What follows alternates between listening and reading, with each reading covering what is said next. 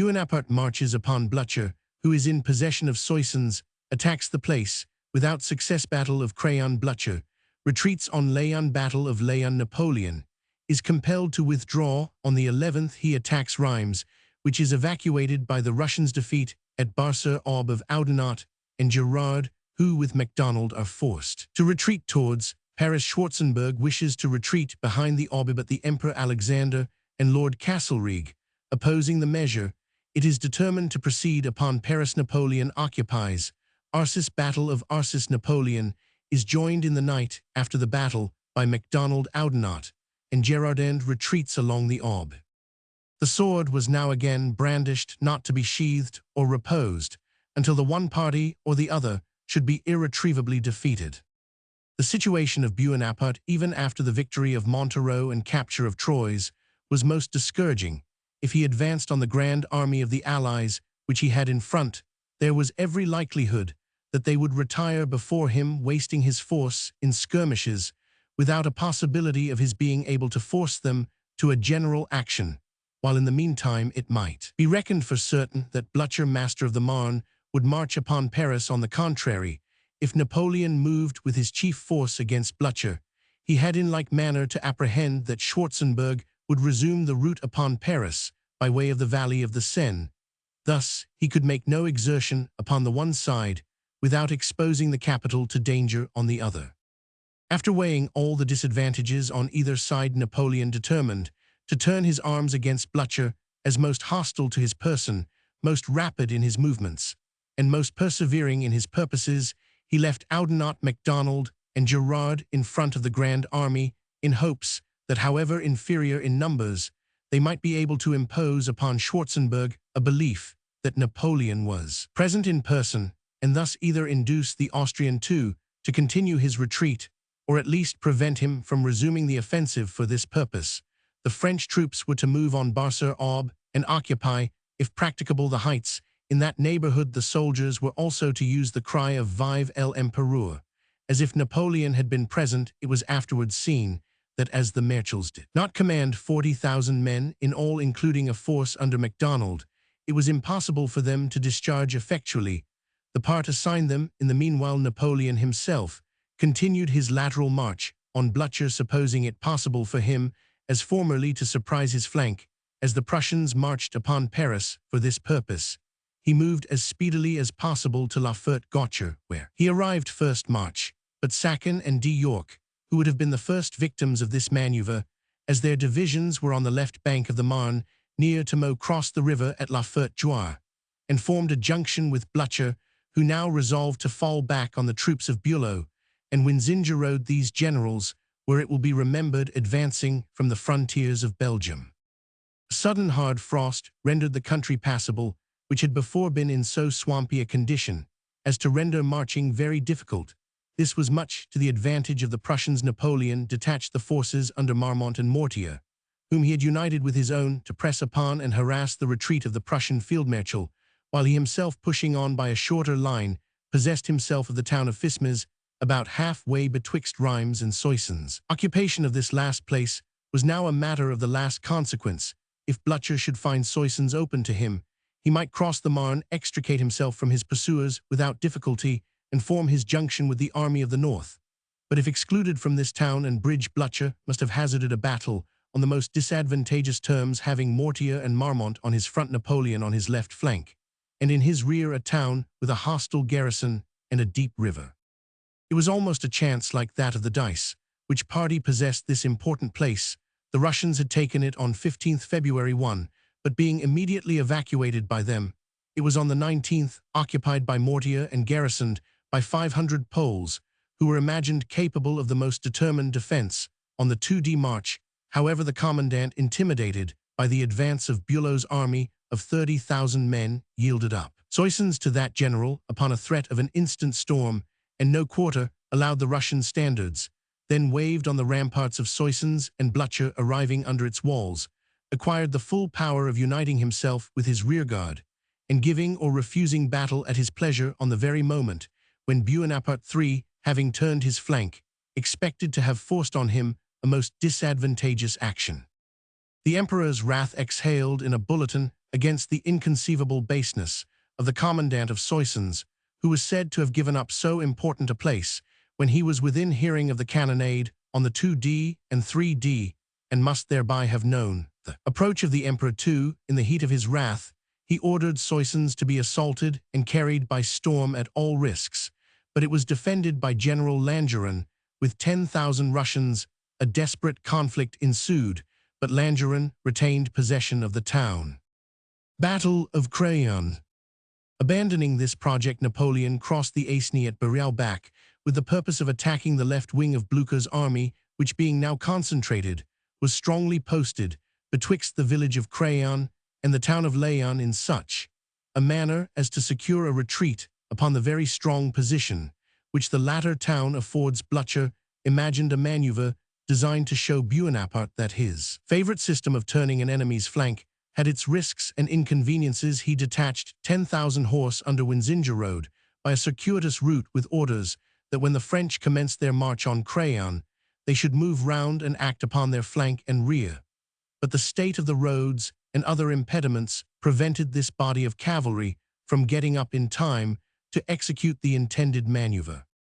Meanwhile, at 11 in the morning of the 7th March, the French began their attack with the utmost bravery. Ney assaulted the position on the right flank, which was defended by a ravine, and Victor Burning, to show the zeal which he had been accused of wanting, made incredible exertions in front, but the assault was met by a defense equally obstinate, and the contest became one of the most bloody and sustained during the war. It was 4 in the afternoon, and the French had not yet been able to dislodge the Russians on any point when the latter received orders from Blucher to withdraw from the disputed ground and unite with the Prussian army on the splendid position of Laon, which the Marechal considered as a more favorable scene of action.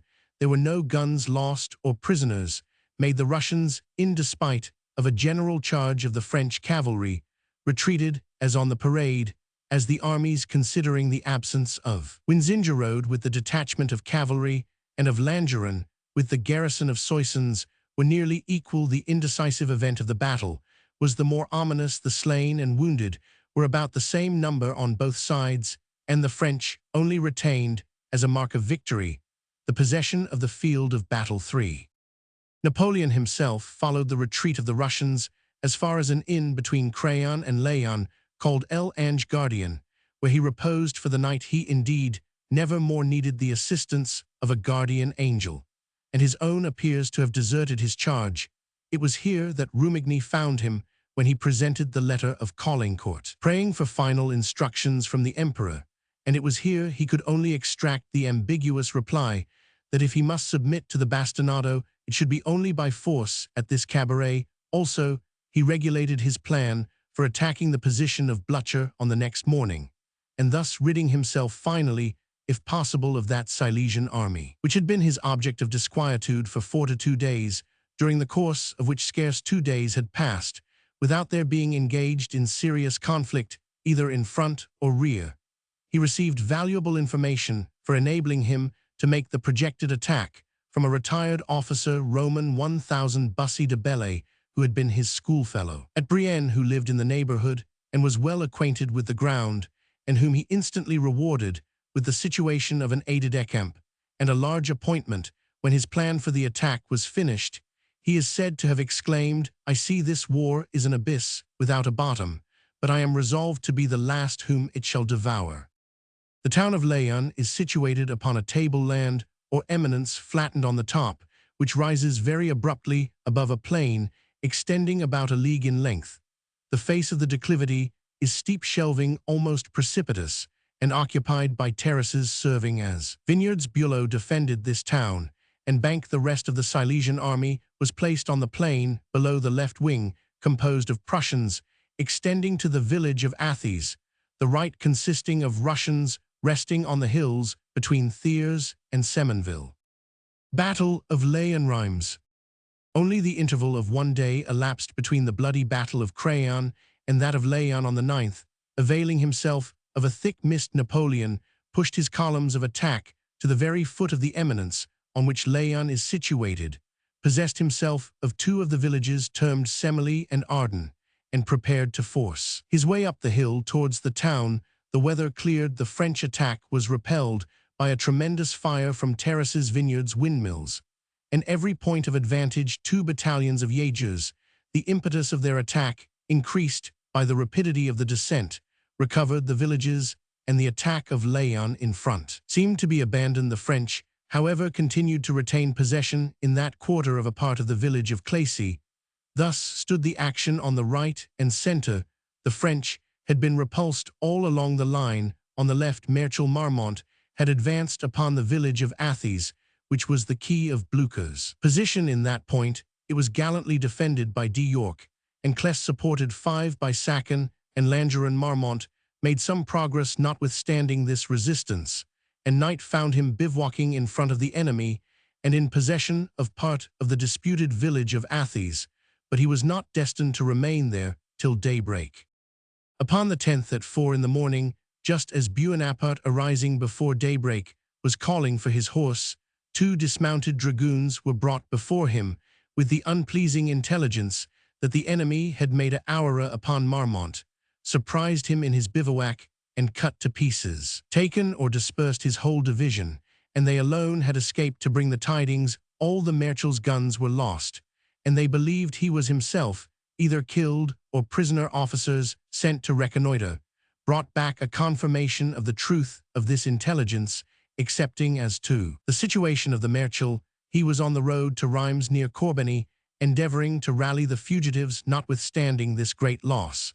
And as if in defiance of bad fortune, Napoleon renewed the attack upon Crécy and Semilly, but all his attempts being fruitless, he was induced to relinquish the undertaking under the excuse that the position was found impregnable. On the 11th, he withdrew from before Laon, having been foiled in all his attempts, and having lost 30 guns and nearly 10,000 men.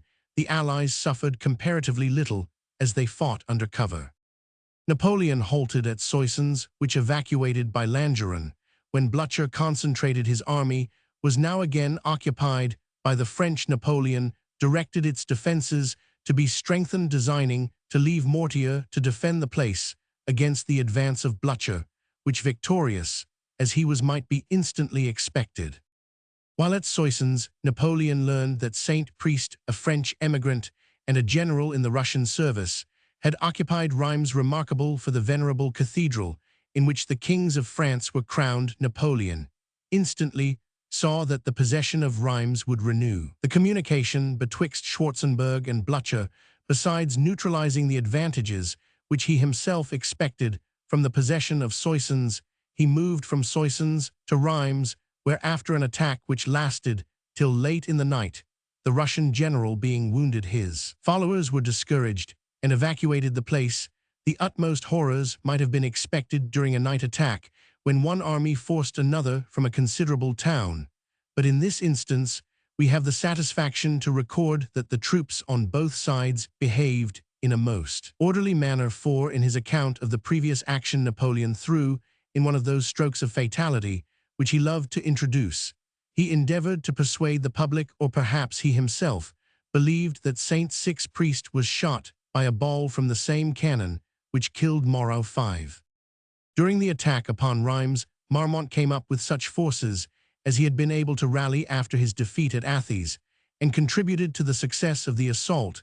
He was nevertheless received by Napoleon with bitter reproaches, felt severely by a chief of whose honor and talents no doubt had been expressed through a long life of soldiership. Napoleon remained at Reims 3 days to repose and recruit his shattered army, which was reinforced from every quarter where men could be collected. Janssens, a Dutch officer, displayed a particular degree of military talent in bringing a body of about 4,000 men drafted from the garrisons of the places on the Moselle to join the army at Reims, a movement of great difficulty considering he had to penetrate through a country which was in a great measure possessed by the enemy's troops. 6. The halt of Napoleon at Reims was remarkable as affording the last means of transacting business with his civil ministers.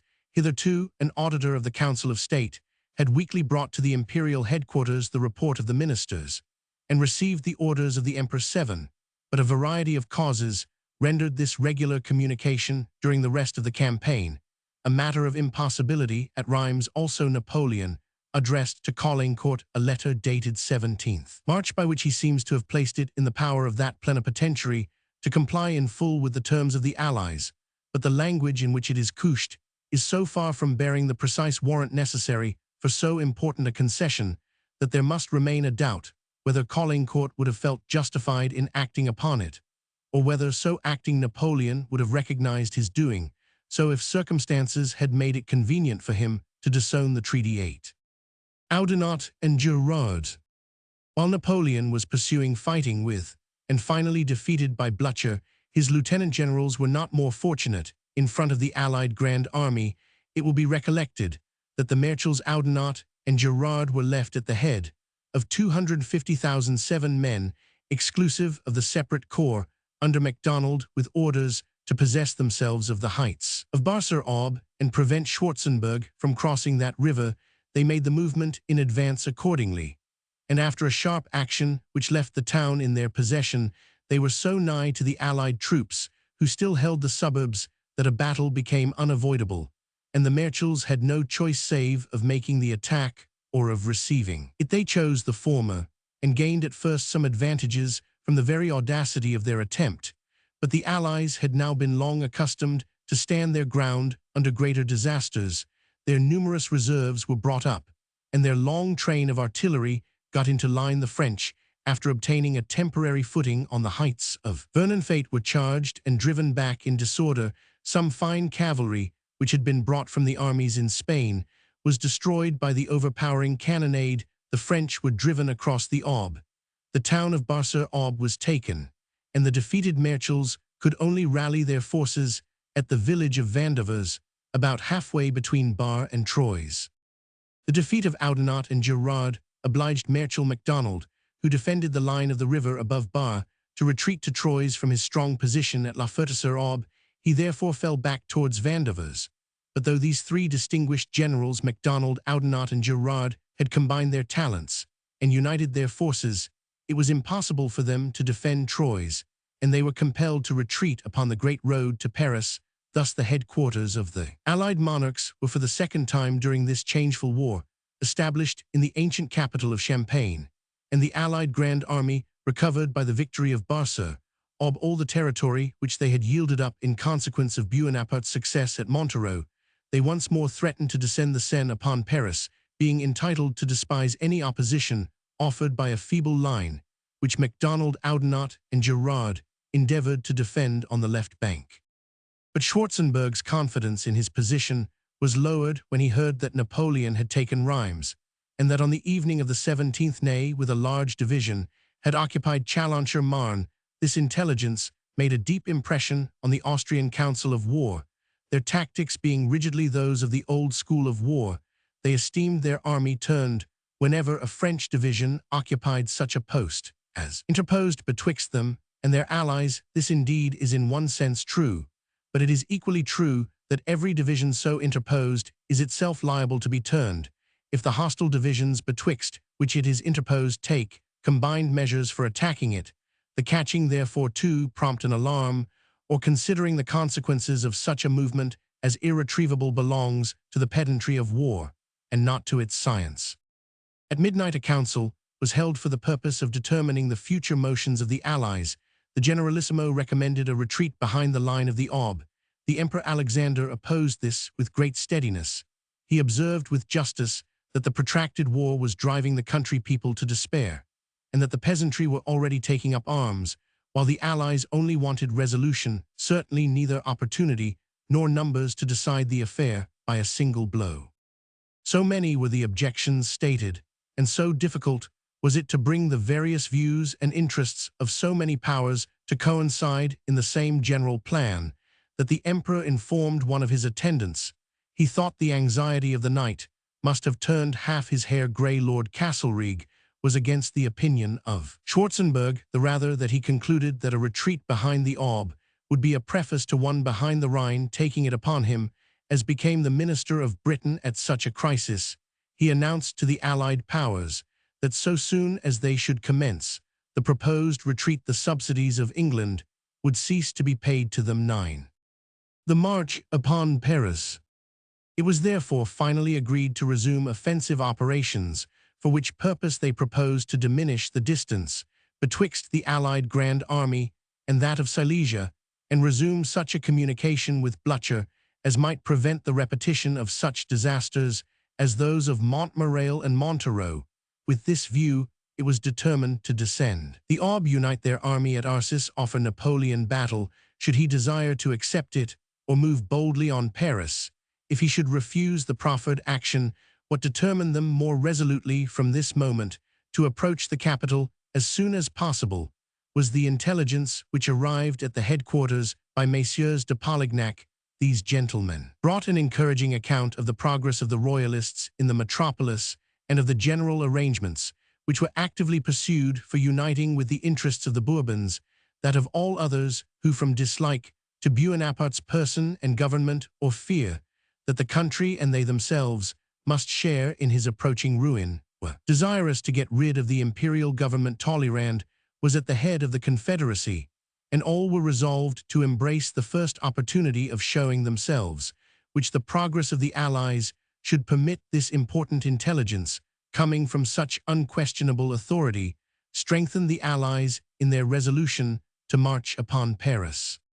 In the meantime, Napoleon, being at Rheims as stated on the 15th and 16th March, was alarmed by the news of the loss of the Battle of Bar, the retreat of the three Marechals beyond the Seine, and the demonstrations of the Grand Army to cross that river once more. He broke up, as we have seen, from Rheims on the 17th, and sending Ney to take possession of Chalons, marched himself to Epernay with the purpose of placing himself on the right flank, and in the rear of Schwarzenberg, in case he should advance on the road to Paris. At Epernay he learned that the Allies, alarmed by his movements, had retired to Troyes, and that they were about to retreat upon the Aube, and probably to Langres.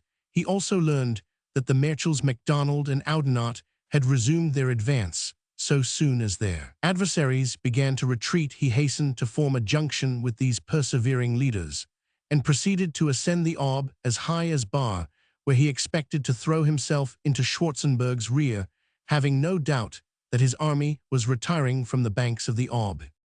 In these calculations, accurate as far as the information permitted, Bonaparte was greatly misled. He conceived himself to be acting upon the retreat of the Allies, and expected only to find a rearguard at Arcis. He was even talking jocularly of making his father-in-law prisoner during his retreat, if, contrary to his expectation, he should find the enemy, or any considerable part of them, still upon the Aube. It was, from all he had heard, to be supposed his appearance would precipitate their retreat towards the frontier. It has also been asserted that he expected Marechal Macdonald to make a corresponding advance from the banks of the Seine to those of the Aube, but the orders had been received too late to admit of the necessary space being traversed, so as to arrive on the morning of the day of battle. Napoleon easily drove before him such bodies of light cavalry and sharpshooters as had been left by the Allies, rather for the purpose of reconnoitring than of making serious opposition. He crossed the Aube at Plancy, and moved upwards along the left bank of the river with Ney's corps and his whole cavalry, while the infantry of his guard advanced upon the right, his army being thus, according to the French military phrase, a cheval upon the Aube. The town of Arcis had been evacuated by the Allies upon his approach, and was occupied by the French on the morning of the 20th March. That town forms the outlet of a sort of defile, where a succession of narrow bridges cross a number of drains, brooks, and streamlets, the feeders of the river Aube, and a bridge in the town crosses the river itself. On the other side of Arcis is a plain in which some few squadrons of cavalry, resembling a reconnoitring party, were observed maneuvering. Behind these horse, at a place called Clermont, the Prince Royal of Württemberg, whose name has been so often honorably mentioned, was posted with his division, while the elite of the Allied army was drawn up on a chain of heights still farther in the rear, called Mesnil-la-Comtesse. But these forces were not apparent to the vanguard of Napoleon's army. The French cavalry had orders to attack the light troops of the Allies, but these were instantly supported by whole regiments and by cannon, so that the attack was unsuccessful, and the squadrons of the French were repulsed and driven back on Arcis at a moment when, from the impediments in the town and its environs, the infantry could with difficulty debouch from the town to support them. Napoleon showed, as he always did in extremity, the same heroic courage which he had exhibited at Lodi and Brienne, he drew his sword through himself among the broken cavalry, called on them to remember their former victories, and checked the enemy by an impetuous charge, in which he and his staff officers fought hand to hand with their opponents, so that he was in personal danger from the lance of a Cossack, the thrust of which was averted by his aide-de-camp. Gerard and his Mameluke Rustan fought stoutly by his side, and received a gratuity for his bravery. These desperate exertions afforded time for the infantry to debouch from the town. The imperial guards came up, and the combat waxed very warm. The superior numbers of the allies rendered them the assailants on all points. A strongly situated village in front, and somewhat to the left of Arcis, called Grand Torcy, had been occupied by the French. This place was repeatedly and desperately attacked by the allies, but the French made good their position. Arcis itself was set on fire by the shells of the assailants, and night alone separated the combatants by inducing the allies to desist from the attack.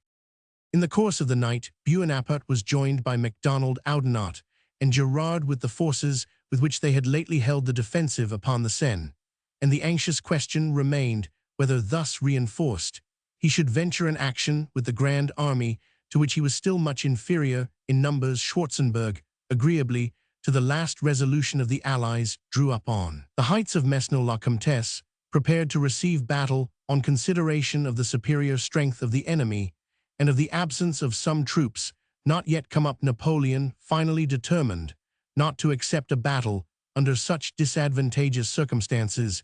He therefore commenced a retreat, the direction of which was doomed to prove the crisis of his fate. He retired as he had advanced along both sides of the Aube, and though pursued and annoyed in this movement, which was necessarily executed through Arcis and all its defiles, his rearguard was so well conducted that he sustained little loss. A late author, who has composed an excellent and scientific work on this campaign, has remarked in concluding the account of the 2 days thus spent by the contending armies in presence of each other, it is equally worthy of remark that Bonaparte, with a force not exceeding 25,000 or 30,000 men, should have risked himself in such a position in front of 80,000 of the allies, as that the latter should have allowed him to escape them with impunity. The permitting him to retreat with so little annoyance has been censured in general by all who have written on this campaign. Chapter Romans 76, Plans of Bonaparte. Military and political questions regarding Paris. Napoleon crosses the Marne on 22 March. Retrospective events. In the vicinity of Lyon, Roman 100 defeats of the French in various quarters, Marmont and Mortier. Retreat under the walls of Paris. Joseph Bonaparte. Maria Louisa, with the civil authorities, leave the city. Attack of Paris on the 30th. A truce accorded. Joseph flies. Plans of Bonaparte. The decline of Napoleon's waning fortunes having been such as to turn him aside from an offered field of battle, and to place him betwixt two armies, each superior in number to his own, called now for a speedy and decisive resolution. The maneuvers of Schwarzenberg and Blücher tended evidently to form a junction, and when it is considered that Bonaparte had felt it necessary to retreat from the army of Silesia before Laon, and from the Grand Army before Arcis, it would have been frenzy to wait till they both closed upon him. Two courses therefore remained: either to draw back within the closing circle which his enemies were about to form around him, and retreating before them until he had collected his whole forces, make a stand under the walls of Paris, aided by whatever strength that capital possessed, and which his energies could have called out, or on the contrary to march eastward, and breaking through the same circle to operate on the rear of the Allies, and on their lines of communication. This last was a subject on which the Austrians had expressed such feverish anxiety as would probably immediately induce them to give up all thoughts of advancing and march back to the frontier. Such a result was the rather to be hoped, because the continued stay of the Allies, and the passage and repassage of troops through an exhausted country, had worn out the patience of the hardy peasantry of Alsace and Franche-Comté, whom the exactions and rapine inseparable from the movements of a hostile soldiery had now roused from the apathy with which they had at first witnessed the invasion of their territory. Before Lyon, Napoleon might reckon on being reinforced by the veteran army of Suchet, arrived from Catalonia, and he would be within reach of the numerous chain of fortresses which had garrisons strong enough to form an army if drawn together. The preparations for arranging such a force and for arming the peasantry had been in progress for some time. Trusty agents, bearing orders concealed in the sheaths of their knives, the collars of their dogs, or about their persons, had been detached to warn the various commandants. Of the emperor's pleasure several were taken by the blockading troops of the Allies and hanged as spies, but others made their way while at Rheims. Bonaparte had issued an order for rousing the peasantry, in which he not only declared their arising in arms was an act of patriotic duty, but denounced as traitors the mayors of the districts, who should throw obstructions in the way of a general levy. The Allies, on the contrary, threatened the extremity of military execution on all the peasantry who should obey Napoleon's call to arms. It was, as we formerly observed, an excellent exemplification how much political opinions depend on circumstances, for after the second capture of Vienna, the Austrians were calling out the levy en masse, and Napoleon, in his turn, was threatening to burn the villages and execute the peasants who should dare to obey. While Napoleon was at Rheims, the affairs of the northeast frontier seemed so promising that Ney offered to take the command of the insurrectionary army, and as he was reckoned the best officer of light troops in Europe, it is not improbable he might have brought the Levicenmas on that warlike border to have fought like the French national forces. In the beginning of the Revolution, Bonaparte did not yield to this proposal. Perhaps he thought so bold a movement could only succeed under his own eye. Prose. But there were two especial considerations which must have made Napoleon hesitate in adopting this species of backgame designed to redeem the stake which it was impossible to save by the ordinary means of carrying on the bloody play. The one was the military question whether Paris could be defended if Napoleon was to move to the rear of the Allied army instead of falling back upon the city with the army which he commanded. The other question was of yet deeper import and of a political nature. The means of the capital for defense being supposed adequate, was it likely that Paris, a town of 700,000 inhabitants, divided into factions, unaccustomed to the near voice of war, and startled by the dreadful novelty of their situation, would submit to the sacrifices which a successful defense of the city must in every event have required? Was in short their love and fear of Bonaparte so great that without his personal presence and that of his army to encourage, and at the same time overawe them, they would willingly incur the risk of seeing their beautiful metropolis destroyed, and all the horrors of a sack inflicted by the mass of nations whom Napoleon's ambition had been the means of combining against them, and who proclaimed themselves the enemies not of France, but of Bonaparte. Neither of these questions could be answered with confidence. Napoleon, although he had embodied 30,000 National Guards, had not provided arms for a third part of the number. This is hinted at by some authors, as if the want of these arms ought to be imputed to some secret treason, but this accusation has never been put in any tangible shape. The arms never existed and never were ordered, and although Napoleon had nearly 3 months' time allowed him after his return to Paris, yet he never thought of arming the Parisians in general. Perhaps he doubted their fidelity to his cause. He ordered, it is said, 200 cannon to be provided for the defense of the northern and eastern line of the city, but neither were these obtained in sufficient quantity. The number of individuals who could be safely entrusted with arms was also much limited. Whether, therefore, Paris was in a military point of view capable of defense, or not, must have in every event depended much on the strength of the military force left to protect it. This Napoleon knew must be very moderate. His hopes were therefore necessarily limited by circumstances to the belief that Paris, though incapable of a protracted defense, might yet hold out for such a space as might enable him to move to its relief. But secondly, as the means of holding out Paris were very imperfect, so the inclination of the citizens to defend themselves at the expense of any considerable sacrifice was much doubted. It was not in reason to be expected that the Parisians should imitate the devotion of Zaragoza. Each Spanish citizen, on that memorable occasion, had his share of interest in the war which all maintain at a portion, namely of that liberty and independence for which it was waged. But the Parisians were very differently situated. They were not called on to barricade their streets, destroy their suburbs, turn their houses into fortresses and themselves into soldiers, and expose their property and families to the horrors of a storm, and this not for any advantage to France or themselves, but merely that they might maintain Napoleon on the throne. The ceaseless, and of late the losing wars in which he seemed irretrievably engaged, had rendered his government unpopular, and it was plain to all, except perhaps himself, that he did not stand in that relation to the people of Paris. When citizens are prepared to die for their sovereign, it might have been as well expected that the frogs in the fable would, in case of invasion, have risen in a mass to defend King Serpent. It is probable that Bonaparte did not see this in the true point of view, but that with the feelings of self-importance, which sovereigns must naturally acquire from their situation, and which from his high actions and distinguished talents he of all sovereigns was peculiarly entitled to indulgate, is probable that he lost sight of the great disproportion betwixt the nation and an individual, and forgot amid the hundreds of thousands, which Paris contains, what small relation the number of his own faithful and devoted followers bore not only to those who were perilously engaged in factions hostile to him, but to the great mass who, in Hotspur's phrase, loved their own shops or barns better than his house.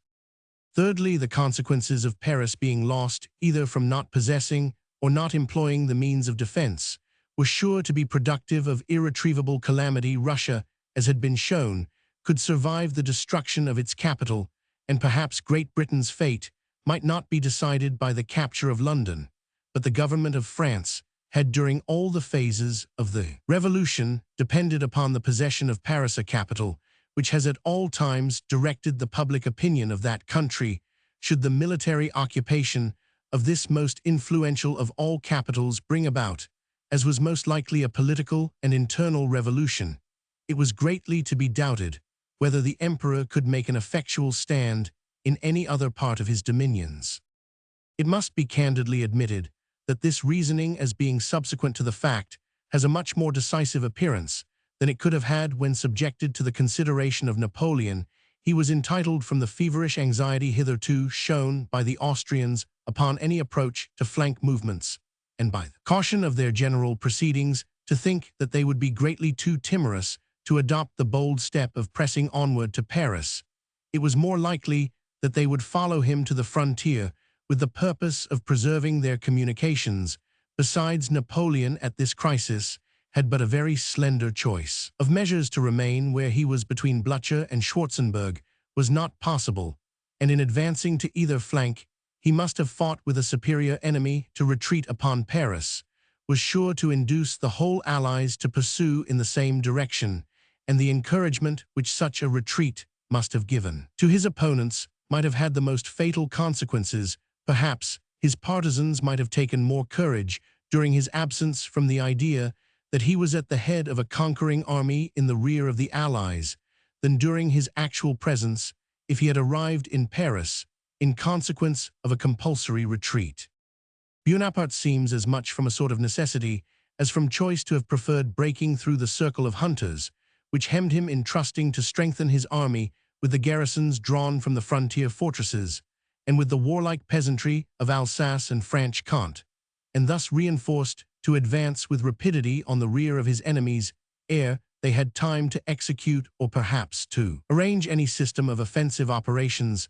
The scheme appeared the more hopeful as he was peremptory in his belief that his march could not fail to draw after him, in pursuit or observation at least, the grand army of Schwarzenberg. The general maxim that the war could only be decided where he was present in person being, as he conceived, as deeply impressed by experience upon his enemies as upon his own soldiers. Napoleon could not disguise from himself what indeed he had told the French public, that a march, or as he termed it, a hourra upon Paris, was the principal purpose of the Allies. Every movement made in advance, whether by Blücher or Schwarzenberg, had this for its object, but they had uniformly relinquished the undertaking upon his making any demonstration to prevent it, and therefore he did not suspect them of a resolution so venturous as to move directly upon Paris, leaving the French army unbroken in their rear to act upon their line of communication with Germany. It is remarked that those chess players who deal in the most venturous gambits are least capable of defending themselves when attacked in the same audacious manner, and that in war the generals, whose usual and favorite tactics are those of advance and attack, have been most frequently surprised by the unexpected adoption of offensive operations, on the part of their enemy. Napoleon had been so much accustomed to see his antagonists bend their attention rather to parry blows than to aim them, and was so confident in the dread, impressed by his rapidity of movement, his energy of assault, and the terrors of his reputation, that he seems to have entertained little apprehension of the Allies adopting a plan of operations which had no reference to his own, and which, instead of attempting to watch or counteract his movements in the rear of their army, should lead them straight forward to take possession of his capital. Besides, notwithstanding objections have been stated which seem to render a permanent defense impossible, there were other considerations to be taken into view. The ground to the north of Paris is very strong. The National Guard was numerous, the lower part of the population of a military character, and favorable to his cause. A defense, if resolute however brief, would have the double effect of damping the ardor of the assailants and of detaining them before the walls of the capital until Bonaparte should advance to its relief, and thus place the Allies between two fires.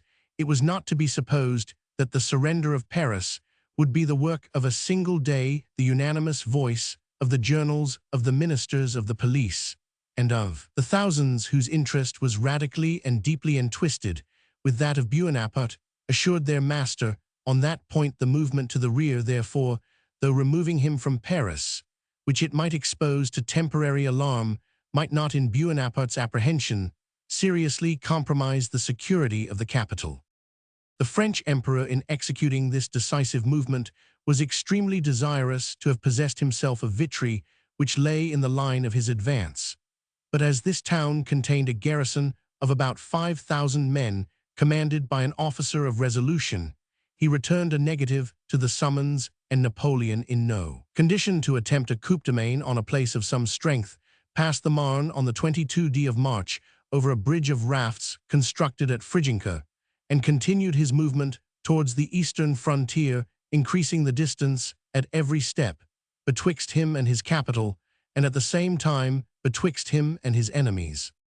In the meantime, events had taken place in the vicinity of Lyon, tending greatly to limit any advantages which Napoleon might have expected to reap on the southeastern part of the frontier towards Switzerland, and also to give spirits to the numerous enemies of his government in Provence, where the Royalists always possessed a considerable party.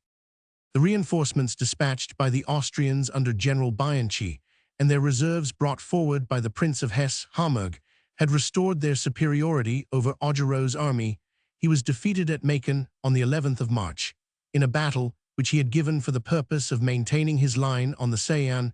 A second time, he was defeated on the 18th at St. George, and obliged to retire in great disorder, with scarce even the means of defending the Isère up which river he retreated. Lyon, thus uncovered, opened its gates to Bianchi, and after all that they had heard concerning the losses of the Allies, the citizens saw with astonishment and alarm an untouched body of their troops, amounting to 60,000 men, defile through their streets. This defeat of Augereau was probably unknown to Napoleon when he determined to march to the frontiers, and thought he might reckon on cooperation with the Lyonnese army, though therefore the emperor's movement to St. Dizier was out of the rules of ordinary war, and though it enabled the Allies to conceive and execute the daring scheme which put an end to the campaign, yet it was by no means hopeless in its outset, or we would rather say was one of the few alternatives which the crisis of his affairs left to Bonaparte, and which, judging from the previous vacillation and cautious timidity displayed in the councils of the Allies, he had no reason to apprehend, would have given rise to the consequences that actually followed. The Allies' advance. The Allies, who had in their latest councils wound up their resolution to the decisive experiment of marching on Paris, were at first at a loss to account for Napoleon's disappearance, or to guess whither he had gone. This occasioned some hesitation and loss of time. At length, by the interception of a French courier, they found dispatches addressed by Bonaparte to his government at Paris, from which they were enabled to conjecture the real purpose and direction of his march. A letter in the emperor's own hand to Maria Louisa confirmed the certainty of the information. The Allies resolved to adhere, under this unexpected change of circumstances, to the bold resolution they had already formed to to conceal the real direction of his march, as well as to open communications with the Silesian army. Schwarzenberg, moving laterally, transferred his headquarters to Vitry, where he arrived on the 24th, 2 days after it had been summoned by Napoleon. Blücher, in the meantime, approached his army from Laon to Chalons, now entirely reorganized, after the 2 bloody battles which it had sustained, as a necessary preparation for the advance. General Ducker was left on the Aube, with a division of Austrians for the purpose of defending their depots, keeping open their communications, and guarding the person of the Emperor Francis, who did not perhaps judge it delicate to approach Paris in arms with the rest of the sovereigns.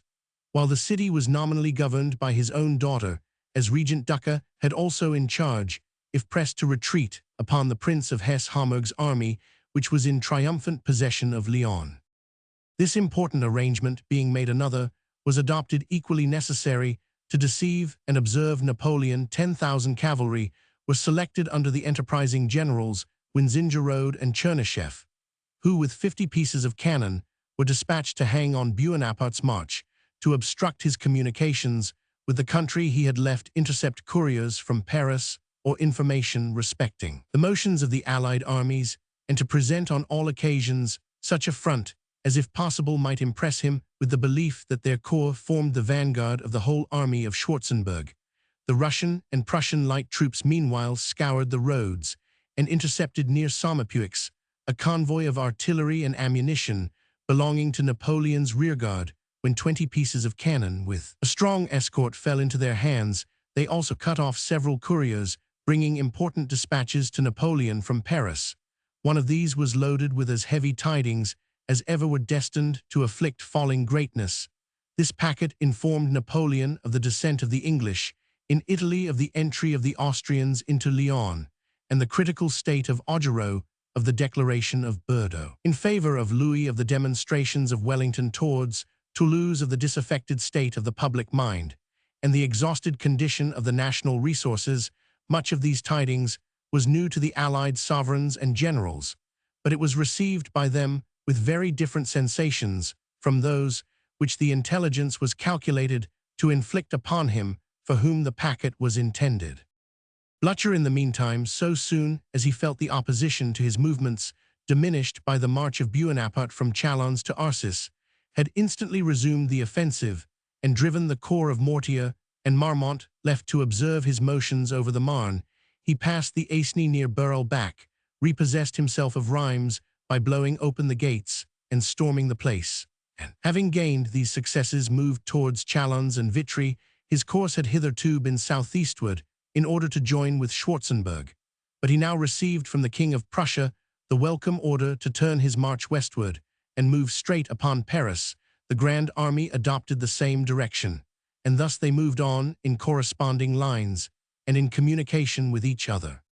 While Bonaparte, retiring to the east, prepared for throwing himself on the rear of the Allies, he was necessarily in person exposed to the same risk of having his communications cut off and his supplies intercepted, which it was the object of his movement to inflict upon his enemy. Marmont and Mortier, who retreated before Blücher over the Marne, had orders to move upon Vitry, probably because that movement would have placed them in the rear of Schwarzenberg had he been induced to retreat from the line of the Aube, as Napoleon expected he would. But as a very different course had been adopted by the Allies from that which Napoleon had anticipated, the 2 marshals found themselves unexpectedly in front of their Grand Army near Fère-Champenois. They were compelled to attempt a retreat to Cézanne, in which, harassed by the numerous cavalry of the Allies, they sustained heavy loss.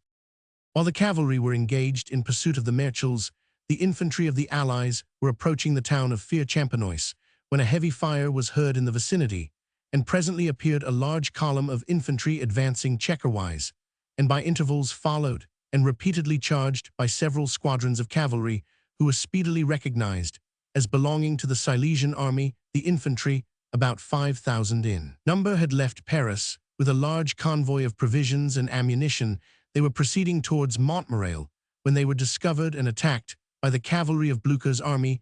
Unable to make a stand, they endeavored, by an alteration of their march, to reach Fère-Champenois, where they expected to find either the Emperor or Marmont and Mortier.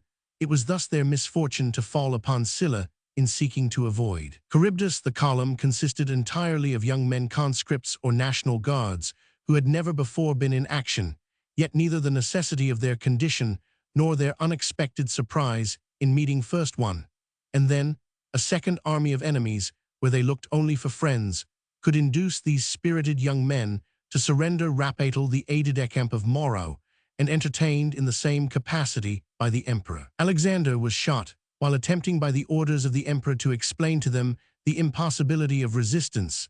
The French say that the brother of Rapatel served in the company from which the shot came, which killed the unfortunate officer. The artillery at length opened on the French on every side. They were charged by squadron after squadron. The whole convoy was taken, and the escort were killed, wounded, or made prisoners. Allies approach Paris. Thus the Allies continued to advance upon Paris, while the shattered divisions of Mortier and Marmont, hard pressed by the cavalry, lost a rearguard of 1,500 men near Fort Gaucher. At Crécy they parted into two bodies, one retreating on Meaux, the other on Lagny. They were still pursued and harassed, and at length the soldiers, becoming desperate, could hardly be kept together, while the artillerymen cut the traces of their guns and mounted their draft horses to effect their escape. It is computed that the French divisions between Fère-Champenois and Lagny lost 8,000 men and 80 guns, besides immense quantities of baggage and ammunition. Indeed, surrounded as they were by overpowering numbers, it required no little skill in the generals, as well as bravery and devotion in the soldiers, to keep the army from dissolving entirely. The Allies, gaining advantages at every step, moved on with such expedition that, when on the 27th March they took up their headquarters at Colomiers, they had marched upwards of 70 miles in 3 days. An effort was made by about 10,000 men of the National Guards to stop a column of the army of Silesia, but it totally failed. General Horn, galloping into the very center of the French mass of infantry, and making prisoner the general who commanded them with his own hand, when Blücher approached Meaux, the garrison, a part of Mortier's army retreated, blowing up a large powder magazine. This was on the 28th of March. And on the evening of the same day, the vanguard of the Silesian army pushed on as far as Clay, from whence, not without a sharp action, they dislodged a part of the divisions of Marmont and Mortier. These marshals now retreated under the walls of Paris, their discouraged and broken forces forming the only regular troops, excepting those of the garrison, which could be reckoned on for the defense of the capital. The Allied armies moved onward on the same grand point, leaving, however, Generals Reid and Sacken with a corps d'army of 30,000 men upon the line of the Marne, to oppose any attempt which might be made for annoying the rear of the army, and thus relieving the metropolis. Deducing this covering army, the rest of the Allied forces moved in columns along the three grand routes of Meaux, Lagny, and Soissons, thus threatening Paris. Along all its northeastern quarter, the military sovereigns and their victorious armies were now in sight of that metropolis, whose ruler and his soldiers had so often and so long lorded it in theirs of that Paris, which, unsatisfied with her high rank among the cities of Europe, had fomented constant war, until all should be subjugated to her empire. Of that proud city, who boasted herself the first in arms, and in science, the mistress and example of the civilized world, the depositary of all that is wonderful in the fine arts, and the dictatress as well of taste as of law to continental Europe. Paris. The position of Paris on the northeastern frontier, which was thus approached, is as strongly defensible, perhaps, as can be said of any unfortified town in the world. Art, however, had added little to the defense of the city itself, except a few wretched redoubts, called by the French tambours, erected for protection of the barriers.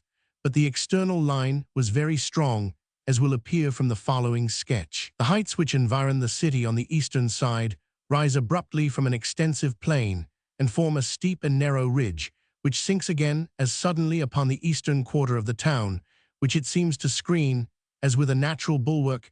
The line of defense which they afford is extremely strong. The southern extremity of the ridge, which rests upon the wood of Vincennes, extending southward to the banks of the river Marne, is called the Heights of Belleville and Romainville, taking its name from two delightful villages which occupy it, Belleville being nearest, and Romainville most distant from Paris.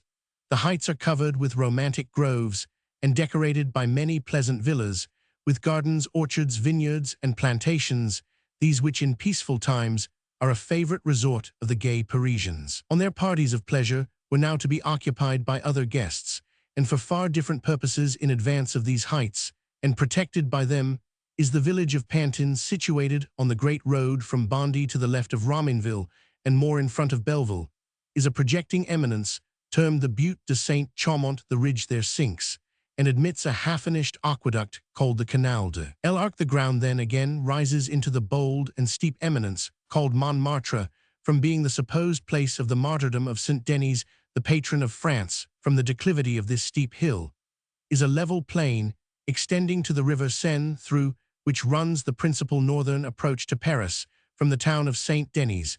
The most formidable preparations had been made for maintaining this strong line of defense, behind which the city lay sheltered. The extreme right of the French forces occupied the wood of Vincennes and the village of Charenton upon the Marne, and was supported by the troops stationed on the heights of Belleville-Romainville, and on the Butte de Chaumont, which composed the right wing. Their center occupied the line formed by the half-finished Canal de l'Arc, was defended by the village of La Villette, and a strong redoubt on the farm of Rouvray, mounted with 18 heavy guns, and by the embankments of the canal, and still farther protected by a powerful artillery planted in the rear on the heights of Montmartre.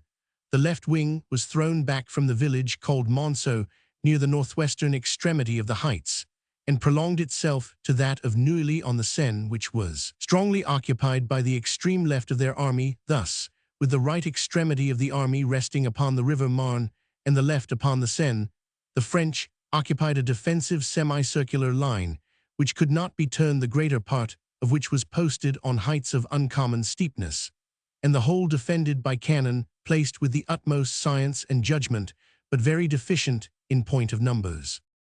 The other side of Paris is almost defenseless, but in order to have attacked it on that side, the Allies must have previously crossed the Seine, an operation successfully practiced in the following year, but which at that period, when their work to be executed at all must be done suddenly, they had no leisure to attempt. Considering the great probability of Napoleon's coming up in their rear, recalled by the danger of the capital, they were therefore compelled to prefer a sudden and desperate attack upon the strongest side of the city to the slower, though more secure measure of turning the formidable line of defense which we have endeavored to describe. 3 times since the Allies crossed the Rhine, the capital of France had been menaced by the approach of troops within 20 miles of the city, but it had uniformly been delivered by the active and rapid movements of Napoleon. Encouraged by this recollection, the citizens without much alarm heard for the 4th time that the Cossacks had been seen at Meaux. Stifled rumors, however, began to circulate that the divisions of Marmont and Mortier had sustained severe loss and were in full retreat on the capital, a fact speedily confirmed by the long train of wounded who entered the barriers of the city with looks of consternation and words of discouragement.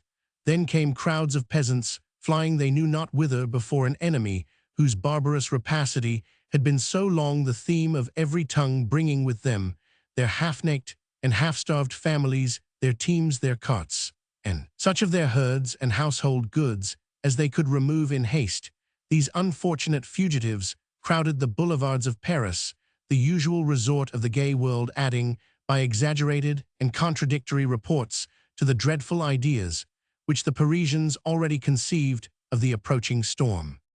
The government, chiefly directed by Joseph Bonaparte, in the name of his sister-in-law, Maria Louisa, did all they could to encourage the people by exaggerating their means of defense, and maintaining with effrontery that the troops which approached the capital composed but some isolated column which by accident straggled towards Paris, while the emperor was breaking, dividing, and slaughtering the gross of the confederated army. The light could not be totally shut out, but such rays as were admitted were highly colored with hope, having been made to pass through the medium of the police and public papers.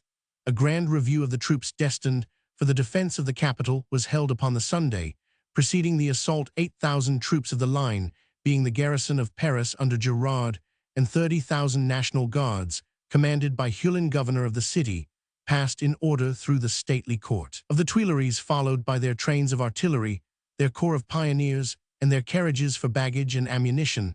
This was an imposing and encouraging spectacle, until it was remembered that these forces were not designed to move out to distant conquest, the destination of many hundreds of thousands, which in other days had been paraded before that palace, but that they were the last hope of Paris, who must defend all that she contained by a battle under her walls. The remnants of Marmont and Mortier's corps d'army made no part of this parade. Their diminished battalions and disordered state of equipment were ill calculated to inspire courage into the public mind. They were concentrated and stationed on the line of defense, already described beyond the barriers of the city, but the marshals themselves entered Paris and gave their assistance to the military councils of Joseph Bonaparte. Preparations were made by the government to remove beyond the Loire, or at least in that direction. Maria Louisa had none of the spirit of an Amazon, though graced with all the domestic virtues.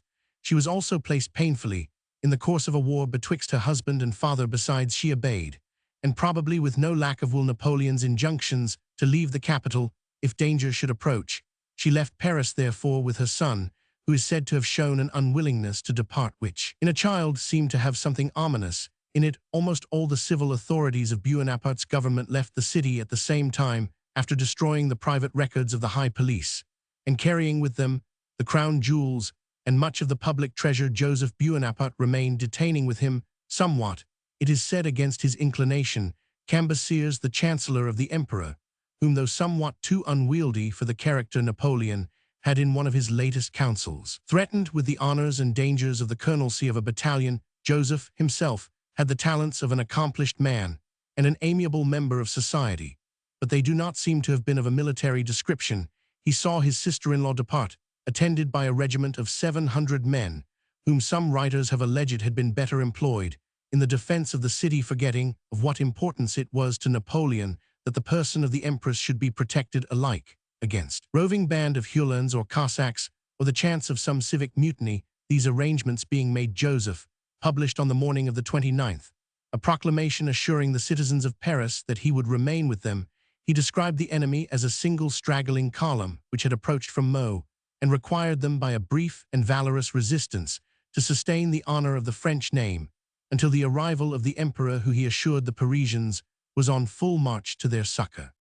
Between 3 and 4 o'clock on the next eventful morning, the drums beat to arms and the National Guards assembled in force. But of the thousands which obeyed the call, a great part were from age, habits, and want of inclination unfit for the service demanded from them. We have also already alluded to the scarcity of arms, and certainly there were very many of those citizen soldiers whom, had weapons been more plenty, the government of Bonaparte would not have entrusted with them. Most of the National Guards who were suitably armed were kept within the barrier until about 11 o'clock, and then, as their presence became necessary, were marched to the scene of action and arrayed in a second line behind the regular troops, so as rather to impose upon the enemy by an appearance of numbers than to take a very active share in the contest. The most serviceable were, however, drafted to act as sharpshooters, and several battalions were stationed to strengthen particular points of the line. The whole of the troops, including many volunteers who actively engaged in the defense of the city, might be between 10,000 and 20,000.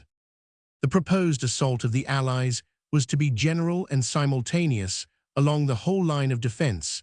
The Prince Royal of Württemberg was to attack the extreme right of the French in the wood of Vincennes, drive them from the banks of the Marne and the village of Charenton, and thus turn the heights of Belleville. The Russian General Raevsky, making a flank movement from the public road to Meaux, was to direct 3 strong columns with their artillery and powerful reserves in order to attack in front the important heights of Belleville and Raminville, and the villages which give name to them. The Russian and Prussian bodyguards had charged to attack the center of the enemy posted upon the Canal de l'Ourcq, the reserves of which occupied the eminence called Montmartre. The army of Silesia was to assail the left of the French line so as to turn and carry the heights of Montmartre from the northeast. The 3rd Division of the Allied army and a strong body of cavalry were kept in reserve before the attack commenced. 2 successive flags of truce were dispatched to summon the city to capitulate. Both were refused admittance, so that the intention of the defenders of Paris appeared fixed to hazard an engagement. It was about 8 o'clock when the Parisians who had assembled in anxious crowds at the barriers of Saint-Denis and of Vincennes, the outlets from Paris, corresponding with the two extremities of the line, became sensible from the dropping succession of musket shots, which sounded like the detached pattering of large drops of rain before a thunderstorm, that the work of destruction was already commenced. Presently platoons of musketry, with a close and heavy fire of cannon, from the direction of Belleville, announced that the engagement had become general on that part of the line. Belleville and Mesnil-Montant. General Raevski had begun the attack by pushing forward a column with the purpose of turning the heights of Ramonville on the right, but its progress having been arrested by a heavy fire of artillery, the French suddenly became the assailants, and under the command of Marmont rushed forward and possessed themselves of the village of Pantin in advance of their line, an important post which they had abandoned on the preceding evening at the approach of the Allied army. It was instantly recovered by the Russian grenadiers at the point of the bayonet, and the French, although they several times attempted to resume the offensive, were driven back by the Russians on the villages of Belleville and Mesnil-Montant, while the Allies pushed forward through the wood of Ramonville under the acclivity of the heights. The most determined and sustained fire was directed upon them from the French batteries along the whole line. Several of these were served by the youths of the Polytechnic schoolboys, from 12 to 16 years of age, who showed the greatest activity and the most devoted courage. The French infantry rushed repeatedly in columns from the heights, where opportunities occurred to check the progress of the Allies. They were as often repulsed by the Russians, each new attempt giving rise to fresh conflicts and more general slaughter, while a continued and dispersed combat of sharpshooters took place among the groves, vineyards, and gardens of the villas with which the heights are covered. At length, by order of General de Tolly, the Russian commander-in-chief, the front attack on the heights was suspended until the operations of the Allies on the other points should permit it to be resumed at a cheaper risk of loss. The Russian regiments which had been dispersed, as sharpshooters, were withdrawn and again formed in rank, and it would seem that the French seized this opportunity to repossess themselves of the village of Pantin, and to assume a momentary superiority in the contest. Blücher had received his orders late in the morning, and could not commence the attack so early as that upon the left about 11 o'clock, having contented himself with observing and blockading a body of French troops who occupied the village of Saint-Denis. He directed the columns of General Langeron against the village of Aubervilliers, and having surmounted the obstinate opposition which was there made, moved them by the road of Clichy right against the extremity of the heights of Montmartre, whilst the division of Clest and d'York marched to attack in flank the villages of La Valette and Pantin, and thus sustain the attack on the centre and right of the French. The defenders, strongly entrenched and protected by powerful batteries, opposed the most formidable resistance, and as the ground was broken and impracticable for cavalry, many of the attacking columns suffered severely when the divisions of the Silesian army commanded by Prince William of Prussia first came to the assistance of the original assailants upon the centre. The French concentrated themselves on the strong post of La Valette and the farm of Rouvroy, and continued to offer the most desperate resistance in defense of these points. Upon the Allied left wing, the Prussian guards and those of Baden threw themselves with rival impetuosity into the village of Pantin, and carried it at the point of the bayonet. During these advantages, the Prince Royal of Württemberg, on the extreme left of the Allies, had forced his way to Vincennes, and threatened the right of the French battalions posted at Belleville, as had been projected in the plan of the attack. General Raevski renewed the suspended assault upon these heights in front, when he learned that they were thus in some measure turned in flank, and succeeded in carrying those of Ramonville with the village Marmont and Oudenot in vain.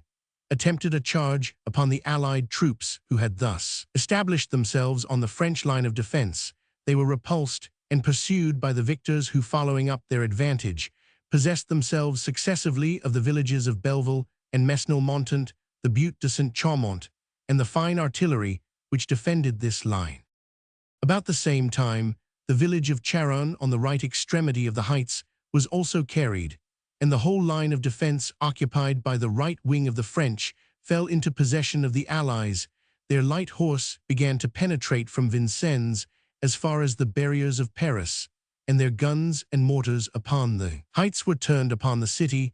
The center of the French army stationed upon the Canal de l'Ourcq had hitherto stood firm, protected by the redoubt at Rouvray, with 18 heavy pieces of cannon, and by the village of La Valette, which formed the key of the position, but the right flank of their line being turned by those troops who had become possessed of Raminville, the Allies overwhelmed this part of the line also, and carrying by assault the farm of Rouvray with its strong redoubt, and the village of La Valette, drove the center of the French back upon the city. A body of French cavalry attempted to check the advance of the Allied columns, were repulsed and destroyed by a brilliant charge of the Black Hussars of Brandenburg. Meanwhile, the right wing of the Silesian army approached close to the foot of Montmartre, and Count Landrin's corps were preparing to storm this last remaining defensible post, when a flag of truce appeared to demand a cessation of hostilities. It appears that in the morning, Joseph Bonaparte had shown himself to the defenders riding along the lines accompanied by his staff, and had repeated to all the corps engaged the assurance that he would live and die with them. There is reason to think that if he did not quite credit that such extensive preparations for assault were made by single division of the Allies, yet he believed he had to do with only one of their two armies, and not with their united force. He was undeceived by a person named Payer, called by some an engineer officer attached to the staff of the governor of Paris, and by others a superintendent belonging to the corps of firemen in that city. Payer, it seems, had fallen into the hands of a party of Cossacks the night before, and was carried in the morning to the presence of the Emperor Alexander at Bondy. In his route, he had an opportunity of calculating the immense force of the armies now under the walls of Paris. Through the medium of this officer, the Emperor Alexander explained the intentions of the Allied sovereigns to allow fair terms to the city of Paris, provided it was proposed to capitulate ere the barriers were forced, with the corresponding intimation that if the defense were prolonged beyond that period, it would not be in the power either of the Emperor, the King of Prussia, or the Allied generals to prevent the total destruction of the town. Fall of Paris. Mons Payer, thus erected into a commissioner and envoy of crowned heads, was set at liberty, and with danger and difficulty found his way into the French lines through the fire which was maintained in every direction.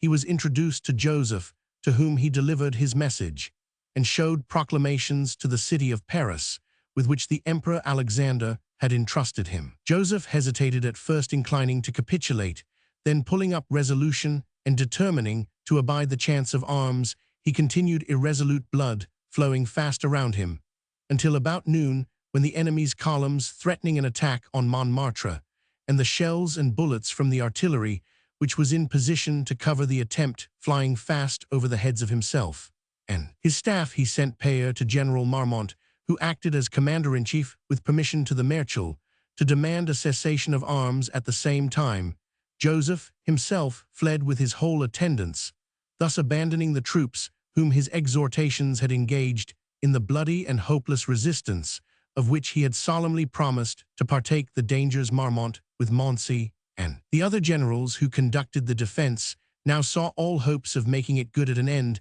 The whole line was carried, excepting the single post of Montmartre, which was turned, and on the point of being stormed on both flanks as well as in front. The Prince Royal of Württemberg had occupied Charenton with its bridge over the Marne, and pushing forward on the highroad from thence to Paris, his advance posts were already skirmishing at the barriers called the Trône, and a party of Cossacks had been with difficulty repulsed from the Faubourg Saint-Antoine, on which they made a hourra. The city of Paris is merely surrounded by an ordinary wall.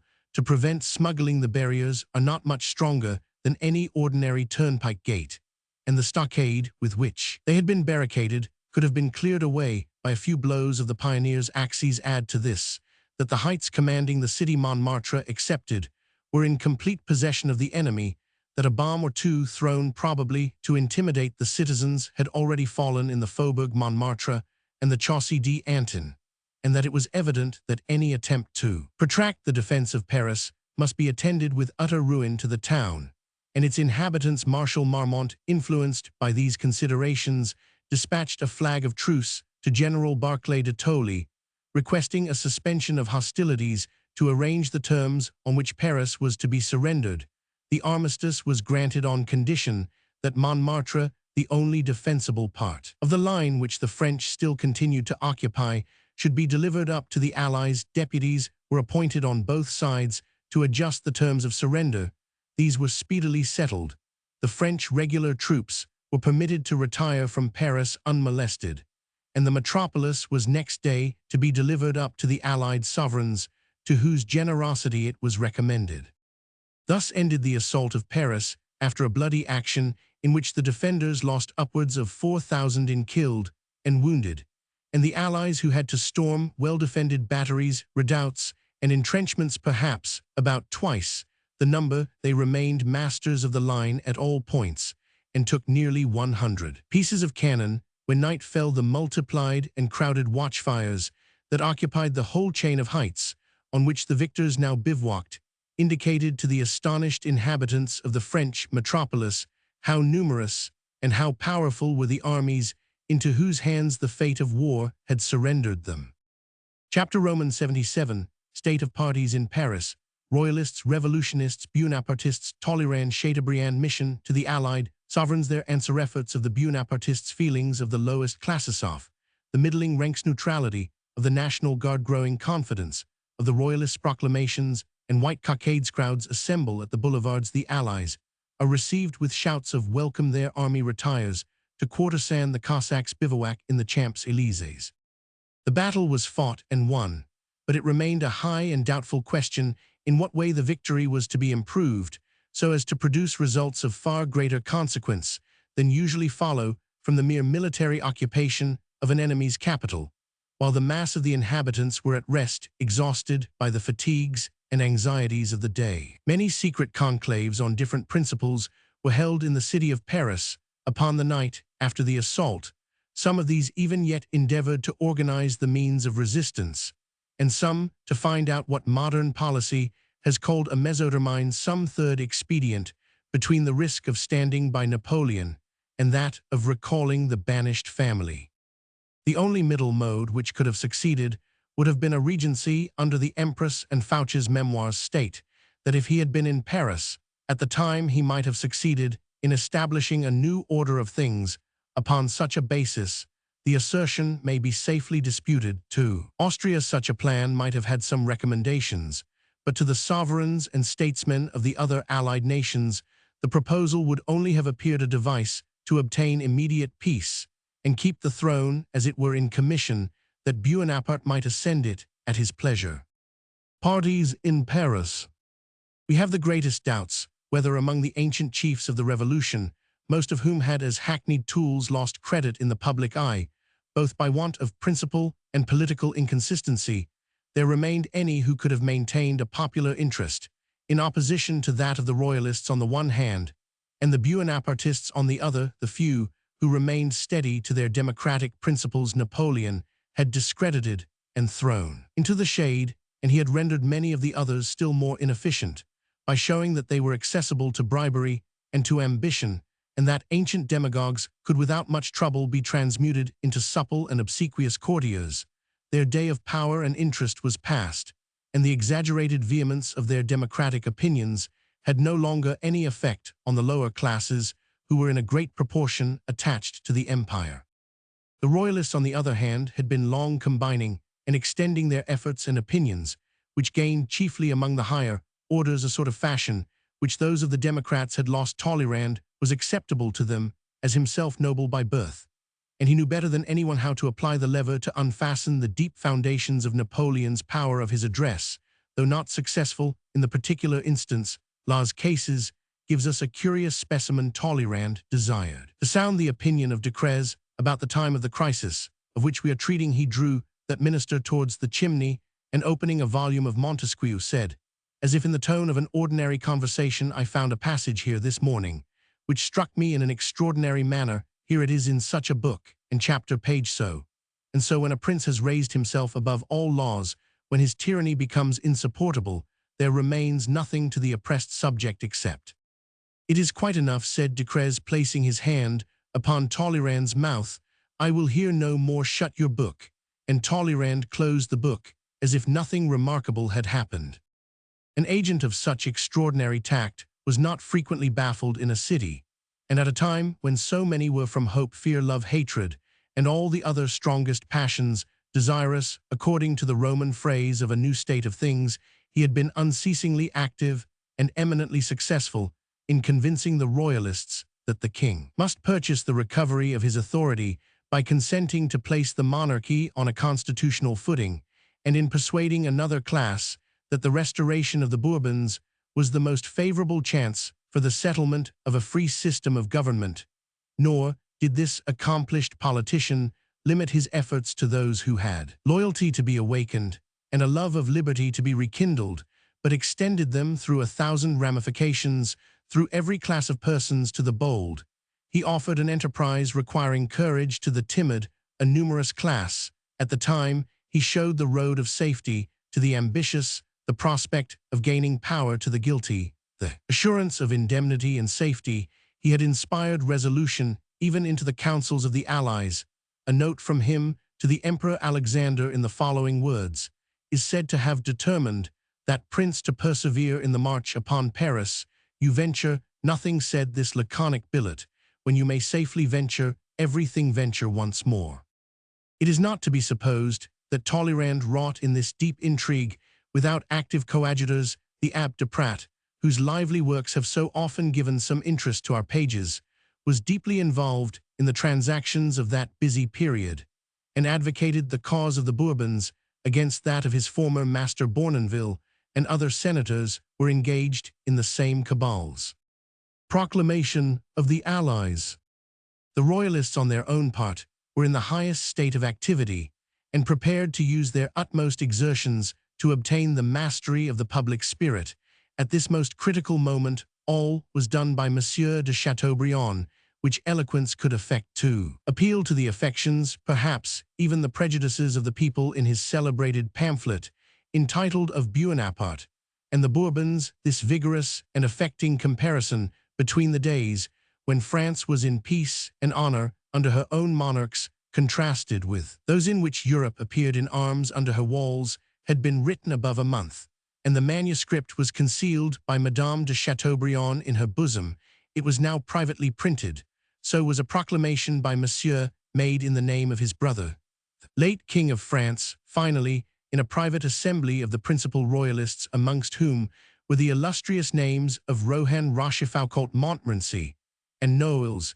It was resolved to send a deputation to the allied sovereigns to learn, if possible, their intention. Monsieur Douhet, the gentleman entrusted with this communication, executed his mission at the expense of considerable personal danger, and returned into Paris with the answer that the Allies had determined to avoid all appearance of dictating to France respecting any family or mode of government, and that although they would most joyfully and willingly acknowledge the Bourbons, yet it could only be in consequence of a public declaration in their favor.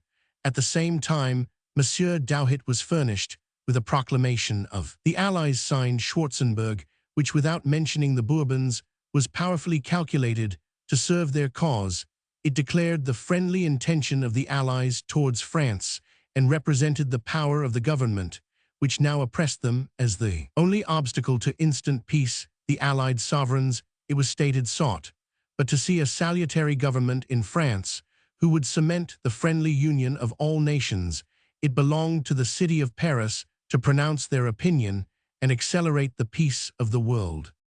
Furnished with this important document, which plainly indicated the private wishes of the Allies, the Royalists resolved to make an effort on the morning of March 31st. It was at first designed they should assemble 500 gentlemen in arms, but this plan was prudently laid aside, and they determined to relinquish all appearance of force, and address the citizens only by means of persuasion. In the meantime, the friends of the imperial government were not idle. The conduct of the lower classes during the battle on the heights had assumed an alarming character. For a time, they had listened with a sort of stupefied terror to the distant thunders of the fight, beheld the wounded and fugitives crowd in at the barriers, and gazed in useless wonder on the hurried march of troops moving out in haste to reinforce the lines. At length, the numerous crowds which assembled in the boulevards and particularly in the streets near the Palais Royal assumed a more active appearance. There began to emerge from the suburbs and lanes those degraded members of the community whose slavish labor is only relieved by coarse debauchery, invisible for the most part to the more decent classes of society, but whom periods of public calamity or agitation bring into view to add to the general confusion and terror they gather in times of public danger, as birds of ill omen and noxious reptiles are said to do at the rising of a tropical hurricane, and their fellow citizens look with equal disgust and dread upon faces and figures as strange to them as if they had issued from some distant and savage land. Paris, like every great metropolis, has her share, and more than her share, of this unwholesome population. It was the frantic convocations of this class which had at once instigated and carried into effect the principal horrors of the Revolution, and they seemed now resolved to signalize its conclusion by the destruction of the capital. Most of these banditti were under the influence of Bonaparte's police, and were stimulated by the various arts which his emissaries employed. At one time, horsemen galloped through the crowd, exhorting them to take arms, and assuring them that Bonaparte had already attacked the rear of the Allies again. They were told that the King of Prussia was made prisoner with a column of 10,000 men. At other times, similar emissaries, announcing that the Allies had entered the suburbs and were sparing neither sex nor age, exhorting the citizens by placards pasted on the walls to shut their shops and prepare to defend their houses. This invitation to make the last earthly sacrifices in behalf of a military despot to which Zaragoza had submitted in defense of her national independence was ill received by the inhabitants. A free state has millions of necks, but a despotic government is in the situation desired by the imperial tyrant. It has but one. When it was obvious that the Emperor Napoleon had lost his ascendancy, no shopkeeper in Paris was fool enough to risk in his cause his shop, his family, and his life, or to consent to measures for preserving the capital which were to commence by abandoning to the Allied troops and the scum of their own population all that was to him individually worth fighting for. The placards we have mentioned were pulled down therefore as fast as they were pasted up, and there was an evident disposition on the part of the better class of citizens and the National Guards to discourage all counsels which tended to stimulate resistance to the desperate extremity therein recommended. Nevertheless, the state of the capital continued very alarming. The lower classes, exhibiting alternately the symptoms of panic, terror, of fury, and of despair, they demanded arms, of which a few were distributed to them. And there is no doubt that had Napoleon arrived among them in the struggle, there would have been a dreadful battle in which Paris, in all probability, would have shared the fate of Moscow. But when the cannonade ceased, when the flight of Joseph and the capitulation of the city became publicly known, this conflict of jarring passions died away into silence, and the imperturbable and impassive composure of the National Guard maintained the absolute tranquility of the metropolis. On the morning of the 31st, the Royalists were seen in groups in the place Louis Quinze, the garden of the Tuileries, the boulevards, and other public places. They distributed the proclamations of the Allies and raised the long-forgotten cry of Vive le Roi. At first none save those engaged in the perilous experiment durst echo back a signal so dangerous, but by degrees the crowds increased. The leaders got on horseback and distributed white cockades, lilies, and other emblems of loyalty, displaying banners at the same time made out of their own handkerchiefs. The ladies of their party came to their assistance. The Princess of Leon, Vicomtesse of Chateaubriand, Comtesse of Choiseul, and other women of rank joined the procession, distributing on all hands the emblems of their party, and tearing their dress to make white cockades.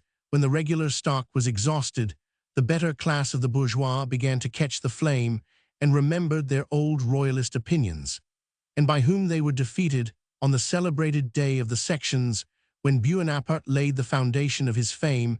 In the discomfiture of the National Guard, whole pickets began to adopt the white instead of the three-colored cockade. Yet the voices were far from unanimous, and on many points parties of different principles met and skirmished together in the streets. But the tendency to discord was diverted, and the attention of the Parisians of all classes and opinions suddenly fixed upon the imposing and terrible spectacle of the army of the Allies, which now began to enter the city. Entrance of the Allies. The sovereigns had previously received at the village of Pantin. The magistrates of Paris and Alexander had expressed himself in language still more explicit than that of their proclamation. He made war, he said, on Napoleon alone, one who had been his friend, but relinquished that character to become his enemy and inflict on his empire great evils. He was not, however, come to retaliate those injuries, but to make a secure peace with any government which France might select for herself. I am at peace, said the emperor, with France, and at war with Napoleon alone. These gracious expressions were received with the more gratitude by the citizens of Paris that they had been taught to consider the Russian prince as a barbarous and vindictive enemy. The measure of restoring the Bourbons seemed now to be regarded by almost everyone not particularly connected with the dynasty of Napoleon like a haven on the leeward, unexpectedly open to a tempest-tossed and endangered vessel. There was no loss of honor in adopting it, since the French received back their own royal family. There was no compulsion, since they received them upon their own free choice.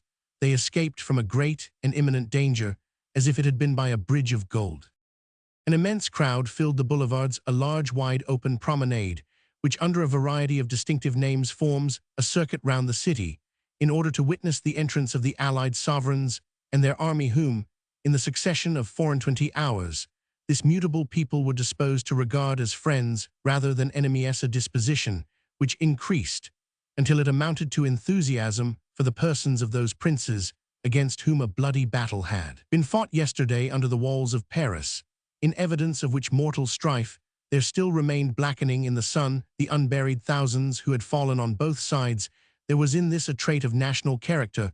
A Frenchman submits with a good grace and apparent or real complacence to that which he cannot help, and it is not the least advantage of his philosophy that it entitles him afterwards to plead that his submission flowed entirely from goodwill, and not from constraint. Many of those who on the preceding day were forced to fly from the heights which defend Paris thought themselves at liberty next morning to maintain that the Allies had entered the capital only by their consent and permission, because they had joined in the plaudits which accompanied their arrival, to vindicate therefore their city from the disgrace of being entered by force, as well as giving way to the real enthusiasm which was suddenly inspired by the exchange of the worst evils which a conquered people have to dread for the promised blessings of an honorable peace and internal concord. The Parisians received the Emperor Alexander and the King of Prussia with such general and unremitting plaudits as might have accompanied their triumphal entrance into their own capitals. Even at their first entrance within the barriers, we learn from Sir Charles Stuart's official dispatch, the crowd was already so enormous, as well as the acclamations so great, that it was difficult to move forward. But before the monarchs had reached the Porte Saint-Martin to turn on the boulevards, there was a moral impossibility of proceeding. All Paris seemed to be assembled and concentrated in one spot on Spring, evidently directed all their movements. They thronged around the monarchs with the most unanimous shouts of Vive l'Empereur Alexander, Vive le Roi de Prusse, mingled with the loyal exclamations Vive le Roi, Vive Louis Roman 18, Vivent les Bourbons. To such unexpected unanimity might be applied the words of Scripture quoted by Clarendon. On a similar occasion God had prepared the people, for the thing was done suddenly. The procession lasted several hours, during which 50,000 chosen troops of the Silesian and Grand Army filed along the boulevards in broad and deep columns, exhibiting a whole forest of bayonets mingled with long trains of artillery, and preceded by numerous regiments of cavalry of every description. Nothing surprised those who witnessed this magnificent spectacle more than the high state of good order and regular equipment, in which the men and horses appeared. They seemed rather to resemble troops drawn from peaceful quarters to some grand or solemn festival, than regiments engaged during a long winter campaign in constant marches and countermarches, as well as in a succession of the fiercest and most sanguinary conflicts, and who had fought a general action but the day before. After making the circuit of half of Paris by the interior boulevards, the monarchs halted in the Champs-Élysées, and the troops passed in review before them. As they were dismissed to their quarters in the city, the Cossacks of the Guard established their bivouac in the Champs-Élysées themselves, which may be termed the Hyde Park of Paris, and which was thus converted into a Scythian encampment. Chapter Romans 78 Fears of the Parisians, proceedings of Napoleon, operations of the French cavalry In rear of the Allies' capture of Weissenberg, the Emperor Francis is nearly surprised Napoleon reaches Troyes on the night of the 29th March. Opinion of MacDonald as to the possibility of relieving Paris. Napoleon leaves Troyes on the 30th and meets Belliard a few miles from Paris. In full retreat conversation betwixt them he determines to proceed to Paris, but is at length dissuaded and dispatches Caulaincourt to receive terms from the Allied sovereigns. He himself returns to Fontainebleau. Fears of the Parisians.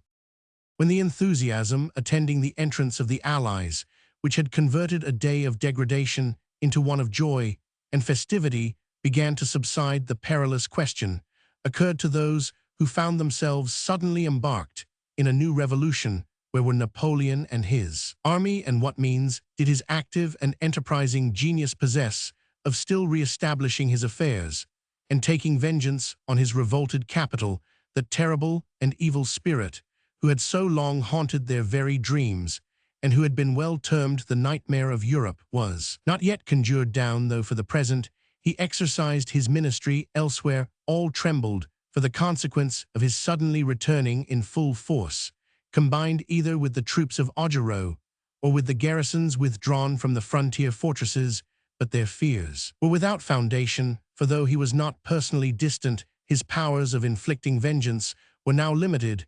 We proceed to trace his progress after his movement eastward from the neighborhood of Vitry to Saint-Dizier, which had permitted the union of the two Allied armies. Here he was joined by Caulaincourt, who had to inform him of the dissolution of the Congress at Chatillon, with the addition that he had not received his instructions from Reims until the diplomatists had departed. Those subsequently dispatched by Count Frachat he had not received at all. Meanwhile, Napoleon's cavalry commenced the proposed operations in the rear of the Allies and made prisoners some persons of consequence who were traveling, as they supposed, in perfect security between Troyes and Dijon. Among these was Baron Weissenberg, who had long been the Austrian envoy at the court of London.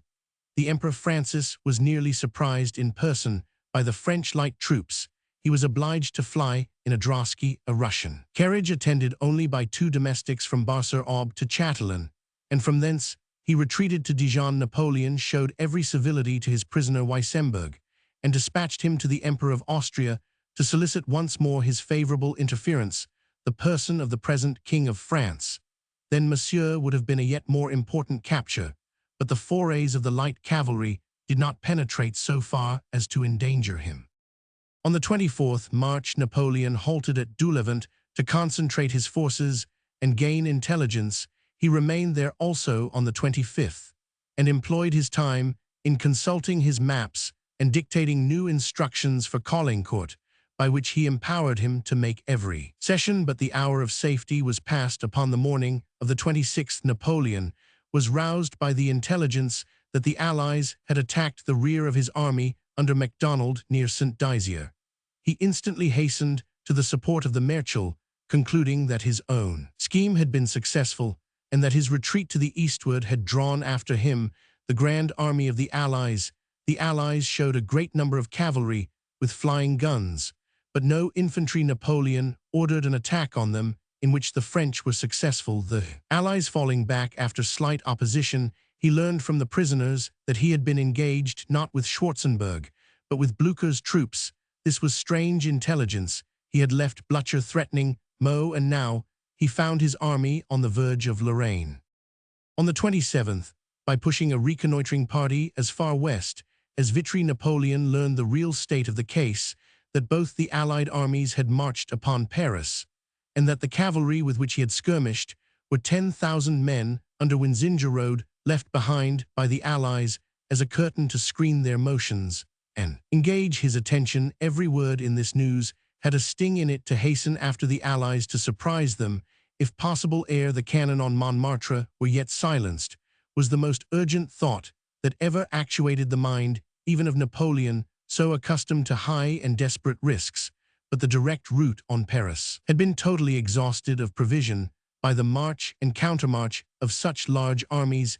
It was necessary to go round by Troyes, and for that purpose to retrograde as far as Doulevant. Here he received a small billet in cipher from the Postmaster General La Valette, the first official communication he had got. From the capital during 10 days, the partisans of the stranger, these were the contents, are making heads seconded by secret intrigues. The presence of Napoleon is indispensable. If he desires to prevent his capital from being delivered to the enemy, there is not a moment to be lost. The march was precipitated accordingly. Doulincourt-Troyes.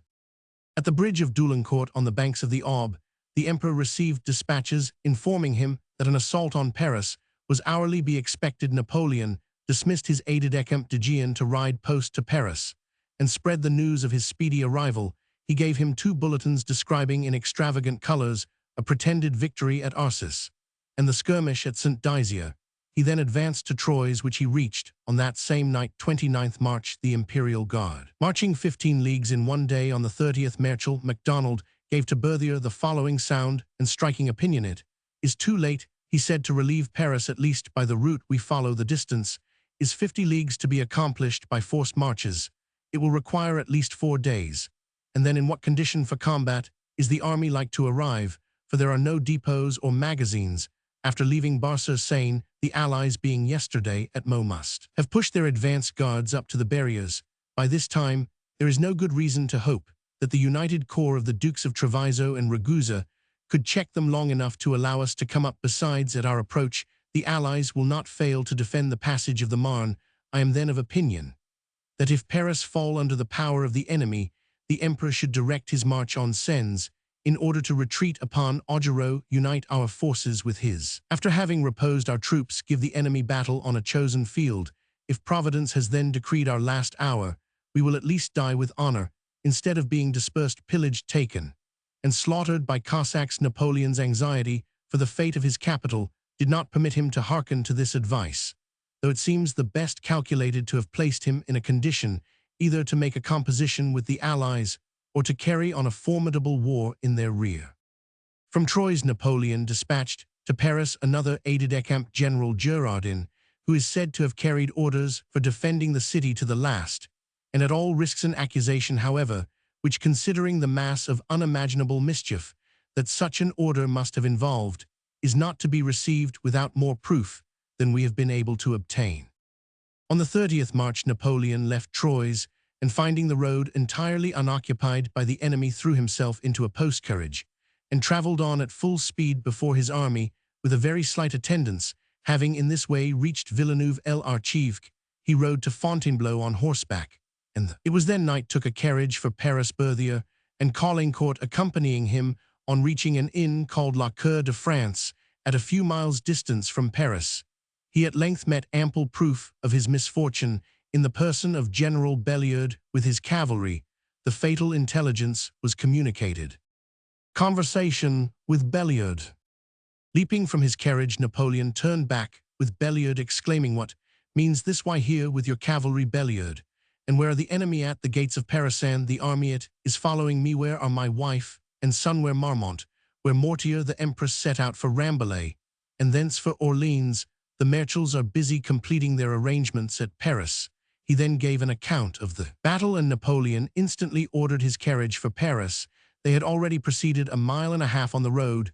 The same conversation proceeded, and we give it as preserved, because it marks the character of the principal personage, and the tone of his feeling, much better than these can be collected from his expressions upon more formal occasions, and when he had in view some particular purpose. General Belliard reminded him there were no longer any troops in Paris. "It matters not," said Napoleon.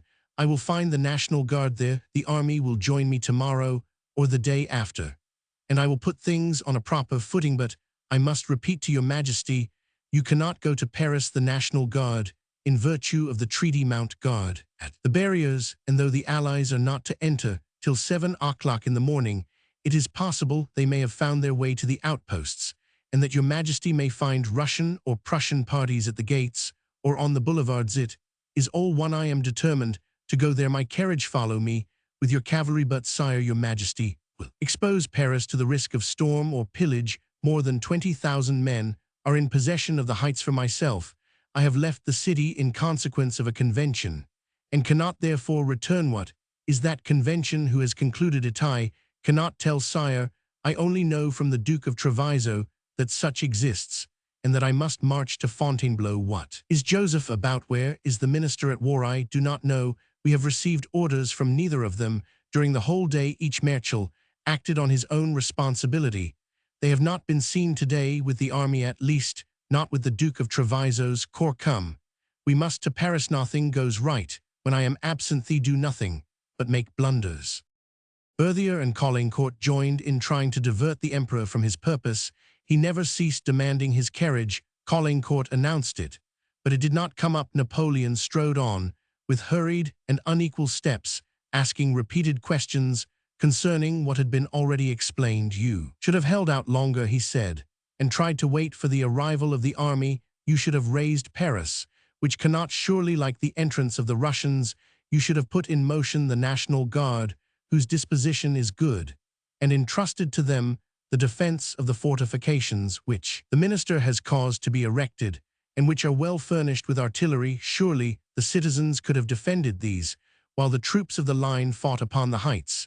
And in the plain I repeat to you, sire, that it was impossible. The army of 15,000 or 18,000 men has resisted one of 100,000 for 4 hours, expecting your arrival.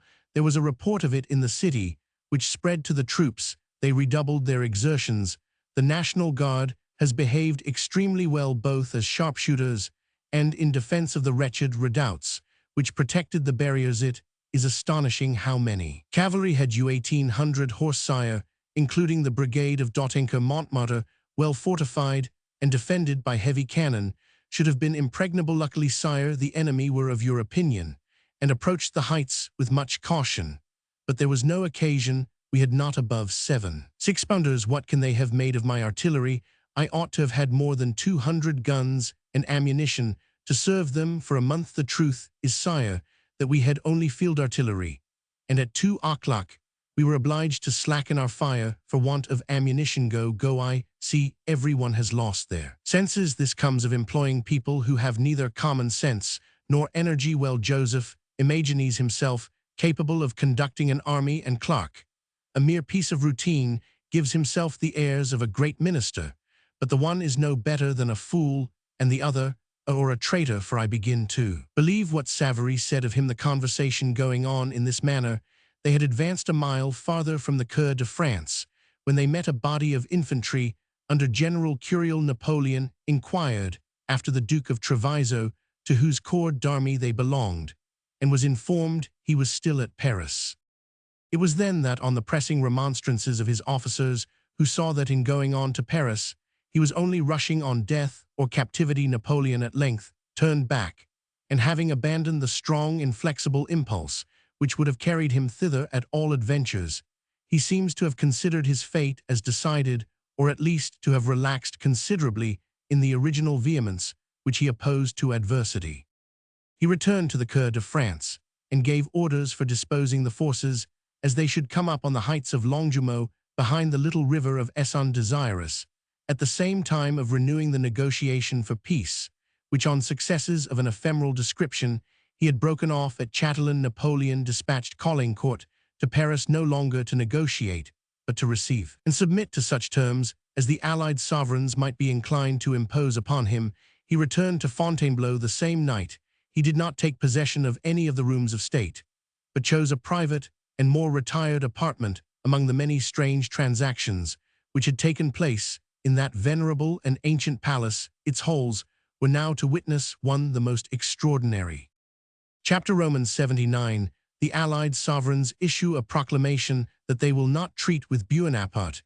A provisional government is named by the Conservative Senate, who also decree the forfeiture of Napoleon. This decree is sanctioned by all the public bodies in Paris. The legality of these proceedings discussed feelings towards Napoleon of the lower classes and of the military. On 4th April, Bonaparte issues a document abdicating the throne of France. His subsequent agitation and wish to continue the war. The deed is finally dispatched, while Napoleon breathed nothing save the desire of recovering by war what war had taken from him, or at least that of making such a peace as should leave him at the head of the French government.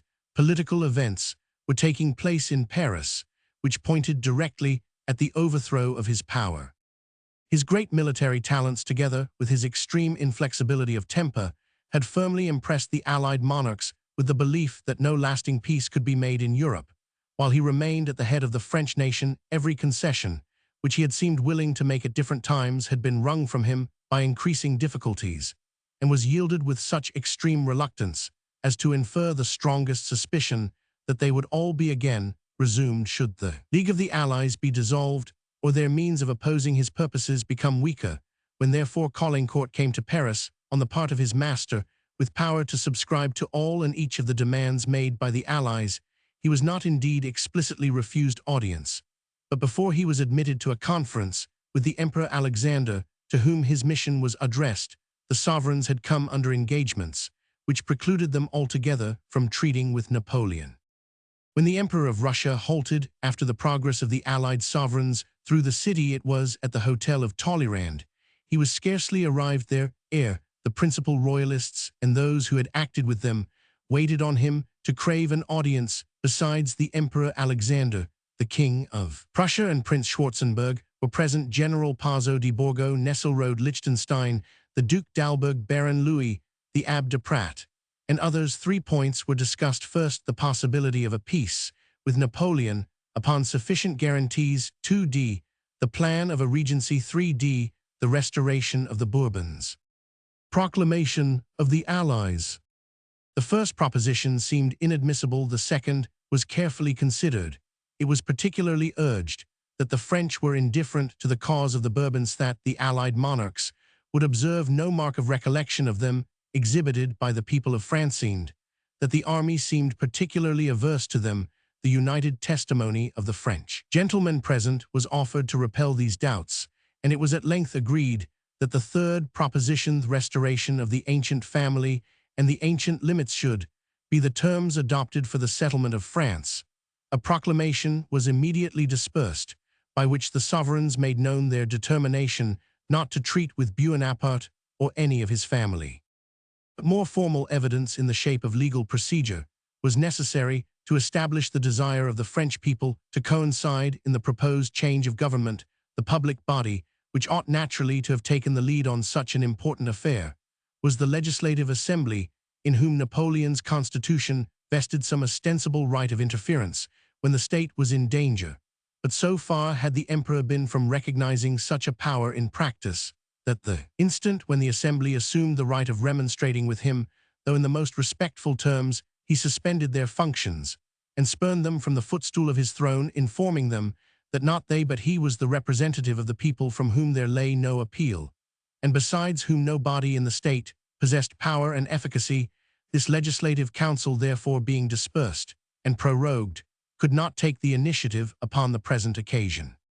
The searching genius of Talleyrand sought an organ of public opinion where few would have looked for it, in the conservative Senate, namely, whose members had been so long the tools of Bonaparte's wildest projects, and the echoes of his most despotic decrees, that very body of which he himself said, with equal bitterness and truth, that they were more eager to yield up national rights than he had been to demand the surrender, and that a sign from him had always been an order for the Senate, who hastened uniformly to anticipate and exceed his demands, yet went on. The summons of Talleyrand, who knew well with whom he was dealing. This Senate was convoked in a meeting attended by 6 to 6 of their number, forming a majority of the body. They at once, and without hesitation, named a provisional government consisting of Talleyrand, Bournonville, Jaucourt d'Alberg, and the Abbé de Montesquieu, men recommended by talents and moderation, and whose names, known in the Revolution,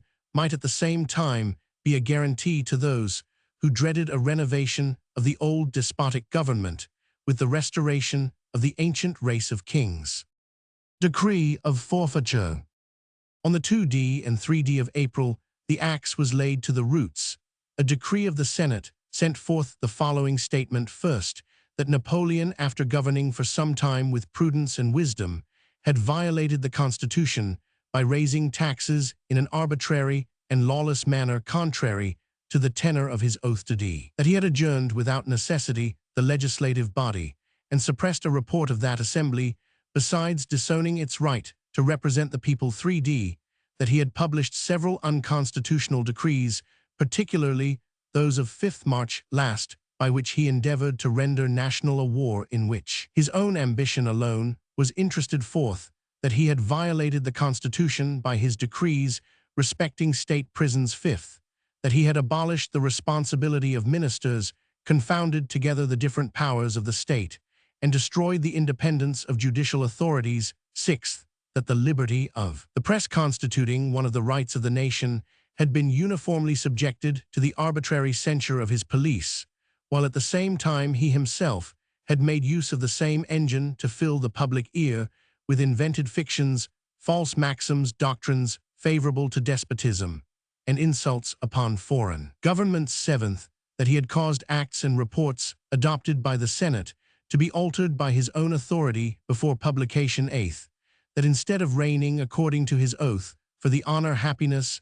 and glory of the French nation, he had put the finishing stroke to the distresses of the country by a refusal to treat on honorable conditions the abuse which he had made of the means entrusted to him in men, and money abandoning the wounded without dressing or sustenancing, by pursuing measures of which the consequences have been the ruin of towns, the depopulation of the country, famine, and pestilence. From all these inductive causes, the Senate, considering that the imperial government established by the decree of 28th Floreal in the year Roman 12 had ceased to exist, and that the manifest desire of all Frenchmen was to obtain an order of things, of which the first result should be peace and concord among the great members of the European family, therefore the Senate declared and decreed, first, that Napoleon Bonaparte had forfeited the throne and the right of inheritance established in his family, today, that the people and army of France were disengaged and freed from the oath of fidelity which they had taken to Napoleon and his constitution. Declarations of public bodies. About 80 members of the legislative body, at the summons of the provisional government, assembled on the 3d April, and formally adhered to the above decree of forfeiture. The consequences of these bold measures showed either that Napoleon had in reality never had more than a slight hold on the affections of the people of France, or that the interest they took in his fortunes had been in a great degree destroyed by the fears and passions excited by the immediate crisis, even before the Senate could reduce its decree into form. The Council General of the Department of the Seine had renounced Napoleon's authority and imputed to him alone the present disastrous state of the country. The decree of the Senate was followed by declarations from all the public bodies in and around Paris that they adhered to the provisional government and acquiesced in the decree of forfeiture. Numerous individuals who had been favored and enriched by Bonaparte were among the first to join the tide when it set against him, but it had been always his policy to acquire adherents by addressing himself rather to men's interests than to their principles, and many of his friends, so gained, naturally became examples of the politic observation that if a prince places men in wealthy circumstances, the first thing they think of in danger is how to preserve the advantages they have obtained without regard to his fate, to whom they owe them. We do not believe that it occurred to any person, while these events were passing, to question either the formality or the justice of the doom of forfeiture against Napoleon. But time has called out many authors who gained by the brilliancy of Napoleon's reputation, and some of them, bound to him by ties of gratitude or friendship, have impugned more or less directly the formality of the Senate's procedure, as well as the justice of their sentence. We therefore feel it our duty to bestow some consideration upon this remarkable event in both points of view. The objection proposed against the legality of the Senate's acting as the organ of the people in pronouncing the doom of forfeiture rests upon the idea that the right of dethroning the sovereign, who shall be guilty of oppression beyond endurance, can only be exercised in a peculiar and formal manner, or as our law phrase goes, according to the statute made and provided in that case. This seems to take a narrow view of the subject. The right of redressing themselves under such circumstances does not belong to, and is not limited by any peculiar forms of civil government. It is a right which belongs to human nature under all systems, whatever it exists in every government under the sun, from that of the day of Algiers to the most free republic that ever was constructed, there is indeed much greater latitude for the exercise of arbitrary authority in some governments than in others. An emperor of Morocco may with impunity bathe his hands to the elbows in the blood of his subjects, shed by his own hand. But even in this, the most absolute of despotisms, there are peculiar limits which cannot be passed by the sovereign without the exercise of the natural right of resistance on the part of his subjects, although their system of government be as arbitrary as words can declare it to be, and the emperor is frequently dethroned and slain by his own guards. In limited governments, on the other hand, like that of Great Britain, the law imposes bounds beyond which the royal authority shall not pass, but it makes no provision for what shall take place should a monarch, as in the case of James Roman II, transgress the social compact. The Constitution averts its eyes from contemplating such an event. Indeed, it is pronounced impossible, and when the emergency did arrive and its extrication became a matter of indispensable necessity, it was met and dealt with as a concurrence of circumstances which had not happened before and ought never to be regarded as being possible to occur again. The foreigner who peruses our Constitution for the forms of procedure competent in such an event as the Revolution might as well look in a Turnpike Act for directions how to proceed in a case resembling that of Phaeton.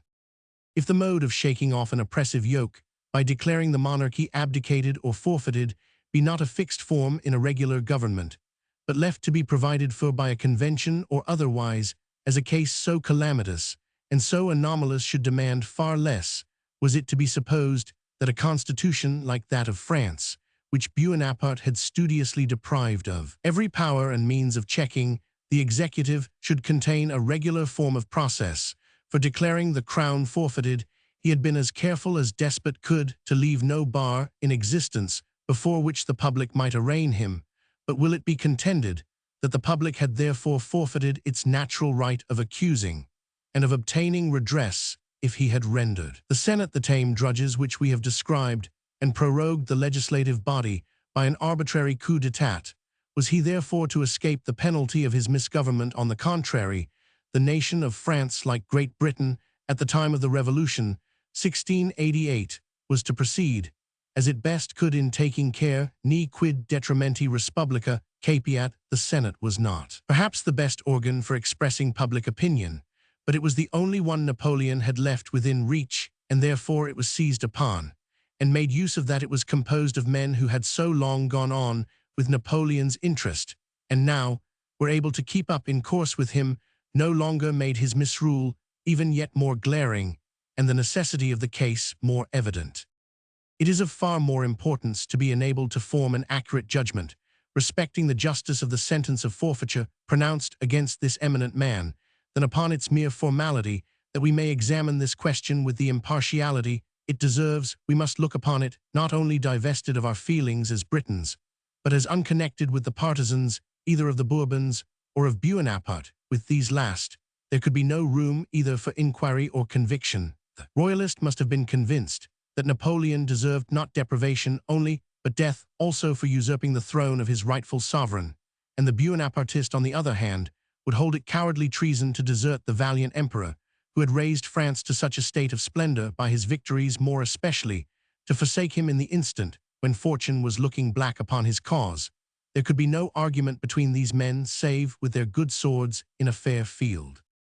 But such decided sentiments were not entertained upon the part of the great bulk of the French nation. A large number of the middle classes, in particular, remembering the first terrors of the Revolution, had showed their willingness to submit to the yoke, which gradually assumed a despotic character rather than by a renewed struggle for their liberties, to run the risk of reviving the days of terror and proscription. It is in the person of such an individual desirous of the honor and advantage of his country and anxious, at the same time, for the protection of his own family and property, that we now endeavor to consider the question of Napoleon's forfeiture. The mind of such a person would naturally revert to the period when Bonaparte, just returned from Egypt, appeared on the stage like a deity descending to unloose a perplexing knot which no human ingenuity could extricate. Our citizen would probably admit that Napoleon used the sword a little too freely in severing the intricacies of the noose, or in plain words, that the cashiering the council of 500, the head of his grenadiers, was an awkward mode of ascending to power in a country which still called itself free. This feeling, however, would be greatly overbalanced by recollecting the use which was made of the power, thus acquired the subjugation to wit of foreign enemies, the extinction of civil dissensions, the protection of property, and for a time of personal liberty, also Napoleon's having elevated France from the condition of a divided and depressed country in the immediate apprehension of invasion into that of arbitress of Europe, would at once justify committing the chief authority to such able hands, and excuse the means he had used for attaining it, especially in times when the violent and successive changes, under which they had long suffered, had made the nation insensible to irregularities like those attached to the revolution of the 18th Brumaire. Neither would our citizens probably be much shocked at Napoleon's assuming the crown monarchy, was the ancient government of France, and successive changes had served to show that they could not fix on any other form of constitution, labor how they would, which was endowed with the same degree of permanence. The Bourbons had indeed the claim by birth to mount that throne were it to be again erected, but they were in exile, separated by civil war, party prejudices, the risk of reaction, and 1,000 other difficulties, which seemed at the time absolutely insurmountable. Bonaparte was standing under the canopy. He grasped the regal scepter in his hand. His assuming the royal seat passed almost as a matter of course. Our supposed Parisian has next to review a course of years of such brilliancy as to baffle criticism and charm reason to silence, till the undertakings of the emperor seem to rise above each other in wonder, each being a step towards the completion of that stupendous pyramid, of which the gradations were to be formed by conquered provinces, until the refractory and contumacious Isle of Britain should be added to complete the pile, on the top of which was destined to stand the armed form of Napoleon, trampling the world under his foot. This is the noble work which France and her monarch were in the act of achieving. It requires the sacrifice of children or relatives to fill their ranks. They go where honor calls and victory awaits them. These times, however, are overclouded. There come tidings that the stone heaved by such portentous exertion so high up the hill has at length recoiled on him who labored to give it a course contrary to nature. It is then that the real quality of the fetters hitherto gilded over by success begins to be felt, and the iron enters into the soul. The parent must not weep aloud for the child. The emperor required his serviced patriot must not speak a word on public affairs. A dungeon waits for him. While news of fresh disasters from Spain and Moscow were every day arriving, what comfort could a citizen of France find in adverting to past victories? These had brought on France the hatred of Europe, the tears of families, the ruin of fortunes, general invasion, and well-nigh national bankruptcy. Every year had the children of France undergone decimation. Taxes to the amount of 1,500 millions of francs yearly had succeeded to the 400 millions imposed under the reign of the Bourbons. Few remaining ships of France rotted in her harbor. Bravest children were slaughtered on their native soil. A civil war was on the point of breaking. One half of France was overrun by the foreign enemy. Was this most melancholy state of the country brought about in defending strongly, but unfortunately any of the rights of France Noche might have enjoyed her triumphs in the most profound peace. 2 wars with Spain and Russia, which gave fire to this dreadful train of calamities, were waged for no national or reasonable object, but merely because one half of Europe could not satisfy the ambition of one man. Again, our citizen inquires whether, having committed the dreadful error of commencing these wars, the emperor has endeavored to make peace with the parties injured. He has answered that repeated terms of peace have been offered to Napoleon upon condition of ceding his conquests, but that he had preferred hazarding the kingdom of France to yielding up that which he termed his glory, a term which he successively conferred on whatever possession he was required to surrender. That even at Chatillon many days passed when he might have redeemed himself by consenting that France should be reduced within the limits which she enjoyed under the Bourbons, but that the proposal, when half admitted, had been retracted by him in consequence of some transient success, and finally, that in consequence of his intractability and obstinacy, the allied sovereigns had solemnly declared they would not enter into treaty with him or those who acted with him. Our citizen would naturally look about for some means of escaping the impending danger, and would be informed that the peace which the allied princes refused to Bonaparte they held out with ready hand to the Kingdom of France under any other government. He would learn that if these terms were accepted, there was every prospect that a secure and lasting peace would ensue. If refused, the inevitable consequence would be a battle between two large armies fought under the walls of Paris, which city was almost certain to be burnt, whichever party got the advantage. In consequence of this information, the citizen of Paris would probably be able to decide for himself. But if he inquired at a jurist, he would be informed that Napoleon held the crown not by right of blood, but by the choice, or rather permission, of the people, as an administrator bound to manage for their best advantage.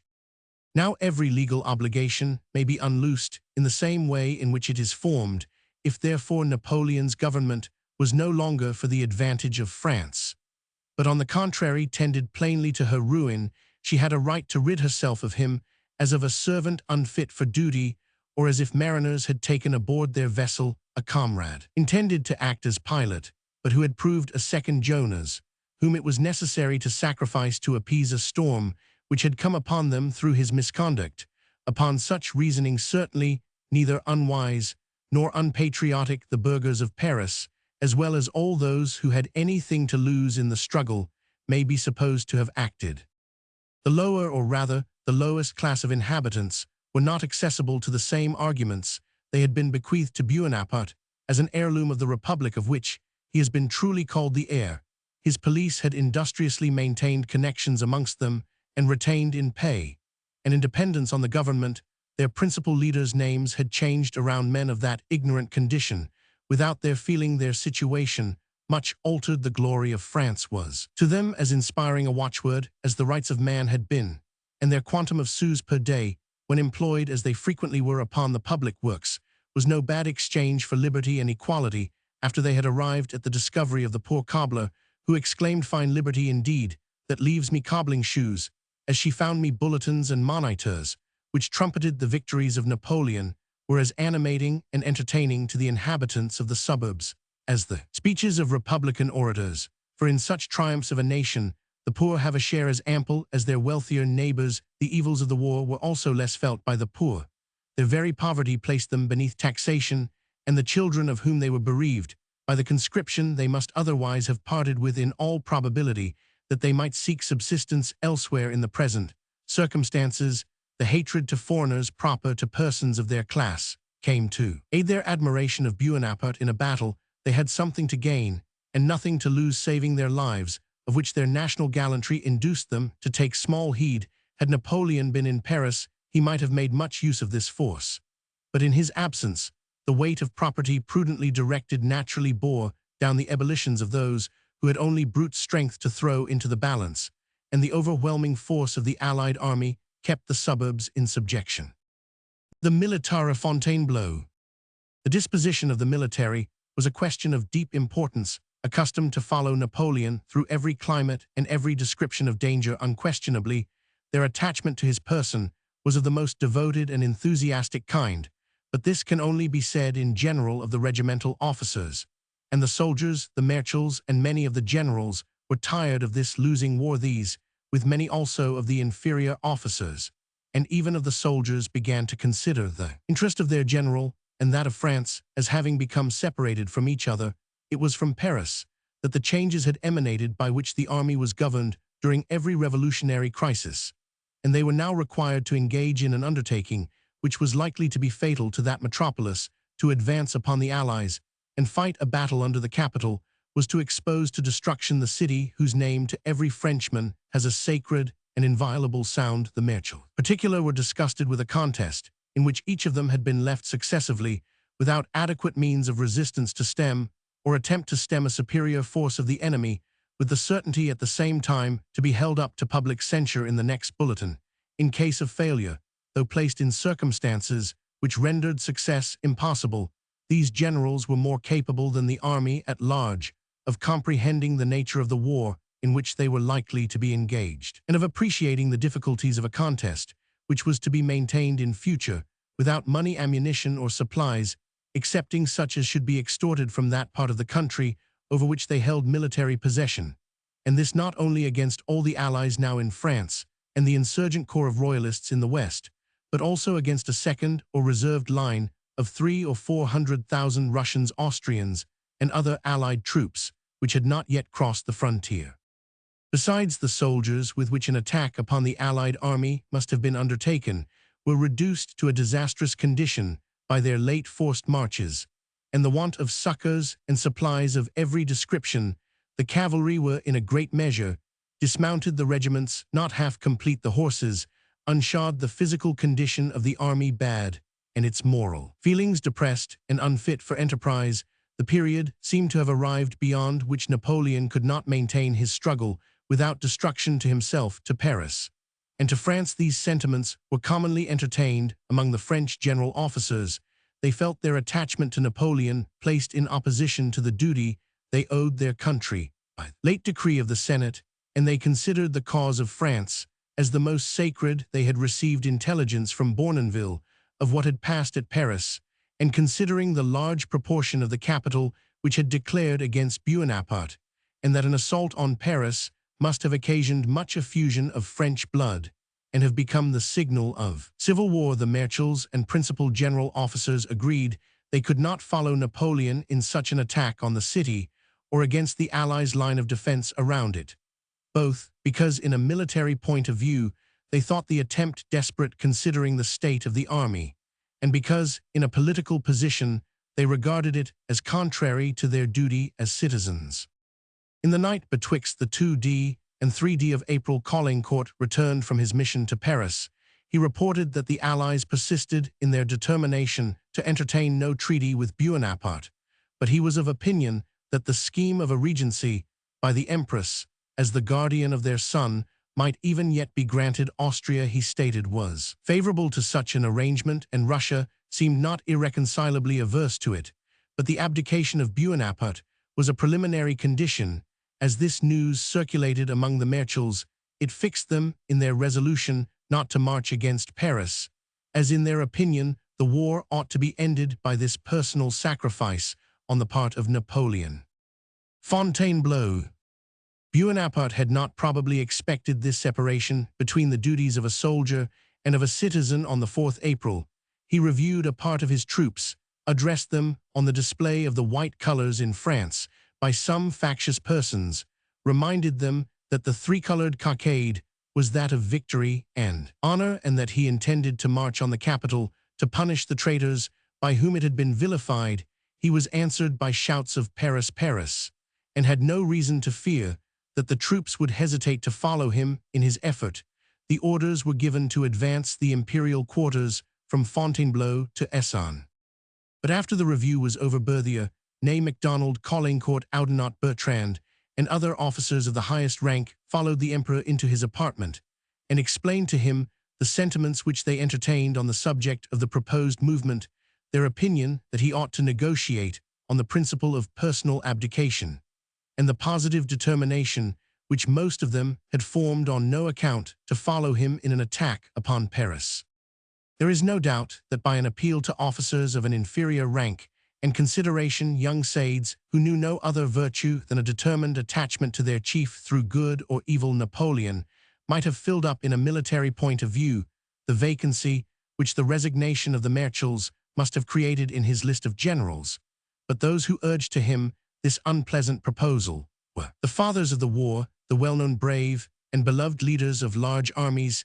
Their names might be individually inferior to his own, but with what feelings would the public hear that he was deprived of those men who had been so long the pride and dread of war, and what were likely to be the sentiments of the soldiery, upon whom the names of Ney, Macdonald, Oudenot, and others operated like a war trumpet. With considerable reluctance, and after long debate, Napoleon assumed the pen, and acquiescing in the reasoning pressed upon him, wrote the following words, which we translate as literally as possible, as showing Napoleon's power of dignity of expression when deep feeling predominated over his affectation of antithesis and orientalism of composition. The Allied powers having proclaimed that the Emperor Napoleon is the sole obstacle to the re-establishment of peace in Europe, the Emperor Napoleon, faithful to his oath, declares that he is ready to descend from the throne to quit France, and even to relinquish life for the good of the country, which is inseparable from the rights of his son, from those of the regency, in the person of the Empress, and from the maintenance of the laws of the Empire, done at our Palace of Fontainebleau, 4th April 1814. Caulaincourt and Ney were appointed to be bearers of this important document and commissioners to negotiate with the Allies concerning the terms of accommodation to which it might be supposed to lead. Caulaincourt was the personal representative of Napoleon, and Ney, who had all along been zealous for the abdication, was a plenipotentiary proposed by the rest of the marechals. Napoleon, it is said, wished to add Marmont, but he was absent with the troops quartered at Essonne, who, having been withdrawn in consequence of the Treaty of Paris, were disposed of. In that position, MacDonald was suggested as the third plenipotentiary, as an officer whose high character best qualified him to represent the army. Napoleon hesitated, for though he had employed MacDonald's talents on the most important occasions, he knew that the Marechal disliked upon principle the arbitrary character of his government, and they had never stood to each other in any intimate or confidential relation. He consulted his minister. Marat-Send, the Duke of Tarentum, replied the minister, he is too much a man of honor not to discharge with religious fidelity any trust which he undertakes. Marshal MacDonald's name was added to the commission accordingly. When the terms were in the act of being adjusted, the marechals desired to know upon what stipulations they were to insist on Napoleon's personal behalf. Upon none, said Bonaparte, do what you can to obtain the best terms for France. For myself, I ask nothing. They were instructed particularly to obtain an armistice until the treaty should be adjusted. Through the whole scene, Bonaparte conducted himself with firmness, but he gave way to a natural emotion. When he had finally signed the abdication, he threw himself on a sofa, hid his face for a few minutes, and then, looking up with that smile of persuasion which he had so often found irresistible, he implored his brethren of the field to annul the resolutions they had adopted, to destroy the papers, and follow him yet again to the contest. Let us march, he said, let us take the field once more. We are sure to beat them, and to have peace on our own terms. The moment would have been invaluable to a historical painter. The marechals were deeply affected, but could not give way. They renewed their arguments on the wretched state of the army, and the reluctance with which the soldiers would move against the Senation, the certainty of a destructive civil war, and on the probability that Paris would be destroyed. He acquiesced once more in their reasoning, and permitted them to depart on their embassy. Chapter Roman 80. Victor and other marechals give in their adhesion to the provisional government. Marmont enters into a separate convention, but assists at the conferences held at Paris, leaving Souham second in command of his army. The commanders have an interview with the Emperor. Alexander Souham enters with his army into the lines of the Allies. In consequence, the Allied sovereigns insist upon the unconditional submission of Napoleon, his reluctant acquiescence. The terms granted to him: disapprobation of Lord Castlereagh, general desertion of Napoleon, death of Josephine. Singular statement made by Baron Fane, Napoleon's secretary of the Emperor's attempt to commit suicide. After this, he becomes more resigned. Leaves Fontainebleau, 28th April. The plenipotentiaries of Napoleon had been directed to confer with Marmont at Essonne. In their road to the capital, they did so, and obtained information there which rendered their negotiation more pressing. Several of the generals who had not been at Fontainebleau, and had not had an opportunity of acting in conjunction with the military council, which assembled there, had viewed the act of the Senate, adhered to by the other public bodies, as decisively closing the reign of Bonaparte, or as indicating the commencement of a civil war. Most of them were of opinion that the interest of an individual whose talents had been as dangerous to France as the virtues of Caesar had been to Rome ought not to be weighed against the welfare of the capital and the whole nation. Victor, Duke of Belluno, had upon these principles given in his personal adhesion to the provisional government, and his example was followed by many others. Marmont's convention. But the most important proselyte to the royal cause was the Marechal Marmont, Duke of Ragusa, who, lying at Essonne with 10 or 12,000 men, formed the advance of the French army, conceiving himself to have the liberty of other Frenchmen to attend at this crisis to the weal of France. rather than to the interest of Napoleon alone, and with the purpose of saving France from the joint evils of a civil and domestic war.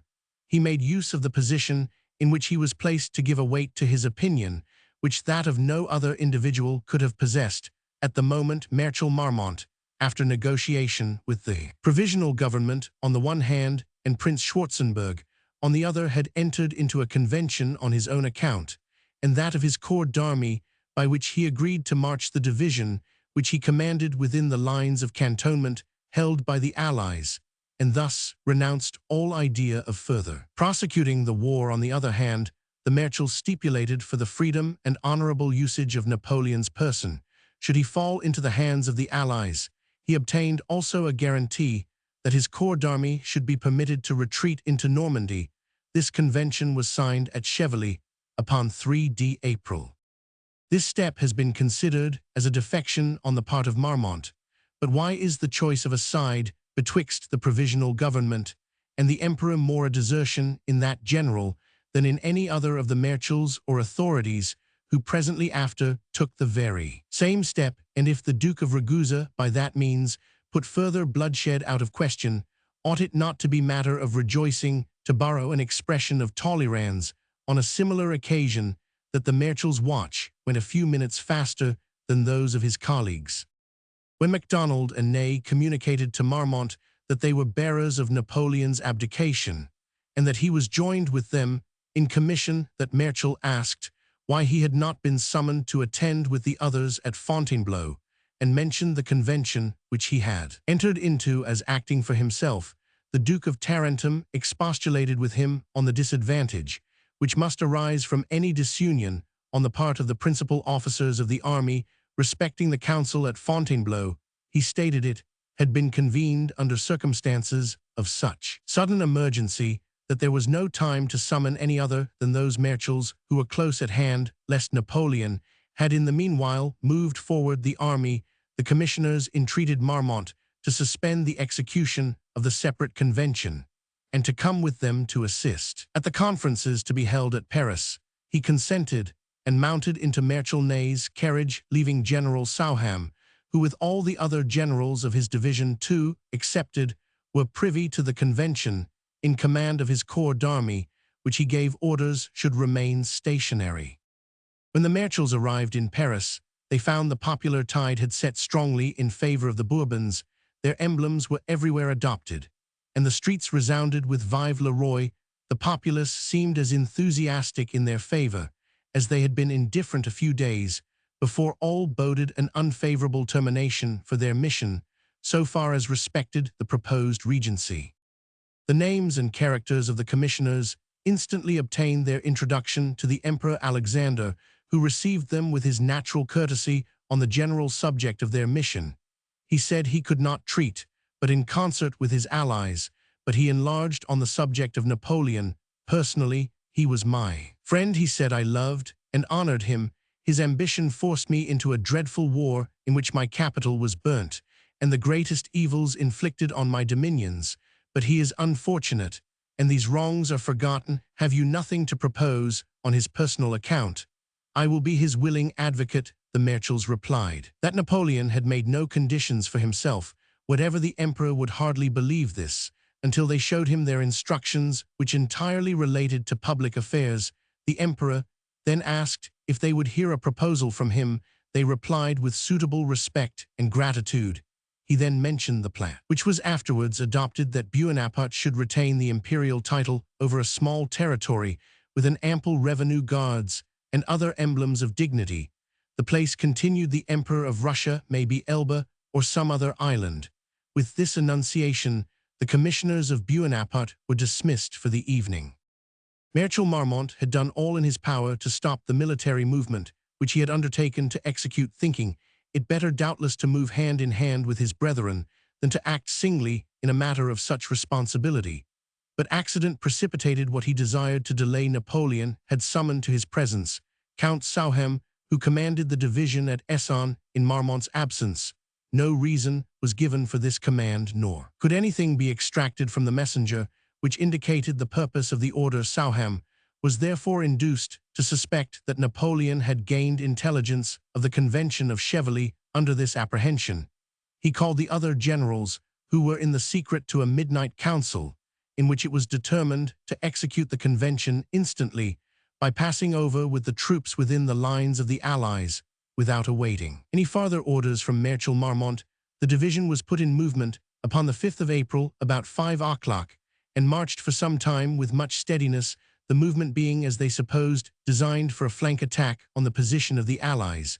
But when they perceived that their progress was watched without being interrupted by a column of Bavarian troops, they began to suspect the real purpose. When this became known, a kind of mutiny took place, and some Polish lancers broke off from the main body and rode back to Fontainebleau, but the instinct of discipline prevailed, and the officers were able to bring the soldiery into their new quarters at Versailles. They were not, however, reconciled to the measure in which they had been made partakers, and in a few days afterwards broke out into an actual mutiny, which was not appeased without considerable difficulty. Conferences at Paris. Meanwhile, the commissioners of Bonaparte were admitted to a conference with the Allied sovereigns and ministers in full council, but which, it may be conjectured, was indulged to them more as a form that the Allies might treat with due respect the representatives of the French army than with any purpose on the part of the sovereigns of altering the plan to which they had pledged themselves by a proclamation, upon the faith of which thousands had already acted. However, the question whether to adopt the projected regency or the restoration of the Bourbons as a basis of agreement was announced as a subject of consideration to the meeting. The Marshals pleaded the cause of the regency. The generals Bournonville and Dessalles were heard in reply to the commissioners from Fontainebleau. When ere the debate had terminated, news arrived of the march of Marmont's division to Versailles. The commissioners were astounded with this unexpected intelligence, and the emperor took the opportunity to determine that the Allies would not treat with Bonaparte save on the footing of unconditional abdication, with this answer mitigated with the offer of an independent principality for their ancient commander. The Marshals returned to Fontainebleau, while the Senate busied themselves to arrange the plan of a free constitution under which the Bourbons were to be called to the throne. Napoleon, in the retirement of Fontainebleau, mused on the future with little hope of advantage. From the mission of the Marshals, he judged that the sovereigns, if they listened to the proposal of a regency, would exact the most formidable guarantees against his own interference with the government, and that under his wife, Maria Louisa, who had no talent for public business, France would probably be managed by an Austrian committee. He again thought of trying the chance of war, and might probably have settled on the purpose most congenial to his nature, had not Colonel Gourgaud brought him the news that the division of Marmont had passed into the enemy's cantonments on the morning of the 5th April. "The ungrateful man," he said, "but he is more to be pitied than I am. He ought to have been contented with this reflection, for which, even if unjust to the Marshal, every one must have had sympathy and excuse." But the next day he published a sort of appeal to the army on the solemnity of a military engagement as more sacred than the duty of a patriot to his country, which he might more gracefully have abstained from, since all knew already to what height he carried the sentiments of arbitrary power. When the Marshals returned, he listened to the news of the failure of their negotiation as a termination which he had expected, but to their surprise, recollecting his disinterested behavior when they parted, he almost instantly demanded what provision had been made for him personally, and how he was to be disposed of. They informed him that it was proposed he should reside as an independent sovereign in Elba, or somewhere else. Napoleon paused for a moment. "Somewhere else," he exclaimed. "That must be Corsica." No, I will have nothing to do with Corsica." 48 Elba. Who knows anything of Elba? Seek out some officer who is acquainted with Elba. Look out what books or charts can inform us about Elba. In a moment he was as deeply interested in the position and capabilities of this little islet as if he had never been Emperor of France, nay, almost of the world. But Bonaparte's nature was egotistical. He well knew how little it would become an emperor resigning his crown to be stipulating for his future course of life, and had reason to conclude that by playing his part with magnanimity he might best excite a corresponding liberality in those with whom he treated. But when the die was cast, when his fate seemed fixed, he examined with minuteness what he must afterwards consider as his sole fortune to turn his thoughts from France to Elba, was like the elephant which can transport artillery, applying his trunk to gather pins, but Napoleon could do both easily because he regarded these two objects not as they differed from each other, but as they belonged or did not belong to himself. Final act of abdication. After a night's consideration, the fallen chief took his resolution and dispatched Caulaincourt and Macdonald once more to Paris to treat with the Allies upon the footing of an unconditional abdication of the empire. The document was couched in these words: "The Allied powers having proclaimed that the Emperor was the sole obstacle to the re-establishment of peace in Europe, the Emperor, faithful to his oath, declares that he renounces for himself and his heirs the thrones of France and Italy, and that there is no personal sacrifice, not even that of life, which he is not ready to make to the interests of France."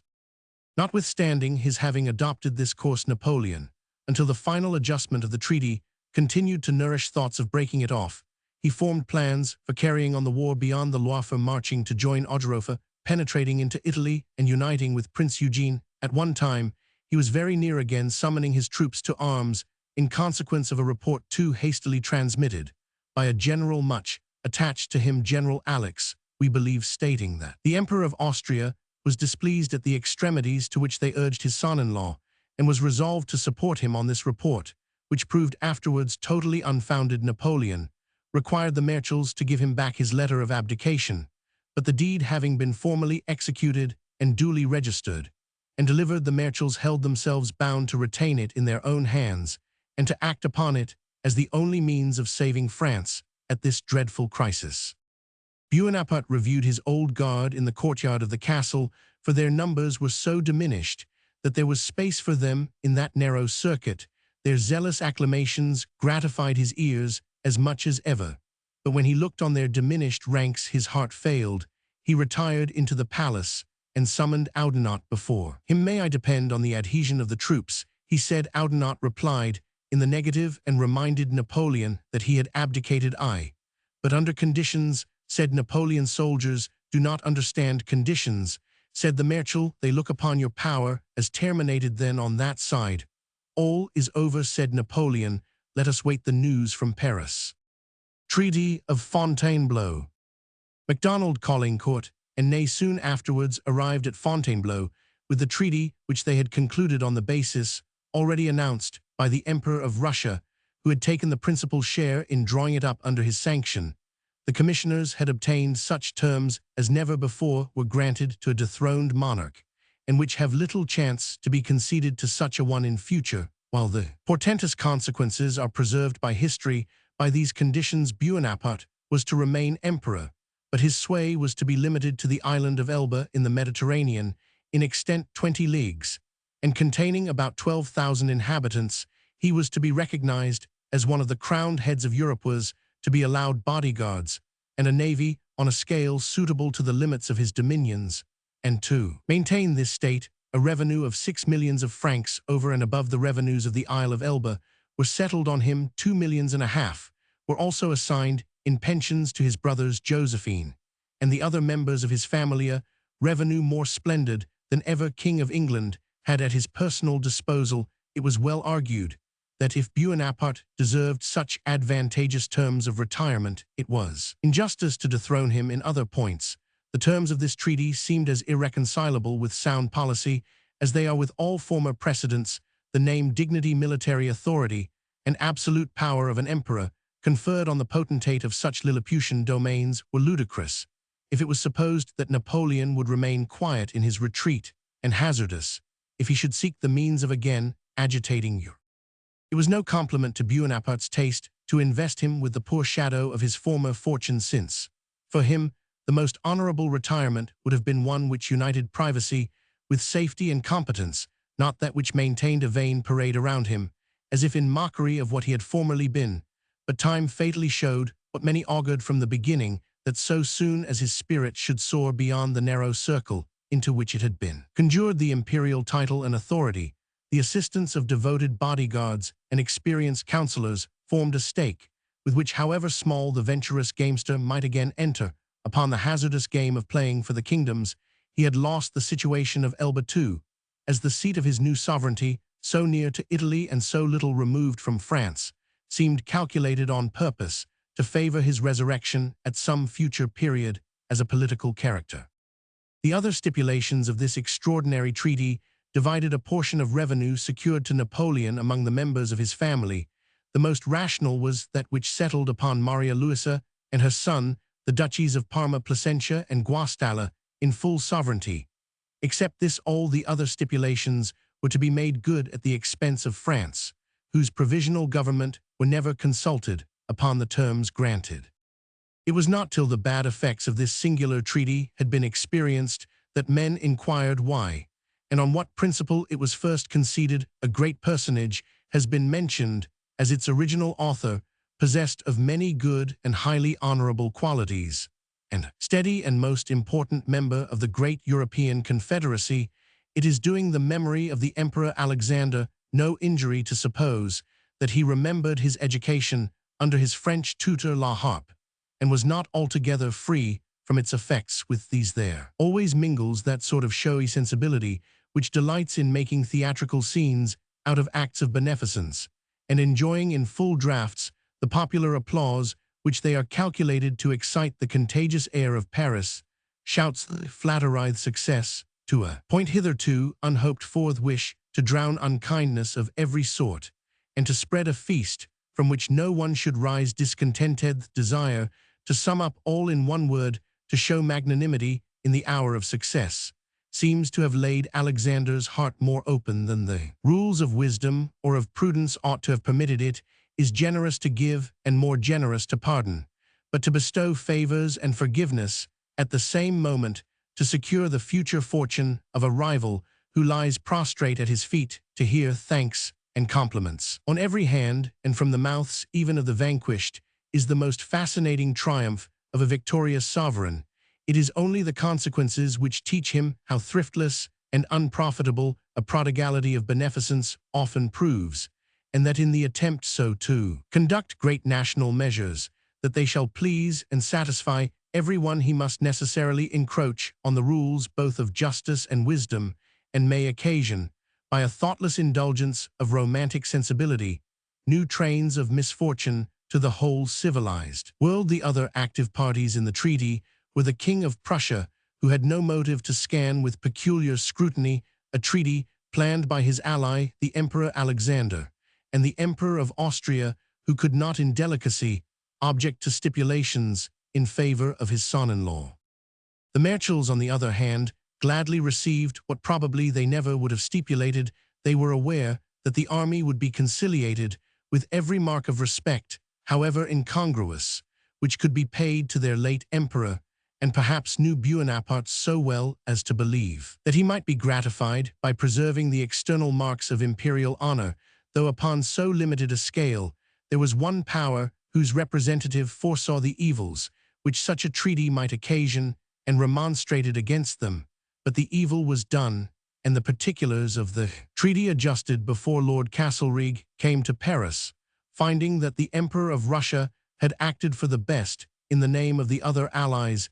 The English minister refrained from risking the peace, which had been made in such urgent circumstances, by insisting upon his objections. He refused, however, on the part of his government, to become a party to the treaty farther than by acceding to it, so far as the territorial arrangements were concerned, but he particularly declined to acknowledge on the part of England the title of Emperor which the treaty conferred on Napoleon.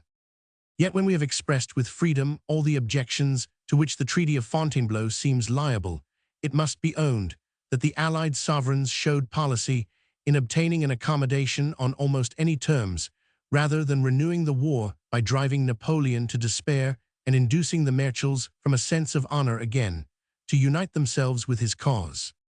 When the treaty was read over to Napoleon, he made a last appeal to his Marechals, inviting them to follow him to the Loire or to the Alps, where they would avoid what he felt an ignominious composition. But he was answered by a general silence.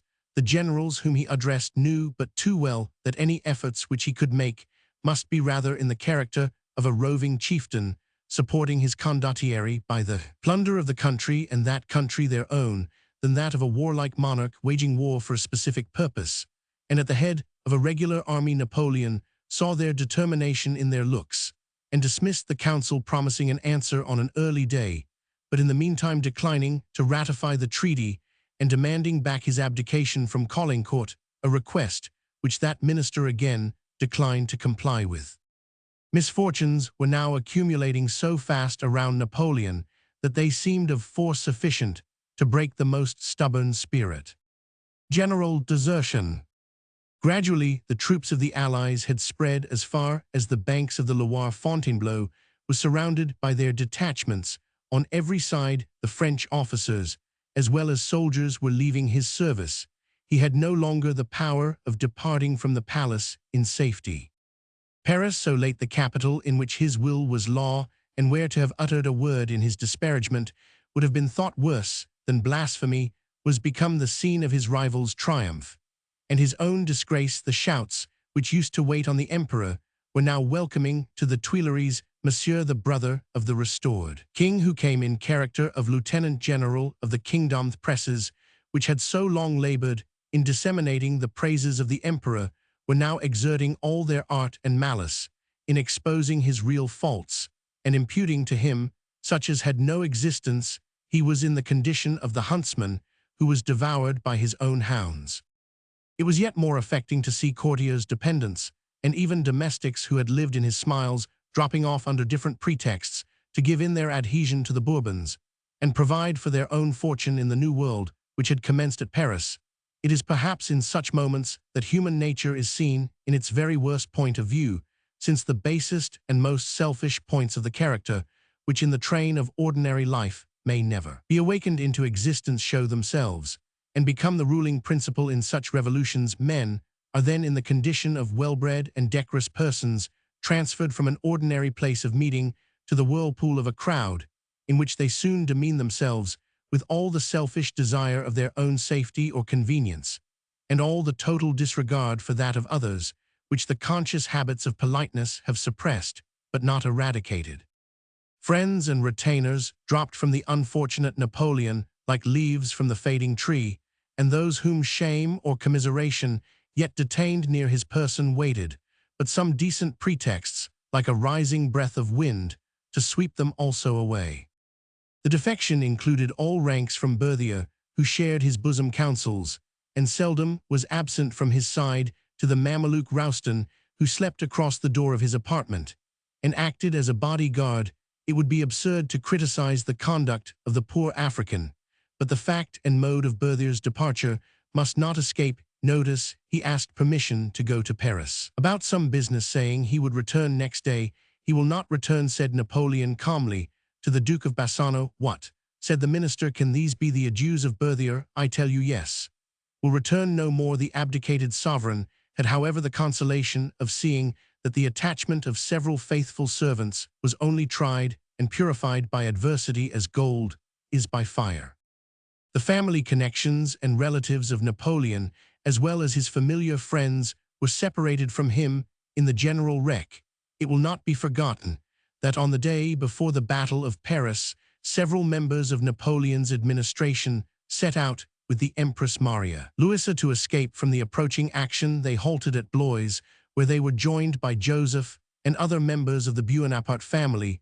For some time, this reunion maintained the character and language of a council of regency, dispersed proclamations, and endeavored to act as a government. The news of the taking of Paris and the subsequent events disposed Joseph and Jerome Bonaparte to remove themselves to the provinces beyond the Loire, but Maria Louisa refused to accompany them, and while the point was yet contested, Count Scowolo, one of the Austrian ministers, arrived to take her under his protection.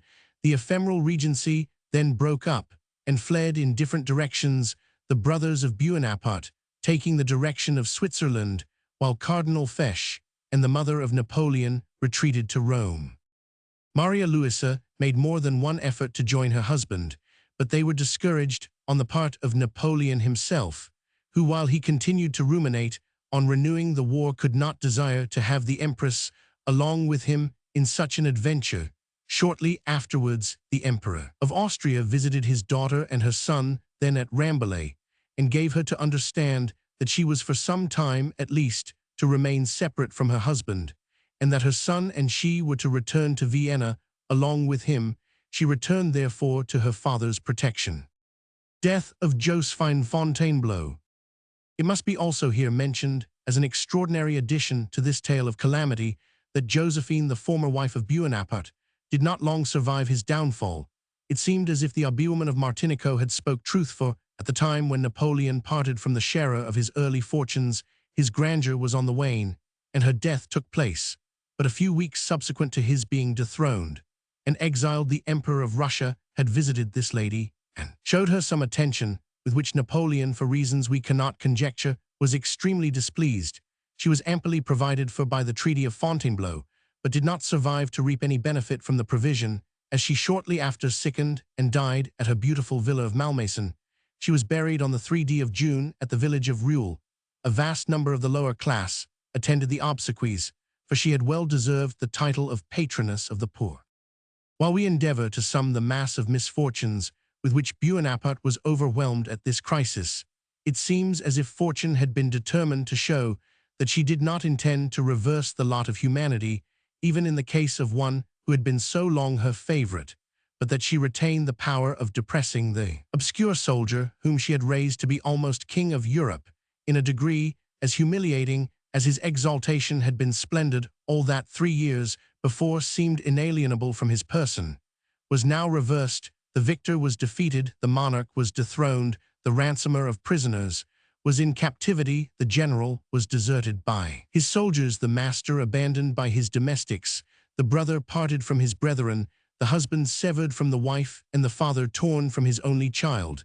To console him for the fairest and largest empire that ambition ever lorded it over, he had, with the mock name of emperor, a petty isle to which he was to retire, accompanied by the pity of such friends as dared express their feelings, the unrepressed execrations of many of his former subjects, who refused to regard his present humiliation as an amends for what he had made them suffer during his power, and the ill-concealed triumph of the enemies into whose hands he had been delivered.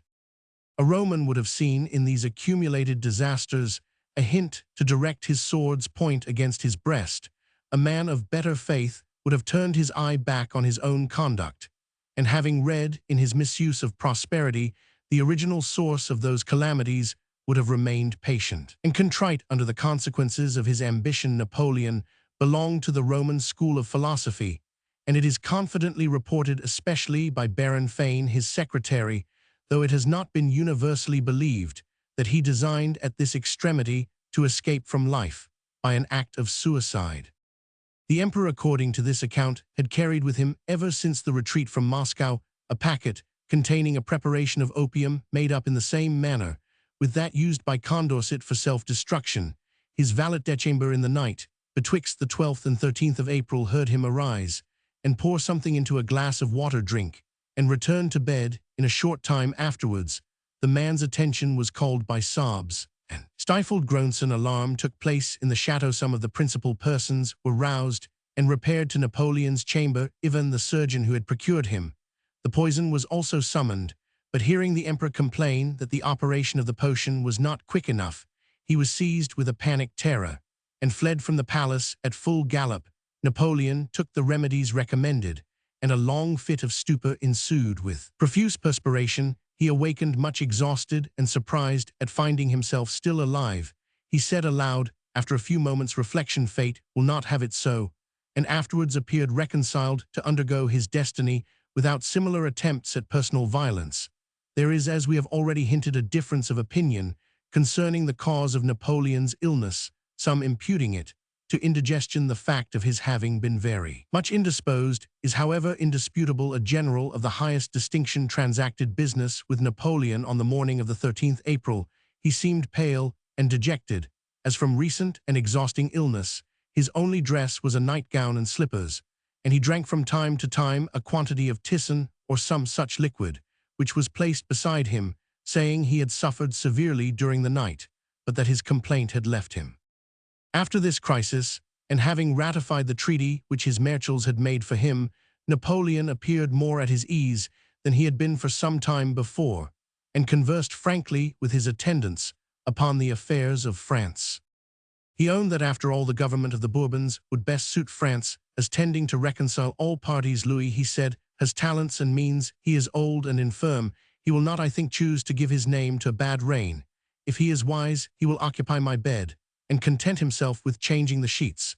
But he continued, he must treat the army well and take care not to look back on the past, otherwise his reign will be of brief endurance. He also mentioned the inviolability of the sale of the national domains, as the woof upon which the whole web depended cut one thread of it, he said, and the whole will be unraveled of the ancient noblesse and people of fashion. He spoke in embittered language, saying they were an English colony in the midst of France, who desired only their own privileges and would act as readily for as against him. If I were in Louis' situation, he said, I would not keep up the imperial guard. I myself have treated them too well not to have ensured their attachment, and it will be his policy to dismiss them, giving good pensions to such officers and soldiers as choose to retire from service and preferment in the line to others who incline to remain. This done, he should choose another guard from the army at large. After these remarkable observations, which in fact contained an anticipation of much that afterwards took place, Napoleon looked round upon his officers and made them the following exhortation: Gentlemen, when I remain no longer with you, and when you have another government, it will become you to attach yourselves to it frankly and serve it as faithfully as you have served me. I request, and even command you to do this. Therefore all who desire leave to go to Paris have my permission to do so, and those who remain here will do well to send in their adhesion to the government of the Bourbons. Yet, while Napoleon used this manful and becoming language to his followers on the subject of the change of government, it is clear that there lurked in his bosom a persuasion that the Bourbons were surrounded with too many difficulties to be able to surmount them, and that destiny had still in reserve for him a distinguished part in the annals of Europe. In a private interview with MacDonald, whose part in the abdication we have mentioned, he expressed himself warmly satisfied with his conduct, regretting that he had not more early known his value, and proposed he should accept a parting gift. It is only, he said, anticipating the marshal's objections, the present of a soldier to his comrade. And indeed it was chosen with great delicacy, being a beautiful Turkish saber, which Napoleon had himself received from Ibrahim Bey while in Egypt. Leaves Fontainebleau. Napoleon, having now resigned himself entirely to his fate, whether for good or evil, prepared on the 20th April to depart for his place of retreat. But first, he had the painful task of bidding farewell to the body in the universe most attached to him, and to which he was probably most attached. His celebrated imperial guard, such of them as could be collected, were drawn out before him in review. Some natural tears dropped from his eyes, and his features had the marks of strong emotion, while reviewing for the last time, as he must then have thought likely, the companions of so many victories. He advanced to them on horseback, dismounted, and took his solemn leave. All Europe, he said, had armed against him. France herself had deserted him, and chosen another dynasty. He might, he said, have maintained with his soldiers a civil war of years, but it would have rendered France unhappy. Be faithful, he continued, and the words were remarkable, to the new sovereign whom France has chosen. Do not lament my fate. I will always be happy. While I know you are so, I could have deed nothing was easier, but I will always follow the road of honor. I will record with my pen the deeds we have done together. I cannot embrace you all, but I embrace your general.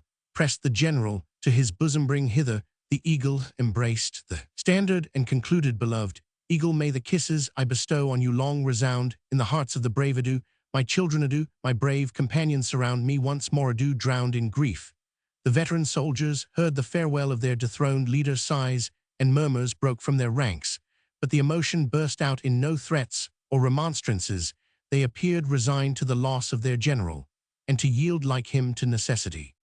Chapter Roman 81. Commissioners appointed to escort Napoleon. He leaves Fontainebleau on the 20th April. His interview with Augereau at Valence. Expressions of popular dislike towards Napoleon in the south of France. Fears for his personal safety, his own agitation, and precautions. He arrives at Fréjus and embarks on board the Undaunted with the British and Austrian commissioners. Arrives at Elba on 4th. Upon his unpleasant journey, Napoleon was attended by Bertrand and drow it honorably faithful to the adverse fortunes of the master who had been their benefactor. When in prosperity 4 delegates from the allied powers accompanied him to his new dominions, their names were General Skowaloff, on the part of Russia, the Austrian General Kohler, Colonel Sir Neil Campbell, as representing Great Britain, and the General Baron Truchsess Waldberg, as the Commissioner of Prussia. Napoleon received the 3 first with much personal civility, but seemed to resent the presence of the representative of Prussia, a country which had been at one time the subject of his scorn, and always of his hatred. It galled him that she should assume an immediate share in deciding upon his fate. He received the English commissioner with particular expressions of esteem, saying he desired to pass to Elba in an English vessel, and was pleased to have the escort of an English officer. Your nation, he said, has an elevated character, for which I have the highest esteem. I desired to raise the French people to such a pitch of sentiment, but he stopped, and seemed affected. He spoke with much civility to the Austrian General Kohler, but expressed himself somewhat bitterly on the subject of Russia. He even hinted to the Austrian that should he not be satisfied with his reception in Elba, he might possibly choose to retire to Great Britain, and asked General Kohler whether he thought he would not receive protection from them. Yes, sire, replied the Austrian, the more readily that your majesty has never made war in that country. Napoleon proceeded to give a farewell audience to the Duke of Bassano, and seemed nettled when an aide-de-camp on the part of General Bertrand announced that the hour fixed for departing was arrived. Good, he said, this is something new, since when is it that my motions have been regulated by the watch of the Grand Marshal? I will not depart till it is my pleasure. Perhaps I will not depart at all. This, however, was only a momentary sally of impatience. Leaves Fontainebleau. Napoleon left Fontainebleau the 20th April 1814 at 11 o'clock. In the morning, his retinue occupied 14 carriages and required relays of 30 pairs of post-horses on the journey, at least during its commencement. He effected a sort of publicity, sending for the public authorities of towns and investigating into the state of the place, as he was wont to do on former occasions. The cries of Vive l'Empereur were frequently heard, and seemed to give him fresh spirits. On the other hand, the mayors and subprefects, whom he interrogated concerning the decay of many of the towns, displeased him by ascribing the symptoms of dilapidation to the war or the conscription, and in several places the people wore the white cockade and insulted his passage with shouts of Vive le Roi. In a small barrack near Valence, Napoleon, upon 24th April, met Augereau, his old companion in the campaigns of Italy, and in some degree his tutor in the art of war.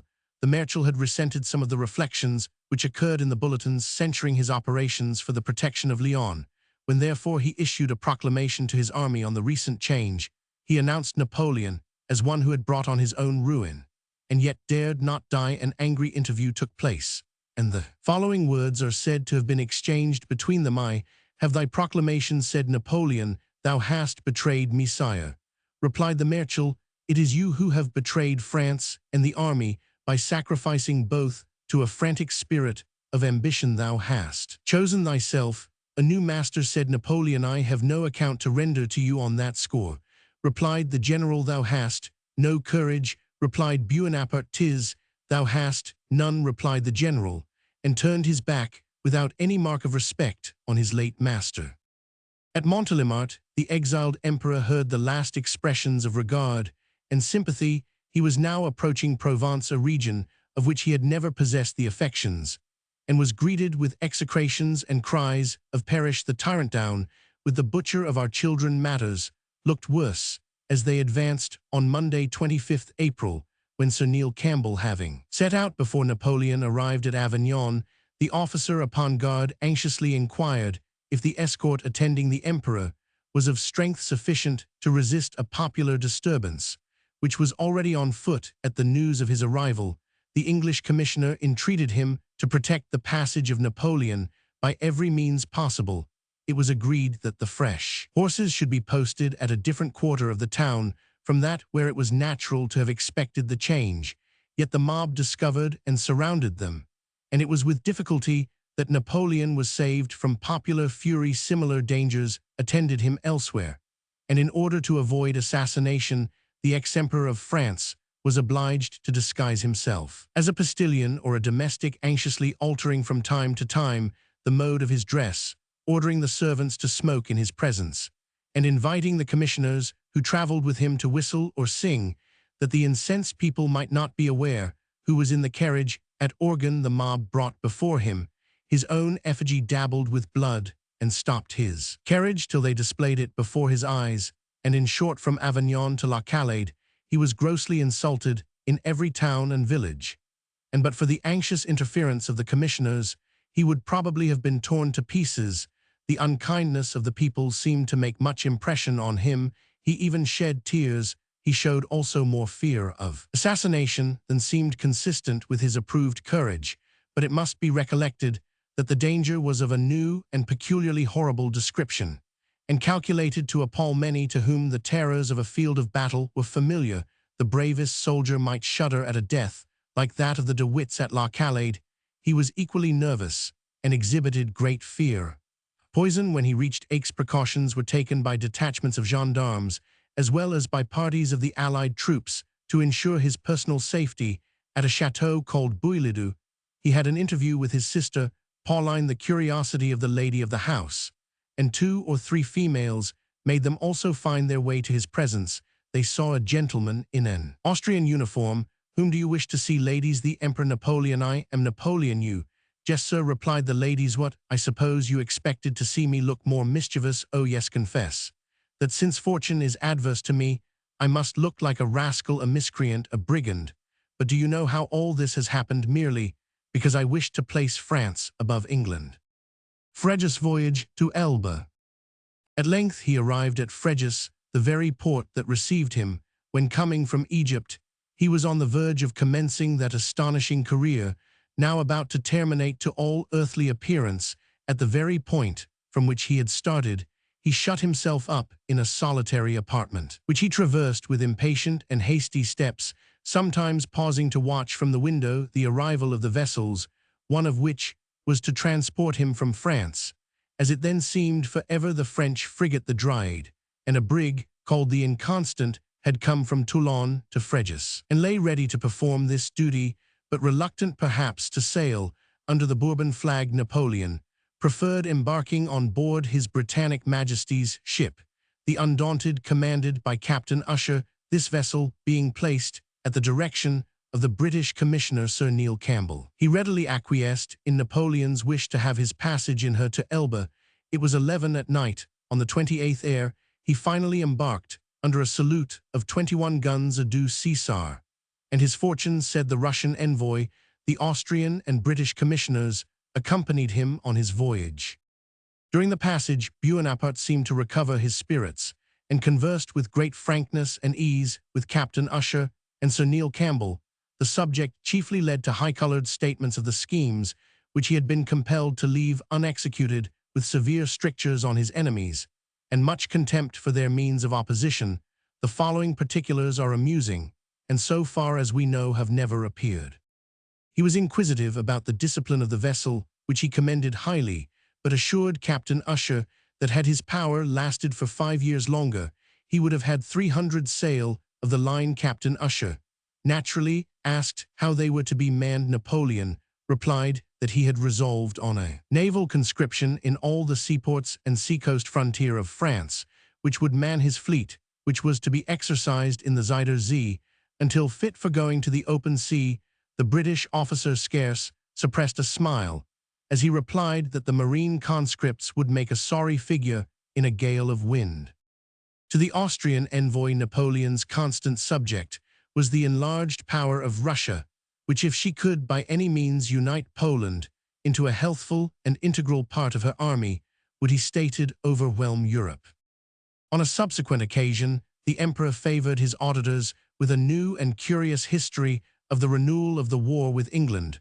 According to this edition, the Isle of Malta was a mere pretext. Shortly after the Peace of Amiens, he said, Mr. Addington, then the English Prime Minister, proposed to him a renewal of Mr. Pitt's commercial treaty with France, but that he, Napoleon, desirous to encourage the interior industry of France, had refused to enter into such a treaty, excepting upon terms of reciprocity, namely, that if France received so many millions of English import, England was to be obliged to take in return the same quantity of French productions. These terms were declined by Mr. Addington, on which Napoleon declared there should be no treaty at all unless his principles were adopted. Then replied Mr. Addington, as quoted by Bonaparte, there must be hostilities, for unless the people of England have the advantages of commerce on the terms they are accustomed to, they will force me to declare war, and the war took place accordingly, of which he again averred England's determination to recover the advantages of the treaty of commerce between Vergennes and Pitt was the real cause.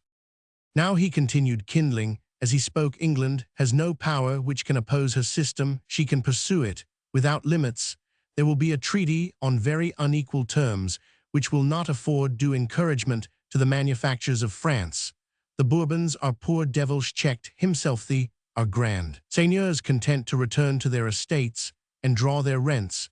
But if the people of France see that and become discontented, the Bourbons will be turned off in 6 months.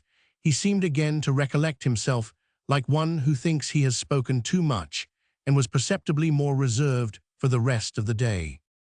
This curious ebullition was concocted according to Napoleon's peculiar manner of blending what might be true in his narrative with what was intended to forward his own purpose, and mingling it with so much falsehood and delusion that it resembled what the English poet says of the Catholic plot. Some truth there was, but mixed and dashed with lies. It is probable that after the Peace of Amiens, Lord Sidmouth might have wished to renew the commercial treaty, but it is absolutely false that Napoleon's declining to do so had any effect upon the renewal of hostilities.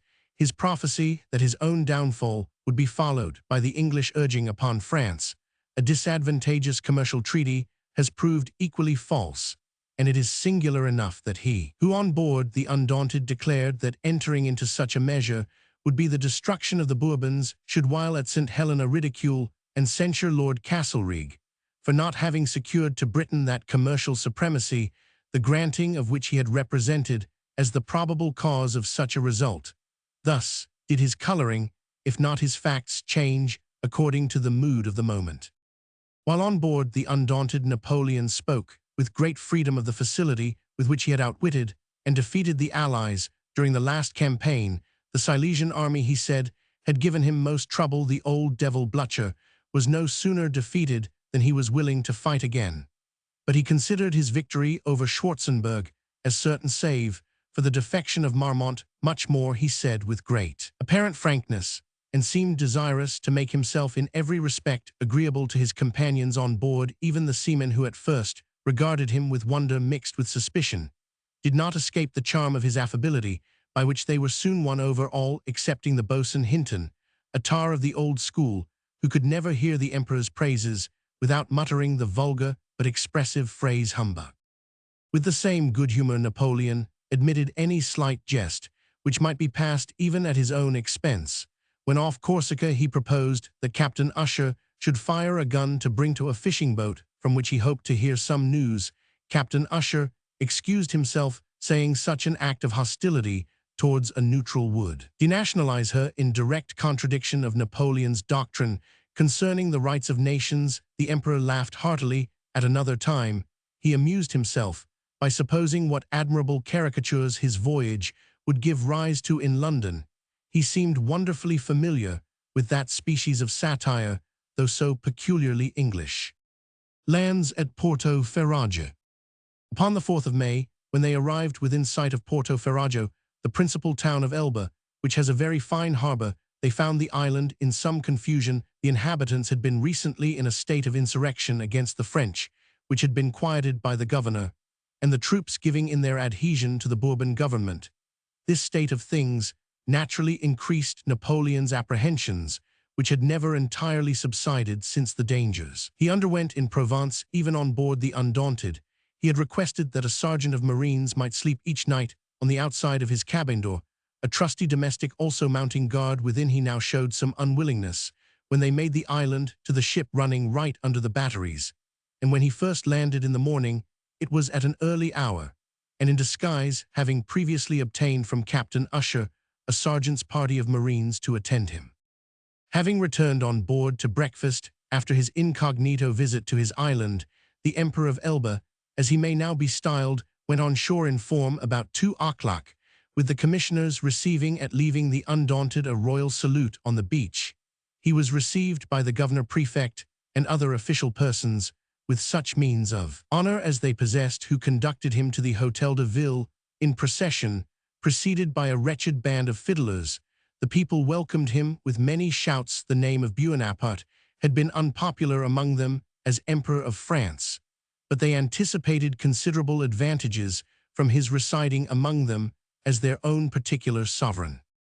Chapter Roman 82, Elba. Napoleon's mode of life and occupation. Their effects of his residence at Elba upon the adjoining kingdom of Italy. He is visited by his mother, and the Princess Pauline by a Polish lady, Sir Neil Campbell, the only commissioner left at Elba. Napoleon's conversations on the state of Europe, his pecuniary difficulties and fears of assassination, symptoms of some approaching crisis. A part of the old guard disbanded. Napoleon escapes from Elba. Fruitless pursuit by Sir Neil Campbell. Elba. Elba, to the limits of which the mighty empire of Napoleon was now contracted, is an island opposite to the coast of Tuscany, about 60 miles in circumference. The air is healthy excepting in the neighborhood of the salt marshes.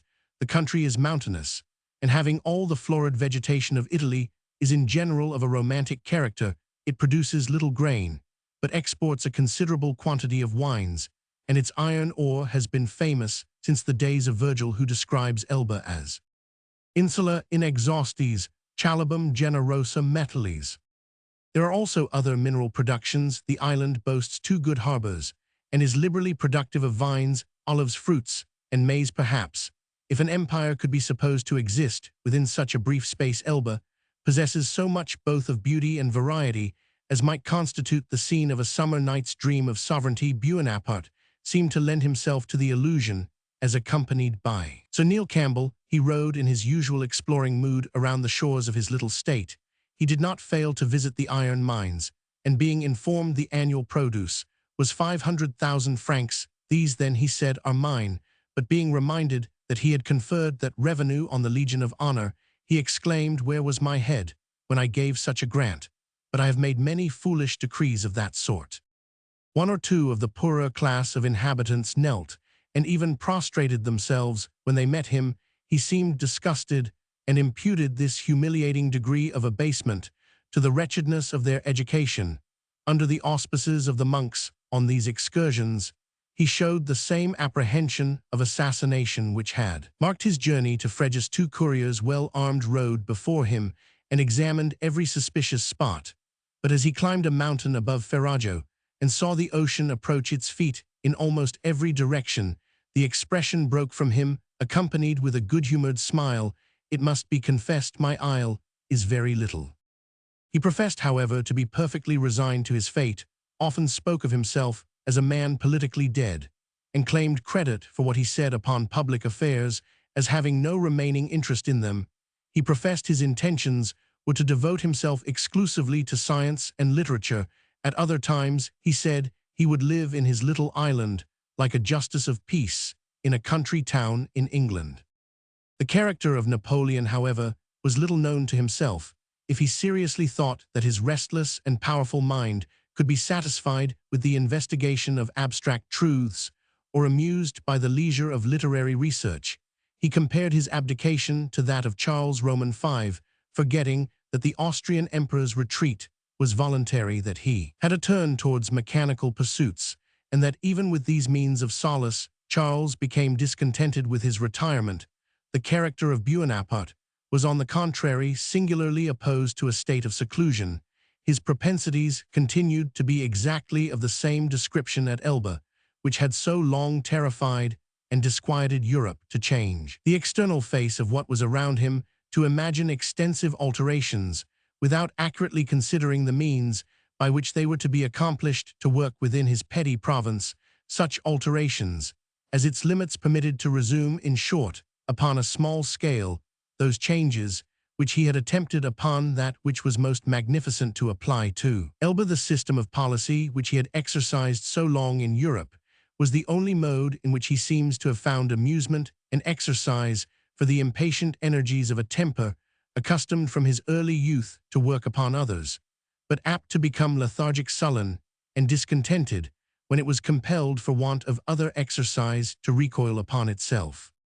During the first 2 or 3 weeks of his residence in the island of Elba, Napoleon had already planned improvements or alterations and innovations, at least, which had they been to be carried into execution, with the means which he possessed, would have perhaps taken his lifetime to execute. It was no wonder indeed, accustomed as he had been to speak the word and to be obeyed, and to consider the improvements which he meditated as those which became the head of a great empire, that he should not have been able to recollect that his present operations respected a petty islet, where magnificence was to be limited not only by utility, but by the want of funds. In the course of 2 or 3 days, traveling with the same rapidity which characterized his movements in his frequent progresses through France, and showing the same impatience of rest or delay, Napoleon had visited every spot in his little island mines, woods, salt marshes, harbors, fortifications, and whatever was worthy of an instant's consideration, and had meditated improvements and innovations respecting every one of them. Till he had done this, he was impatient of rest, and having done so he lacked occupation. One of his first, and perhaps most characteristic proposals, was to aggrandize and extend his Lilliputian dominions by occupation of an uninhabited island called Rhinosa, which had been left desolate on account of the frequent descents of the corsairs. He sent 30 of his guards with 10 of the independent company belonging to the island upon this expedition. What a contrast to those which he had formerly directed! Sketched out a plan of fortifications, and remarked with complacency, "Europe will say that I have already made a conquest." In an incredibly short time, Napoleon had also planned several roads, had contrived means to convey water from the mountains to Porto Ferrajo, designed 2 palaces, one for the country, the other in the city, a separate mansion for his sister Pauline, stables for 150 horses, a lazarette, buildings for accommodation of the tunny fishery, and saltworks on a new construction at Porto Longan. The Emperor of Elba proposed also purchasing various domains, and had the price estimated for the inclination of the proprietor was not reckoned essential to the transaction, he ended by establishing 4 places of residence in the different quarters of the island, and his amusement consisted in constant change and alteration. He traveled from one to another with the restlessness of a bird in a cage which springs from perch to perch, since it is prevented from winging the air, its natural element. It seemed as if the magnitude of the object was not so much the subject of his consideration, providing it afforded immediate scope for employing his constant and stimulated desire of activity. He was like the thoroughbred gamester who, deprived of the means of depositing large stakes, will rather play at small game than leave the table.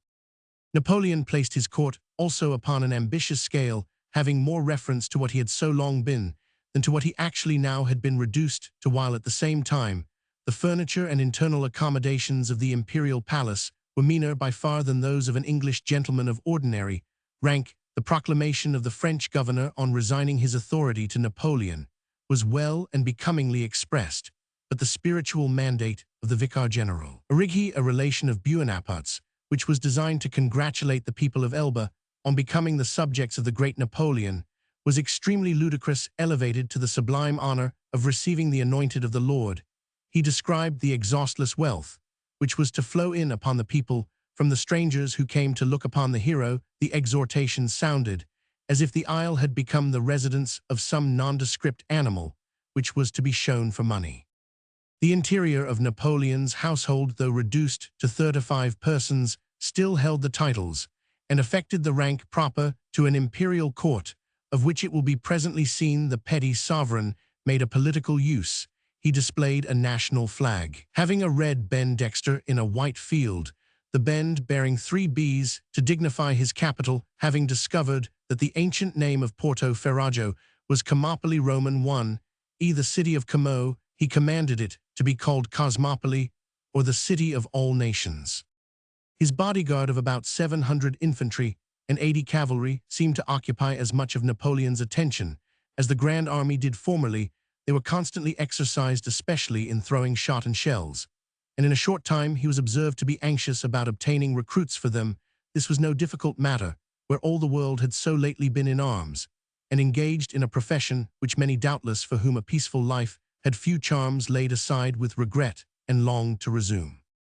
As early as the month of July 1814, there was a considerable degree of fermentation in Italy, to which the neighborhood of Elba, the residence of several members of the Bonaparte family, and the sovereignty of Murat, occasioned a general resort of Bonaparte's friends and admirers every day. This agitation increased, and various arts were resorted to for disseminating a prospect of Napoleon's future return to power. Sundry parties of recruits came over to Elba from Italy to enlist in his guards, and 2 persons employed in this service were arrested at Leghorn, in whose possession were found written lists containing the names of several hundred persons willing to serve Napoleon. The species of ferment and discontent thus produced in Italy was much increased by the impolitic conduct of Prince Rospigliosi, the civil governor of Tuscany, who re-established in their full force every form and regulation formerly practiced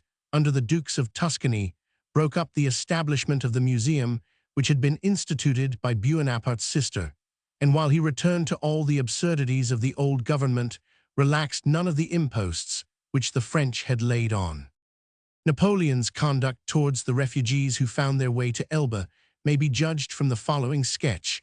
On the 11th of July, Colomboni, commandant of a battalion of the 4th Regiment of the Line in Italy, was presented to the Emperor as newly arrived. Well, Colomboni, your business in Elba: first, to pay my duty to your Majesty; secondly, to offer myself to carry a musket among your guards. That is too low a situation.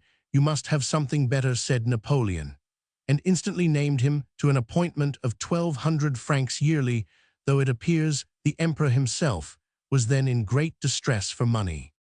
About the middle of summer, Napoleon was visited by his mother and his sister, the Princess Pauline. At this time, too, he seems to have expected to be rejoined by his wife Maria Luisa, who it was said was coming to take possession of her Italian dominions. Their separation, with the incidents which happened before Paris, was the only subject on which he appeared to lose temper. Upon these topics he used strong and violent language. He said that interdicting him intercourse with his wife and son excited universal reprobation at Vienna, that no such instance of inhumanity and injustice could be pointed out in modern times, that the Empress was detained a prisoner, an orderly officer constantly attending upon her, finally, that she had been given to understand, before she left Orleans, that she was to obtain permission to join him at the island of Elba. Though it was now denied her, it was possible. He proceeded to see a shade of policy, though none whatever of justice, in this separation. Austria had meant to unite the child of her sovereign with the Emperor of France, but was desirous of breaking off the connection with the Emperor of Elba, as it might be apprehended that the respect due to the daughter of the House of Habsburg would, had she resided with her husband, have reflected too much luster on the abdicated sovereign. Austrian Commissioner General Kohler, on the other hand, insisted that the separation took place by the Empress Maria Luisa's consent, and even at her request, and hinted that Napoleon's desire to have her society was dictated by other feelings than those of domestic affection, but allowing that Napoleon's views in so earnestly desiring the company of his wife might be political, we can see neither justice nor reason in refusing a request which would have been granted to a felon condemned to transportation. We have not thought it necessary to disturb the narrative of important events by noticing details which belong rather to romance, but as we are now treating of Napoleon in his more private character, a mysterious circumstance may be mentioned. About the end of August 1814, a lady arrived at the Isle of Elba from Leghorn with a boy about 5 or 6 years old.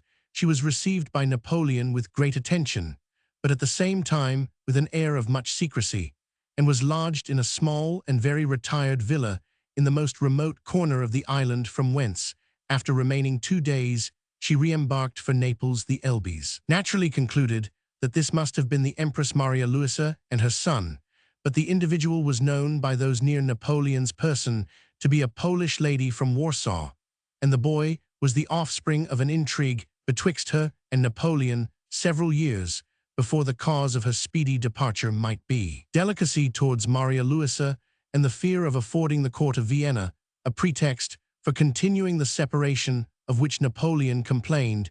In fact, the Austrians, in defense of their own conduct, imputed irregularities to that of Bonaparte, but the truth of these charges would be no edifying subject of investigation. About the middle of May, Baron Kohler took farewell of Napoleon to return to Vienna. He was an Austrian general of rank and reputation, a particular friend and old schoolfellow of Prince Schwarzenberg. The scene of Napoleon's parting with this gentleman was quite pathetic. On the emperor's side he wept as he embraced General Kohler and entreated him to procure, if possible, his reunion with his wife and child, calling him the preserver of his life. Regretted his poverty, which prevented his bestowing on him some valuable token of remembrance. Finally folding the Austrian general in his arms, he held him there for some time, repeating expressions of the warmest attachment. This sensibility existed all upon one side for an English gentleman who witnessed the scene, having asked Kohler afterwards what he was thinking of while locked in the emperor's embrace. Soft Judas Iscariot, answered the Austrian. After the departure of Baron Kohler, Colonel Sir Neil Campbell was the only one of the 4 commissioners who continued to remain at Elba by orders of the British cabinet. It was difficult to say what his office really was, or what were his instructions. He had neither power, title, nor means to interfere with Napoleon's motions. The emperor had been recognized by a treaty. Wise or foolish, it was too late to ask as an independent sovereign. It was therefore only as an envoy that Sir Neil Campbell could be permitted to reside at his court, and as an envoy also not of the usual character for settling affairs concerning the court from which he was dispatched, but in a capacity not generally avowed office, namely of observing the conduct of that at which he was sent to reside. In fact, Sir Neil Campbell had no direct or ostensible situation whatever, and of this the French minister of Elba soon took advantage. Drouet, the governor of Porto Ferrajo, made such particular inquiries into the character assumed by the British envoy and the length of his stay as obliged the latter to say that his orders were to remain in Elba till the breaking up of the Congress, which was now settling the affairs of Europe. But if his orders should direct him to continue there after that period, he would apply to have his situation placed on some recognized public footing, which he did not doubt would be respectable. Napoleon did not oppose or murmur at the continued though equivocal residence of Sir Neil Campbell at Elba. He affected, on the contrary, to be pleased with it. For a considerable time, he even seemed to seek the society of the British envoy, held frequent intercourse with him, and conversed with apparent confidence upon public affairs. The notes of such conversations are now before us, and though it is on the one hand evident that Napoleon's expressions were arranged, generally speaking, on a premeditated plan, yet on the other, it is equally certain that his ardent temperament, when once engaged in discourse, led him to discover more of his own private thoughts than he would on cool reflection have suffered to escape him.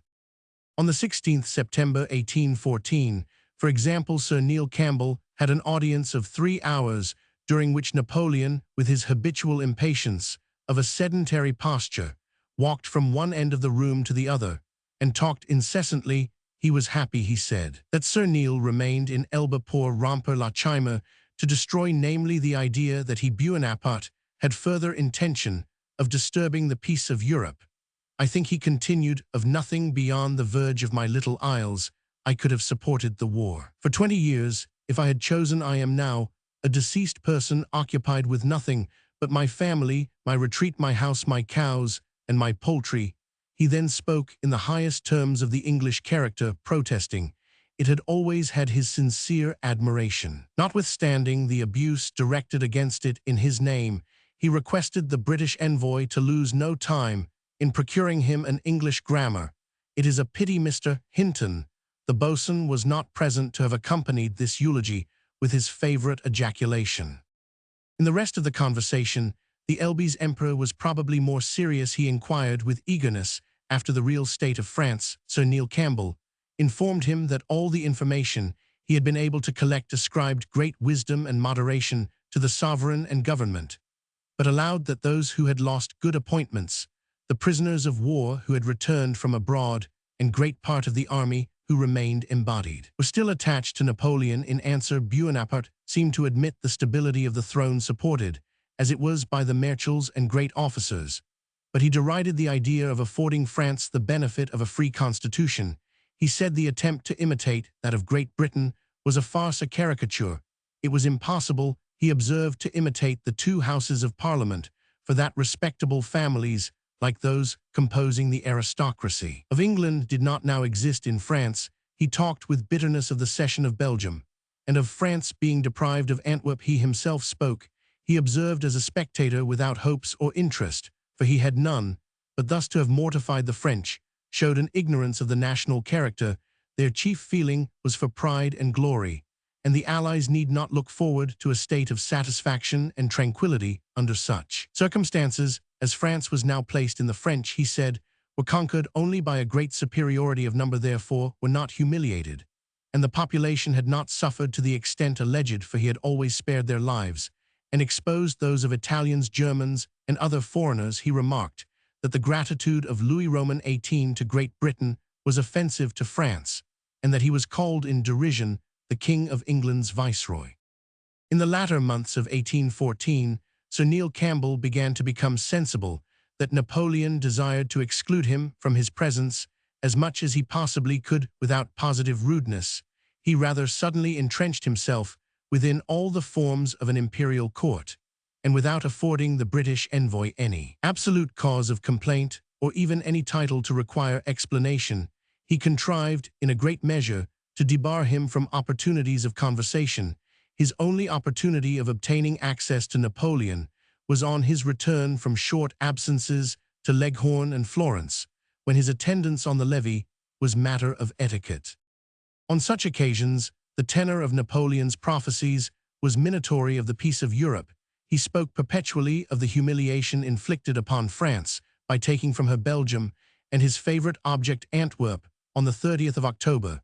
While enlarging on these topics, he described the irritable feelings of the nation, saying every man in France considered the Rhine to be their natural boundary, and nothing could alter this opinion. There was no want, he said, of a population in France martial beyond any other nation by natural disposition, by the consequences of the Revolution, and by the idea of glory. Louis Roman XIV, according to his account, notwithstanding all the misfortunes he had brought upon the nation, was still beloved on account of the eclat of his victories and the magnificence of his court. The Battle of Rossbach had brought about the Revolution. Louis Roman XVIII totally mistook the character of the French, in supposing that either by argument or by reasoning, or indulging them with a free constitution, he could induce them to sink into a state of peaceful industry. He insisted that the Duke of Wellington's presence at Paris was an insult on the French nation, that very strong discord prevailed in the country, and that the king had but few friends either in the army or among the people. Perhaps the king might try to get rid of a part of the army by sending them to St. Domingo, but that, he observed, would be soon seen through. He himself had made a melancholy trial with the loss of 30,000 men, which had proved the inutility of such expeditions. He then checked himself, and endeavored to show that he had no personal feeling or expectation from the revolutions he foretold. I am a deceased man, he said. I was born a soldier, I have mounted a throne, I have descended from it, I am prepared for any fate. They may transport me to a distant shore, or they may put me to death here. I will spread my bosom open to the poniard. When merely General Bonaparte, I had property of my own acquiring, I am now deprived of all. On another occasion, he described the ferment in France, which he said he had learned from the correspondence of his guards with their native country, and so far forgot the character of a defunct person as to say plainly that the present disaffection would break out with all the fury of the former revolution, and require his own resurrection. For then, he added, the sovereigns of Europe will soon find it necessary for their own repose to call on me to tranquilize matters. This species of conversation was perhaps the best which could have been adopted to conceal his secret purpose from the British Commissioner Sir Neil Campbell, though not without entertaining suspicions, judged it upon the whole unlikely that he meditated anything eccentric, unless a tempting opening should present itself on the part of France or Italy. Napoleon held the same species of language to others as well as the British resident, he was affable and even cordial in appearance to the numerous strangers, whom curiosity led to visit him. Spoke of his retirement, as Diocletian might have done in the gardens of Salonica, seemed to consider his political career as ended, and to be now chiefly anxious to explain such passages of his life as met the harsh construction of the world in giving free and easy answers to those who conversed with him, and especially to Englishmen of rank. Bonaparte found a ready means of communicating to the public such explanations concerning his past life as were best calculated to serve his wishes. In these he palliated, instead of denying, the scheme of poisoning his prisoners in Syria, the massacre at Jaffa, the murder of the Duc d'Enghien, and other enormities. An emperor, a conqueror, retired from war and sequestered from power, must be favorably listened to by those who have the romantic pleasure of hearing him plead his own cause. Milder editions of his measures began to be circulated in Europe, and in the curiosity to see and admire the captive, sovereign men forgot the ravages which he had committed while at liberty. As the winter approached, a change was discernible in Napoleon's manners and habits. The alterations which he had planned in the island no longer gave him the same interest. He renounced from time to time the severe exercise in which he had at first indulged, used a carriage rather than his horse, and sunk occasionally into fits of deep contemplation mingled with gloomy anxiety. Pecuniary difficulties.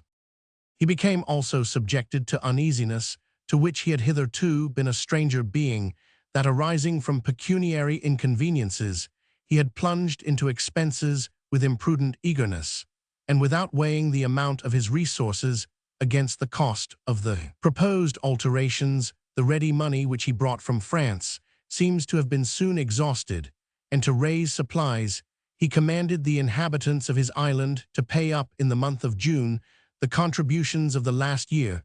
This produced petitions, personal solicitations, and discontent.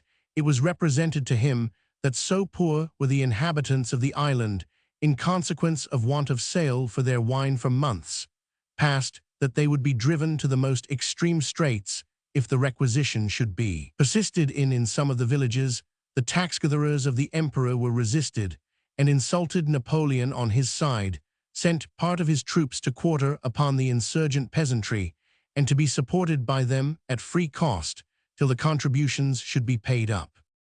Thus we recognize in the government of this miniature state the same wisdom and the same errors by which Bonaparte won and lost the empire of the world. The plans of improvements and internal ameliorations which he formed were probably very good in themselves, but he proceeded to the execution of that which he had resolved with too much and too reckless precipitation, too much of a determination to work his own pleasure, and too little concern for the feelings of others. The compositions proving a weak resource, as they were scarce to be extracted from the miserable islanders, Napoleon had recourse to others, which must have been peculiarly galling to a man of his haughty spirit. But as his revenue, so far as tangible, did not exceed 300,000 francs, and his expenditure amounted to at least 1,000,000, he was compelled to lower the allowances of most of his retinue, to reduce the wages of the miners to 1/5, to raise money by the sale of the provisions laid up for the garrisons, nay, even by selling a train of brass artillery to the Duke of Tuscany. He disposed also of some property, a large house, which had been used as a barrack, and he went the length of meditating the sale of the town-house at Porto Ferrajo. We have said that Napoleon's impatience to execute whatever plans occurred to his fertile imagination was the original cause of these pecuniary distresses, but they are not less to be imputed to the unfair and unworthy conduct of the French ministry. The French administration were of all others most intimately bound in conscience, honor, and policy to see the Treaty of Fontainebleau as forming the footstool by which Louis Roman XVIII mounted his restored throne, distinctly observed towards Napoleon. The 6th article of that treaty provides an annuity or revenue of 2,500,000 francs to be registered on the Great Book of France and paid without abatement or deduction to Napoleon Bonaparte. This annual provision was stipulated by the Marechals Macdonald and Ney as the price of Napoleon's resignation, and the French ministers could not refuse a declaration of payment without gross injustice to Bonaparte, and at the same time, a severe insult to the Allied powers. Nevertheless, so far from this pension being paid with regularity, we have seen no evidence that Napoleon ever received a single remittance to account of it, the British resident observing how much the ex-emperor was harassed by pecuniary straits, gave it not once, but repeatedly as his opinion, that if these difficulties pressed upon him much longer so as to prevent him from continuing the external show of a court, he was perfectly capable of crossing over to Piombino with his troops, or committing any other extravagance. This was Sir Neil Campbell's opinion on 31st October 1814, and Lord Castlereagh made strong remonstrances on the subject, although Great Britain was the only power among the Allies who, being no principal party to the Treaty of Fontainebleau, might safely have left it too. Those states who were the French were not ashamed to defend their conduct on the technical objection that the pension was not due until the year was elapsed, a defense which we must consider as evasive, since such a pension is of an alimentary nature, the termly payments of which ought to be made in advance. The subject was mentioned again and again by Sir Neil Campbell, but it does not appear that the French administration desisted from a course which, whether arising from a spirit of mean revenge, or from avarice, or from being themselves embarrassed, was at once dishonorable and impolitic. Other apprehensions agitated Bonaparte's mind. He feared the Algerine pirates, and requested the interference of England in his behalf. He believed, or affected to believe, that Brulart, the governor of Corsica, who had been a captain of Chouans, the friend of Georges Pichegru Roman 100, was sent thither by Louis Roman 18ths administration for the purpose of having him assassinated, and that fitting agents were dispatched from Corsica to Elba for that purpose. Above all, he pretended to be informed of a design to dispense with the Treaty of Fontainebleau, and to remove him from his place of refuge to be imprisoned at St. Helena or St. Lucy. It is not impossible that these fears were not altogether feigned, for though there is not an iota of evidence tending to show that there was reason for believing the Allies entertained such an unworthy thought, yet the report was spread very generally through France, Italy, the Mediterranean, and was encouraged doubtless by those who desired once more to place Bonaparte in action. He certainly expressed great anxiety on the subject, sometimes declaring he would defend his batteries to the last, sometimes affecting to believe that he was to be sent to reside in England, a prospect which he pretended not to dislike personally, while he held out sufficient reasons to prevent the course from being adopted. He concluded, he said, he should have personal liberty and the means of removing prejudices entertained against his character, which had not yet been fully cleared up, but ended with the insinuation that by residing in England he would have easier communication with France, where there were 4 of his party to every single Bourbonist. And when he had exhausted these topics, he returned to the complaints of the hardship and cruelty of depriving him of the society of his wife and child.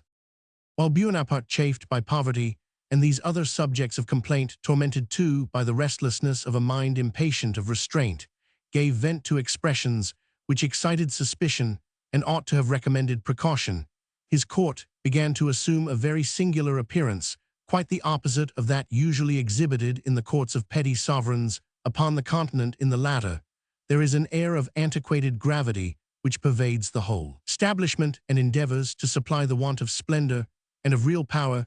The heavy apparatus designed for the government of an independent state is applied to the management of a fortune not equal to that of many private gentlemen. The whole course of business goes slowly and cumbrously on, and so that appearances are maintained in the old style of formal grandeur. The sovereign and his councillors dream neither of expeditions, conquest, nor any other political object. The court of Porto Ferrajo was the reverse of all this. Indeed, the whole place was in one sense deserving of the name of Cosmopoly, which Napoleon wished to impose on it. It was like the court of a great barrack, filled with military gendarmes, police officers of all sorts, refugees of every nation, expectants and dependents upon the court, domestics and adventurers, all connected with Bonaparte and holding or expecting some benefit at his hand. Rumors of every kind were buzzed about through this miscellaneous crowd, as thick as motes in the sunshine. Suspicious characters appeared and disappeared again without affording any trace of their journey, or object the port was filled with ships from all parts of Italy. This indeed was necessary to supply the island with provisions when crowded with such an unusual degree of population. And besides, vessels of all nations visited Porto Ferrajo from the various motives of curiosity or speculation, or being compelled by contrary winds. The 4 armed vessels of Napoleon and 17 belonging to the service of the miners were constantly engaged in voyages to every part of Italy, and brought over or returned to the continent Italians, Sicilians, Frenchmen, and Greeks, who seemed all active yet gave no reason for their coming or departure. Domenico Ettori, a monk who had escaped from his convent, and one Theologos, a Greek, were considered as agents of some consequence among this group. The situation of Sir Neil Campbell was now very embarrassing. Napoleon, affecting to be more tenacious than ever of his dignity, not only excluded the British envoy from his own presence, but even threw obstacles in the way of his visiting his mother and sister.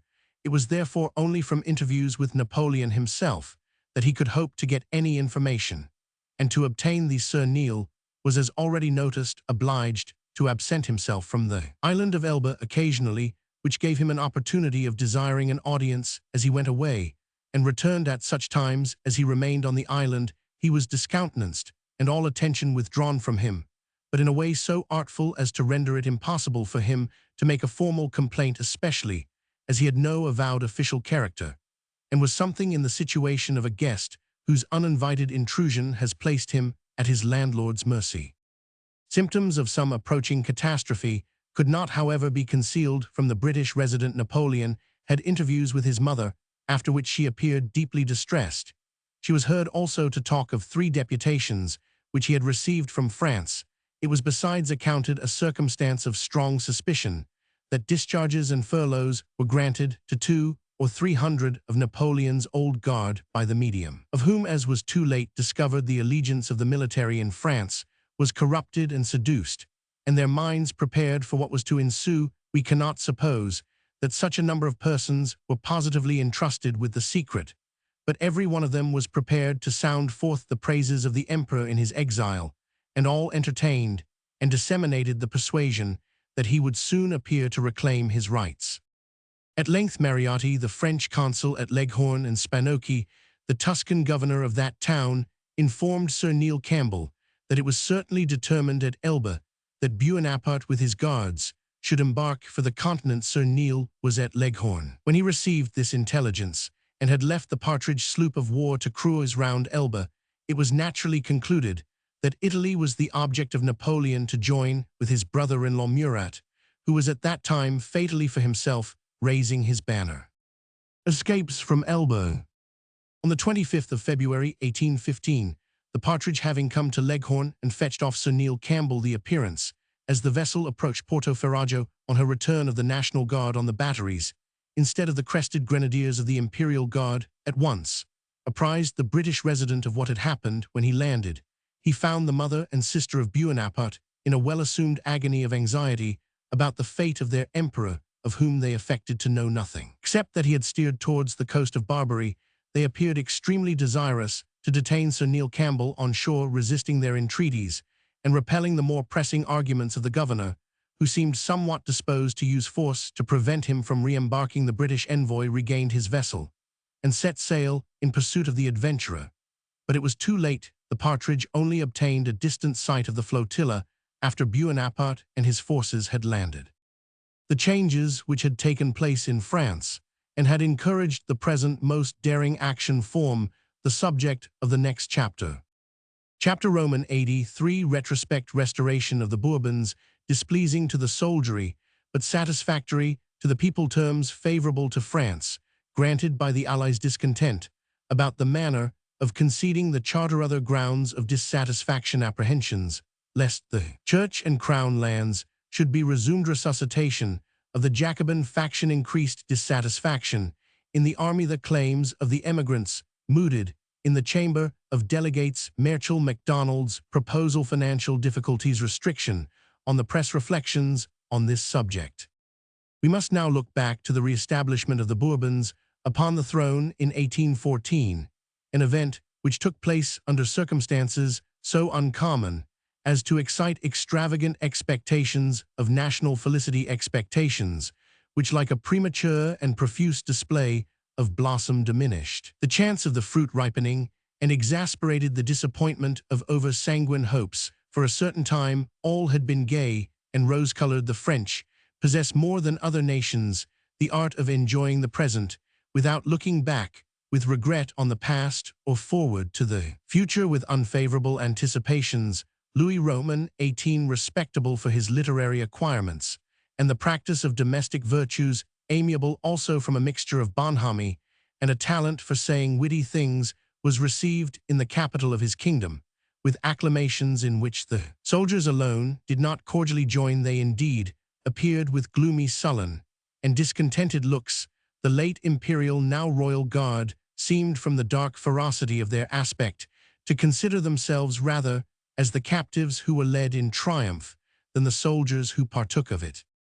But the higher and middling classes in general, excepting those who were direct losers by the dethronement of Napoleon, hailed with sincere satisfaction the prospect of peace, tranquility, and freedom from vexatious exactions, if they had not, as they could hardly be supposed to have, any personal zeal for the representatives of a family so long strangers to France.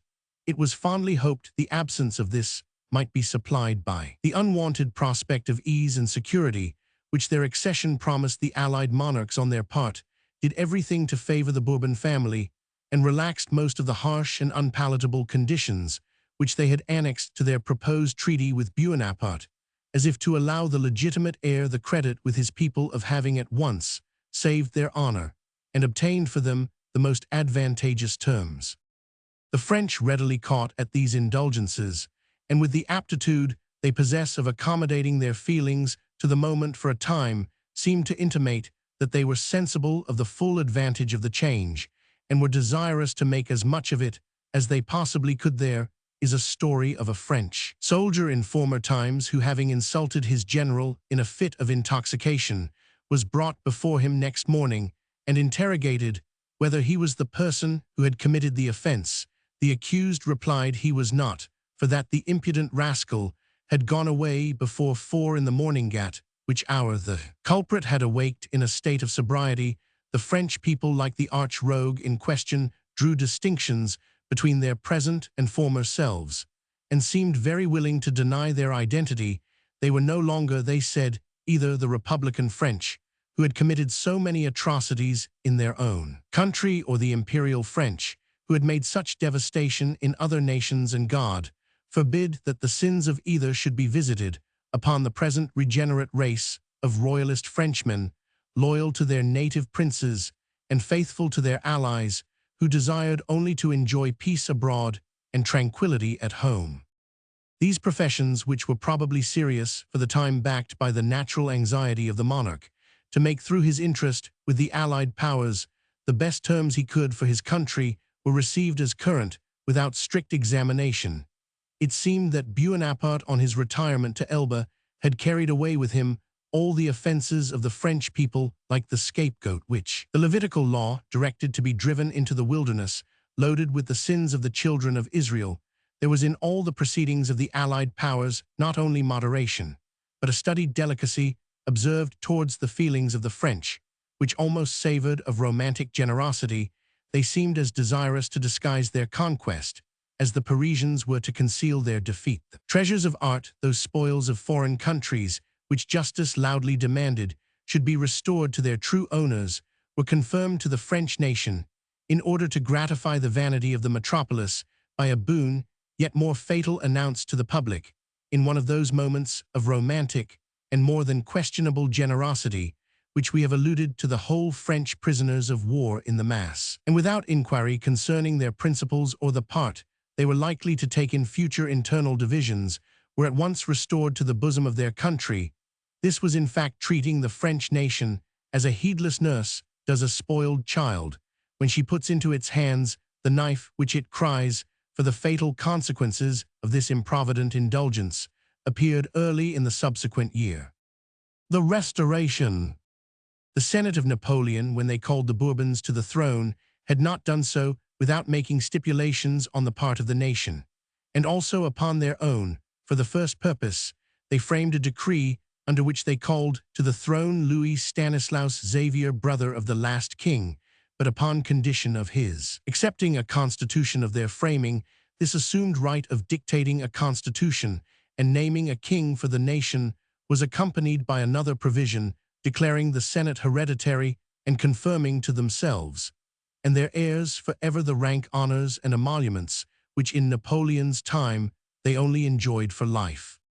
The king refused to acknowledge the right of the Senate either to dictate the terms on which he should ascend a throne his own by hereditary descent, and to which he had never forfeited his claim, or to engross, as their own exclusive property, the endowments provided to their order by Bonaparte. He therefore assumed the crown as the lineal and true representative of him by whom it was last worn, and issued his own constitutional charter as a concession which the spirit of the times demanded, and which he had himself no desire to withhold. The objections to this mode of proceeding were practically speaking of no consequence. It signified nothing to the people of France whether the Constitution was proposed to the king by the national representatives, or by the king to them, so that it contained in an irrevocable form a full ratification of the national liberties. But for the king to have acknowledged himself the creature of the Senate's election would have been at once to recognize every ephemeral tyranny which had started up and fretted its part on the revolutionary stage, and to have sanctioned all subsequent attempts at innovation, since they who make kings and authorities must have the inherent right to dethrone and annul them. It should not be forgotten how the British nation acted on the great occasions of the Restoration and Revolution, recognizing at either crisis the right of blood to succeed to the crown, whether vacant by the murder of Charles Roman I or the abdication of James Roman II. In principle too, it may be observed that in all modern European nations, the king is nominally the source both of law and justice, and that statutes are promulgated and sentences executed in his name, without inferring that he has the despotic right either to make the one or to alter the other. Although therefore the Constitution of France emanated in the usual form of a royal charter, the king was no more empowered to recall or innovate its provisions than King John to abrogate those of the English Magna Charta. Monsieur the king's brother had promised in his name upon his solemn entrance to Paris that Louis would recognize the basis of the Constitution prepared by the Senate.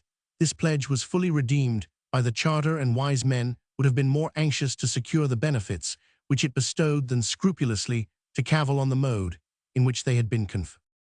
In fact, Louis had adopted not only the form most consonant to ancient usage, but that which he thought most likely to satisfy both the royalists and the revolutionary party. He ascended the throne as his natural right, and having done so, he willingly granted to the people in an irrevocable form the substantial principles of a free constitution. But both parties were rather displeased at what they considered as lost than gratified at what they gained by this arrangement. The royalists regarded the Constitution, with its concessions, as a voluntary abandonment of the royal prerogative, while the revolutionary party exclaimed that the receiving the charter from the king as an act of his will was in itself a badge of servitude, and that the same royal prerogative which had granted these privileges might, if recognized, be supposed to reserve the power of diminishing or resuming them at pleasure.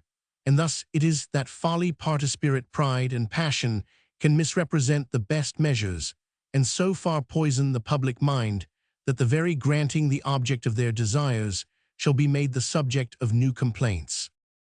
Ministry of Louis Roman XVIII. The formation of the ministry gave rise to more serious grounds of apprehension and censure. The various offices of administration were upon the Restoration left in possession of persons selected from those who had been named by the Provisional Government. All the members of the Provisional State Council were called to be royal ministers of the state. Many of these, though possessed of reputed talents, were men hackneyed in the changes of the Revolution, and were not, and could not be entrusted with the king's confidence beyond the bounds of the province which each administered.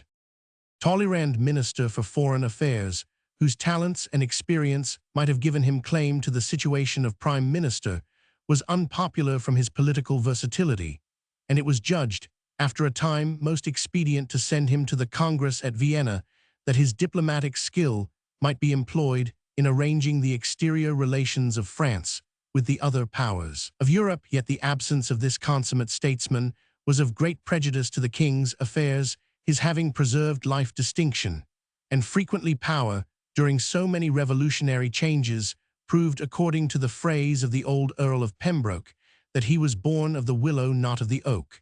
But it was the opinion of the wisest men in France that it was not fair, considering the times in which he lived, to speak of his attachment to or defection from individuals, but to consider the general conduct and maxims which he recommended relative to the interests of France. It has been truly said that after the first errors and ebullitions of republican zeal, if he were measured by this standard, he must be judged favorably. The counsels which he gave to Napoleon were all calculated, it was said, for the good of the nation, and so were the measures which he recommended to the king. Much of this is really true, yet, when we think of the political consistency of the Prince of Beneventum, we cannot help recollecting the personal virtue of a female follower of the camp, which consisted in strict fidelity to the Grenadier Company. Dupont was promoted to the situation of minister at war, owing perhaps to the persecution he had undergone from Bonaparte in consequence of his surrender at Bailén to the Spaniard. Soult was afterwards called to this important office. How recommended it would be vain to inquire. When Napoleon heard of his appointment from the English resident, he observed that it would be a wise and good one if no patriotic party should show itself in France, but if such should arise, he intimated plainly that there would be no room for the Bourbons to rest faith upon Soult's adherence to their cause, and so it proved.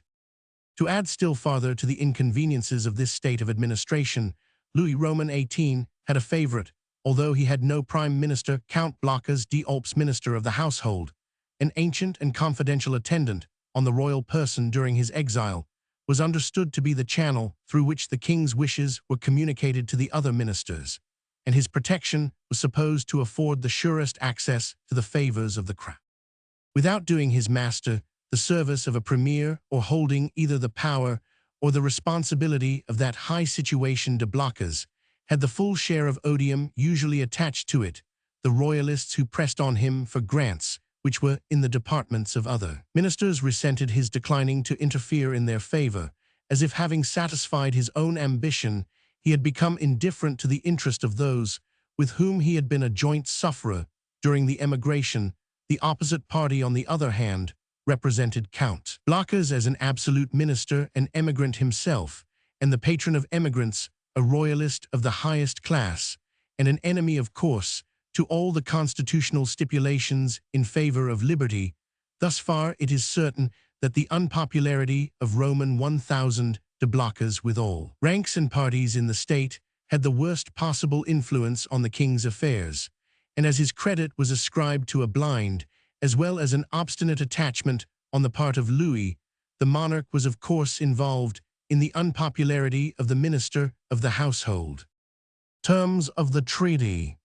The terms of the peace, as we have already hinted, had been studiously calculated to recommend it to the feelings of the French people. France was indeed stripped of that extended sway which rendered her dangerous to the independence of other European nations, and reduced generally speaking to the boundaries which she occupied on the 1st of January, 1792. Still, the bargain was not harshly driven. Several small additions were left with her on the side of Germany and the Netherlands, and on that of Savoy she had the considerable towns of Chambéry, Annecy, Avignon, with the Venaissin and Montbéliard included in her territories, but these concessions availed little, and looking upon what they had lost, many of the French people, after the recollections had subsided of their escape from a dreadful war, were naturally, however, unreasonably disposed to murmur against the reduction of their territories, and to insist that Belgium at least should have remained with them. This opinion was encouraged and pressed by the Bonapartists, who considered the cession of that country with the more evil eye, because it was understood to have been a point urged by England. Yet if England played a proud, it was also a generous part. She had nothing to stipulate, nothing of which to demand restitution, for she had sustained no territorial loss during the whole period of hostilities.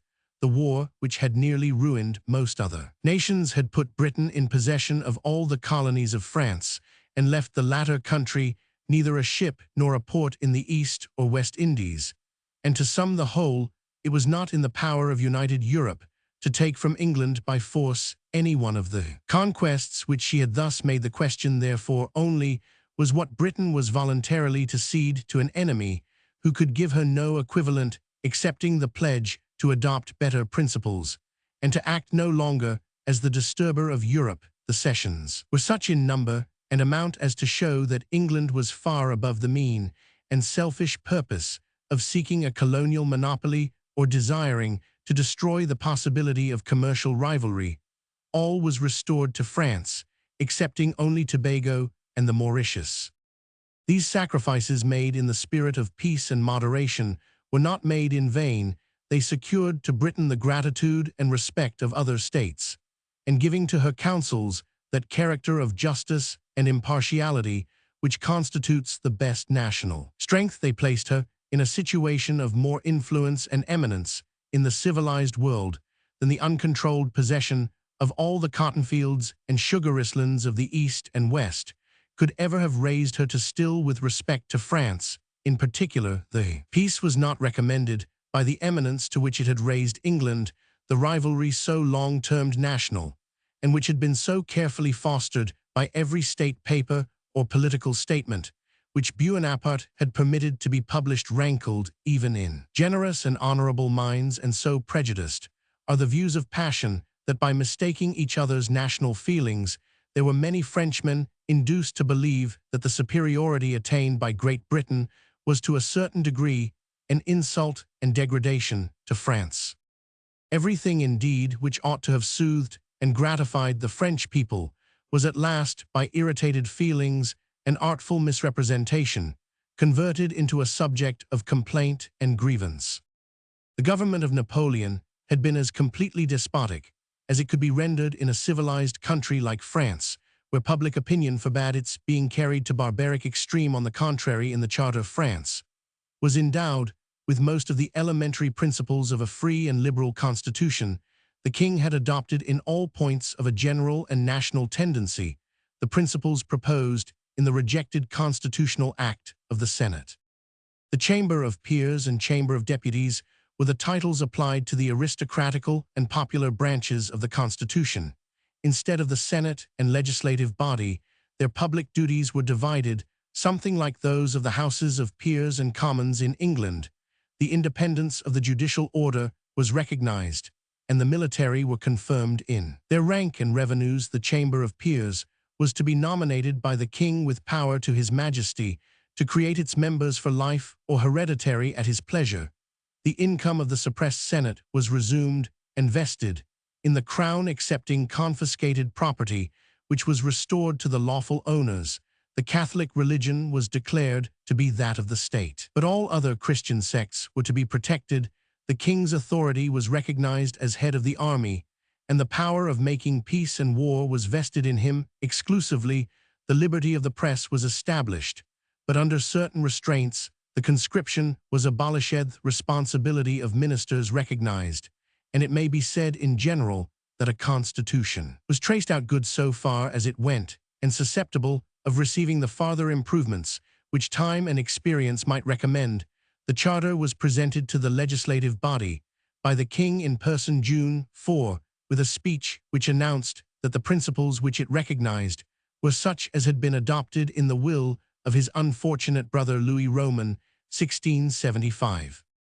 Yet though this charter contained a free surrender of great part of the royal rights, which the old race of Bourbons had enjoyed, as well as of all the arbitrary power which Napoleon had usurped, we have seen that it was unacceptable to an active and influential party in the state who disdained to accept security for property and freedom under the ancient forms of a feudal charter, and contended that it ought to have emanated directly from the will of the sovereign people.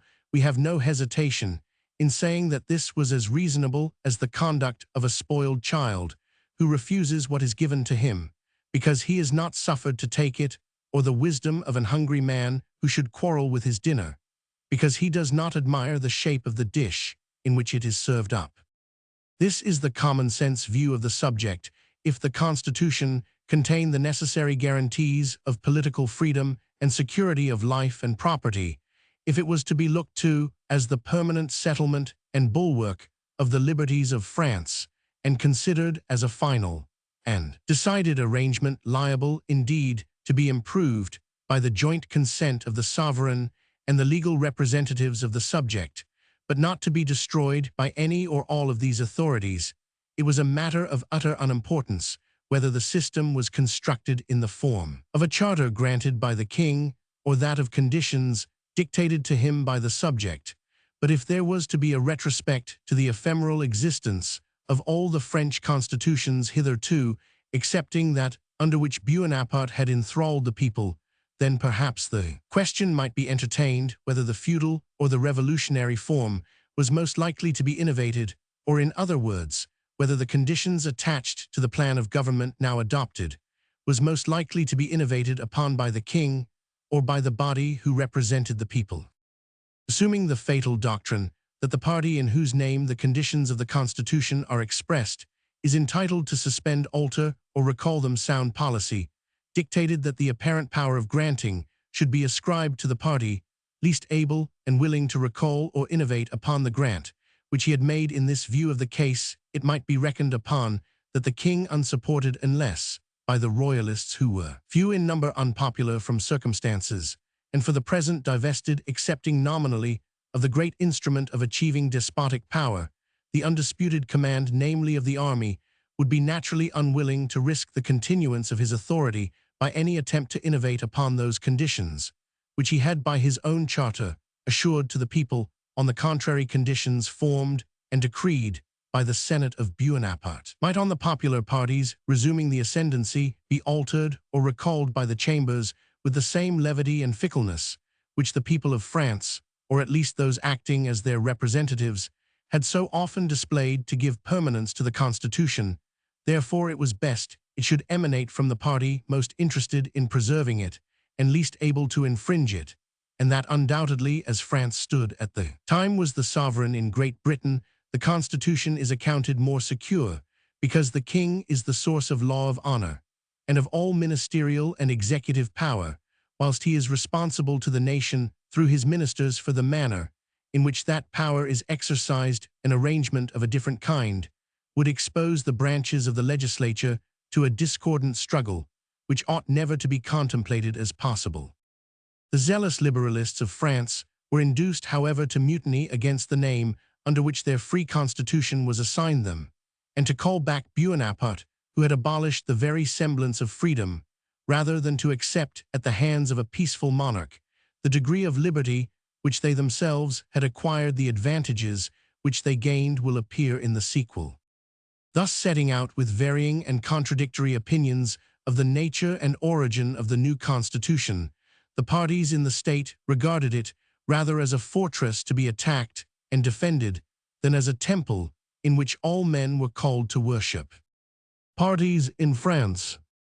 The French of this period might be divided into three distinct and active parties: royalists, liberals of every shade down to republicans and Bonapartists, and it becomes our duty to say a few words concerning each of these.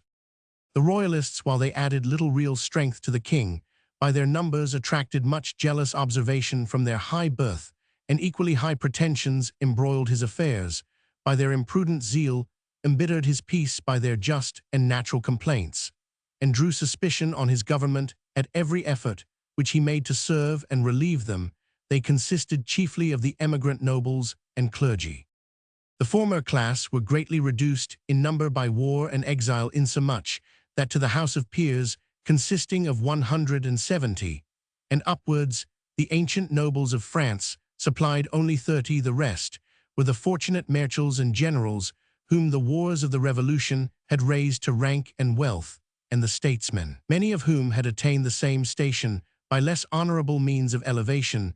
The old noblesse, after their youth had been exhausted, their fortunes destroyed, and their spirits broken while following through foreign countries the adverse fortunes of the exiled Bourbons, beheld the restoration, indeed, of the monarchy, but were themselves recalled to France only to see their estates occupied and their hereditary offices around the person of the monarch, filled by the fortunate children of the Revolution, like the disappointed English cavaliers, they might well complain that though none had wished more earnestly for the return of the legitimate prince, yet none had shared so little in the benefits attending it by a natural, and yet a perverse mode of reasoning. The very injuries which the nobility had sustained rendered them the objects of suspicion to the other ranks and parties of the state. They had been the companions of the king's exile, were connected with him by the ties of friendship, and had near access to his person by the right of blood. Could it be in nature, it was asked, that Louis could see their sufferings without attempting to relieve them? And how could he do so in the present state of France, unless at the expense of those who occupied or aspired to civil and military preferment, or of those who had acquired during the Revolution the national domains which those nobles once possessed? Yet the alarm was founded rather on suspicion than on facts of the preferment of emigrants in the army. We shall speak hereafter. But in the civil departments of the state few of the old noblesse obtained office. To take a single example, in the course of 11 months, there were 37 prefects nominated to the departments, and the list did not comprehend a single one of those emigrants who returned to France with Louis, and but very few of those whose exile had terminated more early. The nobles felt this exclusion from royal favor, and expressed their complaints, which some yet more imprudently mingled with threatening hints that their day of triumph might yet arrive. This language, as well as the air of exclusive dignity and distance which they affected, as if the distinction of their birth being all that they had left to them, they were determined to enforce the most punctilious deference to that, was carefully remarked and recorded against the king. Noblesse was supposed to receive particular encouragement from the princes of the blood, while upon the whole they were rather discouraged than brought forward or distinguished by Louis, who, as many of them spared not to say, was disposed to act upon the ungenerous maxim of courting his enemies, and neglecting those who could not upon principle become anything save his friends. They did not perhaps make sufficient allowance for the great difficulties which the king incurred in governing France at so critical a period. The clergy. The state of the clergy is next to be considered. They were generally speaking sincerely attached to the king, and had they been in possession of their revenues and of their natural influence upon the public mind, their attachment would have been of the utmost consequence. But without this influence, and without the wealth, or at least the independence, on which it partly rests, they were as useless politically speaking as a key which does not fit the lock to which it is applied. This state of things, unfortunate in many respects, flowed from a maxim adopted during the Revolution, and followed by Bonaparte, who had his reasons for fearing the influence of the clergy.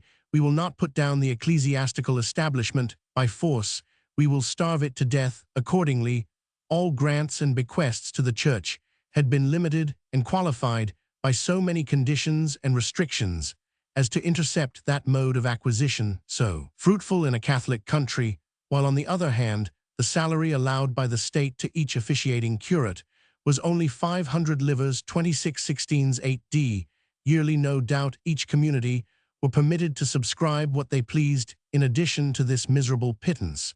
But in France, when the number of those who care for no religion at all, and of those whose zeal will not lead them the length of paying for it, is deduced, the remainder will afford but a small list of subscribers.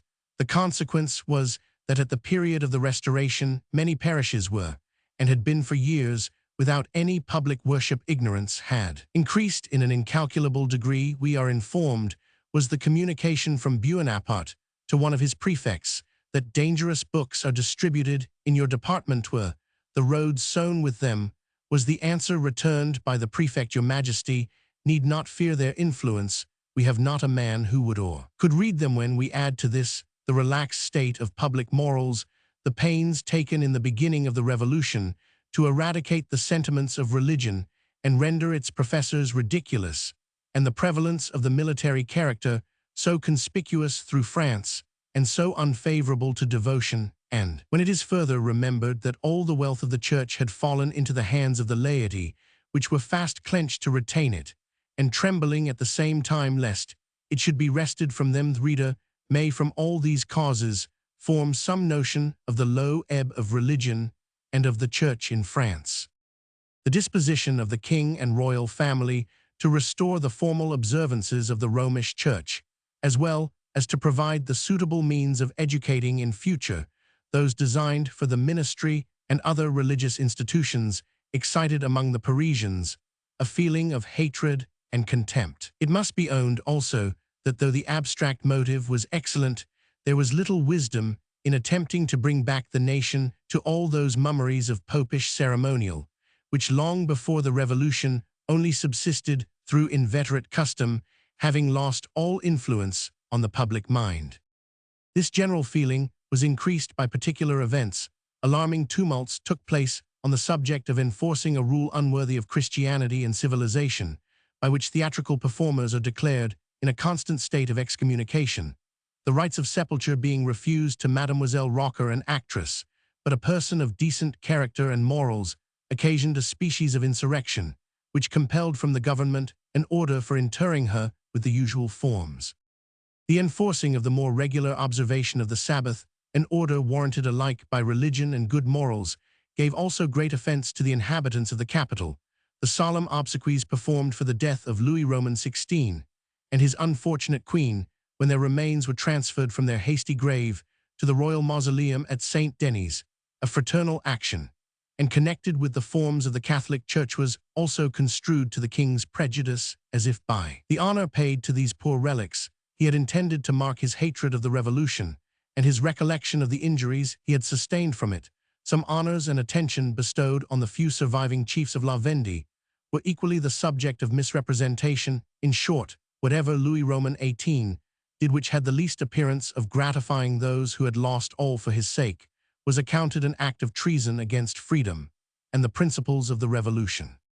None of the circumstances we have noticed had, however, so much effect upon the public feeling as the fear which prevailed that Louis, in his veneration for religion, and its members might be led to form some scheme of resuming the church lands, which, having been confiscated by the decrees of the National Assembly, were now occupied by a host of proprietors who watched with vigilant jealousy incipient measures which they feared might end in resumption of their property. Imprudent priests added to this distrust and jealousy by denunciations against those who held church lands, and by refusing to grant them absolution unless they made restitution or compensation for them.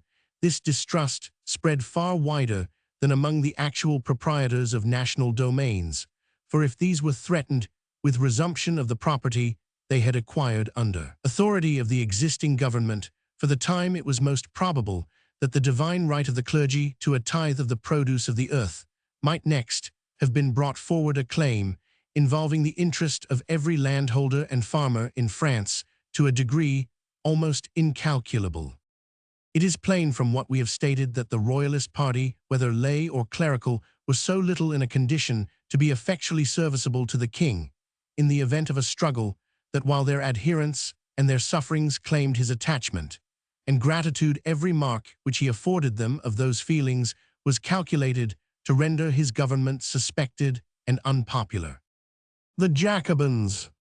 Whilst the Royalists rather sapped and encumbered than supported the throne to which they adhered, their errors were carefully pointed out, circulated, and exaggerated by the Jacobin, or as they called themselves, the patriotic party.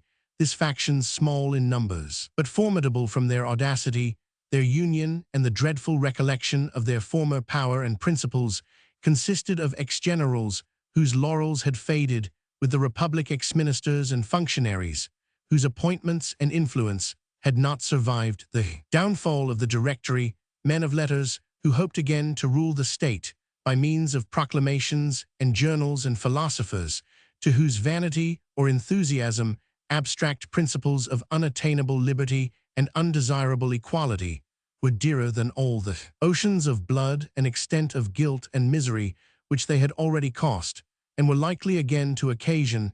It cannot be denied that in the discussion of the original rights of humanity and constitutions of society, several of this party showed distinguished talent, and that their labors were calculated to keep up a general love of liberty and to promote inquiry into the principles upon which it is founded. Unfortunately, however, their theoretical labors in framing constitutions diverted their attention from the essential points of government to its mere external form, and led them, for example, to prefer a republic where every species of violence was practiced by the little dictator of the day to a limited monarchy under which life, person, and property were protected the chiefs of. This party were men of that presumptuous and undoubting class who, after having failed repeatedly in political experiments, were as ready as ever again to undertake them with the same unhesitating and self-deceptive confidence of success. They were never satisfied, even with what they themselves had done, for, as there is no end of aiming at an ideal perfection in any human establishment, they proceeded with alterations on their own work, as if what Butler says of religion had been true in politics, and that a form of government was intended for nothing else but to be mended. Danger did not appall the sages of this school. Many of them had been familiar with and hardened to the perils of the most desperate revolutionary intrigues by their familiar acquaintance with the springs which set each in motion, and were ready to recommence their desperate labors with as little forethought as belongs to the laborers in a powder mill which has exploded 10 times during their remembrance, and destroyed the greater number of their comrades. In the character of these self-entitled philosophers and busy agitators, vanity as well as egotism were leading principles. The one quality persuaded them that they might be able by dint of management to avert danger from themselves, and the other rendered them indifferent respecting the safety of others. During the government of Bonaparte, this Jacobinical party was repressed by a strong hand. He knew by experience of every sort their restless, intriguing, and dangerous disposition. They also knew and feared his strength, and his unscrupulous use of it. The return of the Bourbons called them into life, like the sun which thaws the frozen adder, but it was only to show how they hated the beams which revived them. The Bourbon dynasty, with all the remembrances it combined, seemed to this faction the very opposite to their favorite revolution, and they studied with malignant assiduity the degree of liberty afforded by the national charter, not in order to defend or to enjoy it, but to discover how it might be made the vantage ground for overthrowing both the throne and the Constitution. Carnot and Fouch, formidable names and revolutionists from their youth upward, were the ostensible leaders of this active party, and most of the surviving revolutionists rallied under their standards. These agitators had preserved some influence over the lees of the people, and were sure to find the means of augmenting it in the moment of popular commotion. The rabble of a great town is democratical and revolutionary by nature, for their vanity is captivated with such phrases as the sovereignty of the people, their sense of poverty and licentious fury tempted by occasion for uproar, and they regard the restraints of laws and good order as their constant and natural enemies. It is upon this envenomed and corrupted mass of evil passions that the experimental philosophers of the Revolution have always exercised their chemical skill of late.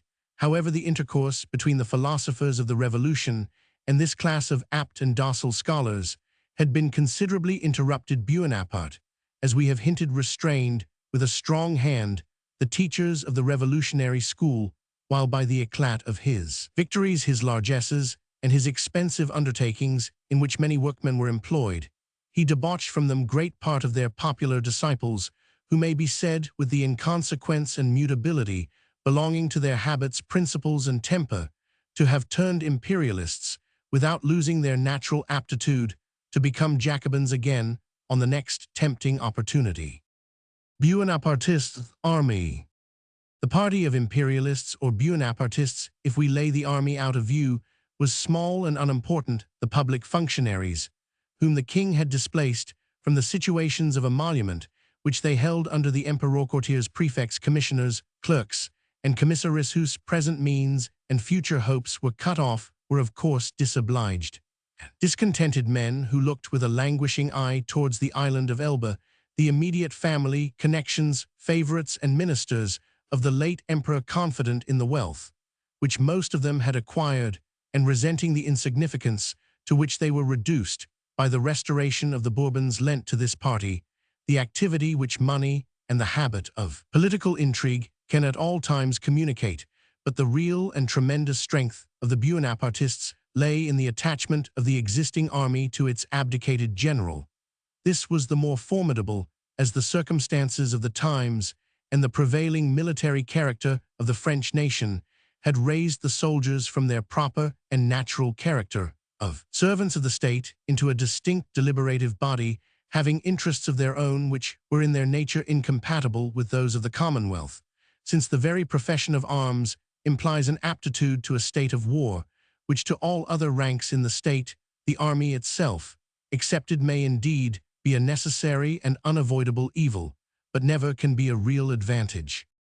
The king could not be accused of neglecting to cultivate the affections, soothe the prejudices, and gratify the wishes of the army. The fact is that the unprecedented difficulties of his situation forced him to study how to manage by flattery and by the most imprudent indulgences, and favors the only part of his subjects, who according to the rules of all well-governed states ought to be subjected to absolute authority. Every effort was made to gratify the feelings of the troops, and the utmost exertions were made to remount, re-establish, and reclothe them. Their ranks were augmented by upwards of 150,000 prisoners of war, whose minds were in general actuated by the desire of avenging the dishonor and hardship of their defeat and captivity, and whose presence greatly increased the discontent as well as the strength of the French army. While the king cultivated the affections of the common soldiers with very imperfect success, he was more fortunate in attaching to himself the marshals whom he treated with the utmost respect and kindness. They were gratified by his attentions, and having most of them some recent reason to complain of Napoleon, it is possible that had they possessed absolute or even very extensive interest with the army, that disturbance in the state of the nation which ensued could not possibly have taken place. But while Napoleon had preserved towards the marshals the distance at which a sovereign keeps subjects, he was often familiar with the inferior officers and soldiers, and took care to keep himself in their eye and occupy their attention. Personally, he desired that his generals should resemble the hilt of the sword, which may be changed at pleasure, while the army was the blade itself, and retain the same temper notwithstanding such partial alteration. Thus the direct and personal interest of the emperor superseded in the soldier's bosom all attachment to his lieutenants. The armistice of parties. It would be wasting time to show reasons why the French army should have been attached to Napoleon.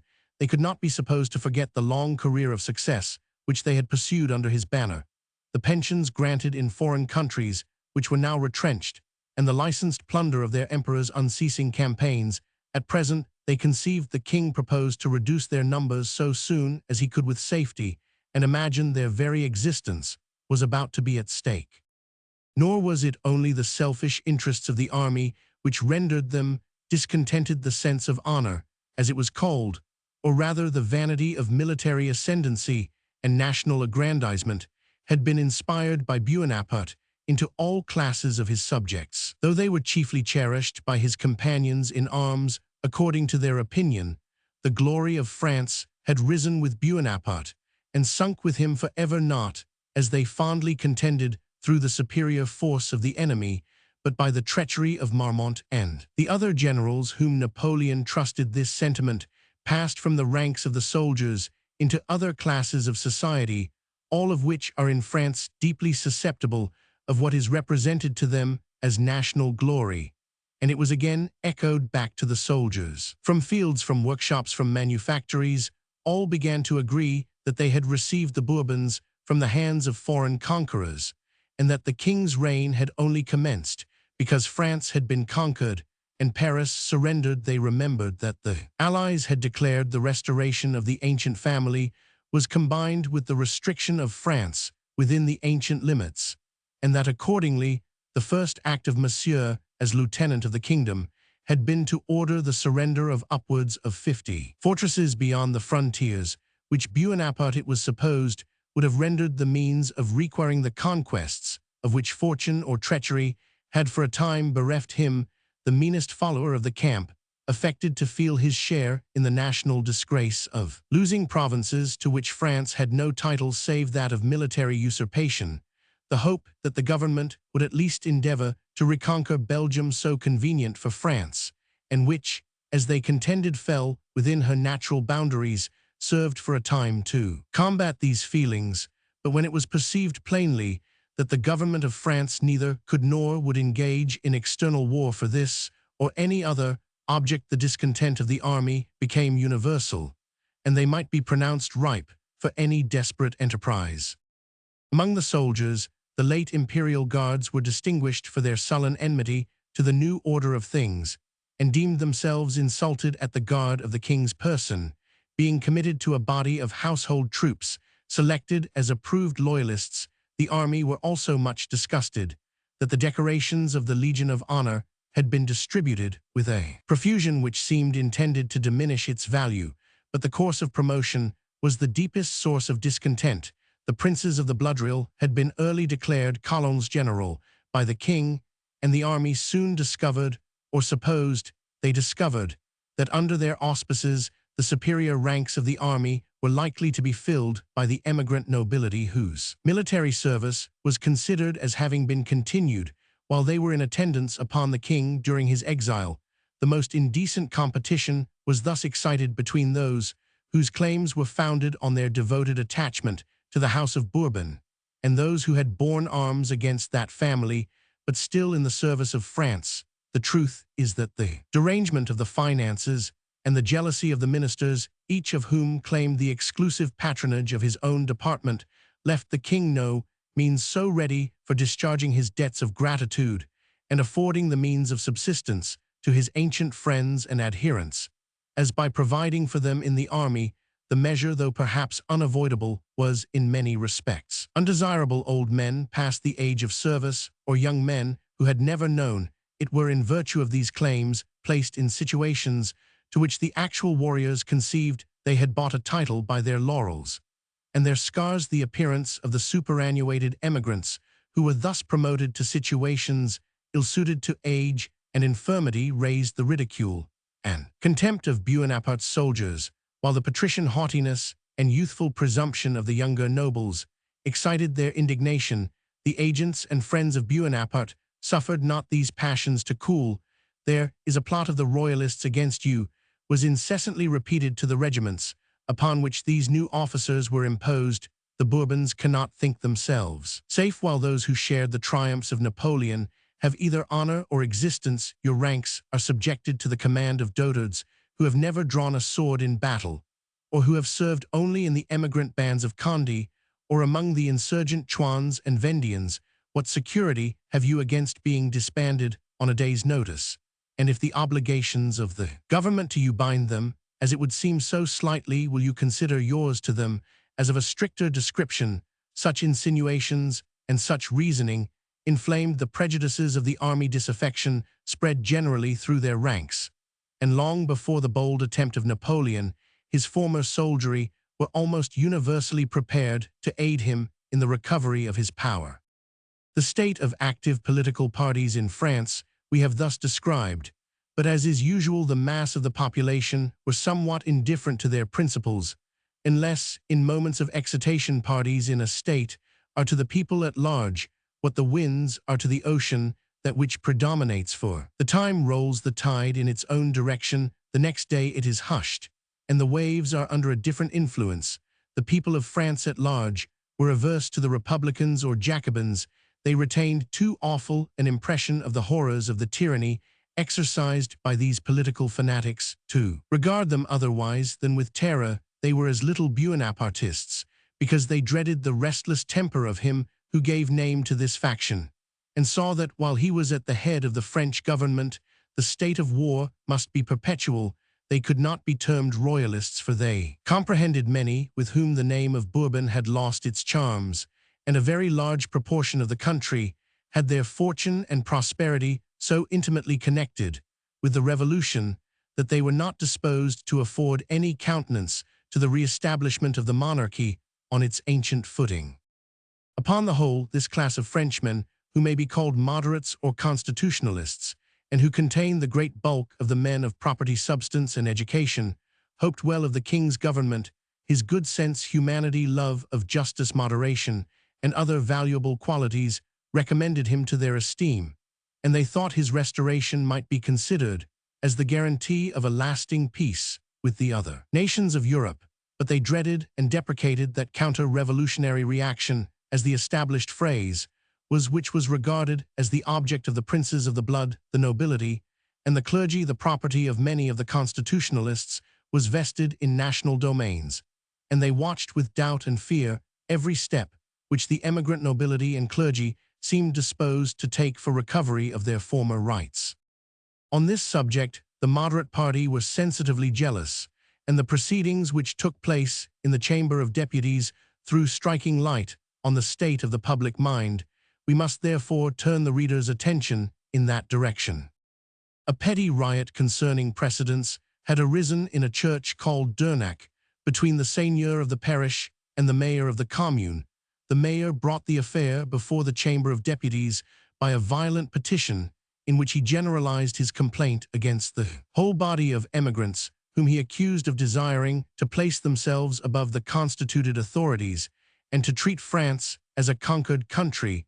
The Chamber, 20th November 1814, treated the language of the petition as calumnious and the squabble as unworthy of their notice. But the debate called forth expressions which intimated a suspicion that there existed a dark and secret system which tended to sow the seeds of discord and anarchy among the citizens, and to resuscitate pretensions incompatible with the laws. It was said the member who made this statement important to impress every class of Frenchmen with the great idea that there was no safety for France, for the king, for every member of society, but in the maintenance of those constitutional principles on which were founded the laws for protecting the whole. Emigrant claims. The claims of the emigrants for restoration of their forfeited property were abstractedly as just and indubitable as that of the king to the throne, but the political considerations in which they were involved rendered any general attempt to enforce those claims the sure signal of civil war, a civil war almost certain to end in a second expatriation. Both of the royal family and their followers in this dilemma government seems to have looked anxiously for some means of compromise which might afford relief to the emigrants without innovating on that article of the Charter which ratified the sale of national domains. Roman 1000 Ferrand brought forward in the Chamber of Delegates a motion Dec 3 for the restoration of such estates of emigrants as yet remained unsold. But this involved a question respecting the rights of the much more numerous class whose property had been seized upon by the state and disposed of to third parties to whom it was guaranteed by the Charter, since these gentlemen could not be restored ex jure to their estates, as was proposed towards their more fortunate brethren. They had at least a title to the price, which had been surrogated in place of the property of which price the nation had still possession. These proposals called forward Roman 1000 Durbach, who charged Ferrand with the fatal purpose of opening the door on the vast subject of national domains. Already, continued the orator, the two extremities of the kingdom have resounded with the words of the minister. As with the claps which precede the thunderbolt, the effect which they have produced has been so rapid and so general that all civil transactions have been at once suspended. A general distrust and excessive fear have caused stagnation, the effects of which even the royal treasury has felt. The proprietors of national property can no longer sell or mortgage their estates. They are suddenly reduced to poverty in the very bosom of wealth. Whence arises this calamity? The cause of it is the declaration of the minister that the property they possess does not legally belong to them. For this is in fact the consequence of his assertion that the law recognizes in the emigrants a right to property which always existed. The celebrated Marshal MacDonald, a friend at once of monarchy and freedom of France, and the Bourbons undertook to bring forward a plan for satisfying the emigrants as far as the condition of the nation permitted, and giving at the same time some indemnity for the pensions assigned by Bonaparte to his veteran soldiers, which during his reign had been paid from countries beyond the verge of France, until after the retreat from Moscow, when they ceased to be paid at all. The Marshal's statement of the extent of the sale of the national domains shows how formidable the task of undoing that extensive transference of property must necessarily have been. The number of persons directly or indirectly interested in the question of their security, amounting to 9 or 10 millions against this colossus.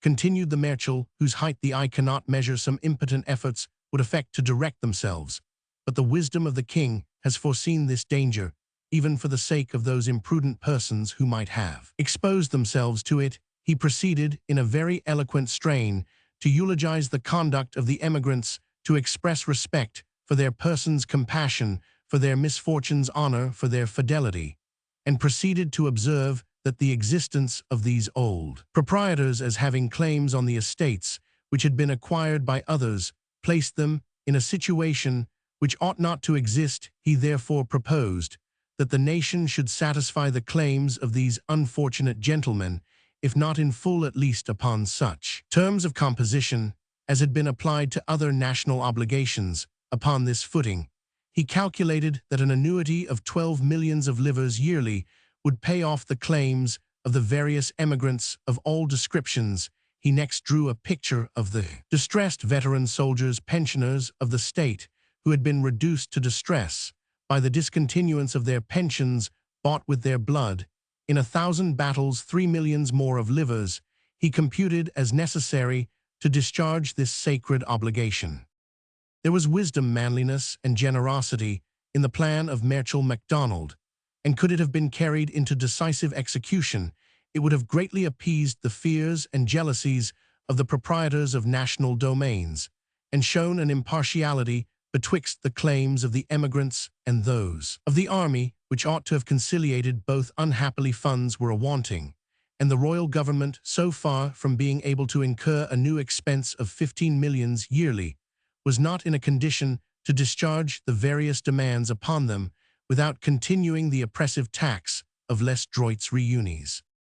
It is indeed on the subject of finance and taxation that almost all revolutions among civilized nations have been found to hinge, and there is scarce any judging how long actual oppression may be endured so long as it spares the purse of individuals, or how early a heavy tax, even for the most necessary objects, will excite insurrection. Without the heavy taxation of the Spaniards, the Dutch would scarcely have rebelled against them. It was imposts which fired the blood of the Swiss against the Austrians. Without the Stamp Act, the American Revolution might have been long postponed. And but for the disorder of the French finances, Louis Roman XVI need never have summoned together the National Assembly. France was now again agitated by one of those fever fits which arise from the sensitiveness of the subject's purse. French finance.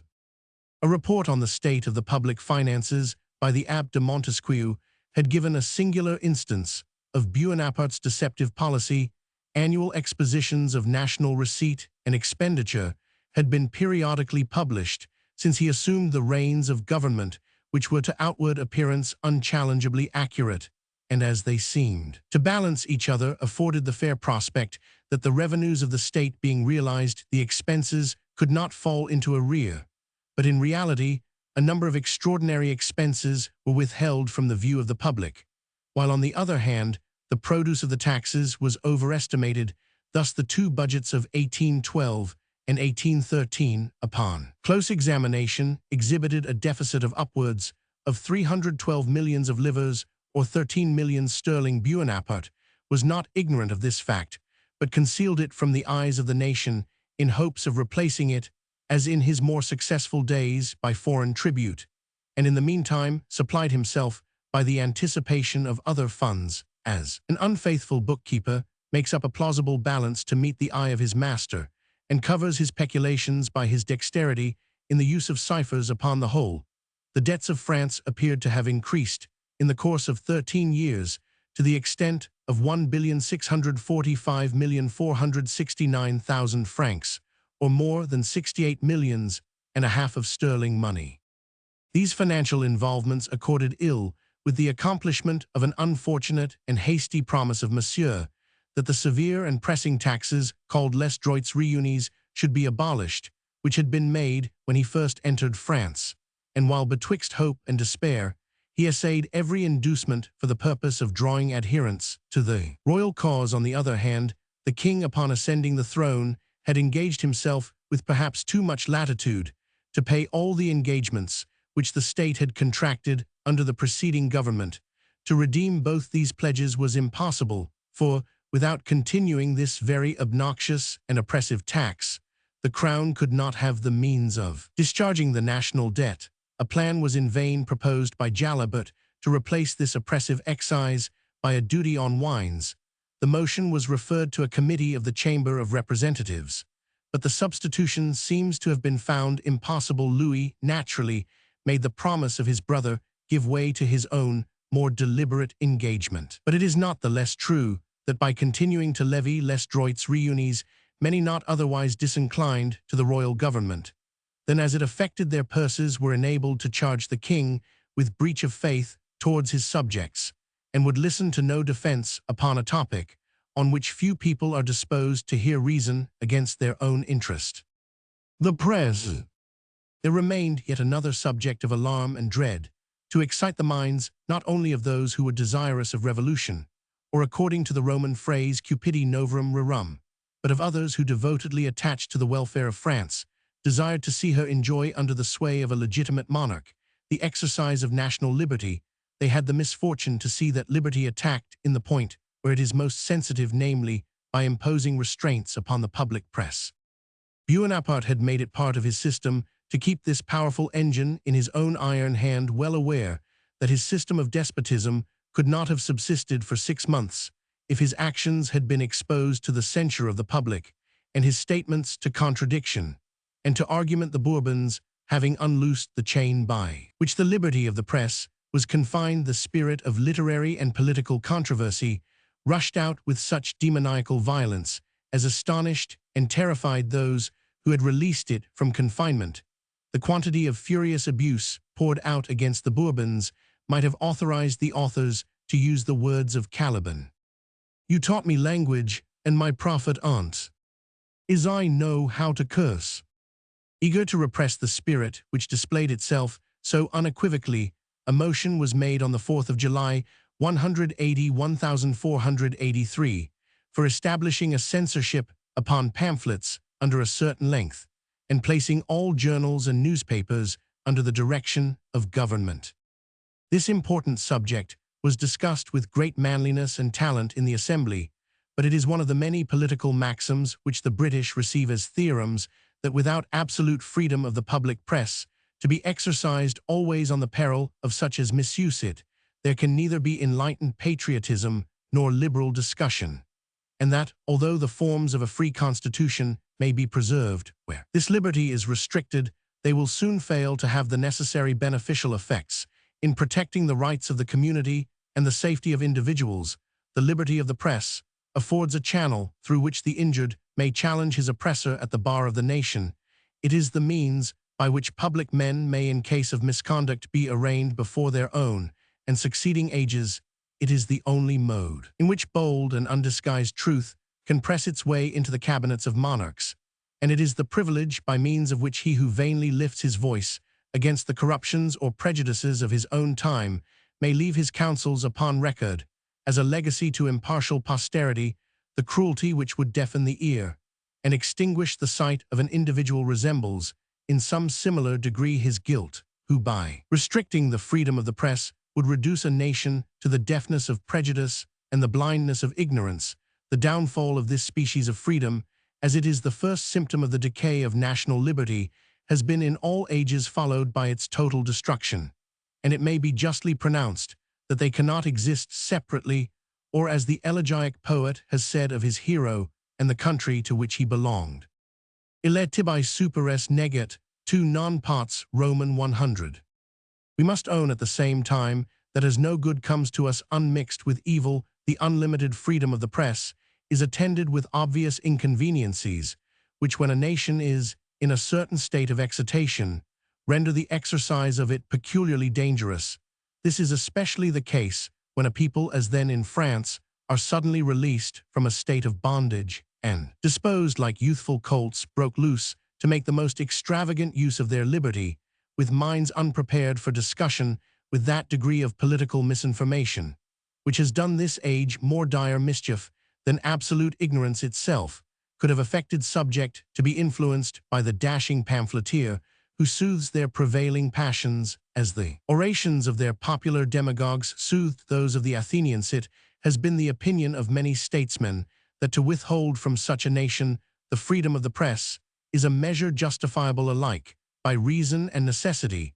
We proportion, say these reasoners, liberty to the power of enjoying it, the considerate, and the peaceful we suffer to walk at liberty, and armed if their occasions require it, but we restrain the child, we withhold weapons from the ruffian, and we fetter the maniac. Why therefore, they ask, should a nation, when in a state of fever, be supplied without restriction with the indulgences, which must necessarily increase the disorder? Our answer is ready that, granting the abuse of the liberty of the press to exist the most fearful latitude, and we need not look to France for examples, the advantages derived from it are so inestimable that to deprive us of them would be as if an architect should shut up the windows which supply light and air to a mansion, because a certain proportion of cold and perhaps of rain may force their way in at the aperture. Besides, we acknowledge ourselves peculiarly jealous of the sentiments of the members of every government on this delicate subject.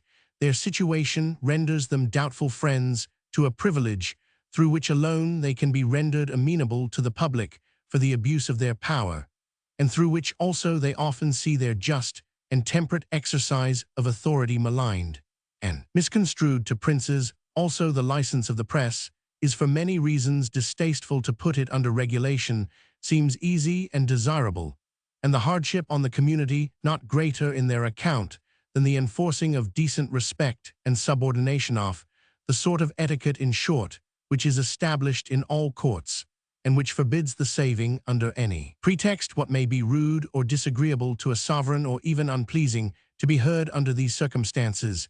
And in the present state of France, men rather regretted than wondered that the ministers of Louis Roman XVIII were disposed to place restrictions on the freedom of the press, or that they effected their purpose of placing the light of nations under a censorial bushel. But the victory thus obtained brought additional evils on the government. The law was evaded under various devices. The works, which it was intended to intercept, acquired circulation and importance from the very circumstance of their being prohibited, while the whole tenor of the measure impressed many who had otherwise been friendly to the Bourbon family with distrust respecting their designs upon the national liberty. Thus split into parties, oppressed with taxes, vexed with those nameless and mysterious jealousies and fears, which form the most dangerous subjects of disagreement, because alike incapable of being explained, and confuted France was full of inflammable materials, and the next chapter will show that there was not wanting a torch to give kindling to them. Chapter Roman 84, Carnot's Memorial on Public Affairs. Fouche joins the Jacobins' projects of that party, which finally joins the Buonapartists' active intrigues. Congress of Vienna. Murat, alarmed at its proceedings, opens an intercourse with Napoleon. Plans of the conspirators. Buonaparte's escape from Elba. He lands at Cannes, is joined at Grenoble by 3,000 troops, halts at Lyon, appoints a ministry, and issues several decrees. Dismay of the government, intrigues of Fouche, treachery of Ney, revolt of the royal army at Melun. The king leaves Paris and Buonaparte arrives there. His reception. Carnot has been repeatedly mentioned in this history as having been the associate and colleague of Robespierre during the whole reign of terror. His admirers pretend that, charging himself only with the conduct of the foreign war, he left to his brethren of the Committee of Public Safety the sole charge of those measures for which no human language affords epithets of sufficient horror, through which they originally rose to power, and by which they maintained it. According to these fond advocates, their hero held his course through the reign of terror, unsullied by a bloody spot, as Arethusa rolled her waters through the ocean without mingling with its waves, and the faith of most readers will swallow the ancient miracle as easily as the modern. Carnot, however, had the independence of spirit to oppose Napoleon's seizure of the throne, and remained in obscurity until 1814, when he employed his talents as an engineer in defense of Antwerp. He gave in late and reluctantly his adherence to the Restoration, and was confirmed in his rank of Inspector General of Engineers, but this did not prevent him from being extremely active in conspiring the downfall of the monarch to whose allegiance he had submitted himself, and who afforded him subsistence and rank. Carnot's Memorial. Carnot gave his opinion upon public affairs in a memorial to His Most Christian Majesty, made public in October 1814, which was at once an apology for the Jacobin party and a direct attack on the reigning dynasty. This document we must necessarily consider at some length, as it conveys the ostensible reasons on which the author, and many thousands besides, having in their anxious consideration the interests of the freedom of France, thought these interests would be best provided for by destroying the sway of a mild and somewhat feeble monarch, whose reign was identified with peace and tranquility, in order to recall to the throne an absolute sovereign ruling on military principles only, and whose first step under the canopy of state must necessarily be followed by war with all Europe. In this singular, and as it proved too effective production, every fault committed by the restored family is exaggerated, and they with the nobles, their personal adherents, are under a thin and contemptuous veil of assumed respect, towards the king treated alike as fools who did not understand how to govern France, and as villains who meditated her ruin. The murder of the king is with irony as envenomed as unjust stated to have been occasioned, not by the violence and cruelty of his persecutors, but by the pusillanimity of his nobility, who first provoked the resentment of the nation, and then fled from the kingdom, when if they had loved their sovereign, they should have rallied around him. This plea in the mouth of a regicide is as if one of a band of robbers should impute an assassination not to their own guilty violence, but to the cowardice of the domestics of the murdered, by whom that violence might have been resisted. No one also knew better than Carnot by what arts Louis Roman XVI was induced by degrees to abandon all means of defense which his situation afforded him, and to throw himself upon the sworn faith and allegiance of those by whom he was condemned to death. As whimsical and unlogical were the examples and arguments referred to by Carnot in support of the condemnation of Louis Cicero. It seems says in his offices, "We hate all those we fear, and we wish for the death of those we hate." On this comprehensive ground Carnot vindicates the orator's approbation of the death of Caesar, notwithstanding the clemency of the usurper. And Cato, indeed, continues the colleague of Robespierre, went farther, and did not think it possible there should be a good king. Of course, not Louis Roman XVI alone, but all monarchs might be justly put to death, in Carnot's estimation, because they are naturally the objects of fear to their subjects, because we hate those we fear, and because according to the kindred authority of Shylock, no man hates the thing he would not kill. The doctrine of regicide is said to be confirmed in the Old Testament. Families were massacred, monarchs prescribed intolerance, promulgated by the ministers of a merciful deity. Wherefore then should not the Jacobins put Louis Roman XVI to death, if it was alleged that the persons of kings were inviolable by the laws of all civil governments? Those of usurpers certainly were not so protected. And what means were there, said Carnot, for positively distinguishing between an usurper and a legitimate king? The difficulty of making such a distinction was no doubt a sufficient vindication of the judges of Louis Roman XVI. Trash like this had scarce been written since the clubroom of the Jacobins was closed, but the object of Carnot's pamphlet was not to excuse a deed which he would probably have rather boasted of as laudable, but by the exaggerations of his eloquence and the weight of his influence with the public to animate the fury of the other parties against the Bourbons and their adherents. The king was charged with having been ungrateful to the call of the nation, a call which assuredly he would never have heard, but for the canon of the Aluswith, having termed himself king by the grace of God, with resigning Belgium, when Carnot was actually governor of Antwerp, with preferring Chouans, Vendians, emigrants, Cossacks, or Englishmen to the soldiers whose victories had kept him in exile, and in consequence of whose defeat alone he had regained the throne of his fathers. The emigrants are represented as an exasperated, yet a contemptible faction.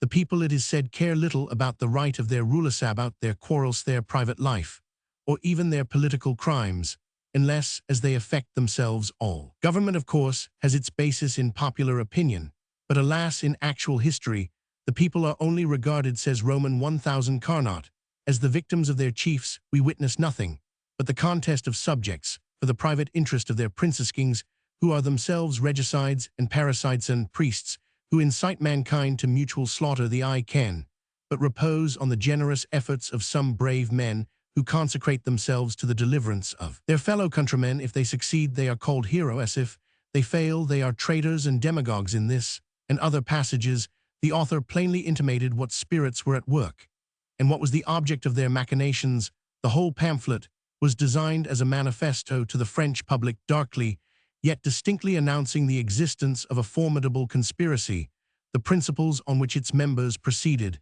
and their grounds for expecting success. Carnot's memorial Fouch. Carnot himself affected to say that the memorial was only designed for circulation among his private connections, but it would not have answered the intended purpose had it not been printed and dispersed.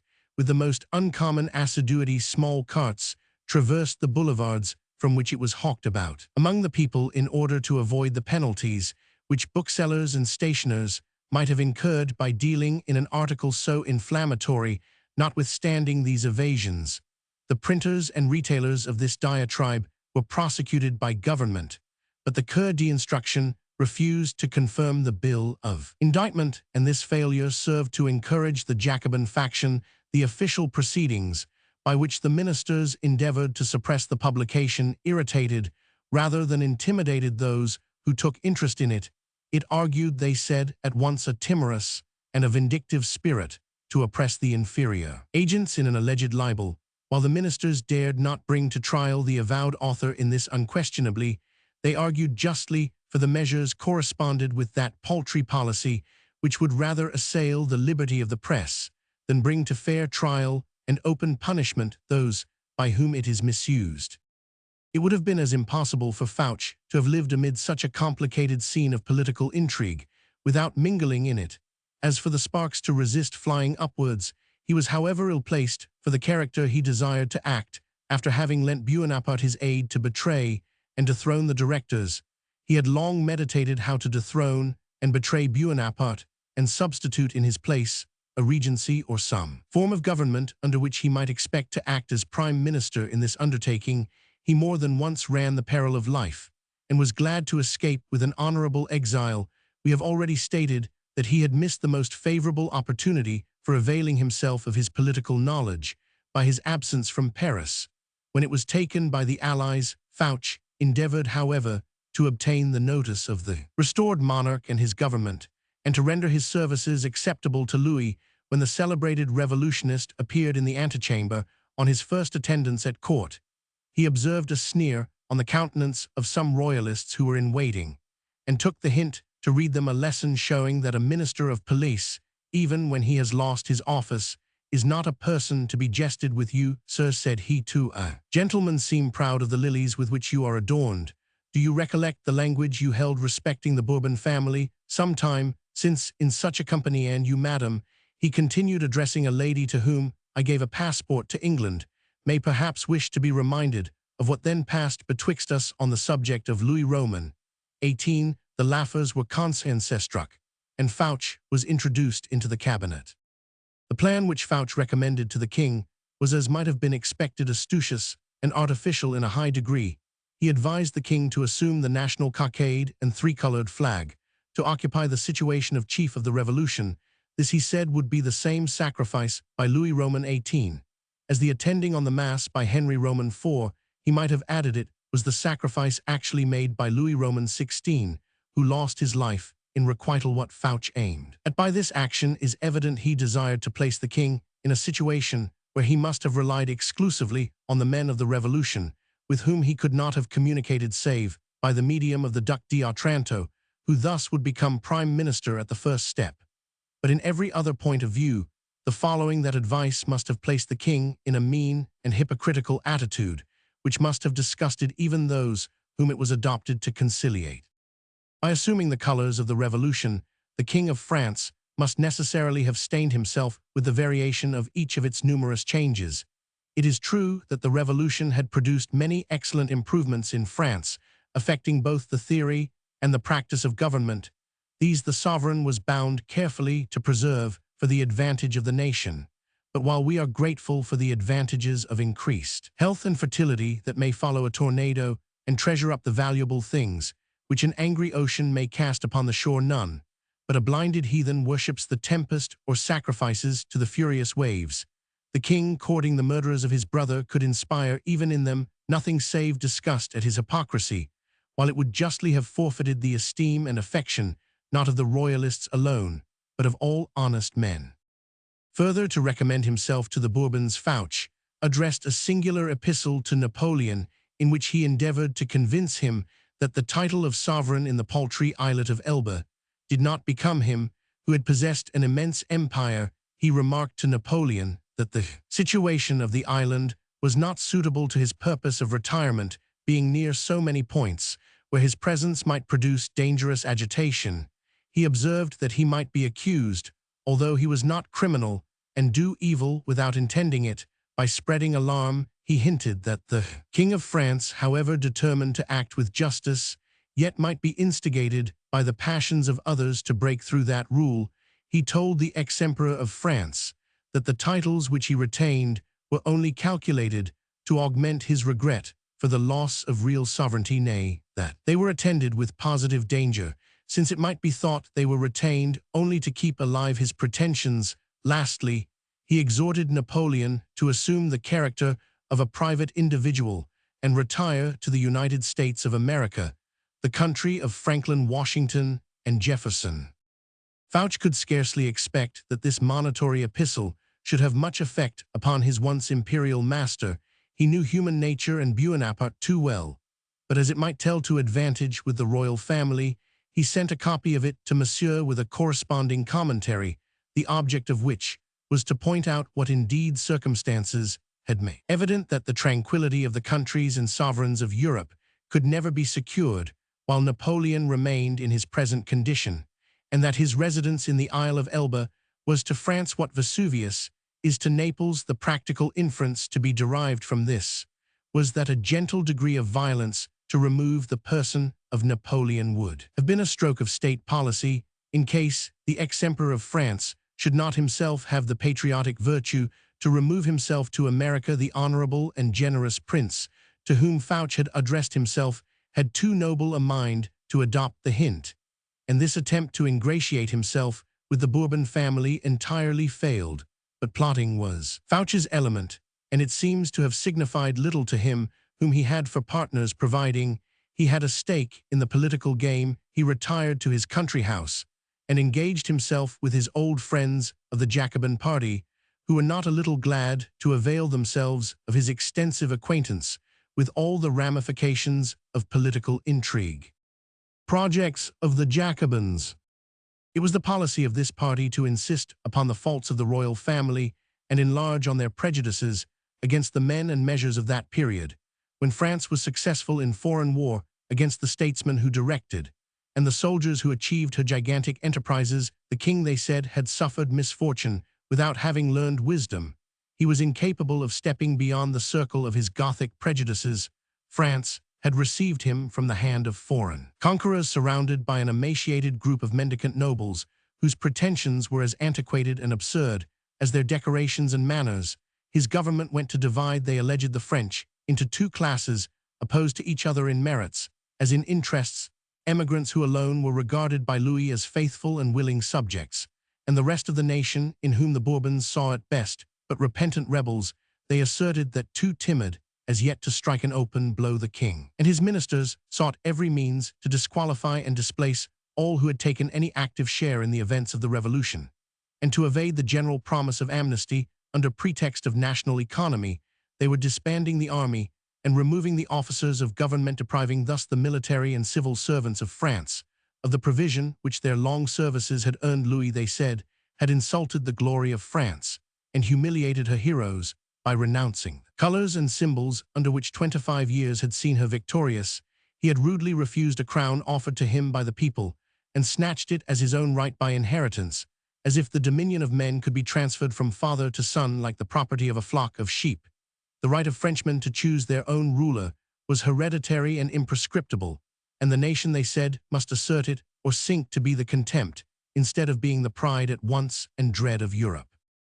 Such was the language which nettled, while it alarmed the idle Parisians, who forgot at the moment that they had seen Napoleon take the crown from the altar at Notre Dame and place it on his own head with scarcely an acknowledgment to God, and not the shadow of any towards the nation. The departments were assailed by other arts of instigation. The chief of these was directed to excite the jealousy so often alluded to concerning the security of the property of national domains, not content with urging everywhere that a revocation of the lands of the church and emigrants was impending over the present proprietors, and that the clergy and nobles did not even deign to conceal their hopes and designs. A singular device was in many instances practiced to enforce the belief of such assertions. Secret agents were dispatched into the departments where property was advertised for sale.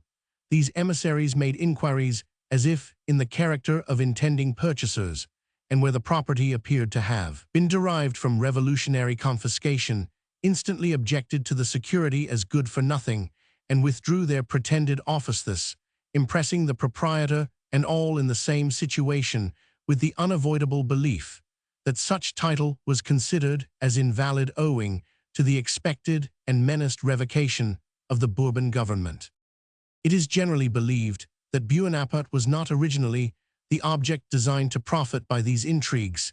He was feared and hated by the Jacobin party, who knew what a slender chance his iron government afforded of their again attempting to rear their fantastic fabrics, whether of a pure republic or a republican monarchy. It is supposed their eyes were turned in preference towards the Duke of Orleans. They reckoned probably on the strength of the temptation, and they thought that in supplanting Louis Roman XVIII and placing his kinsman in his room, they would obtain on the one hand a king who should hold his power by and through the revolution, and on the other that they would conciliate both foreign powers and the constitutionalists at home by choosing their sovereign out of the family of Bourbon. The more cautious of those concerned in the intrigue recommended that nothing should be attempted during the life of the reigning monarch. Others were more impatient and less cautious, and the prince alluded to received an intimation of their plan in an unsigned billet containing only these words: "We will act it. Without you we will act it. In spite of you we will act it for you," as if putting it in his choice to be the leader or victim of the intended revolution. Jacobins Bonapartists. The Duke of Orleans was too upright and honorable to be involved in this dark and mysterious scheme. He put the letter which he had received into the hands of the king, and acted otherwise with so much prudence as to destroy all the hopes which the revolutionary party had founded upon him. It was necessary to find out some other central point. Some proposed Eugene Beauharnois as the hero of the projected movement, some projected a provisional government, and others desired that the republican model should be once more adopted. But none of these plans were likely to be favored by the army. The cry of "Vive la République" had become antiquated. The power once possessed by the Jacobins of creating popular commotion was greatly diminished, and although the army was devoted to Bonaparte, yet it was probable that in a civil commotion in which he had no interest, they would follow the marshals or generals who commanded them, in opposition to any insurrection merely revolutionary. If, on the contrary, the interests of Napoleon were put in the van, there was no fear of securing the irresistible assistance of the standing army. If he came back with the same principles of absolute power which he had formerly entertained, still the Jacobins would get rid of Louis and the Charter, the two chief objects of their hatred, the former as a king given by the law, the latter as a law given by the king. These considerations speedily determined the Jacobin party on a union with the Bonapartists. The former were in the condition of a band of housebreakers who, unable to force an entrance into the house, which they have the purpose to break into, renew their undertaking and place at their head a brother of the same profession, because he has the advantage of having a crowbar in his hand. When and how this league was formed, what sanction the Jacobin party obtained, that Bonaparte, dethroned as a military despot, was to resume his dignity under constitutional restrictions, we have no opportunity of knowing. But so soon as the coalition was formed, his praises were sung forth on all sides, especially by many who had been as Jacobins his most decided enemies, and a great part of the French public were disposed to think of Bonaparte at Elba more favorably than Napoleon in the Tuileries. Gradually, even from the novelty and peculiarity of his situation, he began to excite very different interest from that which attached to the despot who levied so many conscriptions and sacrificed to his ambition so many millions of victims. Every instance of his activity within the little circle of his dominions was contrasted by his admirers with the constitutional inertness of the restored monarch, excelling as much in the arts of peace as in those of war. It wanted, but they said, the fostering hand and unwearied eye of Napoleon to have rendered France the envy of the universe. Had his military affairs permitted the leisure and opportunity which the Bourbons now enjoyed, these allegations, secretly insinuated, and at length loudly murmured, had their usual effects upon the fickle temper of the public,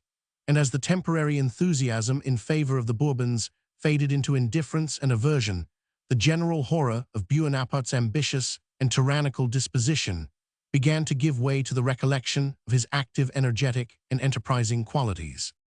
This change must soon have been known to him who was its object and expression, is said to have escaped from him during his passage to Elba, which marked at least a secret feeling that he might one day recover the high dignity from which he had fallen if Marius, he observed, had slain himself in the marshes of Minturn.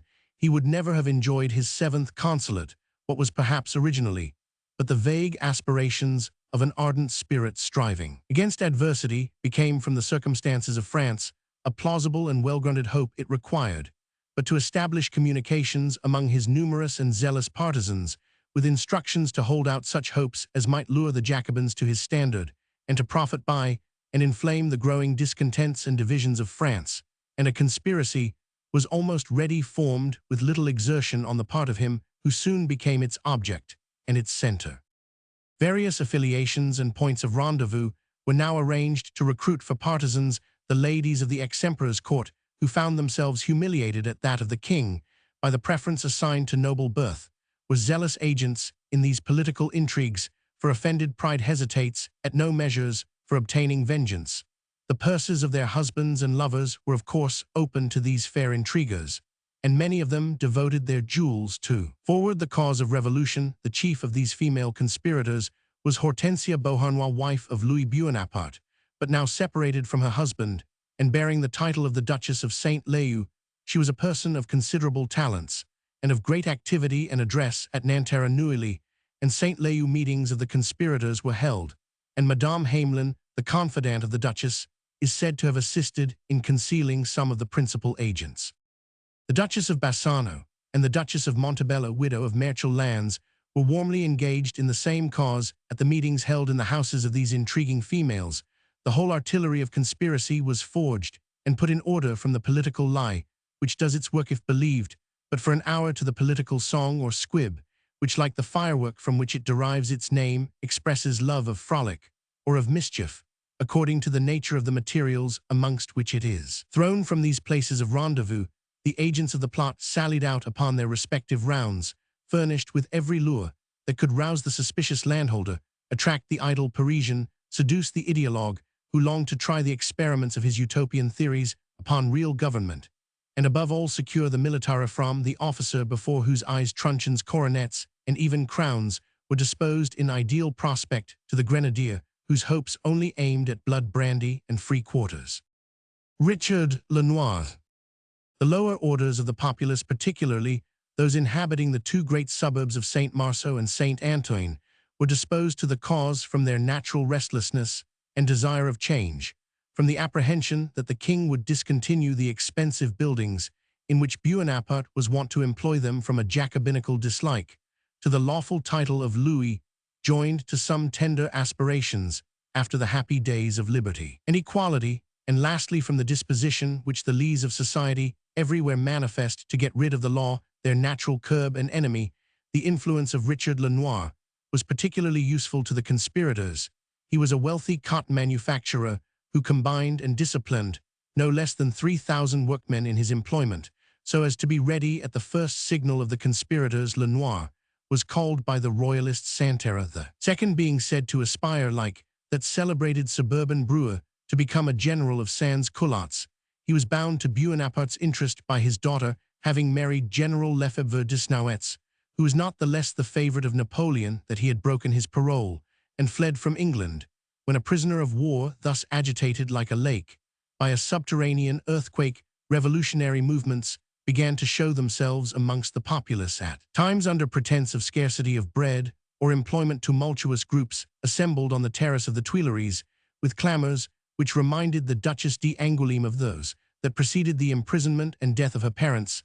The police dispersed them for the moment, but if any arrests were made, it was only of such wretches as shouted when they heard others shout, and no efforts were made to ascertain the real cause of symptoms so alarming.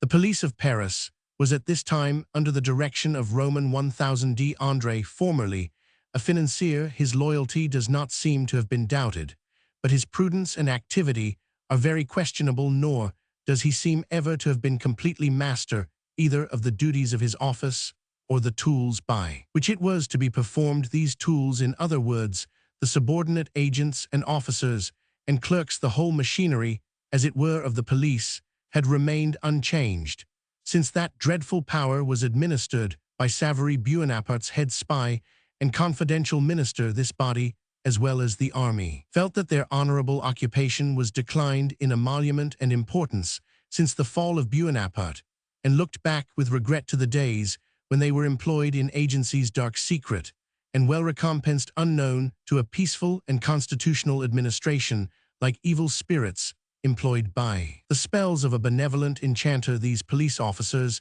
seem to have served the king grudgingly and unwillingly, to have neglected their duty when that could be done with impunity, and to have shown that they had lost their activity and omniscience so soon as embarked in the service of legitimate monarchy.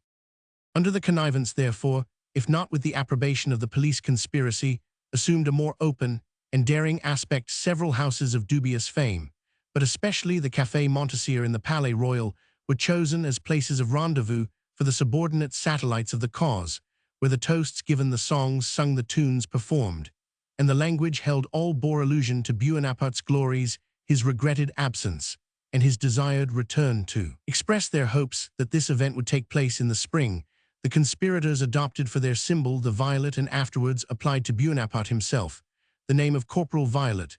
The flower and the color were publicly worn as a party distinction. Before it would seem the court had taken the least alarm, and the health of Buonaparte, under the name of Corporal Violet, or Jean d'Épée, was pledged by many a royalist, without suspicion of the concealed meaning. Paris was the center of the conspiracy, but its ramifications extended through France. Clubs were formed in the chief provincial towns, regular correspondences were established between them and the capital, and intercourse much favored. It has been asserted by Lavalette, who, having been long Director General of the Posts under Buonaparte, retained considerable influence over the subordinate agents of that department, none of whom had been displaced upon the king's return. It appears from the evidence of Roman 1000, Ferrand, Director General under the king, that the couriers, who, like the soldiers and police officers, had found more advantage under the imperial than under the royal government, were several of them in the interest of their old master, and it is averred that the correspondence relating to the conspiracy was carried on through the royal post office, contained in letters sealed with the king's seal, and dispatched by public messengers wearing his livery. Such open demonstrations of treasonable practices did not escape the observation of the royalists, and they appear to have been communicated to the ministers from different quarters. Nay, it has been confidently stated that letters containing information of Napoleon's intended escape were actually found in the bureau of one minister, unopened and unread. Indeed, each of these official personages seems scrupulously to have entrenched himself within the routine of his own particular department, so that what was only of general import to the whole was not considered as the business of anyone in particular. Thus, when the stunning catastrophe had happened, each endeavored to shift the blame from himself, like the domestics in a large and ill-regulated family, and although all acknowledged that gross negligence had existed elsewhere, no one admitted that the fault lay with himself. This general infatuation surprises us upon retrospect, but Heaven, who frequently punishes mankind by the indulgence of their own foolish or wicked desires, had decreed that peace was to be restored to Europe by the extermination of that army to whom peace was a state so odious, and for that purpose it was necessary that they should be successful in their desperate attempt to dethrone their peaceful and constitutional sovereign, and to reinstate the despotic leader who was soon to lead them to the completion of their destiny and of his own. While the royal government in France was thus gradually undermined and prepared for an explosion, the rest of Europe resembled an ocean in the act of settling after a mighty storm, when the partial wrecks are visible heaving on the subsiding swell, which threatens yet farther damage ere it be entirely lulled to rest. Congress of Vienna. The Congress of Representatives of the principal states of Europe had met at Vienna in order to arrange the confused and complicated interests which had arisen out of so prolonged a period of war and alteration. The lapse of 25 years of constant war and general change had made so total an alteration, not merely in the social relations and relative powers of the states of Europe, but in the habits, sentiments, and principles of the inhabitants, that it appeared altogether impossible to restore the original system as it existed before 1792. The continent resembled the wrecks of the city of London after the great conflagration in 1666, when the boundaries of individual property were so completely obliterated and confounded that the king found himself obliged by the urgency of the occasion to make new and in some degree arbitrary distributions of the ground in order to rebuild the streets upon a plan more regular and better fitted to the improved condition of the age, that which proved ultimately an advantage to London, may perhaps produce similar good consequences to the civilized world, and a better and more permanent order of things may be expected to arise out of that which has been destroyed. In that case, the next generation may reap the advantages of the storms with which their fathers had to contend. We are, however, far from approving of some of the unceremonious appropriations of territory which were made upon this occasion, which did our limits admit of entering into the discussion carried. We think the use of superior force to a much greater extent than could be justified on the principles upon which the Allies acted. Amid the labors of the Congress, their attention was turned on the condition of the Kingdom of Naples, and it was urged by Talleyrand in particular that allowing the existence of the sovereignty of Murat in that beautiful kingdom was preserving, at the risk of future danger to Europe, an empire founded on Napoleon's principles and governed by his brother-in-law. It was answered truly that it was too late to challenge the foundation of Murat's right of sovereignty after having gladly accepted and availed themselves of his assistance in the war against Bonaparte. Talleyrand, by exhibiting to the Duke of Wellington a train of correspondence between Bonaparte, his sister Caroline, and Murat, endeavored to show that the latter was insincere when seeming to act in concert with the Allies. The Duke was of opinion that the letters did not prove treachery, though they indicated what was to be expected, that Murat took part against his brother-in-law and benefactor with considerable reluctance. The matter was now in agitation before the Congress, and Murat, conceiving his power in danger, seems to have adopted the rash expedient of changing sides once more, and again to have renewed his intercourse with Napoleon. The contiguity of Elba to Naples rendered this a matter of little difficulty, and they had besides the active assistance of Pauline, who went and came between Italy and her brother's little court. Napoleon, however, at all times resolutely denied that he had any precise share or knowledge of the enterprise which Murat meditated. The King of France, in the meanwhile, recalled by proclamation all Frenchmen who were in the Neapolitan service, and directed the title of King Joachim to be omitted in the royal almanac. Murat, alarmed at this indication of hostile intentions, carried on a secret correspondence with France, in the course of which a letter was intercepted directed to the King of Naples from General Excelsior, professing in his own name and that of others devoted attachment, and assuring him that thousands of officers formed in his school and under his eye would have been ready at his call, had not matters taken a satisfactory turn. In consequence of this letter, Excelsior was in the first place put on half-pay and sent from Paris, which order he refused to obey. Next he was tried before a court-martial and triumphantly acquitted. He was admitted to kiss the king's hand and swear to him fidelity. A tout's approves how he kept his word will presently appear. In the meantime, the king had need of faithful adherents, for the nets of conspiracy were closing fast around him. Escape from Elba. The plot formed against Louis Roman XVIII comprehended two enterprises. The first was to be achieved by the landing of Napoleon from Elba, when the universal goodwill of the soldiers, the awe inspired by his name and character, and the suspicions and insinuations spread widely against the Bourbons, together with the hope of recovering what the nation considered as the lost glory of France, were certain to ensure him a general good reception. A second or subordinate branch of the conspiracy concerned the insurrection of a body of troops under General Lallemande, who were quartered in the northeast of France, and to whom was committed the charge of intercepting the retreat of the king and royal family from Paris, and seizing them to detain them as hostages at the restored emperor's pleasure. It is impossible to know at what particular period of his residence in Elba Napoleon gave an express consent to what was proposed, and disposed himself to assume the part destined for him in the extraordinary drama. We should suppose, however, his resolution was adopted about that time, when his manner changed completely towards the British envoy residing at his little court, and when he assumed the airs of inaccessible and imperial state to keep at a distance, as an inconvenient observer Sir Neil Campbell, to whom he had before seemed rather partial. His motions after that time have been described so far as we have access to know them.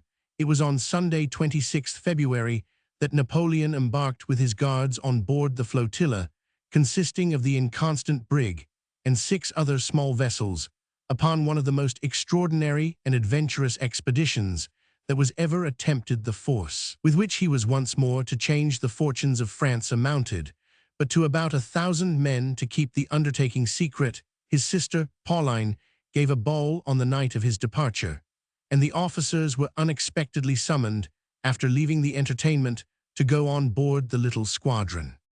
In his passage, Napoleon encountered 2 great risks. The first was from meeting a Royal French frigate who hailed the Inconstant. The guards were ordered to put off their caps and go down below or lie upon the deck, while the captain of the Inconstant exchanged some civilities with the commander of the frigate, with whom he chanced to be acquainted, and being well known in these seas, was permitted to pass on without farther inquiry. The second danger was caused by the pursuit of Sir Neil Campbell in the Partridge sloop of war, who, following from Elba, where he had learned Napoleon's escape, with the determination to capture or sink the flotilla, could but obtain a distant view of the vessels as they landed their passengers.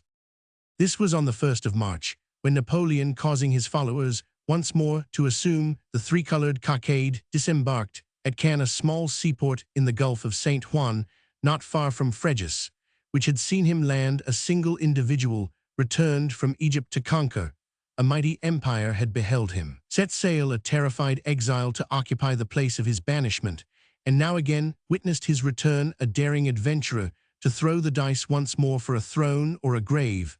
A small party of his guard presented themselves before Antibes, but were made prisoners by General Coursin, the governor of the place.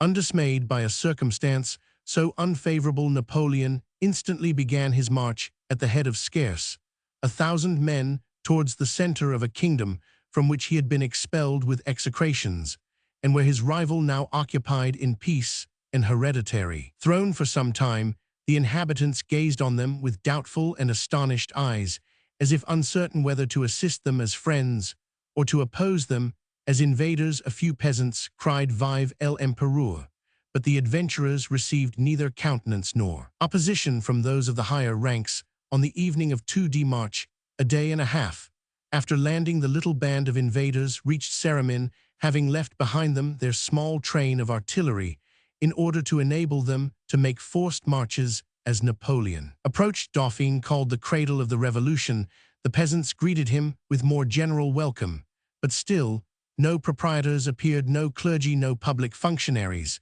but they were now near to those by whom the success or ruin of the expedition must be decided. Grenoble. Soult, the minister at war, had ordered some large bodies of troops to be moved into the country betwixt Lyon and Chambéry to support, as he afterwards alleged, the high language which Talleyrand had been of late holding at the Congress, by showing that France was in readiness for war. If the Marshal acted with good faith in this measure, he was at least most unfortunate, for, as he himself admits even in his attempt at exculpation, the troops were so placed as if they had been purposely thrown in Buonaparte's way, and proved unhappily to consist of corps peculiarly devoted to the ex-emperor's person. On the 7th of March, the 7th Regiment of the Line, commanded by Colonel Lebedieu, arrived at Grenoble. He was young, nobly born, handsome, and distinguished as a military man, his marriage having connected him with the noble and loyal family of Damas. He procured preferment and active employment from Louis Roman XVIII through their interest, and they were induced even to pledge themselves for his fidelity. Yet Lebedieu had been engaged by Cambronne deep in the conspiracy of Elba, and used the command thus obtained for the destruction of the monarch by whom he was trusted. As Napoleon approached Grenoble, he came into contact with the outposts of the garrison, who drew out but seemed irresolute, Bonaparte halted his own little party and advanced almost alone, exposing his breast. As he exclaimed, "He who will kill his emperor, let him now work his pleasure." The appeal was irresistible. Soldiers threw down their arms, crowded round the general, who had so often led them to victory, and shouted "Vive l'Empereur." In the meanwhile, Lebedieu, at the head of 2 battalions, was sallying from the gates of Grenoble.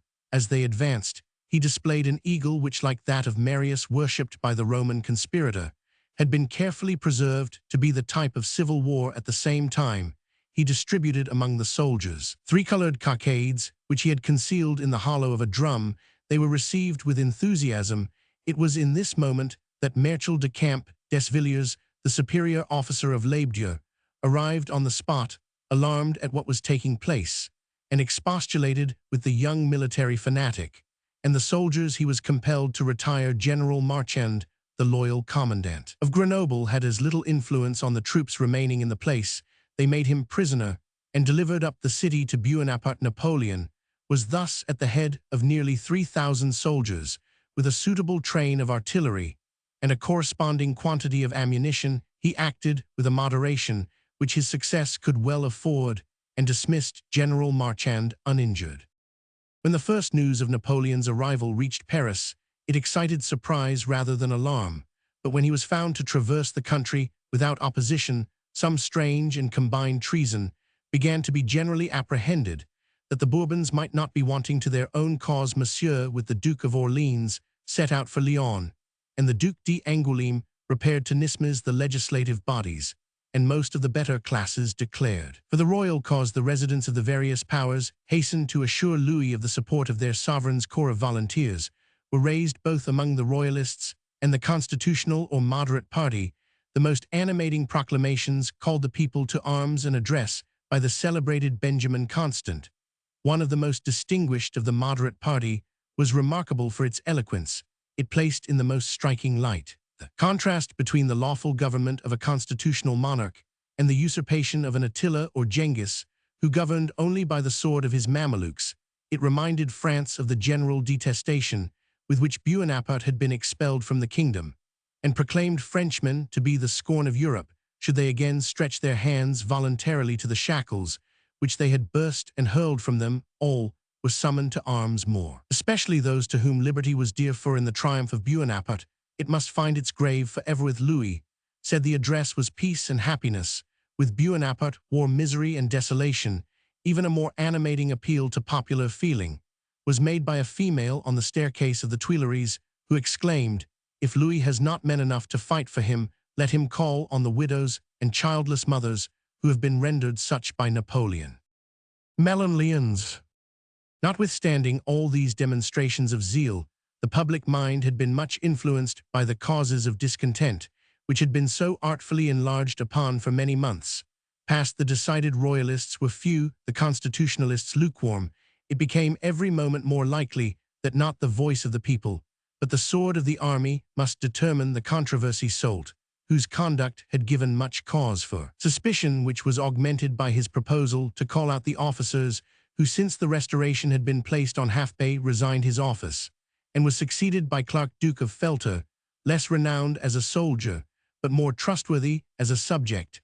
A camp was established at Melun. Troops were assembled there, and as much care as possible was used in selecting the troops to whom the royal cause was to be entrusted. In the meantime, fortune had not entirely abandoned the Bourbons. That part of the Bonapartist conspiracy which was to have been executed in the north was discovered, and disconcerted Lefebvre Desnouettes, discreditably known in England by his breach of parole with the 2 generals Lallemande, were the agents in this plot. On the 10th March, Lefebvre marched forward his regiment to join Bonaparte, but the officers having discovered his purpose, he was obliged to make his escape from the arrest with which he was threatened. The 2 Lallemandes put the garrison of Lille to the number of 6,000 men in motion by means of forged orders declaring there was an insurrection in Paris, but Marshal Mortier, meeting the troops on the march, detected and defeated the conspiracy, by which, had it taken effect, the king and royal family must have been made prisoners. The Lallemandes were taken, and to have executed them on the spot, as traitors, might have struck a wholesome terror into such officers as still hesitated, but the ministers of the king did not possess energy enough for such a crisis. The progress of Bonaparte in the meantime was uninterrupted.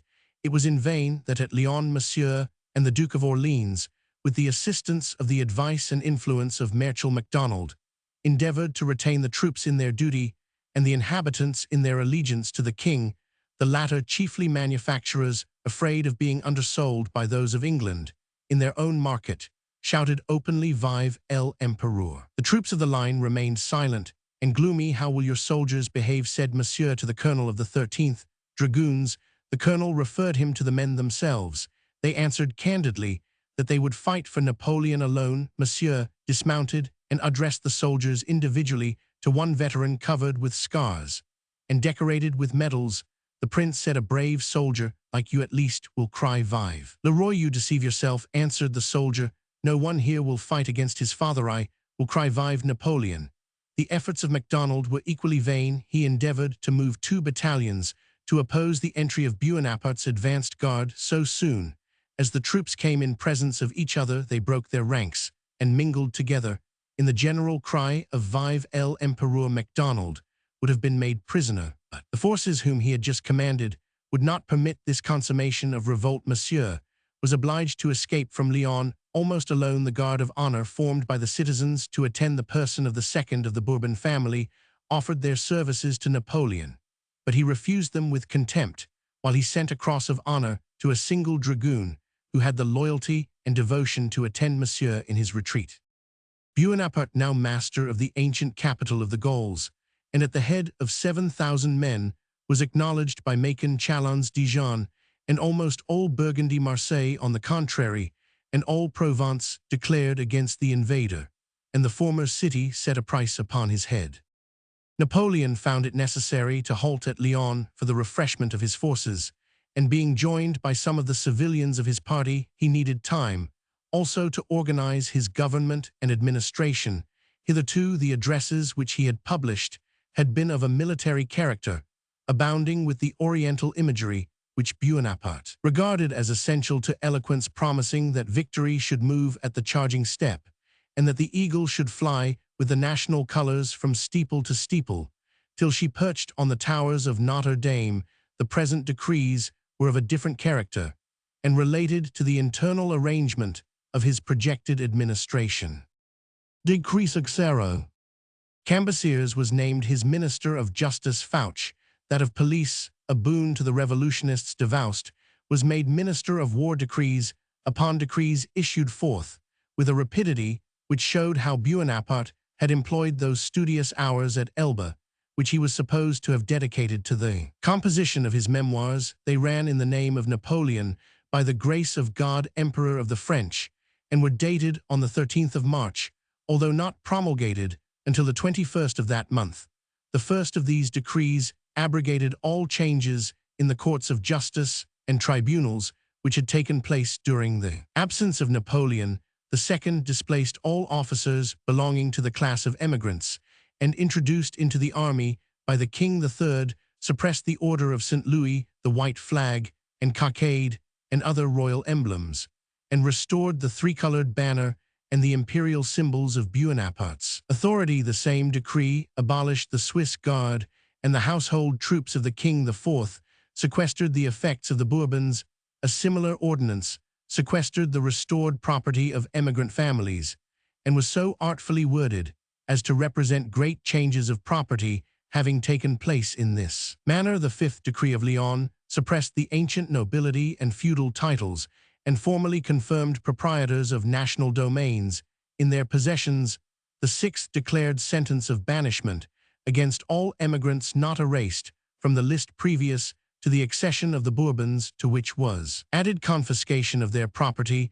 The seventh restored the Legion of Honor in every respect as it had existed under the Emperor, uniting to its funds the confiscated revenues of the Order of St. Louis. The eighth and last decree was the most important of all, under pretense that emigrants who had borne arms against France had been introduced into the body of the peers, and that the Chamber of Deputies had already sat for the legal time. It dissolved both chambers and convoked the electoral colleges of the empire in order that they might hold in the ensuing month of May an extraordinary assembly of the Champt Mai. This convocation, for which the inventor found a name in the history of the ancient Franks, was to have two objects: first, to make such alterations and reformations in the constitution of the empire as circumstances should render advisable; secondly, to assist at the coronation of the Empress and of the King of Rome. We cannot pause to criticize these various enactments in general. However, it may be remarked that they were admirably calculated to serve Napoleon's cause. They flattered the army, and at the same time heated their resentment against the emigrants, by insinuating that they had been sacrificed by Louis to the interest of these his followers. They held out to the Republicans a speedy prospect of confiscations, proscriptions, and revolutions of government, while the imperialists were gratified with a view of ample funds for pensions, offices, and honorary decorations to the proprietors of national domains. Was promised security to the Parisians, the spectacle of the Champt Mai, and to all France peace and tranquility, since the arrival of the Empress and her son, so confidently asserted to be at hand, must be considered as a pledge of the friendship of Austria. Russia was also said to be friendly to Napoleon, and the conduct of Alexander toward the members of Bonaparte's family was boldly appealed to as evidence of the fact England, it was averred, befriended him, else how could he have escaped from an isle surrounded by her naval force? Prussia, therefore, alone might be hostile and unappeased, but unsupported by the other belligerent powers. Prussia must remain passive, or would soon be reduced to reason. The very pleasure in mortifying one at least of the late victors of Paris gave a zest and poignancy to the revolution, which the concurrence of the other great states would, according to Bonaparte, render easy and peaceful. Such news were carefully disseminated through France by Napoleon's adherents. They preceded his march, and prepared the minds of men to receive him as their destined master. On the 13th, Bonaparte recommenced his journey, and advancing through Macon, Chalons, and Dijon, he reached Auxerre on the 17th March. His own mode of traveling rather resembled that of a prince who, weary of the fatigue of state, wishes to extricate himself as much as possible from its trammels, than that of an adventurer coming at the head of an army of insurgents to snatch a crown from the head of the lawful monarch who wore it. He traveled several hours in advance of his army, often without any guard, or at most attended only by a few Polish lancers. The country through which he journeyed was favorable to his pretensions. It had been severely treated by the Allies during the military maneuvers of the last campaign, and the dislike of the suffering inhabitants extended itself to the family who had mounted the throne by the influence of these strangers. When therefore they saw the late emperor among them alone, without guards, inquiring with his usual appearance of active interest into the extent of their losses, and making liberal promises to repair them, it is no wonder that they should rather remember the battles he had fought in their behalf against the foreigners, than think on the probability that his presence among them might be the precursor of a second invasion. The revolutionary fever preceded Bonaparte like an epidemic disorder. The 14th Regiment of Lancers, quartered at Auxerre, trampled underfoot the white cockade at the first signal. The 6th Regiment of Lancers declared also for Napoleon, and without waiting for orders, drove a few soldiers of the household troops from Montereau, and secured that important post which commands the passage of the Seine. The dismay of the royal government at the revolt of Lyon was much increased by false tidings which had been previously circulated, giving an account of a pretended victory obtained by the royalist party in front of that town. The conspiracy was laid so deep and extended so widely through every branch of the government that those concerned contrived to send this false report to Paris in a demi-official form by means of the telegraph. It had the expected effect, first in suspending the preparations of the loyal party, and afterwards in deepening the anxiety which overwhelmed them when Monsieur, returning almost unattended, brought the news of his bad success. Fouche. At this moment of all but desperation, Fouche offered his assistance to the almost defenseless king. It is probable that the more he reflected on the character of his old master Napoleon, the deeper became his conviction that they knew each other too well ever to resume an attitude of mutual confidence. Nothing deterred, therefore, by the communications which he had opened with the imperialists, he now demanded a secret audience of the king, it was refused, but his communications were received through the medium of two confidential persons deputed by Louis Fouche's language to them, was that of a bold empiric to whom patients have recourse in a moment of despair, and who confidently undertake the most utterly hopeless cases. Like such, he exacted absolute reliance on his skill, most scrupulous attention to his injunctions, most ample reward for his promised services, and as such, too, he spoke with the utmost confidence in the certainty of his remedy, whilst observing a vague, yet studious mystery about the ingredients of which it was composed, and the mode in which it would operate. He required of Louis Roman XVIII that he should surrender all the executive authority to the Duke of Orleans, and all the ministerial offices to himself, and those whom he should appoint, which two conditions being granted, he undertook to put a period to Bonaparte's expedition. The memoirs of this bold intriguer affirm that he meant to assemble all that remained of the revolutionary party, and oppose the doctrines of liberty and equality to those of the glory of France, in the sense understood by Bonaparte. What were the means that such politicians so united had to oppose to the army of France? Fouche has not informed us, but it is probable that to stop the advance of 10,000 armed men against whom the revolutionists could now scarce even array the mob of the suburbs, the ex-minister of police must have meditated the short, sharp remedy of Napoleon's assassination, for accomplishing which he, if any man, could have found trusty agents. The king, having refused proposals which went to preserve his scepter by taking it out of his hands, and by further unexplained means, the morality of which was liable to just suspicion, Fouche saw himself obliged to carry his intrigues to the service of his old master.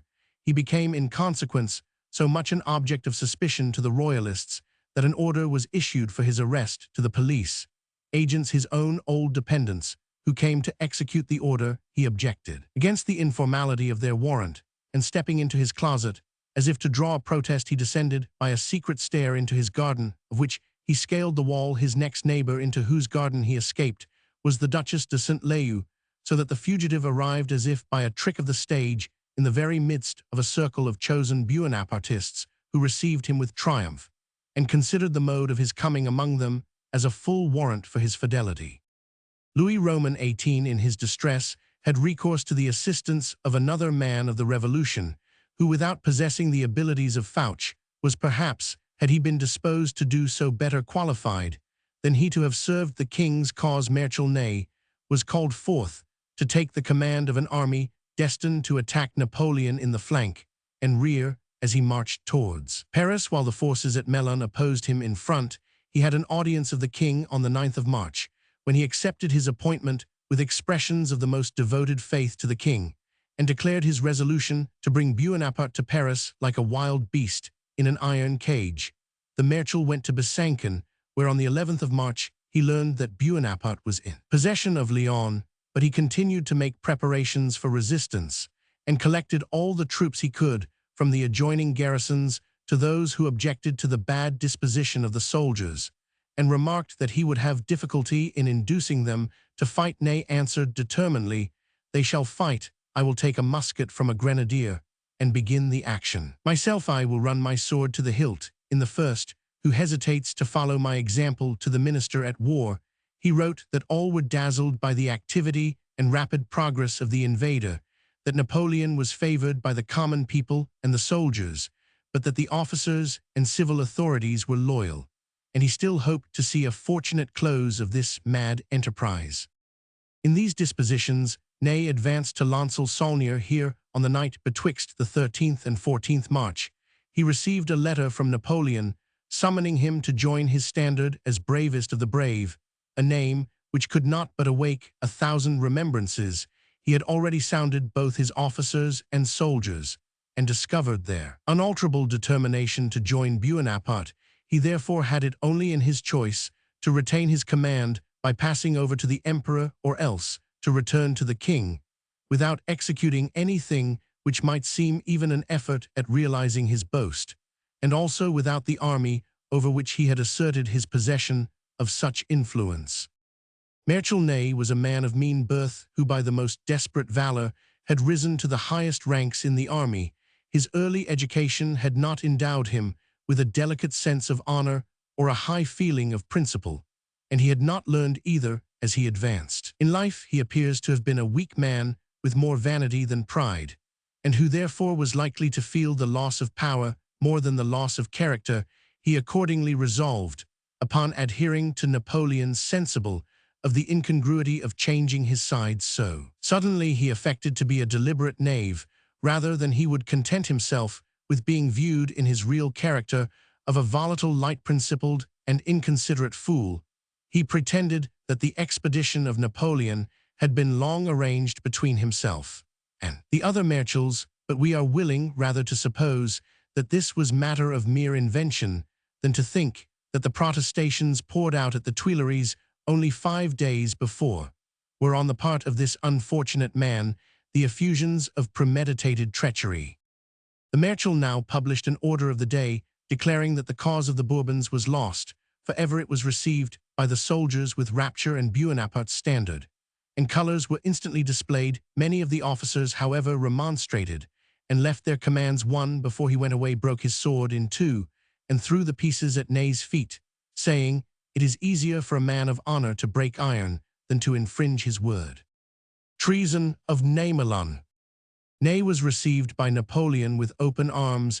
His defection did incalculable damage to the king's cause, tending to show that the spirit of treason, which possessed the common soldiers, had ascended to and affected the officers of the highest rank in the army. The king, in the meanwhile, notwithstanding these unpromising circumstances, used every exertion to induce his subjects to continue in their allegiance. He attended in person the sitting of the Chamber of Deputies, and was received with such enthusiastic marks of applause that one would have thought the most active exertions must have followed. Louis next reviewed the National Guards, about 25,000 men, who made a similar display of loyalty. He also inspected the troops of the line, 6,000 in number, but his reception was equivocal. They placed their caps on their bayonets in token of respect, but they raised no shout. Some of those about Louis' person continued to believe that these men were still attached to the king, or that at any rate they ought to be sent to the camp at Melun, which was the last remaining point upon which the royal party could hope to make a stand. As a last resource, Louis convoked a general council at the Tuileries on the 18th March. The generals present declared there could be no effectual opposition offered to Bonaparte. The royalist nobles contradicted them, and after some expressions of violence had been uttered much misbecoming the royal presence, Louis was obliged to break up the meeting and prepare himself to abandon a capital which the prevalence of his enemies and the disunion of his friends left him no longer any chance of defending. Meantime, the two armies approached each other at Melun. That of the king was commanded by the faithful Macdonald. On the 20th, his troops were drawn up in 3 lines to receive the invaders who were said to be advancing from Fontainebleau. There was a long pause of suspense of a nature which seldom fails to render men more accessible to strong and sudden emotion. The glades of the forest and the acclivity which ascends to it were full in view of the royal army, but presented the appearance of a deep solitude. All was silence, except when the regimental bands of music, at the command of the officers, who remained generally faithful, played the airs of Vive Henri Quater, O Richard la Belle Gabrielle, and other tunes connected with the cause and family of the Bourbons. The sounds excited no corresponding sentiments among the soldiers. At length, about noon, the galloping of horse was heard. An open carriage appeared surrounded by a few hussars, and drawn by 4 horses. It came on at full speed, and Napoleon, jumping from the vehicle, was in the midst of the ranks which had been formed to oppose him. His escort threw themselves from their horses, mingled with their ancient comrades, and the effect of their exhortations was instantaneous on men whose minds were already half made up to the purpose which they now accomplished. There was a general shout of Vive Napoleon. The last army of the Bourbons passed from their side, and no farther obstruction existed betwixt Napoleon and the capital which he was once more but for a brief space to inhabit as a sovereign. Louis Roman XVIII had anticipated too surely the defection which took place to await the consequence of its actual arrival. The king departed from Paris, escorted by his household at 1 in the morning of the 20th March. Even at that untimely hour, the palace was surrounded by the National Guards, and many citizens who wept and entreated him to remain, offering to spend the last drop of their blood for him. But Louis wisely declined accepting of sacrifices, which could now have availed nothing. Escorted by his household troops, he took the way to Lisle. Marshal MacDonald, returning from the fatal position of Melun, assumed the command of this small body, which was indeed augmented by many volunteers, but such as considered their zealous wishes rather than their power of rendering assistance. The king's condition was, however, pitied and respected, and he passed through Abbeville and other garrison towns, where the soldiers received him with sullen respect, and though indicating that they intended to join his rival, would neither violate his person nor insult his misfortunes. At Lisle he had hoped to make a stand, but Marshal Mortier, insisting upon the dissatisfied and tumultuary state of the garrison, urged him to proceed for the safety of his life, and compelled to a second exile, he departed to Ostend, and from thence to Ghent, where he established his exiled court. Marshal MacDonald took leave of his Majesty on the frontiers, conscious that by emigrating he must lose every prospect of serving in future either France or her monarch. The household troops, about 200 excepted, were also disbanded on the frontiers. They had been harassed in their march thither by some light horse, and in their attempt to regain their homes in a state of dispersion, some were slain, and almost all were plundered and insulted. In the meanwhile, the revolution took full effect at Paris. Lavalette, one of Buonaparte's most decided adherents, hastened from a place of concealment to assume the management of the post office in the name of Napoleon, an office which he had enjoyed during his former reign. He was thus enabled to intercept the royal proclamations and to announce to every department officially the restoration of the Emperor Excelsman, the oath of fealty to the king. A tout's épreuves, scarce dry upon his lips, took down the white flag which floated on the Tuileries and replaced the three-colored banner. Re-enters Paris. It was late in the evening ere Napoleon arrived in the same open carriage which he had used since his landing. There was a singular contrast betwixt his entry and the departure of the king. The latter was accompanied by the sobs, tears, and kind wishes of those citizens who desired peace and tranquility, by the wailing of the defenseless and the anxious fears of the wise and prudent. The former entered amid the shouts of armed columns, who, existing by war and desolation, welcomed with military acclamations the chief who was to restore them to their element. The inhabitants of the suburbs cheered in expectation of employment and gratuities, or by instigation of their ringleaders, who were chiefly under the management of the police, and well prepared for the event.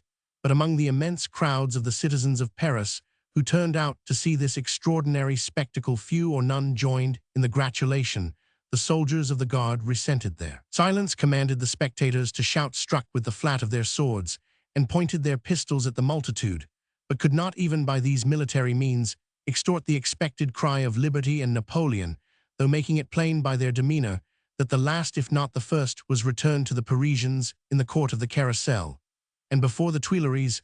All the adherents of the old imperial government, and those who, having deserted Napoleon, were eager to expiate their fault by now being first to acknowledge him, were assembled to give voice to their welcome, which atoned in some degree for the silence of the streets.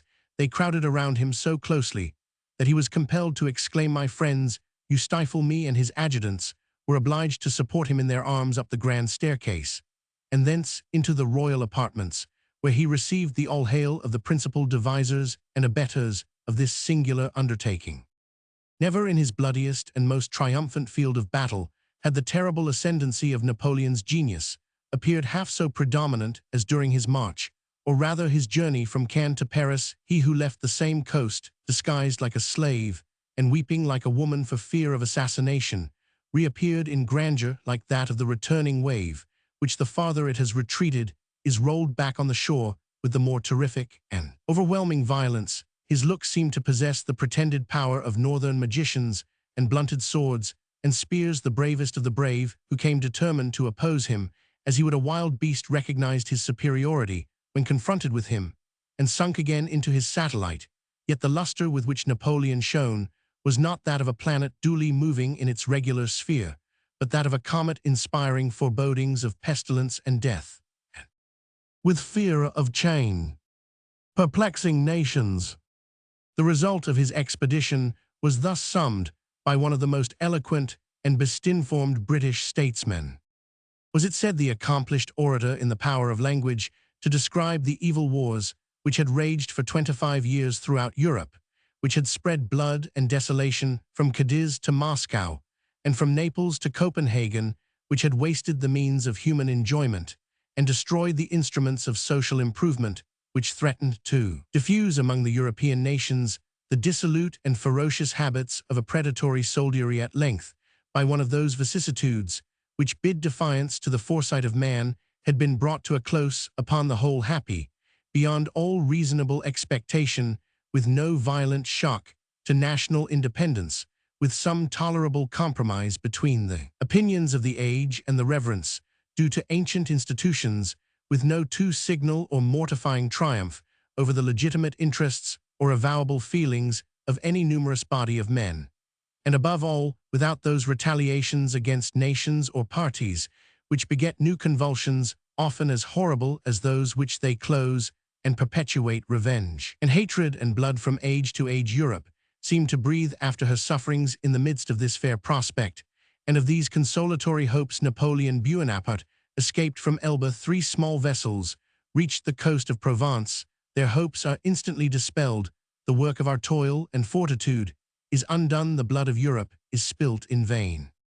Ibi omnes effusus labor.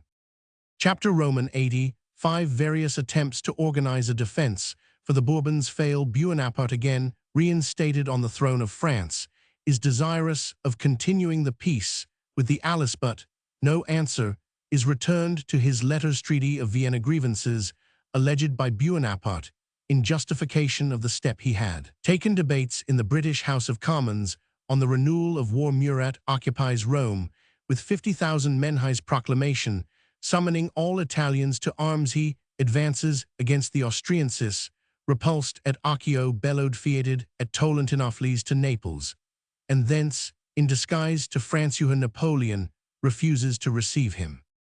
When Paris was lost, the bow of the Bourbons was effectually broken, and the attempts of individuals of the family to make a stand against the evil hour was honorable indeed to their own gallantry, but of no advantage to their cause.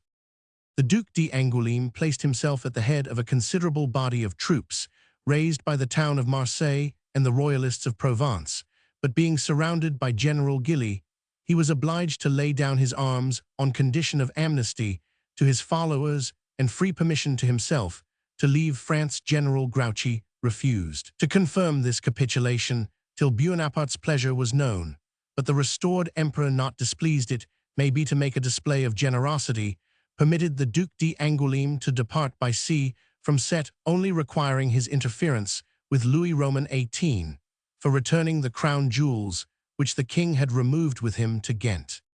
The Duke of Bourbon had retired to La Vendée to raise the warlike royalists of that faithful province, but it had been previously occupied by soldiers attached to Bonaparte, so judiciously posted as to render an insurrection impossible, and the Duke found himself obliged to escape by sea from Nantes. Duchess d'Angoulême. The Duchess d'Angoulême, the only remaining daughter of Louis Roman XVI, whose childhood and youth had suffered with patient firmness such storms of adversity, showed on this trying occasion that she had the active as well as passive courage. Becoming the descendant of a long line of princes, she threw herself into Bordeaux, where the loyalty of Count Lynch the mayor and of the citizens in general promised her determined aid, and the princess herself stood forth amongst them like one of those heroic women of the age of chivalry, whose looks and words were able in moments of peril to give double edge to men's swords and double constancy to their hearts. But unhappily, there was a considerable garrison of troops of the line in Bordeaux who had caught the general spirit of revolt. General Clausel also advanced on the city with a force of the same description. The Duchess made a last effort, assembled around her the officers, and laid their duty before them in the most touching and pathetic manner. But when she saw their coldness and heard their faltering excuses, she turned from them in disdain. Fear, she said, I pity you, and release you from your oaths. She embarked on board an English frigate, and Bordeaux opened its gates to Clausel, and declared for the emperor. Thus, notwithstanding the return of Napoleon was far from being acceptable to the French universally, or even generally, all open opposition to his government ceased. and he was acknowledged as emperor within about 20 days after he landed on the beach at Cannes with 1,000 followers. But though he was thus replaced on the throne, Napoleon's seat was by no means secure unless he could prevail upon the confederated sovereigns of Europe to acknowledge him in the capacity of which their united arms had so lately deprived him. It is true he had indirectly promised war to his soldiers by stigmatizing the cessions made by the Bourbons of what he called the territory of France. It is true also that then, until his death's day, he continued to entertain the rooted idea that Belgium, a possession which France had acquired within 20 years, was an integral portion of that kingdom. It is true Antwerp and the 500 sail of the line which were to be built there continued through his whole life to be the very Delilah of his imagination.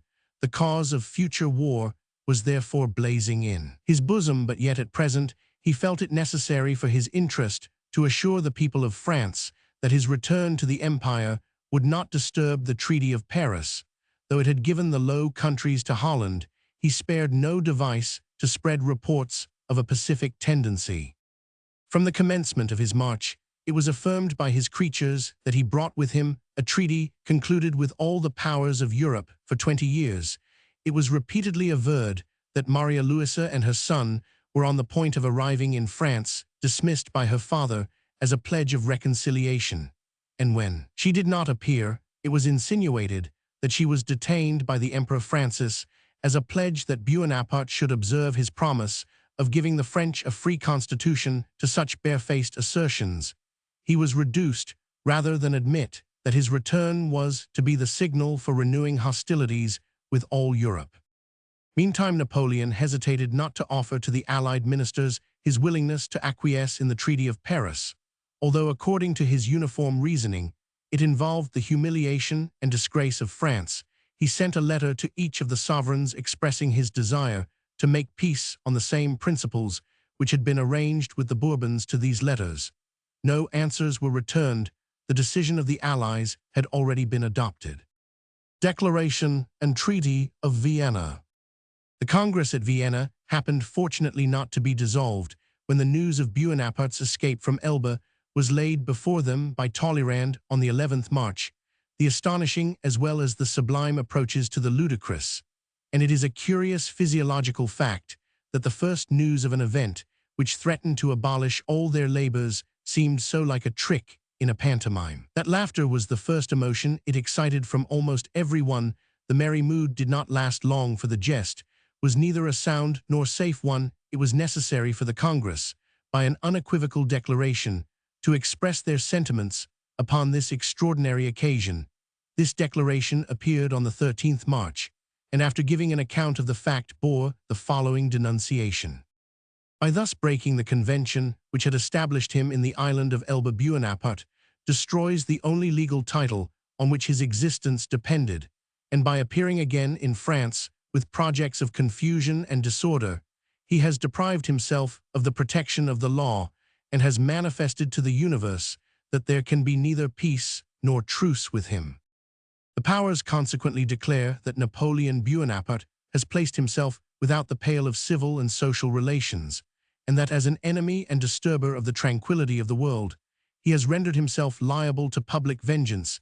They declare at the same time that firmly resolved to maintain entire the Treaty of Paris of the 30th of May 1814, and the dispositions sanctioned by that treaty, and those which they have resolved on, or shall hereafter resolve on, to complete and to consolidate it. They will employ all their means, and will unite all their efforts, that the general peace, the object of the wishes of Europe, and the constant purpose of their labors, may not again be troubled, and to provide against every attempt which shall threaten to replunge the world into the disorders of revolution. This manifesto was instantly followed by a treaty betwixt Great Britain, Austria, Prussia, and Russia, renewing and confirming the league entered into at Chaumont. The first article declared the resolution of the high contracting parties to maintain and enforce the Treaty of Paris, which excluded Bonaparte from the throne of France, and to enforce the decree of outlawry issued against him, as above mentioned. To each of the contracting parties agreed to keep constantly in the field an army of 150,000 men, complete with the due proportion of cavalry and artillery. 3. They agreed not to lay down their arms, but by common consent, until either the purpose of the war should have been attained or Bonaparte should be rendered incapable of disturbing the peace of Europe. After other subordinate articles, the 7th provided that the other powers of Europe should be invited to accede to the treaty, and the 8th, that the King of France should be particularly called upon to become a party to it. A separate article provided that the King of Great Britain should have the option of furnishing his contingent in men, or of paying, instead, at the rate of Roman 50 sterling per annum for each cavalry soldier, and Roman 50 per annum for each infantry soldier, which should be wanting to make up his complement to this treaty. A declaration was subjoined when it was ratified by the Prince Regent, referring to the 8th article of the treaty, and declaring that it should not be understood as binding His Britannic Majesty to prosecute the war with the view of forcibly imposing on France any particular government. The other contracting powers agreed to accept of the accession of His Royal Highness under this explanation and limitation. The Treaty of Vienna may be considered in a double point of view, first upon principle, and secondly as to its mode of expression, and it was commented upon in both respects in the British House of Commons. The expediency of the war was denied by several of the opposition members on account of the exhausted state of Great Britain, but they generally admitted that the escape of Bonaparte gave a just cause for the declaration of hostilities. The great statesman and jurisconsult, whom we have already quoted, delivered an opinion for himself, and those with whom he acted couched in the most positive terms. Some insinuations, said Sir James Mackintosh, had been thrown out of differences of opinion on his side of the House. Respecting the evils of this escape, he utterly denied them. All agreed in lamenting the occurrence, which rendered the renewal of war so probable, not to say certain. All his friends with whose sentiments he was acquainted were of opinion that in the theory of public law the assumption of power by Napoleon had given to the Allies a just cause of war against France. It was perfectly obvious that the abdication of Napoleon and his perpetual renunciation of the supreme authority was a condition, and the most important condition, on which the Allies had granted peace to France. The Convention of Fontainebleau and the Treaty of Paris were equally parts of the Great Compact, which re-established friendship between France and Europe, in consideration of the safer and more inoffensive state of France when separated from her terrible leader. Confederated Europe had granted moderate and favorable terms of peace. As soon as France had violated this important condition by again submitting to the authority of Napoleon, the Allies were doubtless released from their part of the compact and re-entered into their belligerent rights. Alleged grievances. The provocations pleaded by Bonaparte, which seem to have been entirely fanciful so far as respects any design on his freedom, were first the separation from his family, but this was a question with Austria exclusively, for what power was to compel the Emperor Francis to restore his daughter after the fate of war had flung her again under his paternal protection. Napoleon's feelings in his situation were extremely natural, but those of the emperor cannot be blamed, who considered his daughter's honor and happiness as interested in separating her from a man who was capable of attempting to redeem his broken fortunes by the most desperate means. Much would depend upon the inclination of the illustrious person herself. But even if some degree of paternal restraint had been exerted, could Napoleon really feel himself justified in renewing a sort of Trojan war with all the powers in Europe in order to recover his wife, or think, because he was separated from her society by a flinty-hearted father, that he was therefore warranted in invading and subduing the kingdom of France? The second article of provocation, and we admit it as a just one, was that Napoleon was left to necessities to which he ought not to have been subjected by France, withholding his pension till the year should elapse. This was a ground of complaint, and a deep one, but against whom? Surely not against the Allies, unless Bonaparte had called upon them to make good their treaty, and had stated that France had failed to make good those obligations for which he had their guarantee. England, who was only an accessory to the treaty, had nevertheless already interfered in Bonaparte's behalf, and there can be no doubt that redress would have been granted by the contracting parties who could not in decency avoid enforcing a treaty which had been of their own forming. That this guarantee gave Napoleon a right to appeal and to complain cannot be denied, but that it gave him a right to proceed by violence without any expostulation previously made is contrary to all ideas of the law of nations, which enacts that no aggression can constitute a legitimate cause of war until redress has been refused. This, however, is all mere legal argument. Bonaparte did not invade France because she was deficient in paying his pension. He invaded her because he saw a strong prospect of regaining the throne, nor do we believe that millions of gold would have prevailed on him to forgo the opportunity. His more available ground of defense, however, was that he was recalled by the general voice of the nation of France. But the whole facts of the case contradicted this statement. His league with the revolutionists was made reluctantly on their part, nor did that party form any very considerable portion of the nation. His election, according to Grattan, was a military election. And when the army disposed of the civil government, it was the march of a military chief over a conquered nation. The nation did not rise to assist Louis or resist Bonaparte, because the nation could not rise against the army. The mind of France, as well as her constitution, had completely lost for the present the power of resistance. They passively yielded to superior force. In short, the opinion of the House of Commons was so unanimous on the disastrous consequences of Napoleon's quitting Elba that the minority brought charges against ministers for not having provided more effectual means to prevent his escape. To these charges, it was replied that Britain was not his keeper, that it was impossible to maintain a line of blockade around Elba, and if it had been otherwise, that Britain had no right to interfere with Bonaparte's motions so far as concerned short expeditions, unconnected with the purpose of escape, although it was avowed that if a British vessel had detected him in the act of going to France with an armed force for the purpose of invasion, the right of stopping his progress would have been exercised at every hazard. Still, it was urged they had no title either to establish a police upon the island, the object of which should be to watch its acknowledged emperor, or to maintain a naval force around it to apprehend him in case he should attempt an escape. Both would have been in direct contradiction of the Treaty of Fontainebleau, to which Britain had acceded, though she was not of the contracting parties. The style of the declaration of the Allies was more generally censured in the British Parliament than its warlike tone. It was contended that by declaring Napoleon an outlaw, it invoked against him the daggers of individuals as well as the sword of justice. This charge of encouraging assassination was warmly repelled by the supporters of ministry. The purpose of the proclamation, it was said, was merely to point out Napoleon to the French nation as a person who had forfeited his civil rights by the act of resuming, contrary to treaty, a position in which, from his temper, habits, and talents, he must again become an object of suspicion and terror to all Europe. His inflexible resolution, his unbounded ambition, his own genius, his power over the mind of others, those great military talents, in short, which so valuable in war are in peace so dangerous, had afforded reasons for making the Peace of Paris, by which Napoleon was personally excluded from the throne.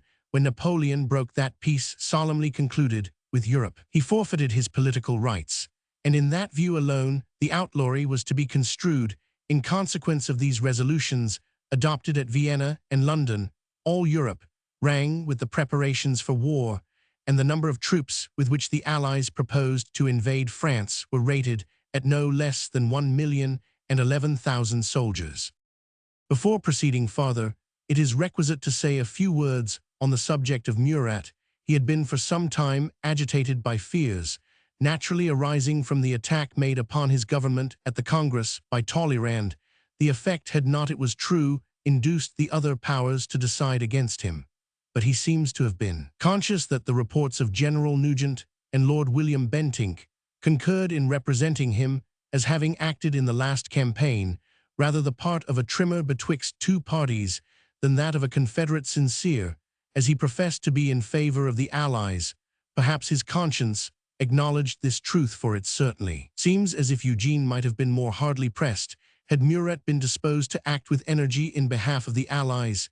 He felt, therefore, that the throne of Tancred tottered under him, and rashly determined that it was better to brave a danger than to allow time to see whether it might not pass away. Murat had held intercourse with the Isle of Elba and Connaught, but have known Bonaparte's purpose when he left it, but he ought at the same time to have considered that if his brother-in-law met with any success, his own alliance would become essential to Austria, who had such anxiety to retain the north of Italy, and must have been purchased on his own terms. Murat, instead, however, of waiting for an opportunity of profiting by Napoleon's attempt, which could not have failed to arrive, Murat resolved to throw himself into the fray and carve for himself. He placed himself at the head of an army of 50,000 men, and without explaining his intentions, occupied Rome. The Pope and cardinals, flying before him, threatened the whole line of the Po, which the Austrian force was inadequate to maintain, and on 31st of March addressed a proclamation to all Italians summoning them to rise in arms for the liberation of their country. It seemed now clear that the purpose of this son of a pastry cook amounted to nothing else than the formation of Italy into one state. The placing himself on the throne of the Caesars, the proclamation was signed Joachim Napoleon, which last name formerly laid aside, he reassumed at this critical period. The appeal to the Italians was in vain. The feuds among the petty states are so numerous, their pretensions so irreconcilable, and their weakness has made them so often the prey of successive conquerors, that they found little inviting in the proposal of union, little arousing in the sound of independence. The proclamation, therefore, had small effect, except upon some of the students at Bologna. Murat marched northward, however, and being much superior in numbers, defeated the Austrian general Bianchi, and occupied Modena and Florence. Murat's attitude was now an alarming one to Europe. If he should press forward into Lombardy, he might cooperate with Bonaparte, now restored to his crown, and would probably be reinforced by thousands of the veterans of the Viceroy Eugene's army. Austria, therefore, became desirous of peace, and offered to guarantee to him the possession of the Kingdom of Naples. With an addition, he had long coveted the marches, namely of the Roman See. Britain at the same time intimated that, having made truce with Joachim at the instance of Austria, it was to last no longer than his good intelligence with her ally Murat refused the conditions of the one power, and neglected the remonstrances of the other. It was too late, he said. Italy deserves freedom, and she shall be free here. Closed all hopes of peace. Austria declared war against Murat, and expedited the reinforcements sent into Italy, and Britain prepared a descent upon his Neapolitan dominions, where Ferdinand still continued to have many adherents. Murat's character as a tactician was far inferior to that which he deservedly bore as a soldier in the field of battle, and he was still a worse politician than a general. A repulse, sustained in an attempt to pass the Po near Archiobolo, seems to have disconcerted the plan of his whole campaign, nor did he find himself able to renew the negotiations which he had rashly broken off.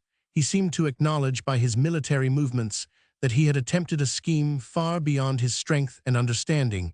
He retreated upon his whole line, abandoning Parma, Reggio, Modena, Florence, and all Tuscany, by which last movement he put the Austrians in possession of the best and shortest road to Rome. In consequence, he was pressed on his retreat in front and rear, and compelled to give battle near Tolentino. It was sustained for 2 days, 2d and 3d of May, but the Neapolitans could not be brought into close action with the iron-nerved Austrians.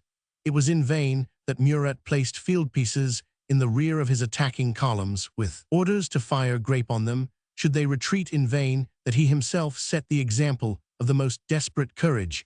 The Neapolitan army fled in dispersion and discomfiture. Their guns, ammunition, treasure, and baggage became the spoil of the Austrians, and in traversing the mountains of Abruzzo, Murat lost half his army without stroke of sword. The defeated prince was pursued into his Neapolitan dominions, where he learned that the Calabrians were in insurrection, and that an English fleet, escorting an invading army from Sicily, had appeared in the Bay of Naples, his army reduced to a handful by repeated skirmishes, in which he had behaved with such temerity as to make his followers think he desired death, was directed to throw itself into Capua. He himself, who had left Naples splendidly apparelled according to his custom, and at the head of a gallant army, now entered its gates, attended only by 4 lancers, alighted at the palace, and appeared before the queen pale haggard, dishevelled with all the signs of extreme fatigue and dejection. His salutation was in the affecting words, "Madam, I have not been able to find death." He presently found that remaining at Naples, which was about to fall into other hands, would compromise his liberty, perhaps his life. He took leave of his queen, whom circumstances were about to deprive of that title, cut off his hair, and, disguising himself in a grey frock, escaped to the little island of Ischia, and reached on 25th May Cannes, which had received Napoleon a few weeks before. His wife, immediately afterwards, alarmed by the tendency of the Neapolitan mob to insurrection, surrendered herself to Commodore Campbell of the Tremendous, and was received on board his vessel. A courier announced Murat's arrival in France to Bonaparte, who, instead of sending consolation to his unhappy relative, is said to have asked with bitter scorn whether Naples and France had made peace since the War of 1814.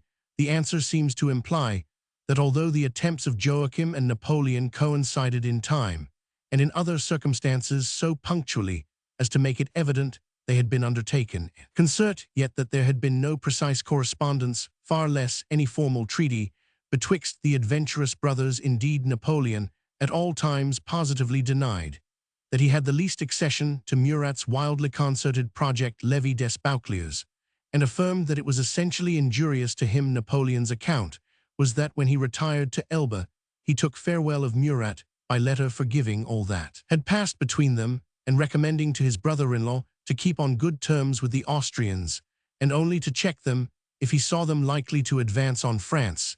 He offered also to guarantee his kingdom.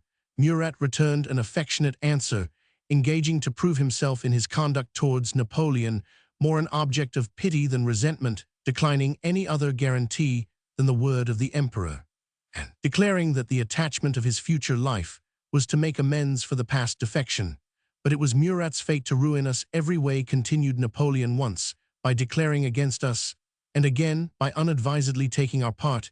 He encountered Austria without sufficient means, and being ruined left her without any counterbalancing power. In Italy from that time, it became impossible for Napoleon to negotiate with her.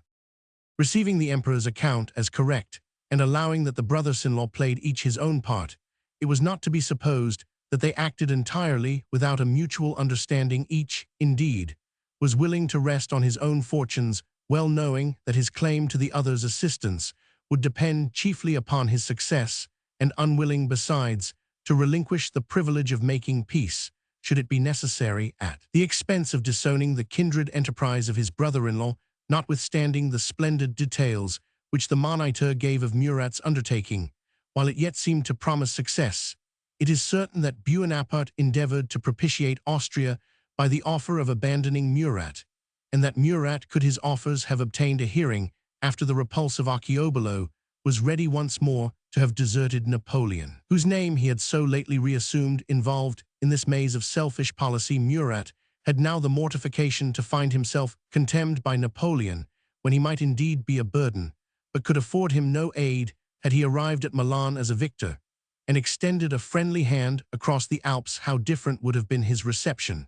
But Bonaparte refused to see him in his distress, or to permit him to come to Paris, satisfied that the sight of his misery would be a bitter contradiction to the fables which the French journals had for some time published of his success. Fouche sent him a message much like that which enjoined the dishonored ambassadors of Solomon to tarry at Jericho till their beards grew. It recommended to Murat to remain in seclusion till the recollection of his disgrace should be abated by newer objects of general interest. Bonaparte had sometimes entertained thoughts of bringing Murat to the army, but was afraid of shocking the French soldiers, who would have felt disgust and horror at seeing the man who had betrayed France. "I did not," he said to his followers at St. Helena, "think I could carry him through, and yet he might have gained us the victory, for there were moments during the Battle of Waterloo when to have forced 2 or 3 of the English squares might have ensured it, and Murat was just the man for the work in leading a charge of cavalry. Never was there an officer more determined, more brave, and more brilliant."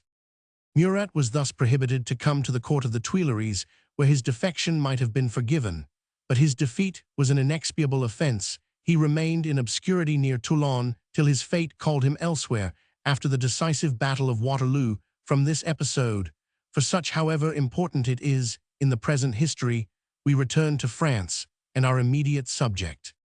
Chapter Roman AD 6 Bonaparte's attempts to conciliate Britain plot to carry off Maria Louisa fails state of feeling in France. The army, the Jacobins, the constitutionalists, Fouche and Sieyès, made Pierre's freedom of the press granted and outraged independent conduct of Comte editor of La Censure Disaffections. Among the lower orders, part of these assemble before the Tuileries and applaud the Emperor. Festival of the Federate's new constitution. It is received with dissatisfaction. Meeting of the Champ de Mai to ratify it. Bonaparte's address to the chambers of peers and deputies. The spirit of Jacobinism predominant in the latter. Maria Louisa. While Murat was struggling and sinking under his evil fate, Bonaparte was actively preparing for the approaching contest. His first attempt, as we have already seen, was to conciliate the Allied powers to satisfy Great Britain. He passed an act abolishing the slave trade and made some regulations concerning national education, in which he spoke highly of the systems of Bell and Lancaster. These measures were favorably construed by some of our legislators, and that they were so is a complete proof that Bonaparte understood the temper of our nation to suppose that during his 10 months of retirement, his mind was actively employed upon the miseries of the Negroes, or the deplorable state of ignorance to which his own measures and the want of early instruction had reduced the youth of France would argue but little acquaintance with his habits of ambition to believe, on the contrary, that he would, at his first arrival in France, make any apparent sacrifices which might attract the goodwill of his powerful and dangerous neighbors. Is more consonant with his schemes, his interest, and his character. The path which he chose to gain the esteem of Britain was by no means injudicious. The abolition of Negro slavery and the instruction of the poor have, to the honor of our legislature, been frequent and anxious subjects of deliberation in the House of Commons, and to mankind, whether individually or collectively, no species of flattery is more pleasing than that of assent and imitation. It is not a little to the credit of our country that the most avowed enemy of Britain strove to cultivate our good opinion, not by any offers of national advantage, but by appearing to concur in general measures of benevolence and attention to the benefit of society. Yet upon the whole the character of Napoleon was too generally understood, and the purpose of his apparent approximation to British sentiments too obviously affected, for serving to make any general or serious impression in his favor. With Austria, Napoleon acted differently. He was aware that no impression could be made on the Emperor Francis or his minister Metternich, and that it had become impossible with their consent that he should fulfill his promise of presenting his wife and son to the people on the Champ de Mai. Stratagem remained the only resource, and some Frenchmen at Vienna, with those in Maria Louisa's train, formed a scheme of carrying off the Empress of France and her child. The plot was discovered and prevented, and the most public steps were immediately taken to show that Austria considered all ties with Bonaparte as dissolved forever. Maria Louisa, by her father's commands, laid aside the arms and liveries of her husband hitherto displayed by her attendants and carriages, and assumed those of the House of Austria. This decisive event put an end to every hope so long cherished by Napoleon that he might find some means of regaining the friendship of his father-in-law. Nor did the other powers in Europe show themselves more accessible to his advances. He was therefore reduced to his own partisans in the French nation, and those won over from other parties whom he might be able to add to them. The army had sufficiently shown themselves to be his own upon grounds which are easily appreciated. The host of public official persons, to whom the name under which they exercised their offices was indifferent, provided the salary continued to be attached to them, formed a large and influential body. And although we who have never, by such mutations of our political system, been put to the trial of either abandoning our means of living or submitting to a change of government, may, on hearing quoted names of respectability and celebrity who adopted the latter alternative, exclaim against French versatility.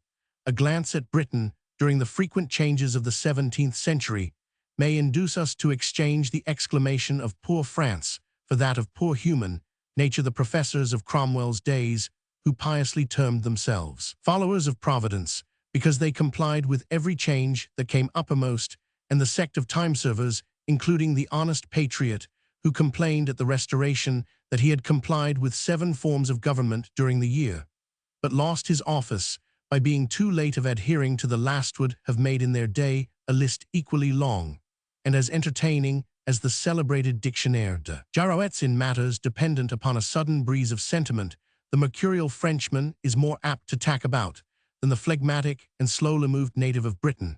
But when the steady trade-wind of interest prevails for a long season, men in all nations and countries show the same irresistible disposition to trim their sails by it.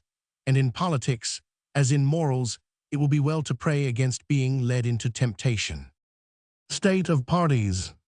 Besides those attached to him by mere interest or from gratitude and respect for his talents, Napoleon had now among his adherents, or rather allies, not as a matter of choice, but of necessity, the Jacobin party, who had been obliged, though unwillingly, to adopt him as the head of a government, which they hoped to regenerate. To these were to be added a much larger and more respectable body, who, far from encouraging his attempt, had testified themselves anxious to oppose it to the last, but who, conceiving the cause of the Bourbons entirely lost, were willing to adhere to Bonaparte on condition of obtaining a free constitution for France. Many of these acted, of course, on mixed motives, but if we were asked to form a definition of them, we should be induced to give the same which, laying aside party spirit, we should ascribe to a right English Whig, whom we conceive to be a man of sense and moderation, a lover of laws and liberty, whose chief regard to particular princes and families is founded on what he apprehends to be the public good, and who differs from a sensible Tory so little that there is no great chance of their disputing upon any important constitutional question, if it is fairly stated. To both such, we believe, is the difference betwixt rational constitutionalists and royalists in France, and undoubtedly, while all the feelings of the latter induced them to eye with abhorrence the domination of a usurper, there must have been many of the former who, fearing danger to the independence of France from the intervention of foreign powers, conceived that by advocating the cause of Napoleon they were in some degree making a virtue of necessity, and playing an indifferent game with as much skill as the cards they held would permit. Many patriotic and sensible men, who had retained a regard for liberty during all the governments and all the anarchies which had subsisted for 20 years, endeavored now to frame a system of government grounded upon something like freedom. Upon the difficulties of Bonaparte pressed, as he was from abroad and unsupported at home save by the soldiery, he would, they conceived, be thrown by necessity under the protection of the nation, and obliged to recruit his adherents by complying with public opinion and adopting a free government under this persuasion. A great number of such characters, more or less shaded by attachment to a moderate and limited monarchy, were prepared to acknowledge Bonaparte's re-established authority in so far as he should be found to deserve it by concessions on his part. The conduct and arguments of another portion of the friends of the Constitution rather resembled that which might have been adopted in England by moderate and intelligent Tories. Such men were not prepared to resign the cause of their lawful monarch, because fortune had for a time declared against him. They were of opinion that to make a constitution permanent, the monarch must have his rights ascertained and vindicated as well as those of the people, and that if a usurper were to be acknowledged upon any terms, however plausible, so soon as he had cut his way to success by his sword, the nation would be exposed to perpetual revolutions. Louis, these men might argue, had committed no crime, whatever he was only placed in circumstances which made some persons suppose he might possibly be tempted to meditate changes on the Constitution and on the charter which confirmed it. There was meanness in deserting a good and peaceable king at the command of a revolted army and a discarded usurper. They regretted that their prince must be replaced by foreign bayonets. Yet it was perhaps better that a moderate and peaceful government should be restored even thus, than that the French nation should continue to suffer under the despotic tyranny of their own soldiery.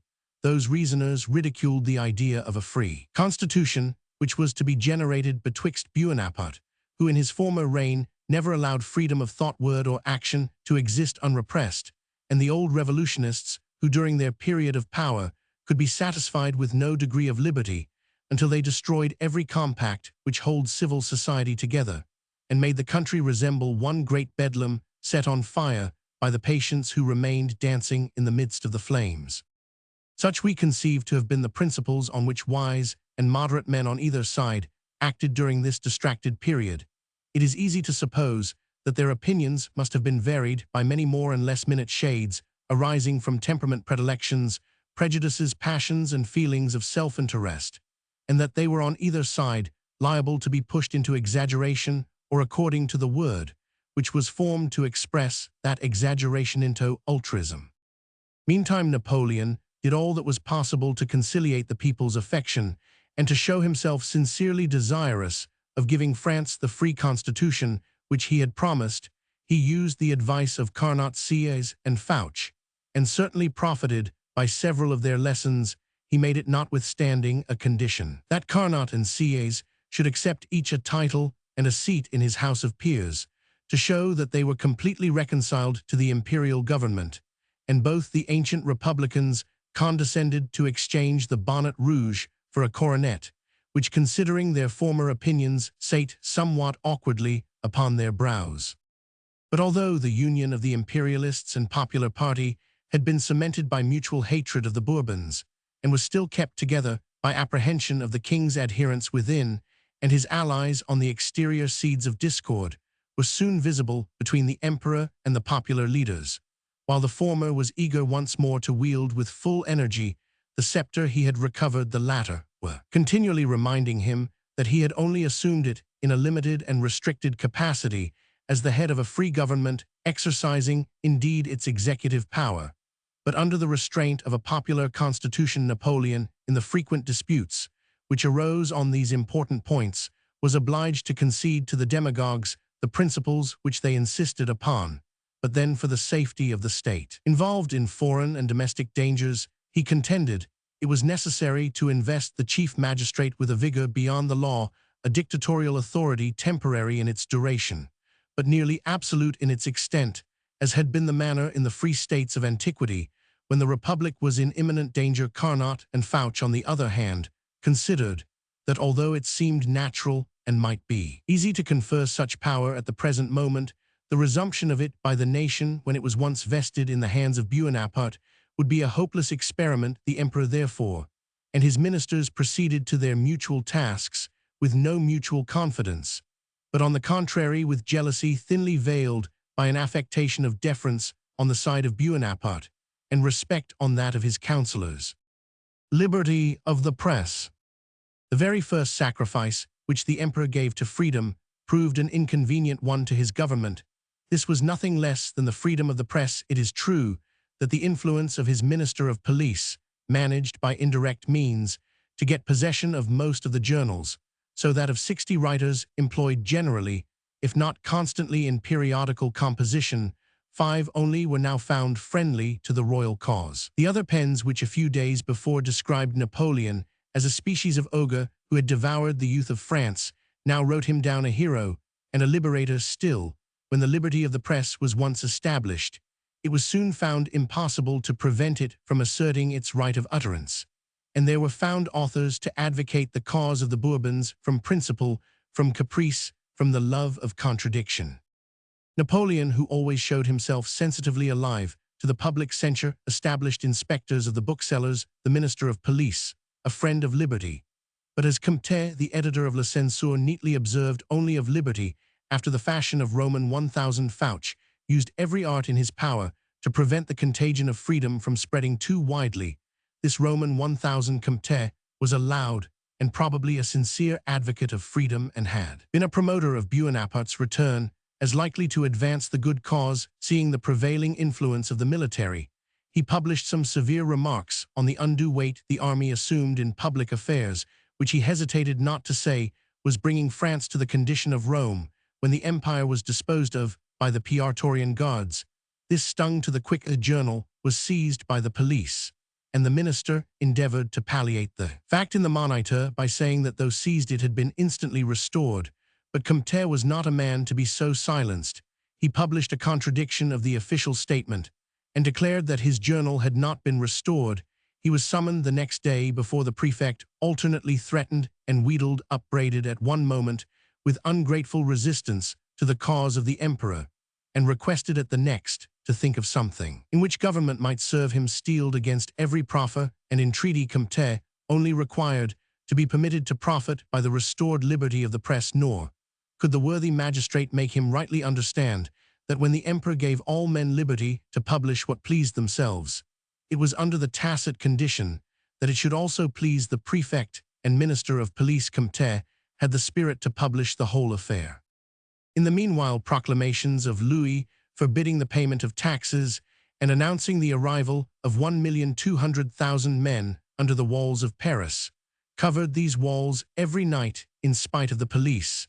A newspaper called the Lily was also secretly but generally circulated, which advocated the royal cause in the better classes of society, where Bonaparte was feared and hated. Lampoons, satires, pasquinades glided from hand to hand, turning his person, ministers, and government into the most bitter ridicule. Others attacked him with eloquent invective and demanded what he had in common with the word liberty, which he now pretended to connect with his reign. He was, they said, the sworn enemy of liberty, the assassin of the Republic, the destroyer of French freedom, which had been so dearly bought. The show of liberty, which he held, was a trick of legerdemain executed under protection of his bayonets.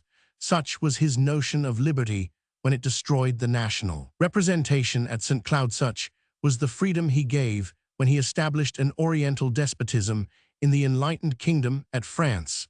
Such, when abolishing all free communication of sentiments among citizens and prescribing every liberal and philosophical idea under the nickname of ideology, can it be forgotten, they continued, that heaven and hell are not more irreconcilable ideas than Bonaparte and liberty. The very word freedom, they said, was proscribed under his iron reign, and only first gladdened the ears of Frenchmen after 12 years of humiliation and despair on the happy restoration of Louis Roman 18. Ah, miserable impostor, they exclaimed, when would he have spoke of liberty had not the return of Louis familiarized us with freedom and peace? The spirit of disaffection spread among certain classes of the lower ranks, the market-women, dames des halles, so formidable during the time of the Fronde, and in the early years of the Revolution, for their opposition to the court, were now royalists, and of course clamorous on the side of the party they espoused. They invented, or some loyal rhymer composed for them, a song the burden of which demanded back the king. As their father of Ghent, they ridiculed, scolded, and mobbed the commissaries of police who endeavored to stop these musical expressions of disaffection, surrounded the chief of their number, danced around him, and chanted the obnoxious burden, until Fouch, being ashamed to belie the new doctrines of liberty of thought, speech, and publication, his agents were instructed to leave these Amazons undisturbed on account of their political sentiments. While Bonaparte was unable to form an interest in the saloons, and found that even the dames des halles were becoming discontented, he had upon his side the militia of the suburbs, those columns of pikemen so famous in the Revolution, whose furious and rude character added to the terrors, if not to the dignity of his reign. Let us not be accused of a wish to depreciate honest industry, or hold up to contempt the miseries of poverty. It is not the poverty, but the ignorance and the vice of the rabble of great cities, which render them always disagreeable and sometimes terrible. They are entitled to protection from the laws and kindness from the government, but he who would use them as political engines invokes the assistance of a blatant beast, with 1,000 heads, well furnished with fangs to tear and throats to roar, but devoid of tongues to speak, reason, ears to hear it, eyes to see it, or judgment to comprehend it. For a little time after Bonaparte's return, crowds of artisans of the lowest order assembled under the windows of the Tuileries, and demanded to see the emperor, whom on his appearance they greeted with shouts as le grand entrepreneur, or general employer of the class of artisans, in language where the coarse phraseology of their rank was adorned with such flowers of rhetoric as the times of terror had coined. Latterly, the numbers of this assembly were maintained by a distribution of a few sous to the shouters. However, disgusted with these degrading exhibitions, Bonaparte felt he could not dispense with this species of force, and was compelled to institute a day of procession and a solemn festival in favor of this description of persons who, from the mode in which they were enrolled, were termed federates. Festival of the Federates. On 14th may the motley and ill-arranged ranks, which assembled on this memorable occasion, exhibited in the eyes of the disgusted and frightened spectators all that is degraded by habitual vice, and hardened by stupidity and profligacy, the portentous procession moved on along the boulevards to the court of the Tuileries with shouts in which the praises of the emperor were mingled with imprecations, and with the revolutionary songs long silenced in Paris, Marseillaise, hymn the Carmagnole, and the day of departure, the appearance of the men, the refuse of manufactories, of workhouses, of jails, their rags, their filth, their drunkenness, their ecstasies of blasphemous rage, and no less blasphemous joy stamped them with the character of the willing perpetrators of the worst horrors of the revolution. Bonaparte himself was judged by close observers to shrink with abhorrence from the assembly. He himself had convoked, his guards were under arms, and the field artillery loaded and turned on the Place de Carrousel, filled with the motley crowd, who from the contrasted color of the corn porters and charcoalmen distinguished in the group, were facetiously called his gray and black mousquetaires. He hasted to dismiss his hideous minions with a sufficient distribution of praises and of liquor. The National Guards conceived themselves insulted on this occasion, because compelled to give their attendance along with the federates. The troops of the line felt for the degraded character of the emperor. The haughty character of the French soldiers had kept them from fraternizing with the rabble. Even in the cause of Napoleon, they had been observed on the march from Caen to cease their cries of Vive l'Empereur, when upon entering any considerable town, the shout was taken up by the mob of the place, and to suspend their acclamations rather than mingle them with those of the Pequins whom they despised. They now muttered to each other on seeing the court, which Bonaparte seemed compelled to bestow on these degraded artisans, that the conqueror of Marengo and Wagram had sunk into the mere captain of a rabble. In short, the disgraceful character of the alliance thus formed between Bonaparte and the lees of the people was of a nature incapable of being glossed over even in the flattering pages of the Moniteur, which amidst a flourishing description of this memorable procession was compelled to admit that in some places the name of the emperor was incongruously mingled with expressions and songs which recalled an era unfortunately too famous. Fretted by external dangers and internal disturbances, and by the degrading necessity of appearing every night before a mob who familiarly hailed him as Pierre le Violet, and above all galled by the suggestions of his philosophical counselors, who among other innovations wished him to lay aside the style of emperor for that of president or grand general of the Republic. Napoleon, to rid himself at once of occupations offensive to his haughty disposition, withdrew from the Tuileries to the more retired palace of the Élysée Bourbon, and seemed on a sudden to become once more the emperor he had been before. His abdication here he took into his own hands with the assistance of Benjamin Constant and other statesmen. The construction of a new constitution, their system, included all those checks and regulations which are understood to form the essence of a free government, and greatly resembled that granted by the Royal Charter. Nevertheless, it was extremely ill received by all parties, but especially by those who expected from Napoleon a constitution more free than that which they had dissolved by driving Louis Roman XVIII from the throne. There were other grave exceptions stated against the scheme of government.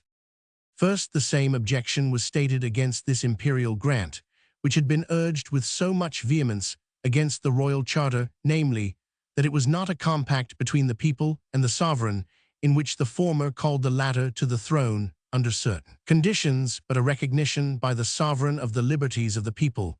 The meeting of the Champ de Mai had indeed been summoned as intimated in the decrees from Lyons, chiefly with the purpose of forming and adopting the new constitution.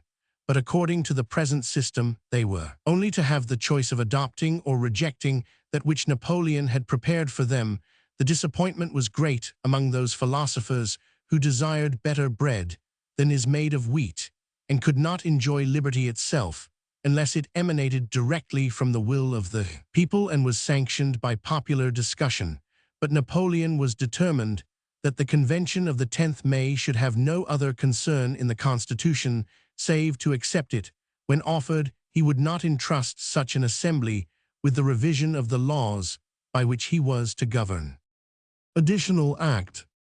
Secondly, this new constitution, though presenting an entirely new basis of government, was published under the singular title of an additional act to the constitutions of the emperor, and thereby constituted a sort of appendix to a huge mass of unrepealed organic laws, many of them inconsistent with the additional act in tenor and in spirit. Those who had enjoyed the direct confidence of the emperor while the treaty was framing endeavored to persuade themselves that Napoleon meant fairly by France, yet confessed they had found it difficult to enlighten his ideas on the subject of a limited monarchy. They felt that though the emperor might be induced to contract his authority, yet what remained in his own hand would be wielded as arbitrarily as ever, and likewise that he would never regard his ministers otherwise than as the immediate executors of his pleasure and responsible to himself alone. He would still continue to transport his whole chancery at his stirrup and transmit sealed orders to be executed by a minister whom he had not consulted on their import. The Royalists triumphed on the publication of this additional act. Was it for this, they said, you broke your oaths and banished your monarch, to get the same or nearly similar laws imposed on you by a Russian ukase or a Turkish firman, which you heretofore enjoyed by charter in the same manner as your ancestors called? Freemen by excellence held their rights from their limited sovereigns, and for this have you exchanged a peaceful prince, whose very weakness was your security, for an ambitious warrior, whose strength is your weakness. For this have you a second time gone to war with all Europe for the additional act and the Champ de Mai. The more determined republicans, besides their particular objections to an upper house, which the emperor could fill with his own minions, so as effectually to control the representatives of the people, found the proposed constitution utterly devoid of the salt which should savor it. There was no acknowledgement of abstract principles, no dissertation concerning the rights of government and the governed, no metaphysical discussions on the origin of laws, and they were as much mortified and disappointed as the zealot who hears a discourse on practical morality when he expected a sermon on the doctrinal points of theology. The unfortunate additional act became the subject of attack and raillery on all sides, and was esteemed to possess in so slight a degree the principles of durability that a bookseller, being asked for a copy by a customer, replied he did not deal in periodical publications. Under these auspices, the Champ de Mai was opened, and that it might be in all respects incongruous, it was held on the 1st of June. Deputies were supposed to attend from all departments, not as it had been latterly arranged to canvass the new constitution, but to swear to observe it, and not to receive the Empress Maria Luisa and her son as the pledge of 20 years' peace, but to behold the fatal eagles, the signal of instant and bloody war, distributed by the emperor to the soldiers. Napoleon and his brothers, whom he had once more collected around him, figured in quaint and fantastic robes in the Champ de Mai, he as emperor, and they as princes of the blood, and author subject of discontent to the republicans. The report of the votes was made, the electors swore to the additional act, the drums rolled, the trumpets flourished, the cannon thundered, but the acclamations were few and forced. The emperor seemed to view the scene as an empty pageant, until he was summoned to the delivery of the eagles to the various raised regiments, and then amid the emblems of past, and as might be hoped the auguries of future victories, he was himself again. But on the whole the Champ de Mai was, in the language of Paris, une piece, Tommy, a condemned farce, which was soon to be succeeded by a bloody tragedy. Chamber of Deputies. The meeting of the chambers was the next subject of interest.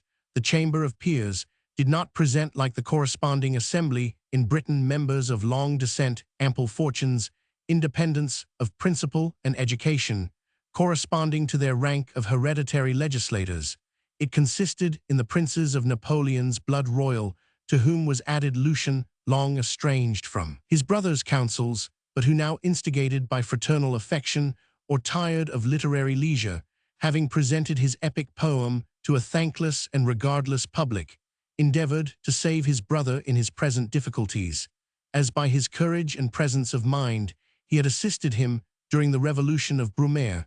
There were about 100 other dignitaries, more than one half of whom were military men, including 2 or 3 old Jacobins, such as Sieyes and Carnot, who had taken titles, decorations, and rank inconsistently with the tenor of their whole life.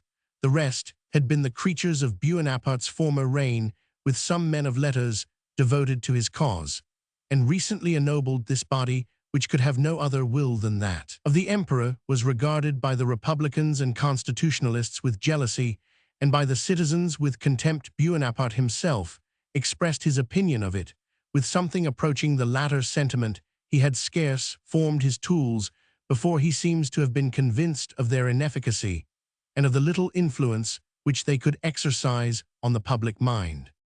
It was very different with the second chamber, in which were posted the ancient men of the Revolution and their newer associates, who looked forward with hope that Bonaparte might yet assume the character of a patriot sovereign, and by his military talents save France for her sake, not for his own.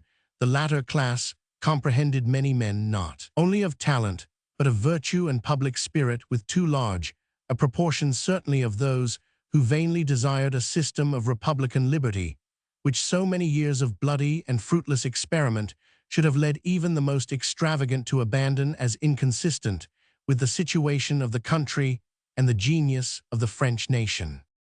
The disputes of the Chamber of Representatives with the executive government commenced on June 4th, the first day of their sitting, and like those of their predecessors, upon points of idle etiquette, they chose Lanjuinais for their president, a preferment which, alighting on one who had been the defender of Louis Roman XVI, the active and determined resister of the power of Robespierre, and especially the statesman who drew up the list of crimes in consequence of which Napoleon's forfeiture had been declared in 1814, could not be acceptable to the Emperor. Napoleon, being applied to for confirmation of the election, referred the committee for his answer to the chamberlain, who he stated would deliver it the next day by the page. In waiting, the chamber took fire, and Napoleon was compelled to return an immediate though reluctant approval of their choice.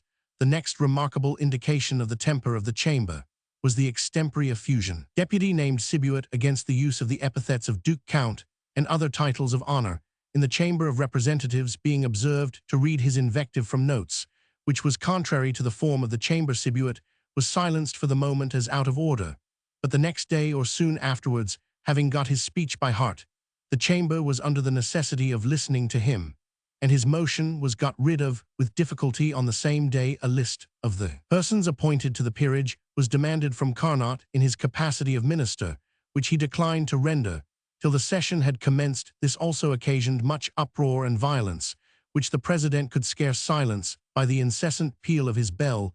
The oath to be taken by the deputies was next severely scrutinized, and the imperialists carried with difficulty a resolution that it should be taken to the emperor and the Constitution without mention of the nation. The second meeting on June 7th was as tumultuous as the first. A motion was made by Felix Lepelletier that the chamber should decree to Napoleon the title of savior of his country. This was resisted on the satisfactory ground that the country was not yet saved, and the chamber passed to the order of the day by acclamation. Notwithstanding these open intimations of the reviving spirit of Jacobinism, or at least of opposition to the imperial sway, Napoleon's situation obliged him for the time to address the unruly spirits which he had called together with the confidence which, it was said, necromancers found it needful to use towards the dangerous fiends whom they had evoked. His address to both chambers was sensible, manly, and becoming his situation. He surrendered in their presence all his pretensions to absolute power, and professed himself a friend to liberty. Demanded the assistance of the chambers in matters of finance, intimated a desire of some regulations to check the license of the press, and required from the representatives an example of confidence, energy, and patriotism to encounter the dangers to which the country was exposed. The peers replied in corresponding terms. Not so the second chamber, for notwithstanding the utmost efforts of the imperialists, their reply bore a strong tincture of the sentiments of the opposite party. The chamber promised, indeed, their unanimous support in repelling the foreign enemy, but they announced their intention to take under their consideration the Constitution as recognized by the Additional Act, and to point out its defects and imperfections with the necessary remedies. They also added a moderating hint directed against the fervor of Napoleon's ambition. The nation, they said, nourishes no plans of aggrandizement, not even the will of a victorious prince, will lead them beyond the boundaries of self-defense. In his rejoinder, Napoleon did not suffer these obnoxious hints to escape his notice. He endeavored to school this refractory assembly into veneration for the Constitution, which he declared to be the pole star in the tempest, and judiciously observed, there was little cause to provide against the intoxications of triumph when they were about to contend for existence.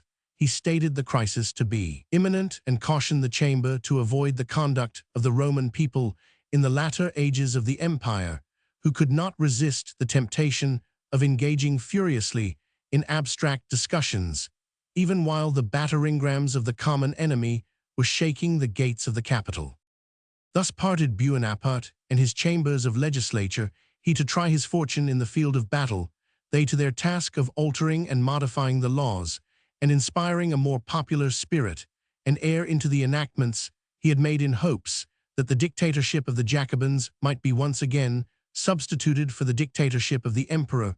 All men saw that the imperialists and republicans only waited till the field was won that they might contend for the booty, and so little was the nation disposed to sympathize with the active, turbulent, and bustling demagogues, by whom the contest was to be maintained against the emperor, that almost all predicted with great unconcern their probable expulsion, either by the sword of Bonaparte or the Bourbons. Chapter Roman 87 Preparations for war. Positions of the Allied forces, amounting in whole to 1 million of men. Bonaparte's force, not more than 200,000 conscription, not ventured upon National Guard. Their reluctance to serve many provinces hostile to Napoleon. Fouche's report makes known the disaffection. Insurrection in La Vendiqued military resources plan of campaign. Paris, placed in a complete state of defense. Frontier passes and towns fortified. Generals who accept command under Napoleon. He announces his purpose to measure himself with Wellington. Preparations for war. We are now to consider the preparations made for the invasion of France along the whole eastern frontier, means of resistance which the talents of the emperor presented to his numerous enemies, and the internal situation of the country itself. While the events now commemorated were passing in France, the Allies made the most gigantic preparations for the renewal of war. The Chancellor of the Exchequer of England had achieved a loan of 36 millions upon terms surprisingly moderate, and the command of this treasure had put the whole troops of the coalition into the most active advance. The seat of the Congress had been removed from Vienna to Frankfurt to be near the theater of war. The emperors of Russia and Austria, with the King of Prussia, had once more placed themselves at the head of their respective armies. The whole eastern frontier was menaced by immense forces. 150,000 Austrians, disengaged from Murat, might enter France through Switzerland. The cantons having acceded to the coalition, an army equal in strength menaced the higher Rhine. Schwarzenberg commanded the Austrians in chief, having under him Bellegarde and Fremont Bianchi and Vincent. 200,000 Russians were pressing towards the frontiers of Alsace. The Archduke Constantine was nominated generalissimo, but Barclay de Tolly, Sachsen, Langeren, Roman 100 were the efficient commanders. 150,000 Prussians under Blücher occupied Flanders and were united with about 80,000 troops British or in British pay under the Duke of Wellington. There were also to be reckoned the contingents of the different princes of Germany, so that the Allied forces were computed grossly to amount to upwards of 1 million of men. The reader must not, however, suppose that such an immense force was or could be brought forward at once. They were necessarily disposed on various lines for the convenience of subsistence, and were to be brought up successively in support of each other. To meet this immense array, Napoleon, with his usual talent and celerity, had brought forward means of surprising extent. The regular army, diminished by the Bourbons, had been by calling out the retired officers, and disbanded soldiers increased from something rather under 100,000 men to double that number of experienced troops of the first quality. But this was dust in the balance, and the mode of conscription was so intimately connected with Napoleon's wars of conquest and disaster that he dared not propose, nor would the Chamber of Representatives have agreed to, have recourse to the old and odious resource of conscription, which however Bonaparte trusted, he might still find effectual in the month of June, to the number of 300,000. In the meantime, it was proposed to render movable for active service 200 battalions of the National Guard, choosing those most fit for duty, which would make a force of 112,000 men. It was also proposed to levy as many federates, that is, volunteers of the lower orders, as could be brought together in the different departments.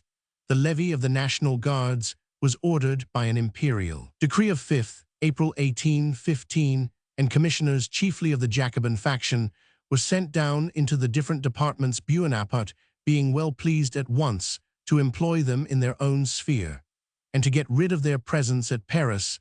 Their efforts were, however, unable to excite the spirit of the country, for they had either survived their own energies, or the nation had been too long accustomed to their mode of oratory to feel any responsive impulse. Liberty and fraternity was no longer a rallying sound, and the summons to arms by decrees as peremptory as those relating to the conscription, though bearing another name, spread a general spirit of disgust through many departments in the north of France there. And in Brittany, the disaffection of the inhabitants appeared in a sullen, dogged stubbornness, rather than in the form of active resistance to Napoleon's decrees. The National Guards refused to parade, and if compelled to do so, took every opportunity to desert and return home, so that it often happened that a battalion, which had mustered 600 men, dwindled down to a fifth before they had marched 2 leagues. In the departments of La Garde of the Marne and the Nether Loire, the white flag was displayed, and the tree of liberty, which had been replanted in many places after the political regeneration of Bonaparte, was cut down. The public mind, in many provinces, displayed itself as highly unfavorable to Napoleon. Disaffection. A report drawn up by Fouch stated in high-colored language the general disaffection. Napoleon always considered this communication as published with a view of prejudicing his affairs, and as that versatile statesman was already in secret correspondence with the Allies, it was probably intended as much to encourage the royalists as to dismay the adherents of Napoleon. This archintriguer, whom, to use an expression of Junius, treachery itself could not trust, was at one moment nearly caught in his own toils, and although he carried the matter with infinite address, Napoleon would have made him a prisoner or caused him to be shot, but for the intimation of Carnot that if he did so his own reign would not last an hour longer. Thus Bonaparte was already in a great measure reduced to the office of generalissimo of the state, and there were not wanting many who dared to entreat him to heal the wounds of the country by a second abdication in favor of his sona measure, which the popular party conceived might avert the impending danger of invasion. In the meantime, about the middle of May, a short insurrection broke out in La Vendée under de Hautecamps, Suzannet, Sapinot, and especially the brave La Roche-Jacqueline. The war was neither long nor bloody, for an overpowering force was directed against the insurgents under generals Lamarck and Travat. The people were ill prepared for resistance, and the government menaced them with the greatest severities. The instructions of Carnot to the military, having a strong tincture of his ancient education in the school of terror, yet the Chamber of Deputies did not in all respects sanction the severities of the government. When a member called Legueville made a motion for punishing with pains and penalties the royalists of the West, the Assembly heard him with patience and approbation, proposed that the goods and estates of the revolters, whom he qualified as brigands, priests, and royalists, should be confiscated. But when he added that not only the insurgents themselves, but their relations in the direct line, whether ascendants or descendants, should be declared outlaws, a general exclamation of horror drove the orator from the tribune. After a battle near La Roche-Servière, which cost the brave La Roche-Jacqueline his life, the remaining chiefs signed a capitulation by which they disbanded their followers, and laid down their arms at the very time when holding out a few days would have made them acquainted with the Battle of Waterloo. Released from actual civil war, Napoleon now had leisure to prepare for the external conflict. The means resorted to by the French government, which we have already alluded to, had enabled Carnot to represent the national means in a most respectable point of view by his report to the 2 chambers. he stated that on 1 April 1814, the army had consisted of 450,000 men who had been reduced by the Bourbons to 175,000. Since the return of Napoleon, the number had been increased to 375,000 combatants of every kind, and before the 1st of August was expected to amount to 500,000. The Imperial Guards, who were termed the country's brightest ornament in time of peace and its best bulwark in time of war, were recruited to the number of 40,000 men. Stupendous efforts had repaired the report stated the losses of the artillery during the 3 disastrous years of 1812, 1813, 1814. Stores, ammunition, arms of every kind were said to be provided in abundance. The remounting of the cavalry had been accomplished in such a manner as to excite the surprise of everyone. Finally, there was as a body in reserve the whole mass of sedentary National Guards, so called because they were not among the chosen bands which had been declared movable, but the bulk of these were either unfit for service or unwilling to serve, and could only be relied on for securing the public tranquility. Corps of federates had been formed in all the districts where materials could be found of which to compose them. From these forces Napoleon selected a grand army to act under his personal orders. They were chosen with great care, and the preparation of their materiel was of the most extensive and complete description.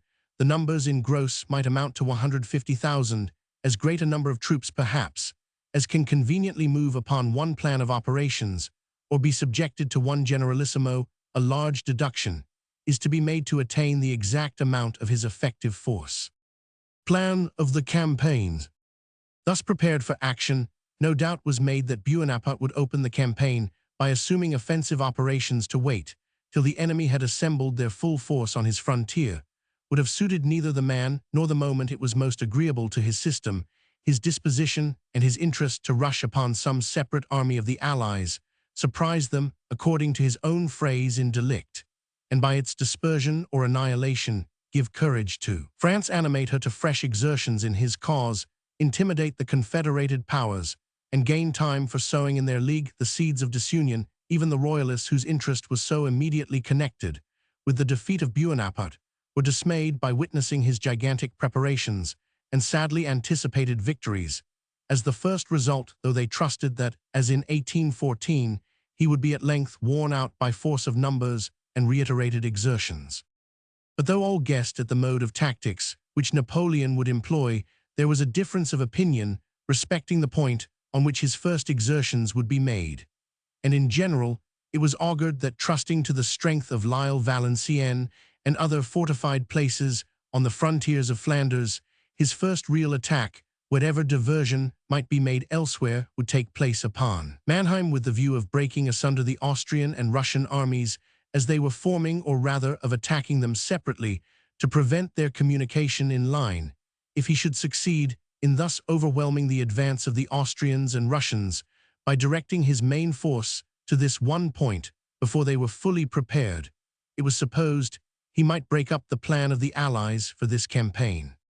But Bonaparte was desirous to aim a decisive blow at the most enterprising and venturous of the invading armies. He knew Blücher and had heard of Wellington. He therefore resolved to move against those generals, while he opposed walls and fortified places to the more slow and cautious advance of the Austrian general Schwarzenberg, and trusted that distance might render ineffectual the progress of the Russians. Preparations of war. According to this general system, Paris, under the direction of General Haxo, was on the northern side placed in a complete state of defense by a double line of fortifications, so that if the first were forced, the defenders might retire within the second, instead of being compelled, as in the preceding year, to quit the heights and fall back upon the city. Montmartre was very strongly fortified. The southern part of the city, on the opposite side of the Seine, was only covered with a few fieldworks' time, and the open character of the ground permitting no more, but the Seine itself was relied upon as a barrier, having proved such in 1814.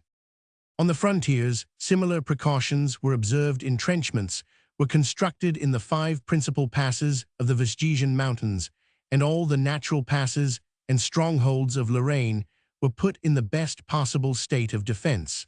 The posts on the inner line were strengthened with the greatest care. The fine military position under the walls of Lyon was improved with great expense and labor. A tête-de-pont was erected at Brato, a drawbridge, and barricade protected the suburb. La Guilaudière redoubts were erected between the Seine and Rhine, and upon the heights of Pierre-en-Size and the quarter of Saint John Guy's Vitry-Soissons, Château-Thierry Langres, and all the towns capable of any defense were rendered as strong as posts. Palisades, redoubts, and fieldworks could make them. The Russian armies, though pressing fast forward, were not as yet arrived upon the line of operations, and Napoleon doubtless trusted that these impediments in front of the Austrian line would arrest any hasty advance on their part, since the well-known tactics of that school declare against leaving in their rear fortresses or towns possessed by the enemy, however insignificant or slightly garrisoned, or however completely they might be masked. About now to commence his operations, Napoleon summoned round him his best and most experienced generals. Soult, late Minister of War for Louis Roman XVIII, was named Major General. He obeyed, he says, not in any respect as an enemy of the king, but as a citizen and soldier whose duty it was to obey whomsoever was at the head of the government, as that of the Vicar of Bray subjected him in ghostly submission to each. Head of the church pro tempore was ordered to repair to the army at Lille if he wished, so the command was expressed to witness the first battle. MacDonald was strongly solicited to accept a command, but declined it with disdain. Davoust, the minister at war, undertook to remove his scruples, and spoke to him of what his honor required. "It is not from you," replied the Marechal, "that I am to learn sentiments of honor," and persisted in his refusal. D'Erlon-Ryle, Vandame Gerard, and Mouton de Lobau acted as lieutenant generals. The cavalry was placed under the command of Grouchy, whom Napoleon had created a Marechal Pageau. Selmans, Milhaud, and Kellerman were his seconds in command. Flahault de Gien-Labdieu and other officers of distinction acted as the Emperor's aides-de-camp. The artillery were 300 pieces. Cavalry approached to 25,000 men, the guard to the same number, and there is little doubt that the whole army amounted in effective force to nearly 130,000 soldiers in the most complete state as to arms and equipment, who now marched to a war which they themselves had occasioned under an emperor of their own making, and bore both in their hearts and on their tongues the sentiments of death or victory. For the protection of the rest of the frontier during Napoleon's campaign in Flanders, Suchet was entrusted with the command on the frontiers of Switzerland, with directions to attack Montmelion as soon as possible after the 14th of June, which day Bonaparte had fixed for the commencement of hostilities. Massena was ordered to repair to Metz to assume the government of that important fortress and the command of the 3d and 4th divisions. All preparations being thus made, Napoleon at length announced what had long occupied his secret thoughts. "I go," he said, as he threw himself into his carriage to join his army, "I go to measure myself with Wellington."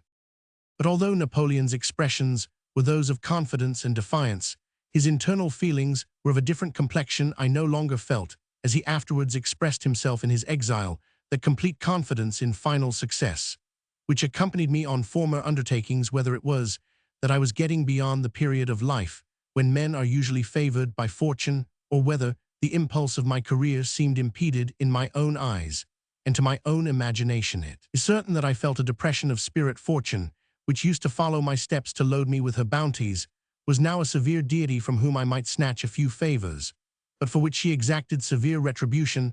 I had no sooner gained an advantage than it was followed by a reverse, with such feelings not certainly unwarranted by the circumstances under which the campaign was undertaken, nor disproved by the event. Napoleon undertook his shortest and last campaign. Chapter Roman 88 Army of Wellington covers Brussels. That of Blücher on the Sambre and Meuse. Napoleon reviews his grand army on 14th June. Advances upon Charleroi. His plan to separate the armies of the two opposing generals fails. Interview of Wellington and Blücher at British army concentrated at Quatre Bras. Napoleon's plan of attack. Battle of Ligny and defeat of Blücher on 16th June. Action at Quatre Bras. On the same day the British retain possession of the field. Blücher eludes the French pursuit. Napoleon joins retreat of the British upon Waterloo.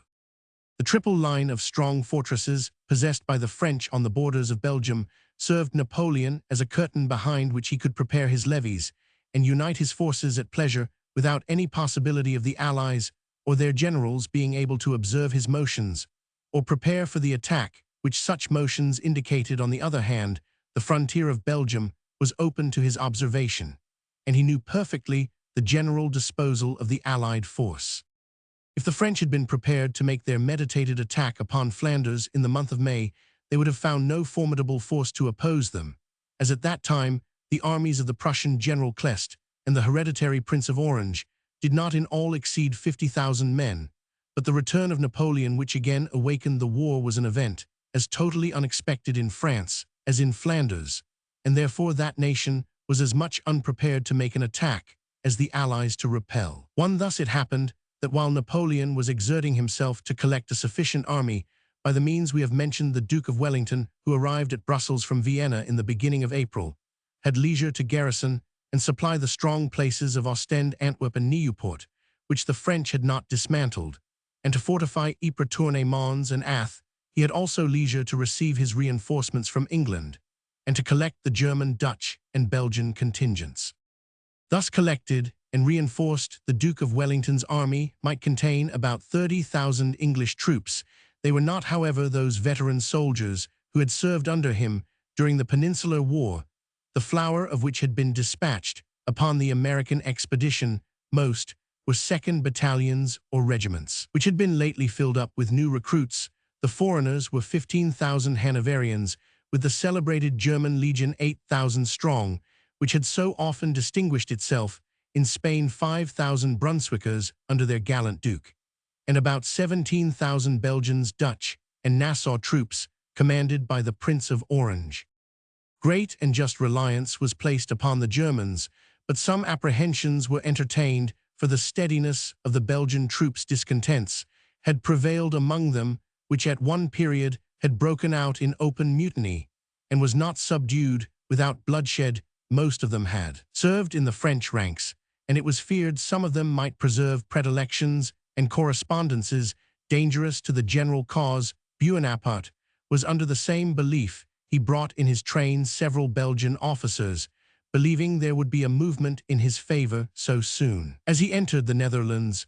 But the Flemings are a people of sound sense, and feeling whatever jealousies might have been instilled into them for their religion and privileges under the reign of a Protestant and a Dutch sovereign, these were swallowed up in their apprehensions for the returning tyranny of Napoleon. Some of these troops behaved with distinguished valor, and most of them supported the ancient military character of the Walloons. The Dutch corps were in general enthusiastically attached to the Prince of Orange and the cause of independence. Blücher's army. The Prussian army had been recruited to its highest establishment within an incredibly short space of time after Bonaparte's return had been made public, and was reinforced in a manner surprising to those who do not reflect how much the resources of a state depend on the zeal of the inhabitants.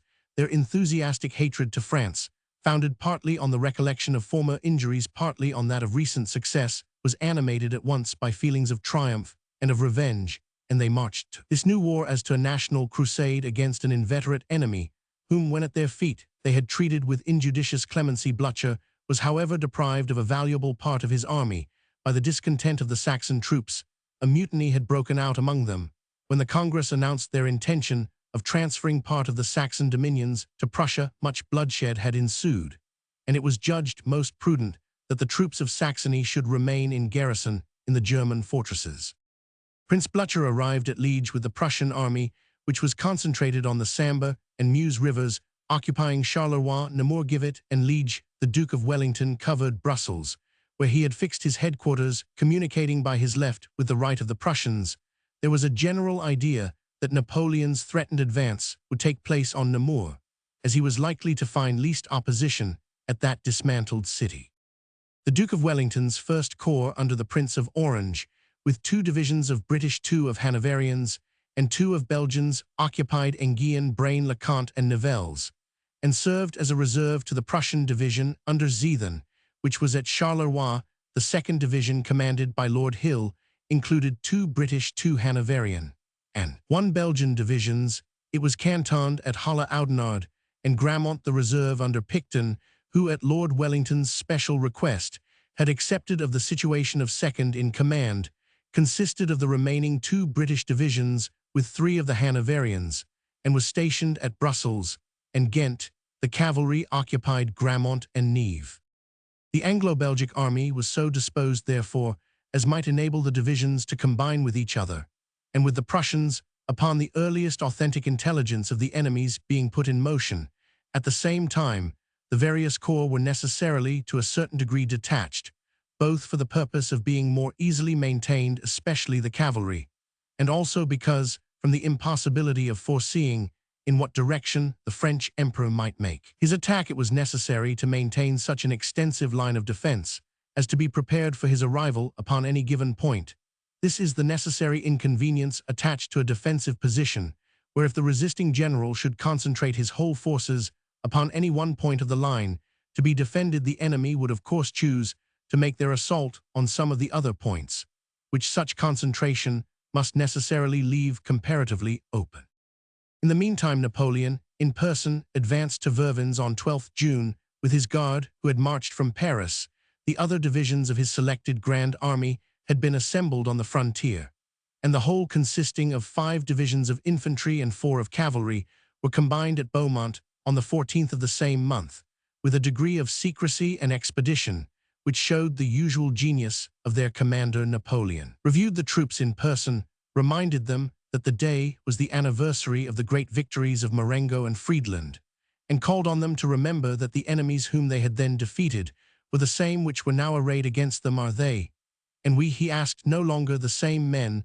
The address produced the strongest effect on the minds of the French soldiery, always sensitively alive to military and national glory. Upon the 15th June, the French army was in motion in every direction. Their advanced guard of light troops swept the western bank of the Sambre clear of all the Allied corps of observation.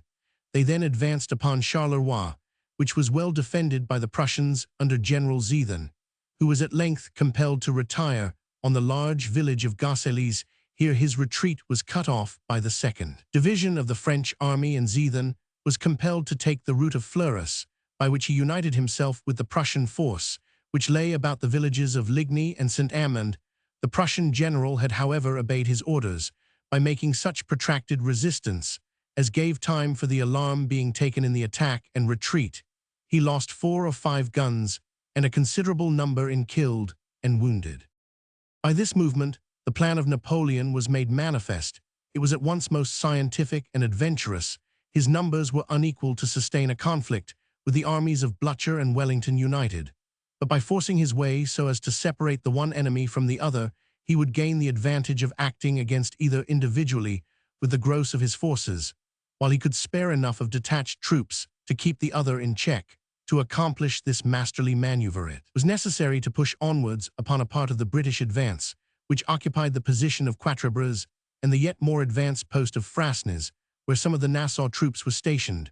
But the extreme rapidity of Napoleon's forced marches had in some measure prevented the execution of his plan by dispersing his forces so much that at a time when every hour was of consequence, he was compelled to remain at Charleroi until his wearied and overmarched army had collected Frasnes and Quatre Bras. In the meantime, Ney was detached against Frasnes and Quatre Bras, but the troops of Namur kept their post on the evening of the 15th. It is possible the French Marechal might have succeeded had he attacked at Frasnes with his whole force, but hearing a cannonade in the direction of Flourishes, which was that of Ziethen's action, he detached a division to support the French in that quarter. For this exercise of his own judgment, instead of yielding precise obedience to his orders, Ney was reprimanded, a circumstance curiously contrasted with the case of Grouchy, upon whom Napoleon laid the whole blame of the defeat at Waterloo, because he did follow his orders precisely and pressed the Prussians at Wavre, instead of being diverted from that object by the cannonade on his left. The maneuver meditated by Napoleon thus failed, though it had nearly been successful. He continued, however, to entertain the same purpose of dividing, if possible, the British army from the Prussians. The British general received intelligence of the advance of the French at Brussels at 6 o'clock on the evening of the 15th, but it was not of sufficient certainty to enable him to put his army in motion on an occasion when a false movement might have been irretrievable ruin. About 11 of the same night, the certain accounts reached Brussels that the advance of the French was upon the line of the Sambre. Reinforcements were hastily moved on Quatre Bras, and the Duke of Wellington arrived there in person at an early hour on the 16th, and instantly rode from that position to Brick, where he had a meeting with Blücher. It appeared at this time that the whole French force was about to be directed against the Prussians. Blücher was prepared to receive them. 3 of his divisions, to the number of 80,000 men, had been got into position on a chain of gentle heights, running from Brick to Sambre. In front of their line lay the villages of the Greater and Lesser Saint-Amand, as also that of Ligny, all of which was strongly occupied. From the extremity of his right, Blücher could communicate with the British at Quatre Bras, upon which the Duke of Wellington was as fast as distance would permit concentrating his army. The 4th Prussian division, being that of Bülow stationed between Liege and Hainault, was at too great a distance to be brought up, though every effort was made for the purpose. Blücher undertook, however, notwithstanding the absence of Bülow, to receive a battle in this position, trusting to the support of the English army, who by a flank movement to the left were to march to his assistance. Napoleon had in the meantime settled his own plan of battle. He determined to leave Ney with a division of 45,000 men, with instructions to drive the English from Quatre Bras, ere their army was concentrated and reinforced, and thus prevent their cooperating with Blücher, while he himself, with the main body of his army, attacked the Prussian position at Ligny. Ney being thus on the French left wing at Frasnes and Quatre Bras, and Bonaparte on the right at Ligny. A division under d'Erlon, amounting to 10,000 men, served as a center of the army, and was placed near Marchiennes, from which it might march laterally either to support Ney or Napoleon, whichever might require assistance. As 2 battles thus took place on the 16th June, it is necessary to take distinct notice of both. Ligny. That of Ligny was the principal action. The French emperor was unable to concentrate his forces so as to commence the attack upon the Prussians until 3 o'clock in the afternoon, at which hour it began with uncommon fury all along the Prussian line. After a continued attack of 2 hours, the French had only obtained possession of a part of the village of Saint-Amand. The position of the Prussians, however, was thus far defective that the main part of their army being drawn up on the heights, and the remainder occupying villages which lay at their foot, the reinforcements dispatched to the latter were necessarily exposed during their descent to the fire from the French artillery placed on the meadows below. Notwithstanding this disadvantage, by which the Prussians suffered much, Napoleon thought the issue of the contest so doubtful that he sent for d'Erlon's division, which, as we have mentioned, was stationed near Marchiennes, halfway betwixt Quatre Bras and Ligny. In the meanwhile, observing that Blücher drew his reserves together on Saint-Amand, he changed his point of attack, and directed all his force against Ligny, of which, after a desperate resistance, he at length obtained possession. The French guards, supported by their heavy cavalry, ascended the heights, and attacked the Prussian position in the rear of Ligny. The reserves of the Prussian infantry, having been dispatched to Saint-Amand, Blücher had no means of repelling this attack save by his cavalry. He placed himself at their head, and charged in the most determined manner, but without success. The cavalry of Blücher were forced back in disorder. The Prince Marechal, as he directed the retreat, was involved in one of the charges of cavalry, his horse struck down by a cannon shot, and he himself prostrated on the ground. His aide-de-camp threw himself beside the veteran, determined to share his fate, and had the precaution to fling a cloak over him to prevent his being recognized by the French. The enemy's cuirassiers passed over him, and it was not until they were repulsed, and in their turn pursued by the Prussian cavalry, that the gallant veteran was raised and remounted. Blücher's death or captivity at that eventful moment might have had most sinister effects on the event of the campaign, as it may be fairly doubted whether anything short of his personal influence and exertion could, after this hard-fought and unfortunate day, have again brought the Prussian army into action on the eventful 18th of June, when, relieved and again mounted Blücher directed the retreat upon Tilly, and achieved it unmolested by the enemy, who did not continue their pursuit beyond the heights, which the Prussians had been constrained to abandon. Such was the Battle of Ligny, in which the Prussians, as Blücher truly said, lost the field, but not their honor. The victory was attended with none of those decisive consequences which were wont to mark the successes of Bonaparte. There were no corps cut off or dispersed, no regiments which fled or flung down their arms, no line of defense forced, and no permanent advantage gained. Above all, there was not a man who lost heart or courage. The Prussians are believed to have lost, in this bloody action, at least 10,000 men. The Moniteur makes the number of the killed and wounded 15,000, and General Gourgaud, dissatisfied with this liberal allowance, rates them afterwards at no less than 25,000 men. While writing under Napoleon's dictation, the loss of the victors was by the official accounts estimated at 3,000 men, which ought to have been more than tripled. Still, the French emperor had struck a great blow, overpowered a stubborn and inveterate enemy, and opened the campaign with favorable auspices. The degree of advantage, however, which Napoleon might have derived from the Prussian retreat was greatly limited by the indifferent success of Ney against the forces of Lord Wellington. Of this second action we have now to give some account. Quatre Bras.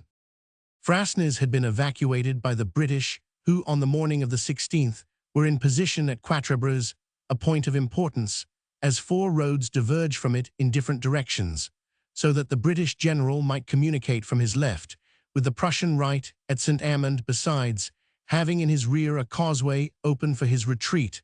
On the left of the causeway leading from Charleroi to Brussels is a wood called Bois de Bossu, which during the early part of the day was strongly contested by the sharpshooters on both sides, but at length carried by the French, and maintained for a time. About 3 o'clock in the afternoon the main attack commenced, but was repulsed. The British infantry, however, and particularly the 42d Highlanders, suffered severely from an unexpected charge of lancers, whose approach was hid from them by the character of the ground, intersected with hedges, and covered with heavy crops of rye. 2 companies of the Highlanders were cut off, not having time to form the square. The other succeeded in getting into order and beating off the lancers. Ney then attempted a general charge of heavy cavalry, but they were received with such a galling fire from the British infantry, joined to a battery of 2 guns, that it could not be sustained. The whole causeway was strewed with men and horses, and the fugitives who escaped to the rear announced the loss of an action which was far from being decided, considering that the British had few infantry and artillery, though reinforcements of both were coming fast forward. The French, as already noticed, had about 3 o'clock obtained possession of the Bois de Bossu and driven out the Belgians. They were in return themselves expelled by the British guards, who successfully resisted every attempt made by the French to penetrate into the wood during the day. As the English reinforcements arrived in succession, Marechal Ney became desirous of an addition of numbers, and sent to procure the assistance of d'Erlon's division, posted, as has been said, near Marchiennes. But these troops had been previously ordered to succor Bonaparte's own army. As the affair of Ligny was, however, over before they arrived, the division was again sent back towards Frasnes to assist Ney, but his battle was also by this time over, and thus d'Erlon's troops marched from one flank to the other without firing a musket in the course of the day. The Battle of Quatre Bras terminated with the light. The British retained possession of the field, which they had maintained with so much obstinacy, because the Duke of Wellington conceived that Blücher would be able to make his ground good at Ligny, and was consequently desirous that the armies should retain the line of communication which they had occupied in the morning. But the Prussians, evacuating all the villages which they held in the neighborhood of Ligny, had concentrated their forces to retreat upon the river Dyle in the vicinity of Wavre. By this retrograde movement, they were placed about 6 leagues to the rear of their former position, and had united themselves to Bülow's division, which had not been engaged in the affair at Ligny. Blücher had effected this retreat not only without pursuit by the French, but without their knowing for some time in what direction he had gone.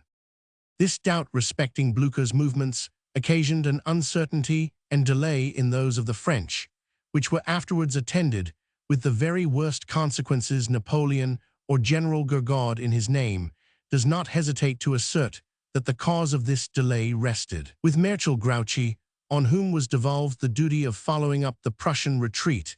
If Marshal Grouchy says the accusation had been at Wavre on the 17th, and in communication with my Napoleon's right Blücher, would not have dared to send any detachment of his army against me on the 18th, or if he had I would have destroyed them, but the Marshal appears to make a victorious defense.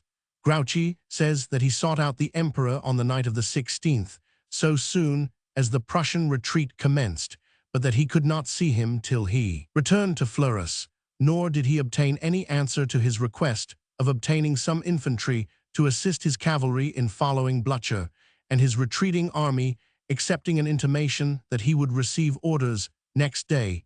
He states that he went again to headquarters in the morning of the 17th, aware of the full importance of following the Prussians closely up, but that he could not see Bonaparte till 7:30, and then was obliged to follow him to the field of battle of the preceding day previous to receiving his commands. Napoleon talked with various persons on different subjects without giving Grouchy any orders until near noon, when he suddenly resolved to send the Marshal with an army of 32,000 men not upon Wavre, for he did not know that the Prussians had taken that direction, but to follow Blücher wherever he might have gone. Lastly, Grouchy affirms that the troops of Girard and Vandamme, who were placed under his command, were not ready to move until 3 o'clock. Thus, according to the Marshal's very distinct narrative, the first orders for the pursuit were not given till about noon on the 17th, and the troops were not in a capacity to obey them until 3 hours after they were received. For this delay Grouchy blames Excelmans and Girard, who commanded under him. His corps at any rate was not in motion until 3 o'clock upon the 17th. Neither could his march, when begun, be directed with certainty on Wavre. The first traces of the Prussians, which he could receive, seemed to intimate, on the contrary, that they were retiring towards Namur, which induced Grouchy to push the pursuit in the latter direction, and occasioned the loss of some hours. From all these concurring reasons, the Marshal shows distinctly that he could not have attained Wavre on the evening of the 17th June, because he had no orders to go there till noon, nor troops ready to march till 3 o'clock, nor had either Napoleon or his general any foreknowledge of the motions of Blücher, which might induce them to believe Wavre was the true point of his retreat. It was not till he found the English resolved to make a stand at Waterloo, and the Prussians determined to communicate with them, that Napoleon became aware of the plan arranged betwixt Wellington and Blücher to concentrate the Prussian and English armies at Waterloo. This was the enigma on which his fate depended, and he failed to solve it. But it was more agreeable and much more convenient for Napoleon to blame Grouchy than to acknowledge that he himself had been surprised by the circumstances in which he unexpectedly found himself on the 18th. Meantime, having detached Grouchy to pursue the Prussians, Napoleon himself moved laterally towards Frasnes, and there united himself with the body commanded by Marshal Ney. His purpose was to attack the Duke of Wellington, whom he expected still to find in the position of Quatre Bras. At about 7 in the morning, the Duke, having received intelligence of the Prince Marshal Blucher's retreat to Wavre, commenced a retreat on his part towards Waterloo in order to recover his communication with the Prussians and resume the execution of the plan of cooperation, which had been in some degree disconcerted by the sudden irruption of the French and the loss of the Battle of Ligny by the Prussians. The retreat was conducted with the greatest regularity, though it was as usual unpleasant to the feelings of the soldier. The news of the Battle of Ligny spread through the ranks, and even the most sanguine did not venture to hope that the Prussians would be soon able to renew the engagement. The weather was dreadful, as the rain fell in torrents, but this so far favored the British by rendering the plowed fields impracticable for horse, so that their march was covered from the attacks of the French cavalry on the flanks, and the operations of those by whom they were pursued were confined to the causeway. Genappe-Waterloo. At Genappe, however, a small town where a narrow bridge over the river Dyle can only be approached by a confined street, there was an attack on the British rear, which the English light cavalry were unable to repel, but the heavy cavalry, being brought up, repulsed the French, who gave the rear of the army no farther disturbance for the day. At 5 in the evening, the Duke of Wellington arrived on the memorable field of Waterloo, which he had long before fixed as the position in which he had in certain events determined to make a stand for covering Brussels. The scene of this celebrated action must be familiar to most readers either from description or recollection. The English army occupied a chain of heights, extending from a ravine and village termed Merk Brain on the right, to a hamlet called Ter La Haye on the left. Corresponding to this chain of heights, there runs one somewhat parallel to them, on which the French were posted. A small valley winds between them of various breadth at different points, but not generally exceeding half a mile. The declivity on either side into the valley has a varied, but on the whole, a gentle slope, diversified by a number of undulating irregularities of ground. The field is crossed by two highroads or causeways, both leading to Bruxelles from Charleroi, through Quatre-Bras and Genappe, by which the British army had just retreated, and another from Nivelles. These roads traverse the valley and meet behind the village of Mont-Saint-Jean, which was in the rear of the British army. The farmhouse of Mont-Saint-Jean, which must be carefully distinguished from the hamlet, was much closer to the rear of the British than the latter. On the Charleroi causeway in front of the line, there is another farmhouse called La Haye Sainte, situated nearly at the foot of the declivity leading into the valley on the opposite chain of eminences. A village called La Belle Alliance gives name to the range of heights. It exactly fronts Mont-Saint-Jean, and these 2 points formed the respective centers of the French and English positions. An old-fashioned Flemish villa called Gaumont or Hougemont stood in the midst of the valley, surrounded with gardens, offices, and a wood about 2 acres, in extent of tall beech trees behind the heights of Mont-Saint-Jean. The ground again sinks into a hollow, which served to afford some sort of shelter to the second line of the British. In the rear of this second valley is the great and extensive forest of Soignies, through which runs the causeway to Brussels. On that road 2 miles in the rear of the British army is placed the small town of Waterloo. Chapter Roman 89. Strength of the 2 armies. Plans of their generals. The Battle of Waterloo commenced on the forenoon of the 18th June. French attack, directed against the British, centre-shifted to their right. Charges of the cuirassiers Sand, their reception. Advance of the Prussians. Ney's charge, at the head of the Guards. His repulse and Napoleon's orders for retreat. The victorious generals meet at La Belle Alliance. Behavior of Napoleon during the engagement. Blucher's pursuit of the French. Loss of the British off. The French. Napoleon's subsequent attempts to undervalue the military skill of the Duke of Wellington answered his unjust censures of Grouchy. The notion that the British were on the point of losing the battle when the Prussians came up shown to be erroneous. Waterloo.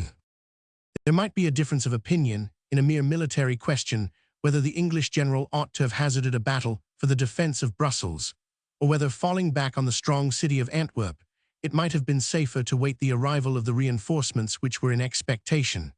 But in a moral and political point of view, the protecting Brussels was of the last importance. Napoleon has declared that had he gained the Battle of Waterloo, he had the means of revolutionizing Belgium, and although he was doubtless too sanguine in this declaration, yet unquestionably the French had many partisans in a country which they had so long possessed. The gaining of the Battle of Ligny had no marked results, still less had the indecisive action at Quatre-Bras, but had these been followed by the retreat of the English army to Antwerp and the capture of Brussels, the capital city of the Netherlands, they would then have attained the rank of great and decisive victories.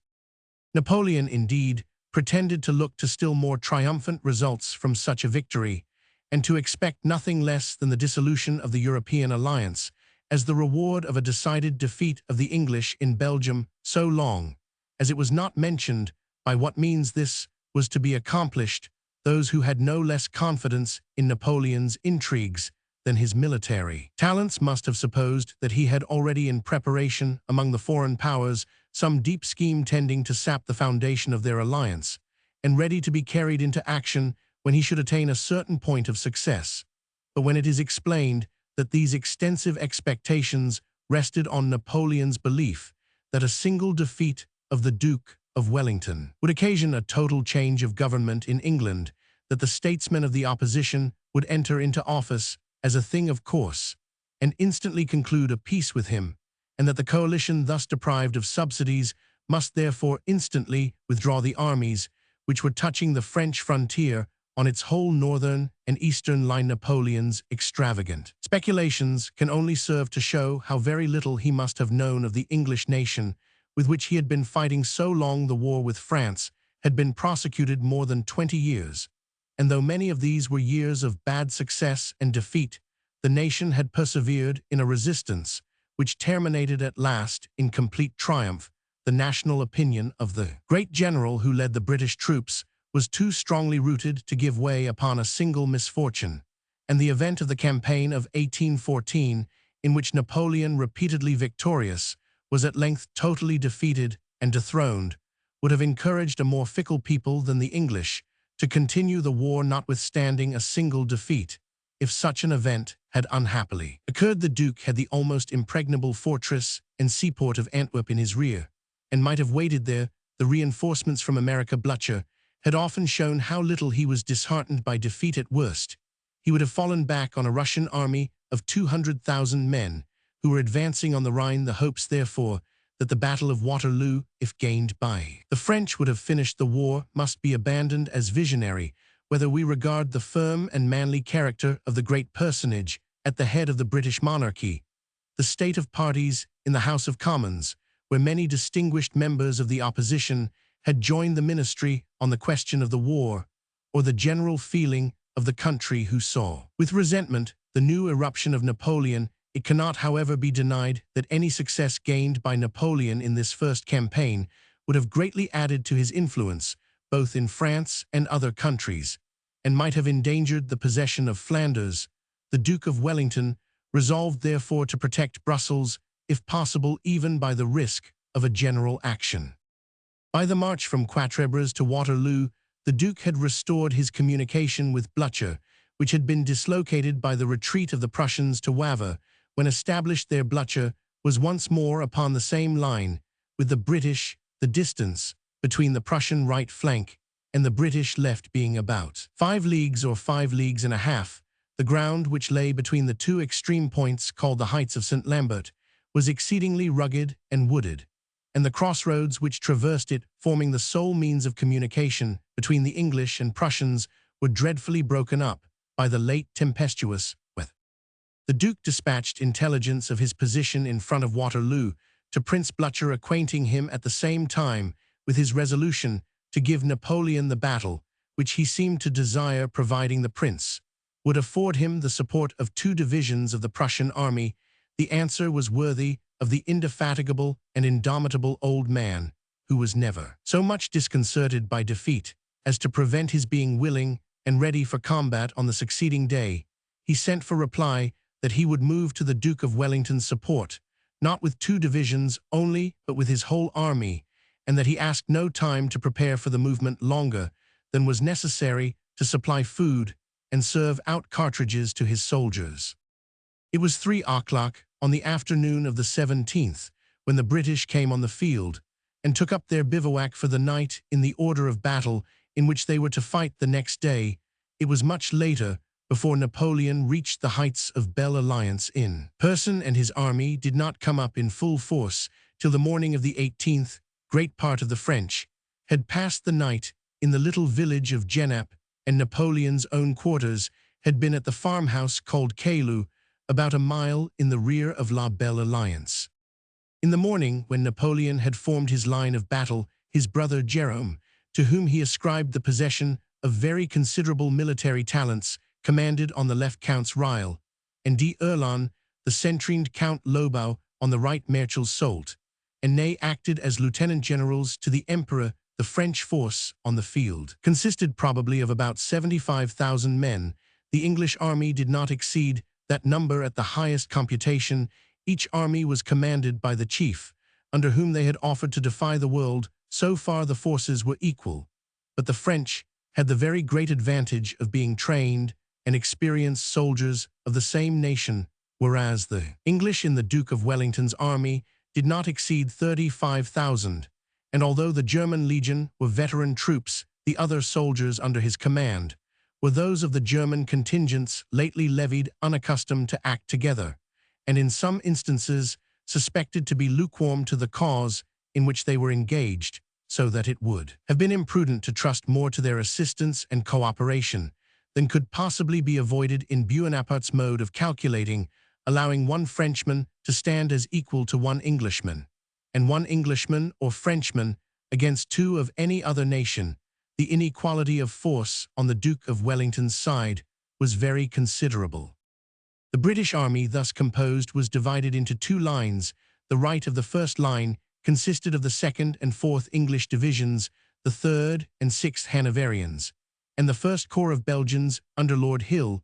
The centre was composed of the Corps of the Prince of Orange, with the Brunswickers and troops of Nassau having the guards under General Cook on the right, and the division of General Alton on the left. The left wing consisted of the divisions of Picton Lambert and Kempt. The second line was in most instances formed of the troops deemed least worthy of confidence, or which had suffered too severely in the action of the 16th to be again exposed.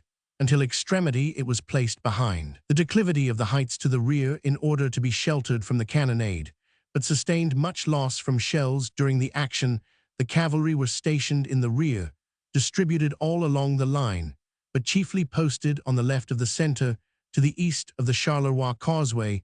The farmhouse of La Haye Saint, in the front of the centre, was garrisoned, but there was not time to prepare it effectually for defence. The villa gardens and farmyard of Hougoumont formed a strong advanced post towards the centre of the right. The whole British position formed a sort of curve, the centre of which was nearest to the enemy, and the extremities particularly on their right drawn considerably backward. Plans of attack.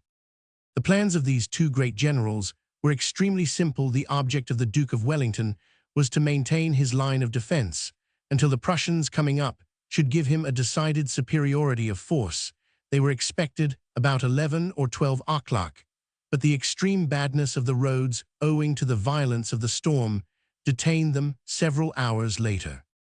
Napoleon's scheme was equally plain, and decided. He trusted by his usual rapidity of attack to break and destroy the British army before the Prussians should arrive in the field, after which he calculated to have an opportunity of destroying the Prussians by attacking them on their march through the broken ground interposed betwixt them and the British. In these expectations, he was the more confident that he believed Grouchy's force detached on the 17th in pursuit of Blücher was sufficient to retard, if not altogether to check, the march of the Prussians.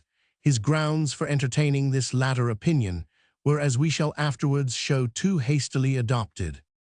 Commencing the action according to his usual system, Napoleon kept his guard in reserve in order to take opportunity of charging with them when repeated attacks of column after column and squadron after squadron should induce his wearied enemy to show some symptoms of irresolution.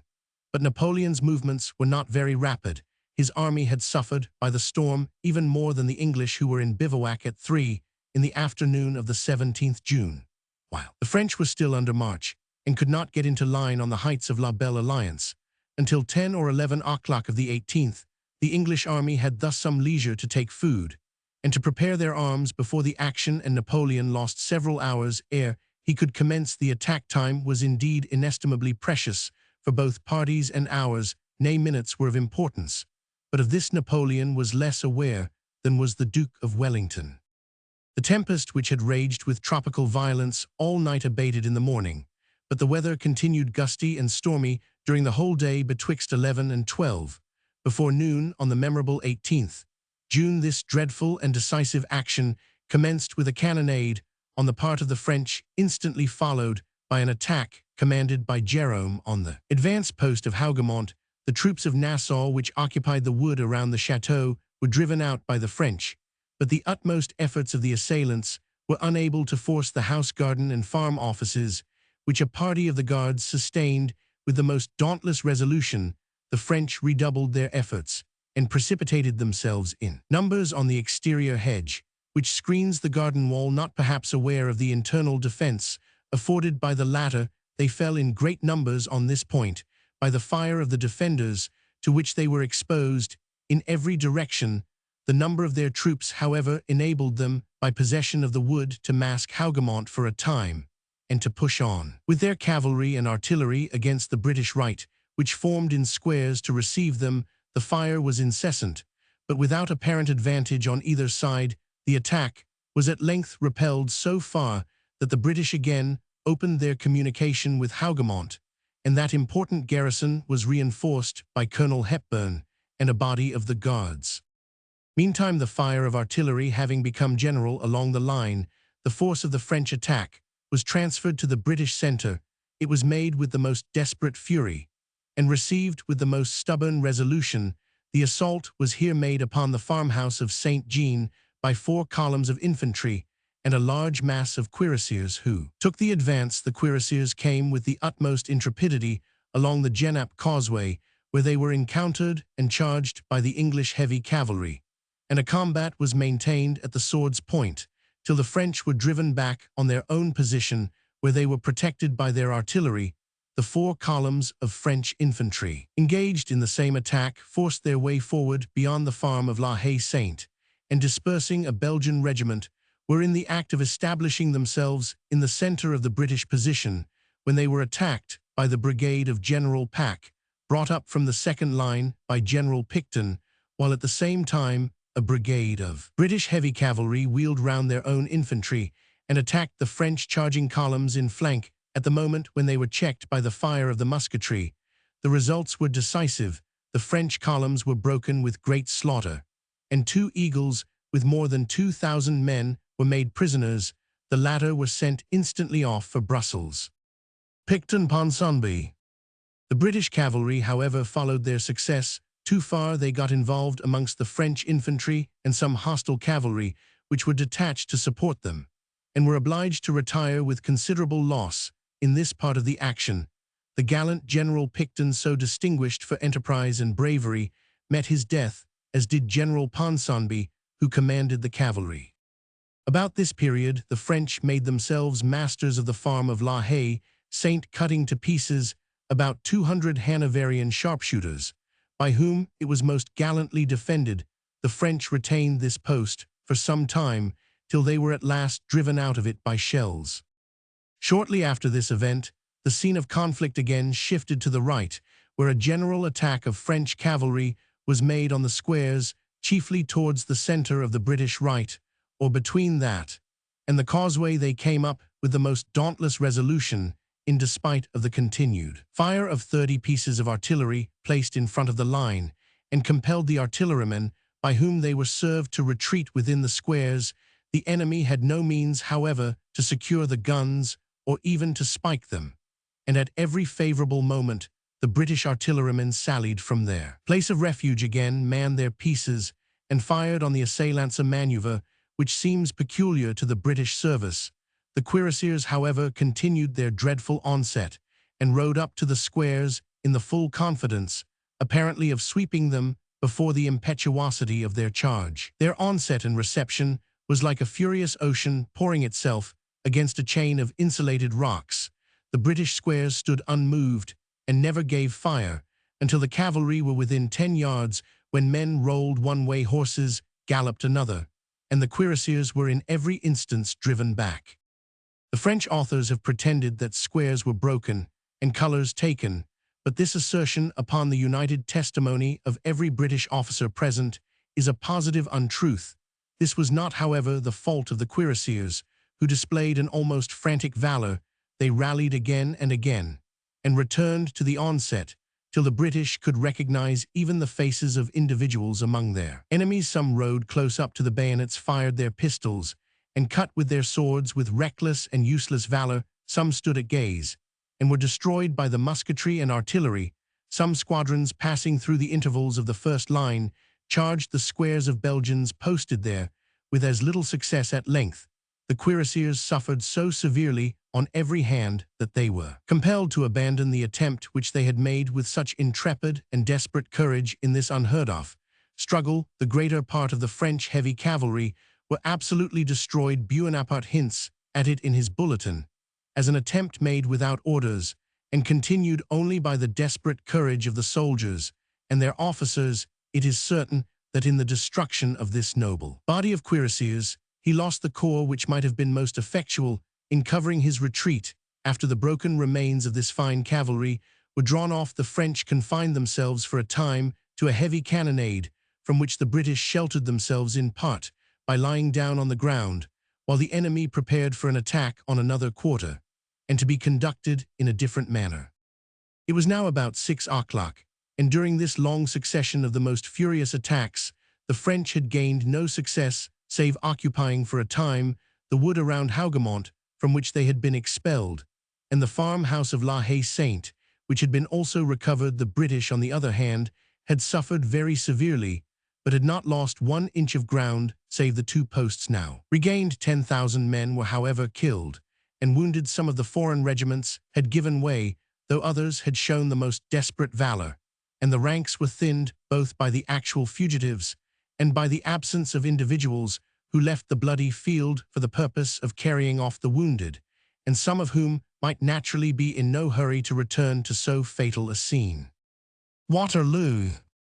But the French, besides losing about 15,000 men together, with a column of prisoners more than 2,000 in number, began now to be disturbed by the operations of the Prussians on their right flank, and the secret of the Duke of Wellington was disclosing itself by its consequences. Blücher, faithful to his engagement, had early in the morning put in motion Bülow's division, which had not been engaged at Ligny, to communicate with the English army and operate a diversion on the right flank and rear of the French.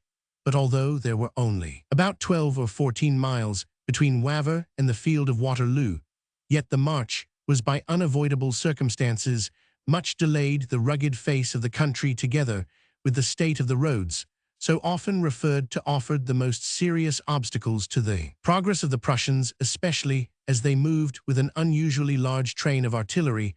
A fire also which broke out in Wavre on the morning of the 18th prevented Bülow's corps from marching through that town, and obliged them to pursue a circuitous and inconvenient route. After traversing with great difficulty the crossroads by Chapelle-Lambert, Bülow, with the 4th Prussian Corps, who had been expected by the Duke of Wellington about 11 o'clock, announced his arrival by a distant fire about 1:30 for the 1st Prussian Corps. Following the same route with Bülow, was yet later in coming up the 2nd Division, made a lateral movement in the same direction as the 4th and 1st, but by the hamlet of Ohain, nearer to the English flank, the Emperor instantly opposed to Bülow, who appeared long before. The others, the 6th French Corps, which he had kept in reserve for that service, and as only the advanced guard was come up, they succeeded in keeping the Prussians in check for the moment.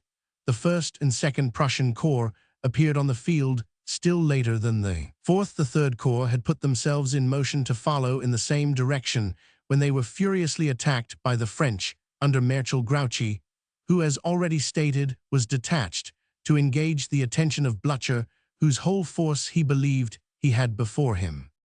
Instead of being surprised, as an ordinary general might have been with this attack upon his rear, Blücher contented himself with sending back orders to Thielmann, who commanded the 3rd Corps, to defend himself as well as he could upon the line of the Dial in the meantime, without weakening the army under his own command by detaching any part of it to support Thielmann. The veteran rather hastened than suspended his march towards the field of battle, where he was aware that the war was likely to be decided in a manner so complete as would leave victory or defeat on every other point a matter of subordinate consideration.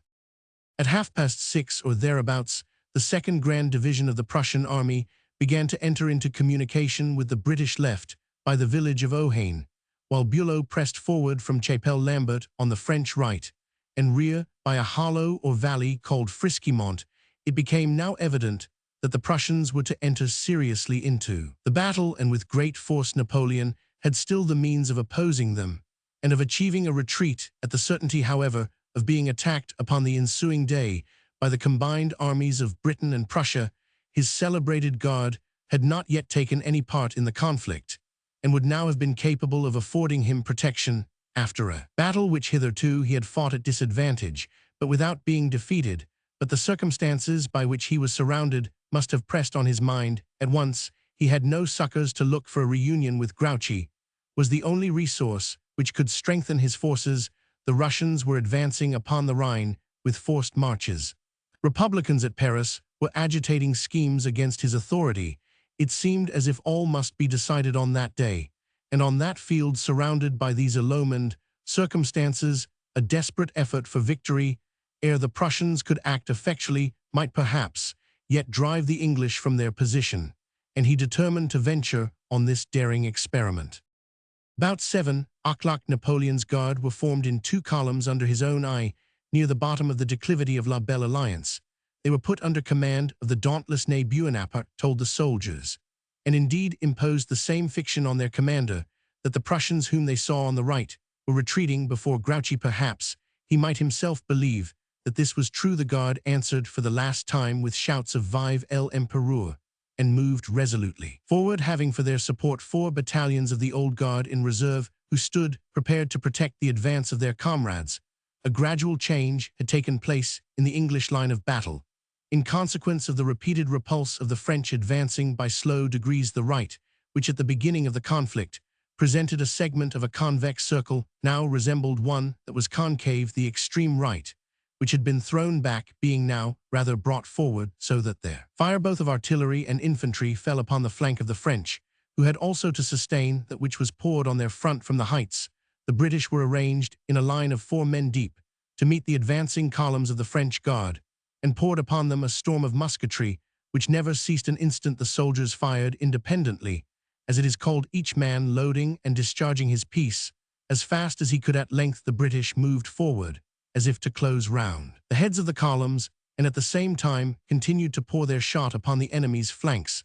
The French gallantly attempted to deploy for the purpose of returning the discharge, but in their effort to do so under so dreadful a fire, they stopped, staggered, became disordered, were blended into one mass, and at length gave way, retiring, or rather flying, in the utmost confusion.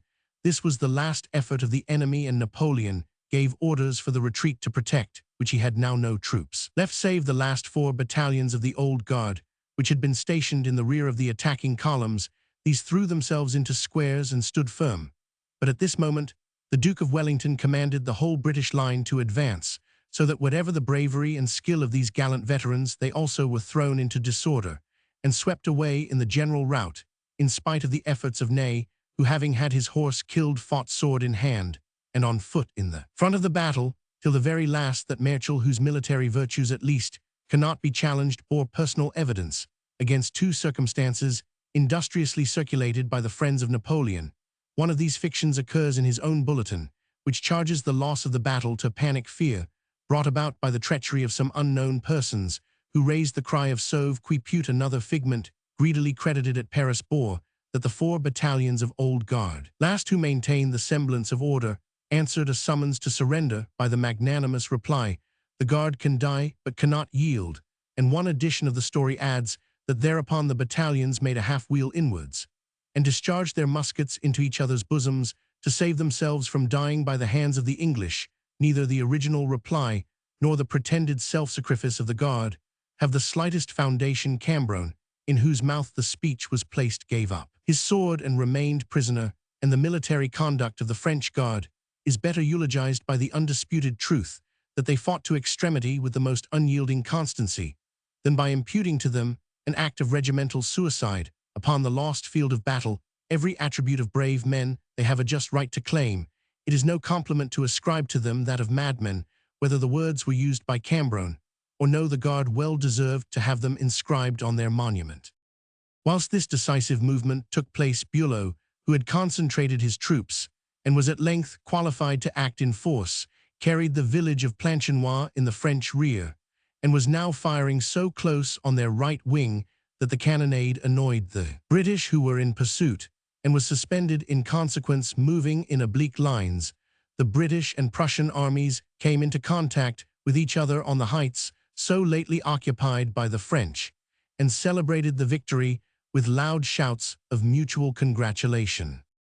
The French army was now in total and inextricable confusion and rout, and when the victorious generals met at the farmhouse of La Belle Alliance, it was agreed that the Prussians, who were fresh in comparison, should follow up the chase, a duty for which the British, exhausted by the fatigues of a battle of 8 hours, were totally inadequate.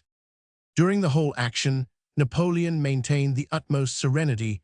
He remained on the heights of La Belle Alliance, keeping pretty near the center from which he had a full view of the field, which does not exceed 1.5 miles in length.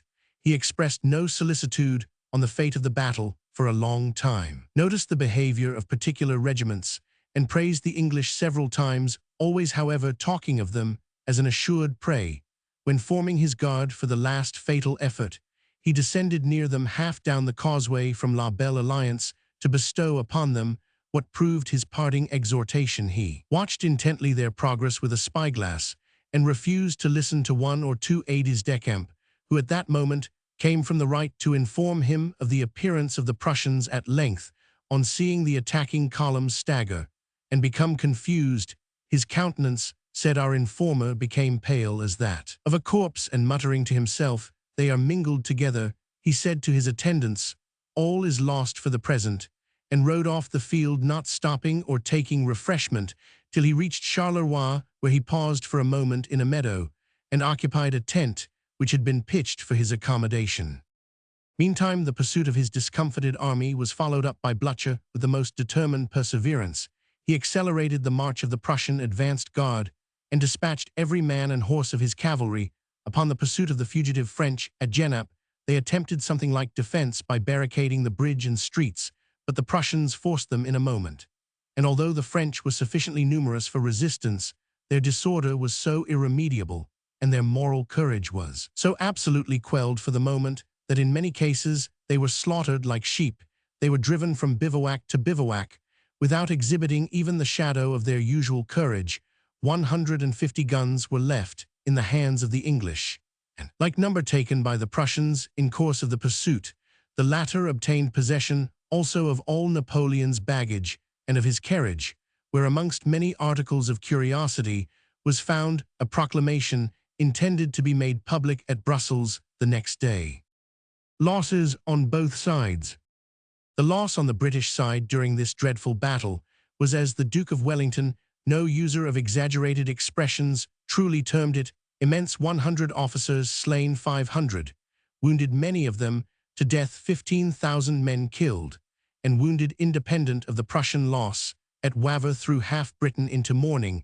Many officers of distinction fell. It required all the glory and all the solid advantages of this immortal day to reconcile the mind to the high price at which it was purchased. The commander-in-chief, compelled to be on every point of danger, was repeatedly in the greatest jeopardy. Only the Duke himself, and one gentleman of his numerous staff, escaped unwounded in horse and person. It would be difficult to form a guess at the extent of the French loss. Besides those who fell in the battle and flight, great numbers deserted. We do not believe that, of 75,000 men, the half were ever again collected under arms. Having finished our account of this memorable action, we are led to notice the communications and criticisms of Napoleon himself on the subject, partly as illustrative of the narrative, but much more as indicating his own character. The account of the Battle of Waterloo, dictated by Napoleon to Gourgaud, so severely exposed by General Grouchy as a mere military romance, full of gratuitous suppositions, misrepresentations, and absolute falsehoods, accuses the subordinate generals who fought under Bonaparte of having greatly degenerated from their original character. Ney and Grouchy are particularly aimed at the former by name, the latter by obvious implication. It is said they had lost that energy and enterprising genius by which they had formerly been distinguished, and to which France owed her triumphs. They had become timorous and circumspect in all their operations, and although their personal bravery remains, their greatest object was to compromise themselves as little as possible. This general remark, intended of course to pave the way for transferring from the Emperor to his lieutenants the blame of the miscarriage of the campaign, is both unjust and ungrateful. Had they lost energy, who struggled to the very last in the field of Waterloo, long after the Emperor had left the field, was Grouchy, undecided in his operations, who brought his own division safe to Paris, in spite of all the obstacles opposed to him by a victorious army 3 times the amount of his own in numbers. Both these officers had given up for the sake of Napoleon the rank and appointments which they might have peacefully borne under the Bourbons. Did it indicate the reluctance to commit themselves with which they are charged? that they ventured on the decided step of joining his desperate career, not only abandoning all regard to their interest and their safety, but compromising their character as men of loyalty in the face of all Europe, and exposing themselves to certain death if the Bourbons should be successful, those who fight with the cord around their neck, which was decidedly the case with Grouchy and Ney, must have headed the forlorn hope. And is it consistent with human nature, in such circumstances, to believe that they whose fortune and safety depended on the victory, personally brave as they are admitted to be, should have loitered in the rear when their fate was in the balance? He who was unjust to his own followers can scarce be expected to be candid towards an enemy. The Duke of Wellington has upon all occasions been willing to render the military character of Napoleon, that justice which a generous mind is scrupulously accurate in dispensing to an adversary, and has readily admitted that the conduct of Bonaparte and his army on this memorable occasion was fully adequate to the support of their high reputation. It may be said that the victor can afford to bestow praise on the vanquished, but that it requires a superior degree of candor in the vanquished to do justice to the conqueror. Napoleon, at any rate, does not seem to have attained in this particular to the pitch of a great or exalted mind, since both he and the various persons whom he employed as the means of circulating his statements concur in a very futile attempt to excuse the defeat at Waterloo by a set of apologies founded in a great degree upon misrepresentation. The reader will find these scientifically discussed in a valuable article in the appendix, but it may be necessary, at the risk of some repetition, to take some notice of them here in a popular form, the allegations which are designed to prove the incapacity of the British general, and to show that the Battle of Waterloo was only lost by a combination of extraordinary fatalities, may be considered in their order. The first and most frequently repeated is the charge that the Duke of Wellington on the 15th was surprised in his cantonments, and could not collect his army fast enough at Quatre Bras. In this, his grace would have been doubtless highly censurable if Napoleon had, by express information or any distinct movement indicative of his purpose, shown upon which point he meant to advance. But the chivalrous practice of fixing a field of combat has been long out of date, and Napoleon, beyond all generals, possessed the art of masking his own movements and misleading his enemy concerning the actual point on which he meditated an attack. The Duke and Prince Blucher were therefore obliged to provide for the concentration of their forces upon different points according as Bonaparte's selection should be manifested, and in order to be ready to assemble their forces upon any one position, they must, by spreading their cantonments, in some degree delay the movement upon all. The Duke could not stir from Brussels or concentrate his forces until he had certain information of those of the enemy, and it is said that a French statesman, who had promised to send him a copy of the plan of Bonaparte's campaign, contrived by a trick of policy to evade keeping his word.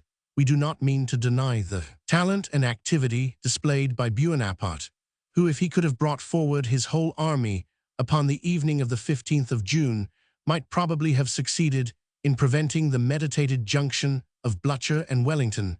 But the celebrated prayer for annihilation of time and space would be as little reasonable in the mouth of a general as of a lover, and fettered by the limitations against which that modest petition is directed. Bonaparte failed in bringing forward in due time a sufficient body of forces to carry all before him at Quatre Bras, while on the other hand the Duke of Wellington, from the same obstacles of time and space, could not assemble a force sufficient to drive Ney before him and enable him to advance to the support of Blucher during the action of Ligny. The choice of the field of Waterloo is also charged against the Duke of Wellington as an act of weak judgment, because, although possessed of all the requisites for maintaining battle or pursuing victory, and above all of the facilities for communicating with the Prussian army, it had not, according to the imperial critic, the means of affording security in case of a retreat, since there was only one communication to the Rothat by the causeway of Brussels, the rest of the position being screened by the forest of Soignies, in front of which the British army was formed, and through which it is assumed retreat was impossible. Taking the principle of this criticism as accurate, it may be answered that a general would never halt or fight at all if he were to refuse combat on every other save a field of battle, which possessed all the various excellences which may be predicated of one in theory. The commander must consider whether the ground suits his present exigencies without looking at other circumstances, which may be less pressing. At the time, generals have been known to choose by preference the ground from which there could be no retiring, like invaders who burn their ships as a pledge that they will follow their enterprise to the last. And although provision for a safe retreat is certainly in most cases a desirable circumstance, yet it has been dispensed with by good generals and by none. More frequently than by Napoleon himself was not the Battle of Essling fought without any possible mode of retreat, save the frail bridges over the Danube. Was not that of Wagram debated under similar circumstances? And to complete the whole, did not Napoleon, while censuring the Duke of Wellington for fighting in front of a forest, himself enter upon conflict with a defile in his rear formed by the narrow streets and narrower bridge of Genappe, by which alone, if defeated, he could cross the Dyle? It might therefore be presumed that if the Duke of Wellington chose a position from which retreat was difficult, he must have considered the necessity of retreat as unlikely, and reckoned with confidence on being able to make good his stand until the Prussians should come up to join him. Even this does not exhaust the question, for the English general officers unite in considering the forest of Soignes as a very advantageous feature in the field, and far from apprehending the least inconvenience from its existence, the Duke of Wellington regarded it as affording a position which, if his first and second line had been unhappily forced, he might have nevertheless made good against the whole French army. The hamlet of Mont Saint-Jean in front affords an excellent key to the position of an army compelled to occupy the forest. The wood itself is everywhere passable for men and horses, the trees being tall and without either low boughs or underwood, and singular as the discrepancy between the opinions of distinguished soldiers may seem, we have never met an English officer who did not look on the forest of Soignes as affording an admirable position for making a final stand in support of their opinion. They refer to the defense of the Bois de Bossu near Quatre-Bras against the reiterated attacks of Merchelnay. This impeachment of the Duke of Wellington may therefore be set aside as inconsistent with the principles of British warfare. All that can be added is that there are cases in which national habits and manners may render a position advantageous to soldiers of one country, which is perilous or destructive to those of another. The next subject of invidious criticism is of a nature so singular that, did it not originate with a great man in peculiar circumstances of adversity, it might be almost termed ludicrous. Napoleon expresses himself as dissatisfied because he was defeated in the common and vulgar proceeding of downright fighting, and by no special maneuvers or peculiar display of military art on the part of the victor. But if it can afford any consolation to those who cherish his fame, it is easy to show that Napoleon fell a victim to a scheme of tactics early conceived and persevered in under circumstances which, in the case of ordinary men, would have occasioned its being abandoned. Resumed after events which seemed so adverse that nothing save dauntless courage and unlimited confidence could have enabled the chiefs to proceed in their purpose, and carried into execution without Napoleon's being able to penetrate the purpose of the allied generals, until it was impossible to prevent the annihilation of his army. That he fell, in short, by a grand plan of strategy worthy of being compared to that of any of his own admirable campaigns. To prove what we have said, it is only necessary to remark that the natural bases and points of retreat of the Prussian and English armies were different, the former being directed on Maastricht, the other on Antwerp, where each expected their reinforcements. Regardless of this, and with full confidence in each other, the Prince Marshal Blucher and the Duke of Wellington agreed to act in conjunction against the French army. The union of their forces, for which both were prepared, was destined to have taken place at Ligny, where the Duke designed to have supported the Prussians, and where Blucher hazarded an action in expectation of his allies' assistance. The active movements of Napoleon and the impossibility of the English force being sufficiently concentrated at Quatre Bras to afford the means of overpowering Ney and the force in their front prevented their making a lateral march to relieve Blücher at that critical period. Otherwise, the parts of the bloody drama, as afterwards acted, would have been reversed, and the British army would have moved to support the Prussians at Ligny as the Prussians came to the aid of the British at Waterloo. Napoleon had the merit of disconcerting this plan for the time, but he did not, and could not discover that the Allied generals retained, after the loss of the Battle of Ligny, the same purpose which they had adopted on the commencement of the campaign. He imagined, as did all around him, that Blücher must retreat on Namur or in such a direction as would effectually accomplish a separation betwixt him and the English, as it was natural to think a defeated army should approach towards its own resources, instead of attempting further offensive operations.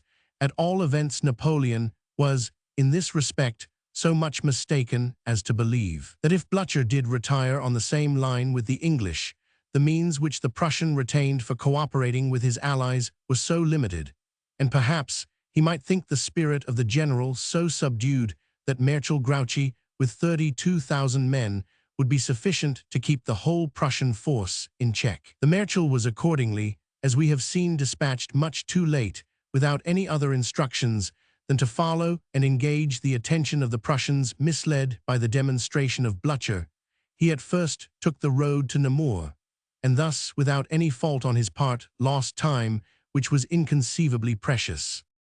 Bonaparte's subsequent accounts of this action blame Marshal Grouchy for not discovering Blücher's real direction, which he had no means of ascertaining, and for not obeying orders which were never given to him, and which could not be given because Napoleon was as ignorant as the Marshal that Blücher had formed the determination, at all events, to unite himself with Wellington. This purpose of acting in cooperation, formed and persevered in, was to the French emperor the riddle of the Sphinx, and he was destroyed because he could not discover it.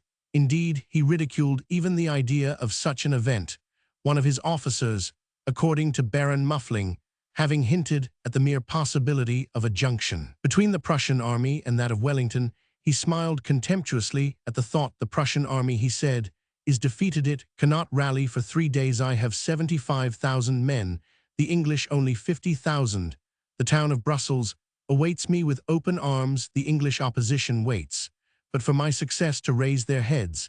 Then adieu subsidies and farewell coalition. In like manner, Napoleon frankly acknowledged, while on board the Northumberland, that he had no idea that the Duke of Wellington meant to fight, and therefore omitted to reconnoiter the ground with sufficient accuracy. It is well known that, when he observed them still in their position on the morning of the 18th, he exclaimed, "I have them, then, these English." It was 11:30, just about the time that the Battle of Waterloo commenced, that Grouchy, as already hinted, overtook the rear of the Prussians. A strong force, appearing to be the whole of the Prussian army, lay before the French Marshal, who, from the character of the ground, had no means of ascertaining their numbers, or of discovering the fact that 3 divisions of Blücher's army were already on the march to their right through the passes of St. Lambert, and that it was only Thielmann's division which remained upon the Dial. Still less could he know what could only be known to the Duke and Blücher, that the English were determined to give battle in the position at Waterloo. He heard indeed a heavy cannonade in that direction, but that might have proceeded from an attack on the British rearguard, the Duke being, in the general opinion of the French army, in full retreat upon Antwerp. At any rate, the Marshal's orders were to attack the enemy which he found before him. He could not but remember that Ney had been reprimanded for detaching a part of his force on the 16th, in consequence of a distant cannonade, and he was naturally desirous to avoid censure for the selfsame cause. Even if Napoleon was seriously engaged with the English, it seemed the business of Grouchy to occupy the large force which he observed at Wavre, and disposed along the Dial, to prevent their attempting any thing against Napoleon, if, contrary to probability, the emperor should be engaged in a general battle. Lastly, as Grouchy was to form his resolution under the idea of having the whole Prussian force before him, which was estimated at 80,000 men, it would have been impossible for him to detach from an army of 32,000 any considerable body to the assistance of Napoleon, and in attacking with such inadequate numbers, he showed his devotion at the risk of being totally destroyed. He engaged, however, in battle without any hesitation and attacked the line of the Prussians along the Dial on every accessible point, to wit at Wavre, at the mill of Bielge, and at the village of Limil. The points of attack were desperately defended by the Prussians under Thielmann, so that Grouchy could only occupy that part of Wavre which was on his own side of the Dial about 4 o'clock, and consequently, when the fate of the Battle of Waterloo was nearly decided, Grouchy received from Marechal Soult the only order which reached him during the day, requiring him to maneuver so as to unite himself to the right flank of the Emperor, but at the same time acquainting him with the false intelligence that the battle was gained upon the line of Waterloo. A postscript informed Grouchy that Bülow was appearing upon Napoleon's right flank, and that if he could come up with speed, he would take the Prussian flagrante delict. These orders were quite intelligible, but two things were necessary to their being carried into execution. First, that Grouchy should get clear of Thielmann, the enemy with whom he was closely engaged, and who would not fail to pursue the French Marechal if he retreated or moved to his left flank, without having repulsed him. Secondly, it was indispensable he should pass the small river Dial defended by Thielmann's division, since the road leading through the woods of Chapelle-Lambert was that by which he could best execute his march towards Waterloo. Grouchy redoubled his efforts to force the Dial, but he could not succeed till night, and then, but partially, for the Prussians continued to hold the mill of Bielge and remained in force within a cannon shot of Grouchy's position. In the morning, the Marechal, anxious to learn with certainty the fate of Napoleon, though believing, according to Soult's letter, that he was victorious, sent out reconnoitring parties. When he learned the truth, he commenced a retreat, which he conducted with such talent that, though closely pursued by the Prussians, then in all the animation of triumph, and though sustaining considerable loss, he was enabled to bring his corps unbroken under the walls of Paris. Weighing all these circumstances, it appears that Bonaparte had no right to count upon the assistance of Grouchy, far less to throw censure on that general for not coming to his assistance, since he scrupulously obeyed the orders he received, and when at 4 o'clock that of attacking and pressing the Prussian rear was qualified by the directions of Soult to close up to Bonaparte's right wing, Grouchy was engaged in an obstinate engagement with Thielmann, whom he must necessarily defeat before he could cross the Dial to accomplish the junction proposed. The movement of Blücher, therefore, was a masterpiece of courage and judgment, since the Prince Marechal left one division of his army to maintain a doubtful onset against Grouchy, and involved himself with the other three in that flank movement through the woods of St. Lambert, by which he paid with interest the debt which he owed Napoleon for a similar movement previous to the affairs of Champ-Aubert and Montmirail in 1814. The same system which placed Blücher in motion required that the Duke of Wellington should maintain his position by confining himself to a strictly defensive contest. The British, as they were to keep their place at all risks, so on no temptation of partial success, were they to be induced to advance every step which they might have driven the French backward before the coming up of the Prussians, would have been a disadvantage as far as it went, since the object was not to beat the enemy by the efforts of the English only, which in the state of the two armies might only have amounted to a repulse, but to detain them in the position of La Belle Alliance until the army of Blücher should come up. When Napoleon, therefore, objects to the conduct of the Duke of Wellington on the 18th, that he did not maneuver in the time of action, he objects to the very circumstance which rendered the victory of the day so decisive. He was himself decoyed into and detained in a position until his destruction was rendered inevitable. It has been a favorite assertion with almost all the French and some English writers that the English were on the point of being defeated when the Prussian force came up. The contrary is the truth. The French had attacked, and the British had resisted from past 11 until near 7 o'clock, and though the battle was most bloody, former had gained no advantage save at the wood of Hougoumont and the farmhouse of La Haye Saint. Both they gained, but speedily lost. Baron Muffling has given the most explicit testimony that the battle could have afforded no favorable result to the enemy, even if the Prussians had never come up.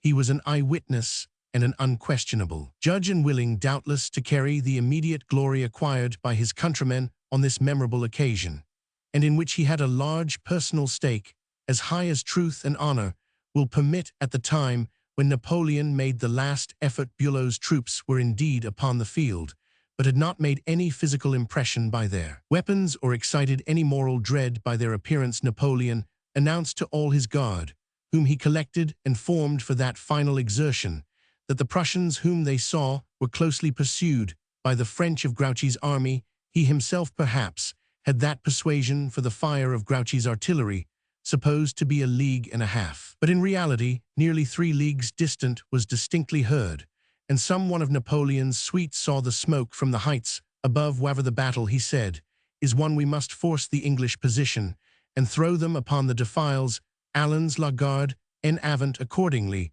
they then made the attack in the evening, when they were totally repulsed and chased back upon and beyond their own position. Thus, before the Prussians came into serious action, Napoleon had done his utmost, and had not a corps remaining in order, excepting 4 battalions of the Old Guard. It cannot be therefore said that our allies afforded the British army protection from any enemy that was totally disorganized, but that for which the Prussians do deserve the gratitude of Britain and of Europe is the generous and courageous confidence with which they marched at so many risks to assist in the action, and the activity and zeal with which they completed the victory. It is universally acknowledged that the British army, exhausted by so long a conflict, could not have availed themselves of the disorder of their enemy at its conclusion, while on the contrary nothing could exceed the dexterity and rapidity with which the Prussians conducted the pursuit. The laurels of Waterloo must be divided. British won the battle, the Prussians achieved and rendered available the victory. Chapter Roman 90. Bonaparte's arrival at Paris. The Chambers assemble and adopt resolutions indicating a wish for Napoleon's abdication. Fouch presents Napoleon's abdication, which stipulates that his son shall succeed him. Carnot's report to the peers of the means of defense contradicted by nay stormy debate on the abdication. Act. Both Chambers evade formally recognizing Napoleon. Roman 2. Provisional government. Napoleon at Malmaison. His offer of his services in the defense of Paris. Rejected surveillance of General Bicker. Means provided at Rochefort for his departure to the United States. He arrives at Rochefort on 3 July. The provisional government attempt in vain to treat with the Allies. The Allies advance to Paris. Chamber of Peers disperse. Louis, Roman 18, re-enters Paris on 8 July. Immense as the direct and immediate consequences of the Battle of Waterloo certainly were, being the total loss of the campaign and the entire destruction of Napoleon's fine army, the more remote contingencies to which it gave rise were so much more important that it may be doubted whether there was ever in the civilized world a great battle followed by so many and such extraordinary results. Paris. That part of the French army which escaped from the field of Waterloo fled in the most terrible disorder towards the frontiers of France. Napoleon himself continued his flight from Charleroi, in the neighborhood of which was his first place of halting, and hurried on to Philippeville. From this point he designed, it was said, to have marched to place himself at the head of Grouchy's army, but no troops of any kind having been rallied, and Charleroi having been almost instantly occupied by the Prussian pursuers, a report became current that the division was destroyed, and Grouchy himself made prisoner. Napoleon therefore pursued his own retreat, leaving orders, which were not attended to, that the relics of the army should be rallied at Avesnes-Soult, could only succeed in gathering together a few thousands as far within the French territory as Laon. Meanwhile, Bonaparte, traveling post, had reached Paris and brought thither the news of his own defeat. On the 19th of June, the public ear of the capital had been stunned by the report of 100 pieces of cannon, which announced the victory at Ligny, and the public prints had contained the most gasconading accounts of that action, of the forcing the passage of the Sambre, the action at Charleroi, and the battle of Quatre Bras. The Imperialists were in the highest state of exultation, the Republicans doubtful, and the Royalists dejected. On the morning of the 21st, the 3rd day after the fatal action, it was at first whispered, and then openly said, that Napoleon had returned alone from the army on the preceding night, and was now in the palace of Bourbon-Élysée. The fatal truth was not long in transpiring, had lost a dreadful and decisive pitched battle, and the French army, which had left the capital so confident, so full of hope, pride, and determination, was totally destroyed. Chamber of Deputies. Many reasons have been given for Napoleon's not remaining with his army on this occasion, and endeavoring at least to bring it into a state of reorganization. but the secret seems to be explained by his apprehension of the faction of Republicans and Constitutionalists in Paris. He must have remembered that Fouche and others of that party had advised him to end the distresses of France by his abdication of the crown. Even before he placed himself at the head of his army, he was aware that what they had ventured to suggest in his moment of strength, they would not hesitate to demand and extort from him in the hour of his weakness, and that the Chamber of Representatives would endeavor to obtain peace for themselves by sacrificing him. He is known, says an author already quoted friendly to his fame, to have said, after the disasters of the Russian campaign, that he would confound the Parisians by his presence, and fall among them like a thunderbolt. But there are things which succeed only because they have never been done before, and for that reason ought never to be attempted again. His fifth flight from his army occasioned the entire abandonment of himself and his cause by all who might have forgiven him his misfortune, but required that he should be the first to arise from the blow. It was a curious indication of public spirit in Paris that upon the news of this appalling misfortune, the national funds rose immediately after the first shock of the tidings was passed so soon that as men had time to consider the probable consequence of the success of the Allies. It seemed as if public credit revived upon any intelligence, however disastrous otherwise, which promised to abridge the reign of Bonaparte. The anticipations of Napoleon did not deceive him. It was plain that whatever deference the Jacobins had for him in his hour of strength, they had no compassion for his period of weakness. They felt the opportunity favorable to get rid of him, and did not disguise their purpose to do so. The two chambers hastily assembled. Lafayette addressed that of the representatives in the character of an old friend of freedom, spoke of the sinister reports that were spread abroad, and invited the members to rally under the three-colored banner of liberty, equality, and public order. By adopting 5 resolutions, the first declared that the independence of the nation was menaced, the second declared the sittings of the chambers permanent, and denounced the pains of treason against whomever should attempt to dissolve them. The third announced that the troops had deserved well of their country. The fourth called out the National Guard. The fifth invited the ministers to repair to the Assembly.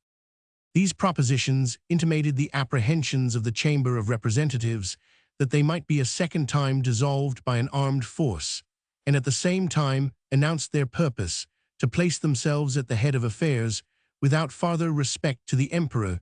They were adopted, all but the fourth concerning the National Guard, which was considered as premature. Regnault de Saint-Jean Angely attempted to read a bulletin giving an imperfect and inconsistent account of what had passed on the frontiers, but the representatives became clamorous and demanded the attendance of the ministers. At length, after a delay of 3 or 4 hours, Carnot, Caulaincourt, Davoust, and Fouche entered the hall with Lucien Bonaparte. The chamber formed itself into a secret committee before which the ministers laid the full extent of the disaster, and announced that the Emperor had named Caulaincourt, Fouche, and Carnot as commissioners to treat of peace with the Allies. The ministers were bluntly reminded by the Republican members, and particularly by Henry Lacoste, that they had no basis for any negotiations which could be proposed in the Emperor's name, since the Allied powers had declared war against Napoleon, who was now in plain terms pronounced by more than one member the sole obstacle betwixt the nation and peace. Universal applause followed from all parts of the hall, and left Lucien no longer in doubt that the representatives intended to separate their cause from that of his brother. He omitted no art of conciliation or entreaty, and more eloquent, probably in prose than in poetry, appealed to their love of glory, their generosity, their fidelity, and the oaths which they had so lately sworn. "We have been faithful," replied Fayette. "We have followed your brother to the sands of Egypto, the snows of Russia, the bones of Frenchmen scattered in every region attest our fidelity." All seemed to unite in one sentiment, that the abdication of Bonaparte was a measure absolutely necessary. Davoust, the minister at war, arose, and disclaimed with protestations any intention of acting against the freedom or independence of the chamber. This was in fact to espouse their cause. A committee of 5 members was appointed to concert measures with ministers. Even the latter official persons, though named by the Emperor, were not supposed to be warmly attached to him. Carnot and Fouch were the natural leaders of the popular party, and Caulaincourt was supposed to be on indifferent terms with Napoleon, whose ministers therefore seemed to adopt the interest of the chamber in preference to his. Lucian saw that his brother's authority was ended unless it could be maintained by violence. The Chamber of Peers might have been more friendly to the imperial cause, but their constitution gave them as little confidence in themselves as weight with the public.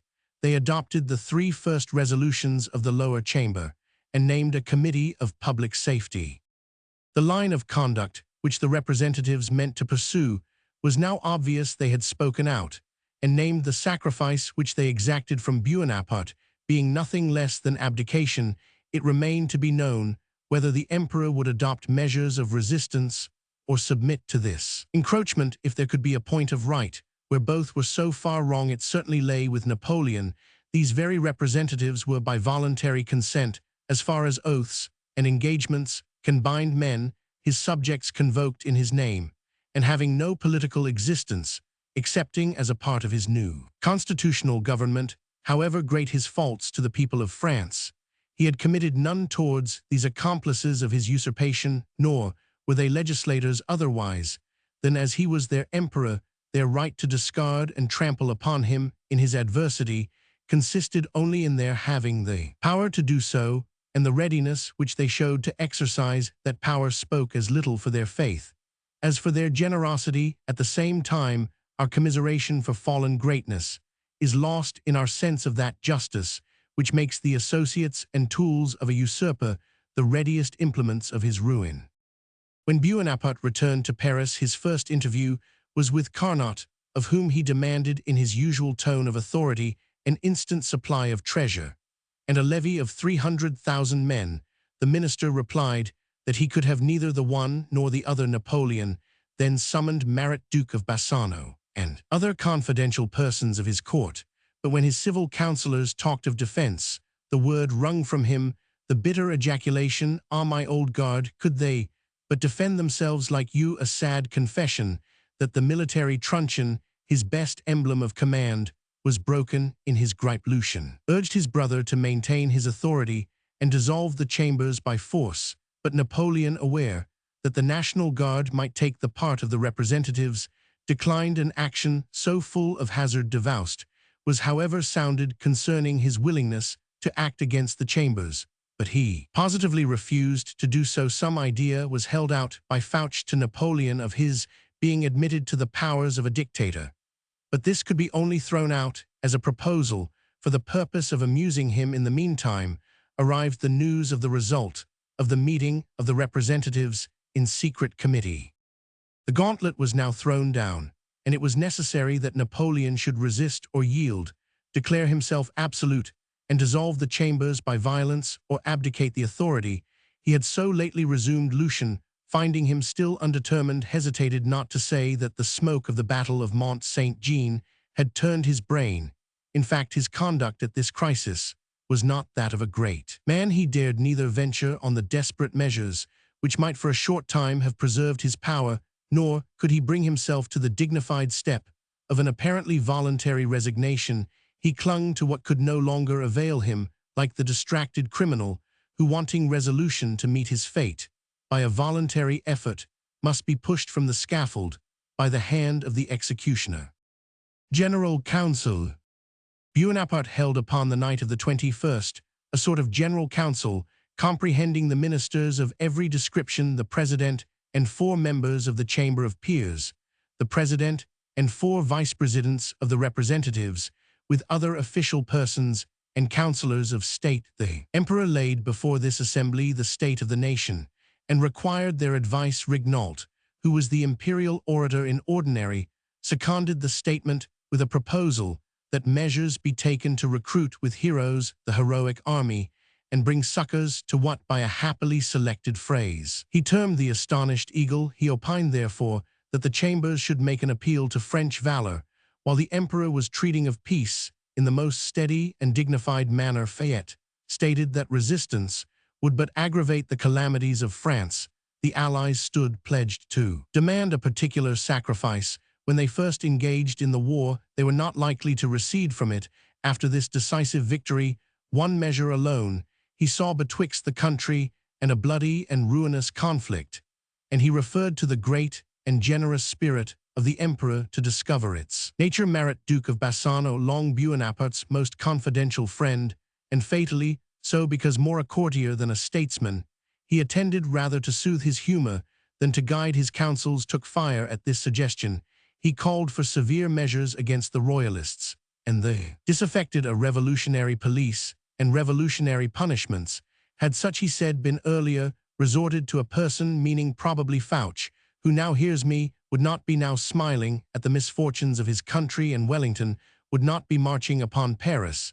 This speech was received with a burst of disapprobation, which even the presence of the emperor, in whose cause Marat was thus vehement, proved unable to restrain. Hisses and clamor drowned the voice of the speaker. Carnot, who had juster views of the military strength, or rather weakness of France at the moment, was desirous Democrat, as he was to retain the advantage of Napoleon's talents. He is said to have wept when the abdication was insisted upon. Languinais and Constant supported the sentiments of Fayette, but the emperor appeared gloomy, dissatisfied, and uncertain, and the council broke up without coming to any determination. For another anxious night, the decision of Buonaparte was suspended. Had the nation, or even the ministers, been unanimous in a resolution to defend themselves unquestionably, France might have been exposed to the final chance of war, with some prospect of a struggle on Napoleon's part, though when it is considered within how short a time the Allies introduced within the limits of France an armed force amounting to 800,000 effective men, it does not appear how his resistance could have eventually proved successful. It would be injustice to deny Napoleon a natural feeling of the evils which must have been endured by the nation in such a protracted contest, and we readily suppose him unwilling to have effected a brief continuation of his reign by becoming the cause of so much misery to the fine country which he had so long ruled. Like most men in difficulties, he received much more advice than offers of assistance. The best counsel was perhaps that of an American gentleman who advised him instantly to retreat to the North American states, where he could not indeed enjoy the royal privileges and ceremonial to which he was more attached than philosophy warrants, but where that general respect would have been paid to him which his splendid talents and wonderful career of adventure were so well calculated to enforce. But now, as at Moscow, he lingered too long in forming a decided opinion, for though the importunity of friends and opponents wrung from him the resignation which was demanded at all hands, yet it was clogged by conditions which could only be made in the hope of retaining a predominant interest in the government, by which his own was to be succeeded. On the morning of the 22d June, only 4 days after the defeat at Waterloo, the Chamber of Representatives assembled at 9 in the morning, and expressed the utmost impatience to receive the act of abdication. A motion was made by Duchesne that it should be peremptorily demanded from the emperor. When this degree of violence was rendered unnecessary by his compliance, it was presented by Fouch, whose intrigues were thus far crowned with success, and was couched in the following terms. Frenchmen, in commencing war for maintaining the national independence, I relied on the union of all efforts of all wills, and the concurrence of all the national authorities. I had reason to hope for success, and I braved all the declarations of the powers against me. Circumstances appear to me changed. I offer myself as a sacrifice to the hatred of the enemies of France. May they prove sincere in their declarations, and have really directed them only against my power. My political life is terminated, and I proclaim my son under the title of Napoleon Roman II, Emperor of the French. The present ministers will provisionally form the council of the government. The interest which I take in my son induces me to invite the chambers to form without delay the regency by a law. Unite all for the public safety in order to remain an independent nation. Signed, Napoleon. Provisional Government. The Republican Party, having thus obtained a victory, proposed instantly several new models for settling the form of a constitution in the room of that which exactly 3 weeks before they had sworn to in the Champ de Mai. This was judged somewhat premature, and they resolved for the present to content themselves with nominating a provisional government, vesting the executive powers of the state in 5 personstwo to be chosen from Bonaparte's House of Peers, and 3 from that of the representatives. In the meanwhile, to preserve the decency due to the late emperor, the chamber named a committee to wait on him with an address of thanks, in which they carefully avoided all mention and recognition of his son Napoleon. For the last time, received the committee delegated to present the address in the imperial habit, and surrounded by his state officers and guards. He seemed pale and pensive, but firm and collected, and heard with a steady indifference the praises which they bestowed on his patriotic sacrifice. His answer recommended unanimity and the speedy preparation of means of defense. But at the conclusion, he reminded them that his abdication was conditional and comprehended the interests of his son. Languinais, president of the chamber, replied with profound respect that the chamber had given him no directions respecting the subject which Napoleon pressed upon. I told you, said he, turning to his brother Lucien, they could not do it. Tell the assembly, he said again, addressing the president, that I recommend my son to their protection. It is in his favor I have abdicated.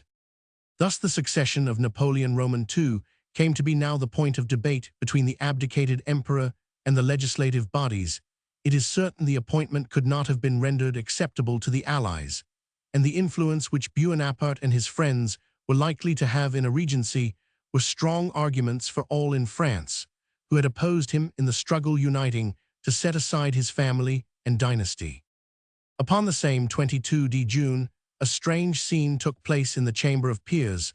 The government had received intelligence that Marshal Grouchy, whom we left on the banks of the Dyle near Wavre, and who continued his action with Thielman, to whom he was opposed, till deep in the night, had, on hearing the loss of the battle at Waterloo, effected a most able retreat through Namur, defended himself against several attacks, and finally made his way to Laon. This good news encouraged Carnot to render a brilliant account to the chamber of Grouchy being at the head of an untouched army of upwards of 60,000 men, Grouchy's whole force at Wavre having been only 32,000 of Soult, collecting 20,000 of the old guard, at Mézières of 10,000 new levies dispatched from the interior to join the rallied forces, with 200 pieces of cannon, nay half frantic at hearing these exaggerated statements, and his mind galled with the sense of Napoleon's injustice towards him as expressed in the bulletins, started up and spoke like a possessed person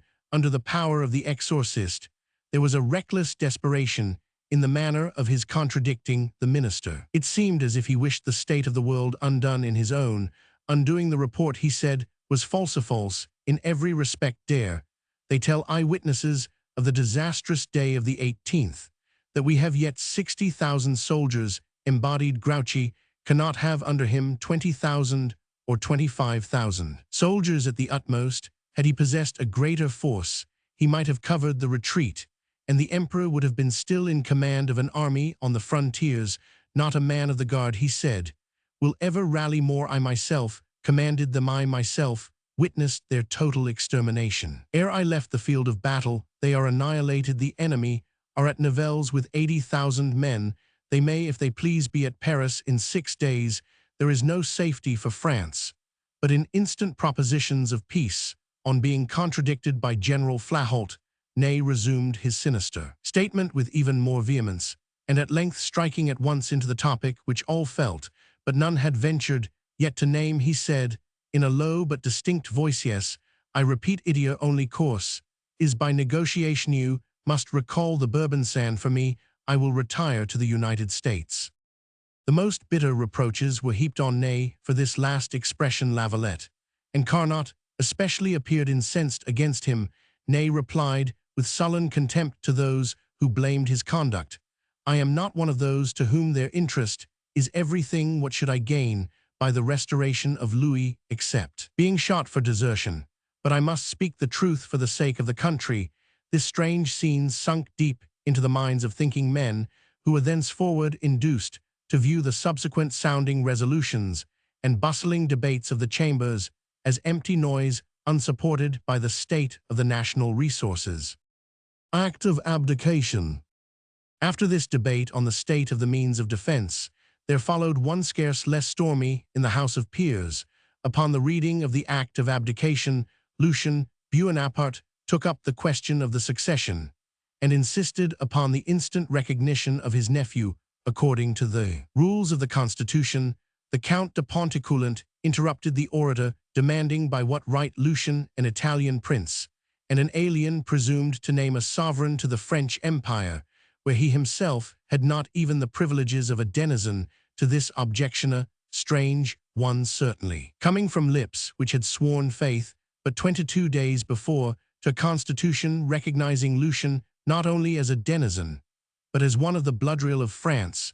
The prince answered that he was a Frenchman by his sentiments, and by virtue of the laws Pontecoulant then objected to accept as sovereign a child residing in a different kingdom, and Labdieu, observing the hesitation of the assembly, started up, and demeaning himself with unrestrained fury, exhibited the same blind and devoted attachment to Napoleon, which had prompted him to show the example of defection at Grenoble. The emperor, he said, had abdicated solely in behalf of his son. His resignation was null if his son was not instantly proclaimed. And who were they who opposed this generous resolution? Those whose voices had been always at the sovereign's devotion, while in prosperity, who had fled from him in adversity, and who were already hastening to receive the yoke of foreigners. Yes, continued this impetuous young man, aiding his speech with the most violent gestures, and overpowering by the loudness of his tone the murmurs of the assembly, if you refuse to acknowledge the imperial prince, I declare that Napoleon must again draw his sword, again shed blood. At the head of the brave Frenchmen who have bled in his cause, we will rally around him.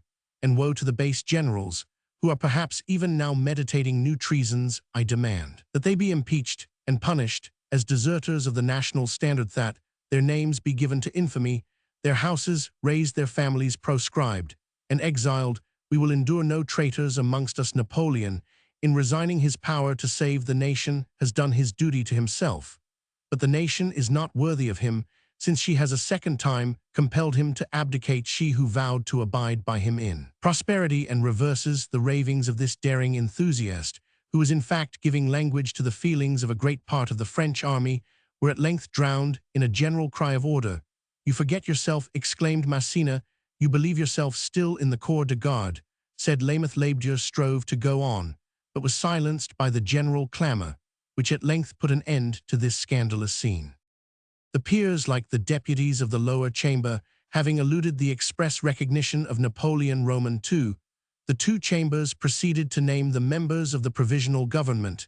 These were Carnot, Fouch, Caulaincourt, Grenier, and Quinet. In their proclamation, they stated that Napoleon had resigned, and that his son had been proclaimed, which, by the way, was not true, calling on the nation for exertions, sacrifices, and unanimity, and promising, if not an actually new constitution, as had been usual on such occasions, yet such a complete revision and repair of that which was now 3 weeks old, as should make it in every respect as good as new. This address had little effect either on the troops or the federates, who, like Labdieu, were of opinion that Napoleon's abdication could only be received on his own terms. These men assembled in armed parties and paraded under Bonaparte's windows at the Palace of Bourbon Élysée. Money and liquor were delivered to them, which increased their cries of Vive Napoleon, Vive l'Empereur. They insulted the National Guards and seemed disposed to attack the residence of Fouch. On the other hand, the National Guards were 30,000 men in number, disposed in general to support order, and many of them leaning to the side of Louis Roman XVIII. A moment of internal convulsion seemed inevitable, for it was said that if Napoleon Roman II was not instantly acknowledged, Bonaparte would come down and dissolve the chamber with an armed force. On the meeting of the 24th June, the important question of succession was decided, or rather evaded, as follows. Manuel, generally understood to be the organ of Fouch in the House of Representatives, made a long speech to show that there was no occasion for a formal recognition of the succession of Napoleon Roman II, since he was, by the terms of the Constitution, already in possession of the throne when the orator had given this deep reason that their sovereign should neither be acknowledged nor proclaimed. Purely because he was their sovereign, all arose and shouted Vive Napoleon Roman II. But when there was a proposal to swear allegiance to the new emperor, there was a general cry of no oaths, as if there existed a consciousness in the chamber of having been too lavish of these ill-redeemed pledges, and a general disgust at commencing a new course of perjury. The Chamber of Representatives thus silenced, if they did not satisfy the imperialist party, by a sort of incidental and ostensible acknowledgment of the young Napoleon's right to the crown, while, at the same time, by declaring the provisional government to be a necessary guarantee for the liberties of the subject, they prevented the interference either of Napoleon himself or any of his friends in the administration of the country, yet notwithstanding the simulated nature of their compliance with the special condition of Napoleon's resignation, the Chambers and Provisional Government were as strict in exacting from the abdicated sovereign the terms of his bargain as if they had paid him the stipulated value in sterling instead of counterfeit coin. Thus they exacted from him a proclamation addressed in his own name to the soldiers in order to confirm the fact of his abdication, which the troops were unwilling to believe on any authority inferior to his own. In this address, there are, however, expressions which show his sense of the compulsion under which he acted after an exhortation to the soldiers to continue in their career of honor, and an assurance of the interest which he should always take in their exploits. Follows this passage: both you and I have been calumniated men, very unfit to appreciate our labors, have seen in the marks of attachment which you have given me a zeal of which I was the sole object. Let your future successors tell them that it was the country above all things which you served in obeying me, and that if I had any share in your affections, I owed it to my ardent love for France, our common mother. Malmaison. These expressions were highly disagreeable to the Chamber of Representatives, who at the same time regarded the presence of Napoleon in the capital as dangerous to their own power, and to the public tranquility. The suburbs with their fierce inmates continued to be agitated, and soldiers, the straggling relics of the field of Waterloo, were daily gathering under the walls of Paris, furious at their recent defeat and calling on their emperor to lead them to vengeance. There seems to have been little to prevent Napoleon from still placing himself at the head of a small but formidable army to remove him from this temptation. The provisional government required him to retire to the palace of Malmaison near Saint-Germain's. So long, the favorite abode of the discarded Josephine Napoleon had not been within its walls. Single day before, surrounded by Fouche's police, he found that he who not a month since had disposed of the fate of myriads was no longer the free master of his own actions. He was watched and controlled, though without the use of actual force, and now for the first time felt what it was to lose that free agency of which his despotism had for so many years deprived so large a portion of mankind. Yet he seemed to submit to his fate with indifference or only expressed impatience when beset by his personal creditors, who, understanding that he was not likely to remain long in France, attempted to extort from him a settlement of their claims. This petty persecution was given way to by the government as one of several expedients to abridge his residence in France, and they had the means of using force if all should fail. Short as was the time he lingered at Malmaison, incredible as it may be thought, Napoleon was almost forgotten in Paris.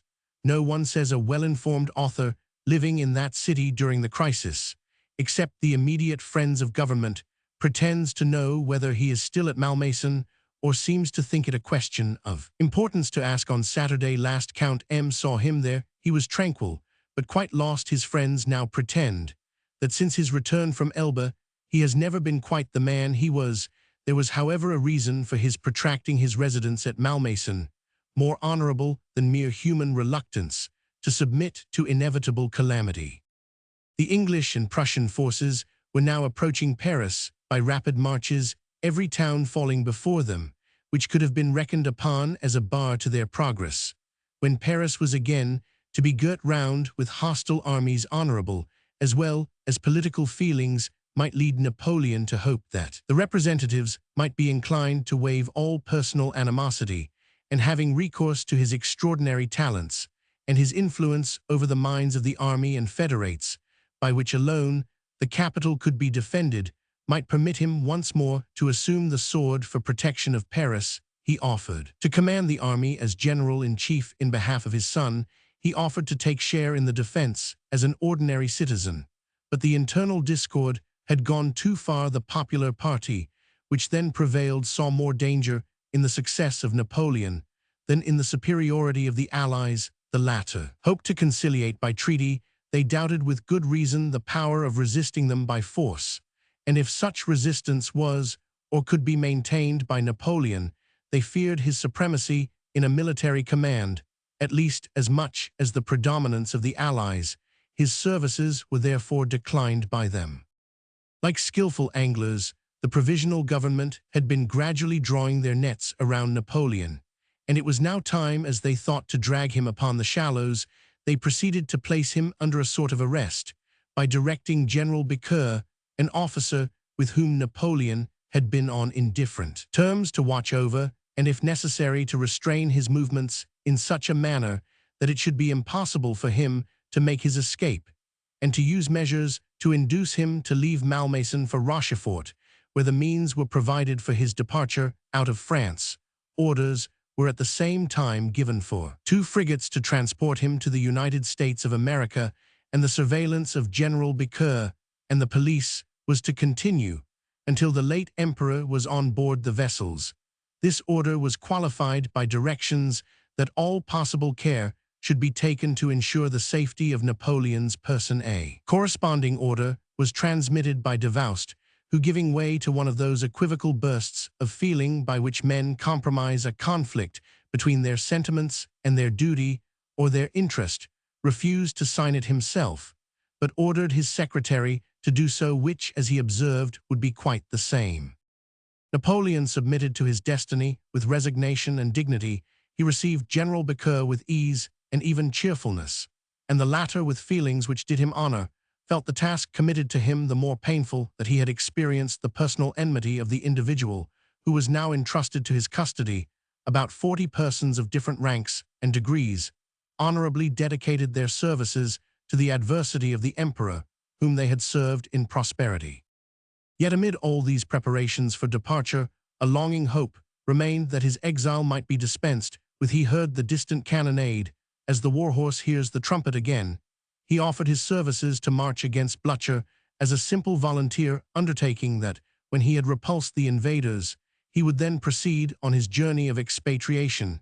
He had such hopes of his request being granted as to have his horses brought out and in readiness to enable him to join the army, but the provisional government anew declined an offer, the acceptance of which would indeed have ruined all hopes of treating with the Allies. Fouch, on hearing Napoleon's proposal, is said to have exclaimed, "Is he laughing at us?" Indeed, his joining the troops would have soon made him master of the destiny of the provisional government, whatever might have been the final result. Arrives at Rochefort. On the 29th of June, Napoleon departed from Malmaison. On the 3d of July, he arrived at Rochefort. General Becoeur accompanied him, nor does his journey seem to have been marked by any circumstances worthy of remark. Wherever he came, the troops received him with acclamation. The citizens respected the misfortunes of one who had been well-nigh master of the world, and were silent where they could not applaud. Thus the reign of the Emperor Napoleon was completely ended, but before adverting to his future fate, we must complete, in a few words, the consequences of his abdication, and offer some remarks on the circumstances by which it was extorted and enforced. The provisional government had sent commissioners to the Duke of Wellington to request passports for Napoleon to the States of America. The Duke had no instructions from his government to grant them. The Prussian and English generals alike declined all overtures made for the establishment or acknowledgement either of the present provisional administration or any plan which they endeavored to suggest short of the restoration of the Bourbons to the seat of government. The provisional commissioners endeavored with as little success to awaken the spirit of national defense. They had lost the road to the soldiers' hearts. The thoughts of patriotism had in the army become indissolubly united with the person and the qualities of Napoleon. It was in vain that deputies with scarfs and proclamations of public right and invocation of the ancient watchwords of the Revolution endeavored to awaken the spirit of 1794. The soldiers and federates answered sullenly, "Why should we fight any more? We have no longer an emperor." Meanwhile, the Royalist party assumed courage and showed themselves in arms in several of the departments, directed the public opinion in many others, and gained great accessions from the Constitutionalists. Indeed, if any of the latter still continued to dread the restoration of the Bourbons, it was partly from the fear of reaction and retaliation on the side of the successful royalists, and partly because it was apprehended that the late events might have made on the mind of Louis an impression unfavorable to constitutional limitations, a disgust to those by whom they were recommended and supported, and a propensity to resume the arbitrary measures by which his ancestors had governed their kingdom. Those who nourished those apprehensions could not but allow that they were founded on the fickleness and ingratitude of the people who had shown themselves unworthy of and easily induced to conspire against the mild and easy rule of a limited monarchy. But they involved nevertheless tremendous consequences if the king should be disposed to act upon rigorous and vindictive principles, and it was such an apprehension on the part of some joined to the fears of others for personal consequences, the sullen shame of a third party, and the hatred of the army to the princes whom they had betrayed, which procured for the provisional government a show of obedience.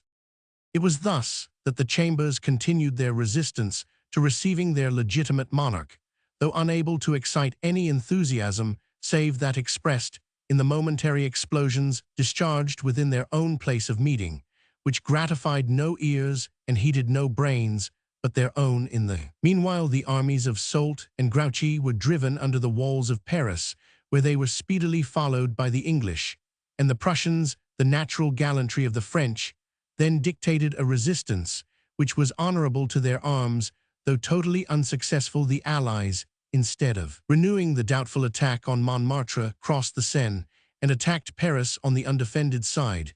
There was not, as in 1814, a hostile army to endanger the communications on their rear. The French, however, showed great bravery, both by an attempt to defend Versailles and in a coup de main of General Excelmans by which he attempted to recover that town, but at length, in consequence of the result of a council of war held in Paris on the night betwixt the 2d and 3d of July, an armistice was concluded by which the capital was surrendered to the Allies, and the French army was drawn off behind the Loire. The Allies suspended their operations until the French troops should be brought to submit to their destined movement in retreat, against which they struggled with vain enthusiasm. Permitting their violence to subside, they delayed their own occupation of Paris until the 7th of July, when it had been completely evacuated. The British and Prussians then took military possession in a manner strictly regular, but arguing a different state of feelings on both parts from those exhibited in the joyous procession of the Allies along the boulevards in 1814. The provisional government continued their sittings, though Fouché, the chief among them, had been long intriguing, and ever since the Battle of Waterloo, with apparent sincerity, for the second restoration of the Bourbon family on such terms as should secure the liberties of France. They received, on the 6th of July, the final resolution of the Allied sovereigns that they considered all authority emanating from the usurped power of Napoleon Bonaparte as null and of no effect, and that Louis Roman XVIII, who was presently at Saint Denis, would on the next day or day after at farthest enter his capital and resume his regal authority. On the 7th of July, the Provisional Commission dissolved itself. The Chamber of Peers, when they heard the act of surrender, dispersed in silence, but that of the representatives continued to sit, vote, and debate for several hours. The President then prorogued the meeting till 8 the next morning, in defiance of the cries of several members who called on him to maintain the literal permanence of the sitting the next morning. The members who attended found the hall sentineled by the National Guard, who refused them admittance, and heard the exclamations and complaints of the deputies with great disregard. Nay, the disappointed and indignant legislators were subjected to the ridicule of the idle spectators, who accompanied the arrival and retreat of each individual with laughter and acclamation, loud in proportion to the apparent excess of his mortification. Louis re-enters Paris. On the 8th of July, Louis re-entered his capital, attended by a very large body of the National Guards and Royal Volunteers, as well as by his household troops. In the rear of these soldiers came a numerous état-major, among whom were distinguished the Marechals Victor Marmont, Macdonald, Oudinot, Gouvion, St-Cyr, Montcy, and Lefebvre. An immense concourse of citizens received with acclamations the legitimate monarch, and the females were observed to be particularly eager in their expressions of joy. Thus was Louis again installed in the palace of his ancestors, over which the white banner once more floated. Here, therefore, ended that short space filled with so much that is wonderful, that period of 100 days in which the events of a century seem to be contained. Before we proceed with the narrative, which must in future be the history of an individual, it may not be improper to cast a look back upon the events comprised within that extraordinary period, and offer a few remarks on their political nature and tendency.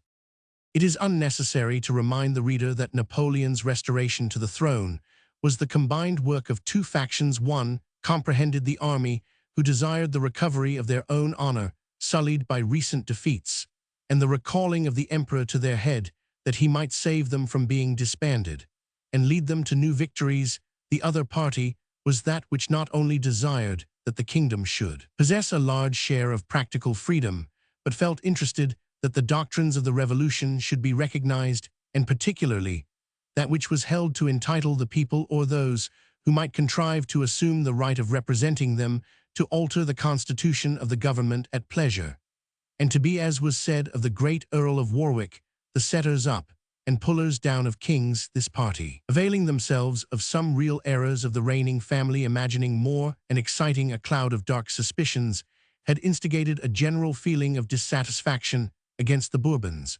But though they probably might have had recourse to violence, nothing appears less probable than their success in totally overturning royalty, had they been unsupported by the soldiers, the army, which rose so readily at Bonaparte's summons, had no community of feeling with the Jacobins, as they were called, and but for his arrival upon the scene would have acted, there can be little doubt, at the command of the Marechals, who were almost all attached to the royal family.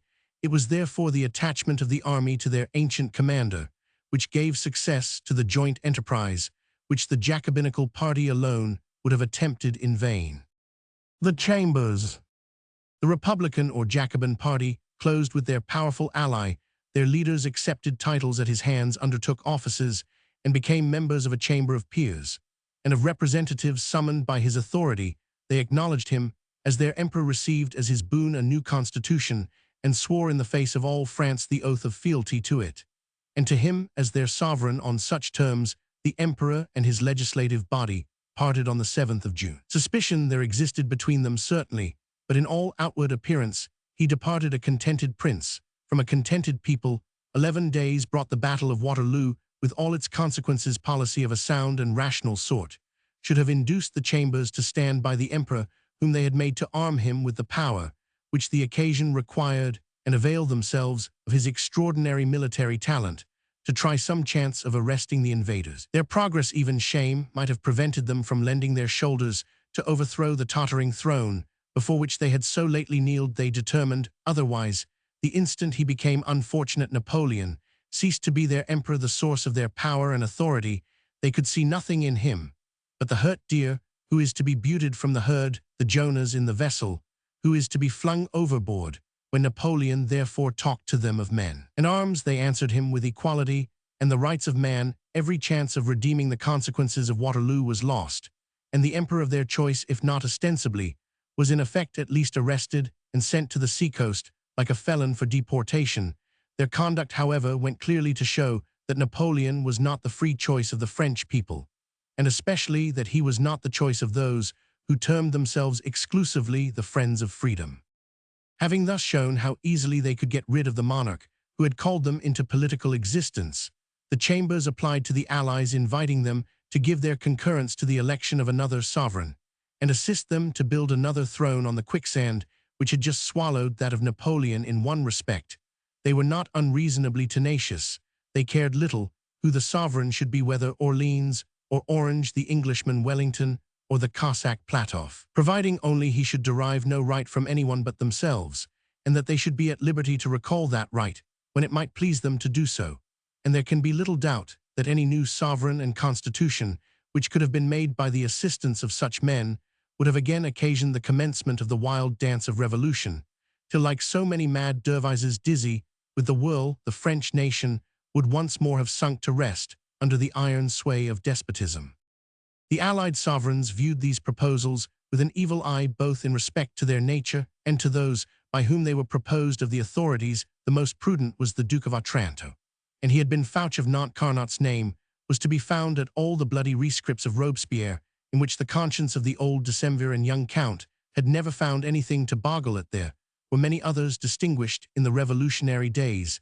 The language which they held was already assuming the cant of democracy, and though there was among them a large proportion of good and able men, it was not to be forgotten how many of such existed in the first assembly for no purpose, but to seal the moderation and rationality of their political opinions with their blood. It was a matter of imperious necessity to avoid whatever might give occasion to renew those scenes of shameful recollections, and the sovereigns saw a guarantee against their return in insisting that Louis Roman XVIII should remount the throne as its legitimate owner. Legitimacy.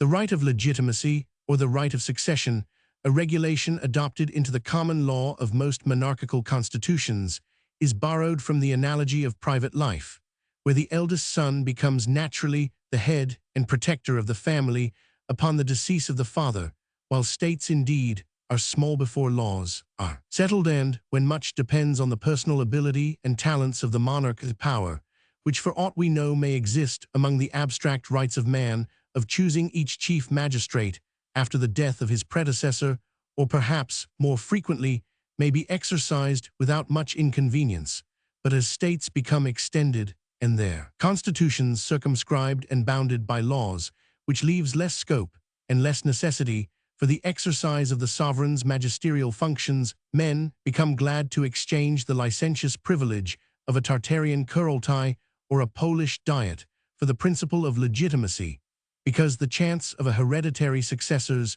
proving adequate to the duties of his situation is at least equal to that of a popular election lighting upon a worthy candidate, and because, in the former case, the nation is spared the convulsions occasioned by previous competition and solicitation, and succeeding heartburnings, factions, civil war, and ruin uniformly found at last to attend elective monarchies. The doctrine of legitimacy is peculiarly valuable in a limited monarchy because it affords a degree of stability otherwise unattainable. The principle of hereditary monarchy, joined to that which declares that the king can do no wrong, provides for the permanence of the executive government, and represses that ambition which would animate so many bosoms were there a prospect of the supreme sway becoming vacant or subject to election from time to time. The king's ministers, on the other hand, being responsible for his actions, remain a check for their own sakes upon the exercise of his power, and thus provision is made for the correction of all ordinary evils of administration, since, to use an expressive though vulgar simile, it is better to rectify any occasional deviation from the regular course by changing the driver than by overturning the carriage. Such is the principle of legitimacy which was invoked by Louis Roman XVIII and recognized by the allied sovereigns, but it must not be confounded with the slavish doctrine that the right thus vested is by divine origin, indefeasible. The heir at law in private life may dissipate by his folly or forfeit by his crimes the patrimony which the law conveys to him, and the legitimate monarch may most unquestionably, by departing from the principles of the Constitution under which he is called to reign, forfeit for himself and for his heirs, if the legislature shall judge it proper, that crown which the principle of legitimacy bestowed on him as his birthright. The penalty of forfeiture is an extreme case, provided not in virtue of the Constitution, which recognizes no possible delinquency in the sovereign, but because the Constitution has been attacked and infringed upon by the monarch, and therefore can no longer be permitted to afford him shelter. The crimes by which this high punishment is justly incurred must therefore be of an extraordinary nature, and beyond the reach of those correctives for which the Constitution provides by the punishment of ministers and councillors. The constitutional buckler of impeccability covers the monarch personally for all blameworthy use of his power, providing it is exercised within the limits of the Constitution. It is when he stirs beyond it, and not sooner, that it affords no defense for the bosom of a tyrant. A king of Britain, for example, may wage a rash war or make a disgraceful peace in the lawful, though injudicious and blameworthy exercise of the power vested in him by the Constitution. His advisers, not he himself, shall be called in such a case to their responsibility. But if, like James Roman II, the sovereign infringes upon or endeavors to destroy the Constitution itself, it is then that resistance becomes lawful and honorable, and the king is justly held to have forfeited the right which descended to him from his forefathers by his attempt to encroach on the rights of the subjects. The principles of hereditary monarchy, of the inviolability of the person of the king, and of the responsibility of ministers were recognized by the constitutional charter of France. Louis Roman XVIII was therefore, during the year previous to Bonaparte's return, the lawful sovereign of France, and it remains to be shown by what act of treason to the Constitution he had forfeited his right of legitimacy. If the reader will turn back to Vol Roman 4 p. 86, and we are not conscious of having spared the conduct of the Bourbons, he will probably be of opinion with us that the errors of the restored king's government were not only fewer than might have been expected in circumstances so new and difficult, but were of such a nature as an honest, well-meaning, and upright opposition would soon have checked. He will find that not one of them could be personally attributed to Louis Roman XVIII, and that far from having incurred the forfeiture of his legitimate rights, he had during these few months laid a strong claim to the love, veneration, and gratitude of his subjects.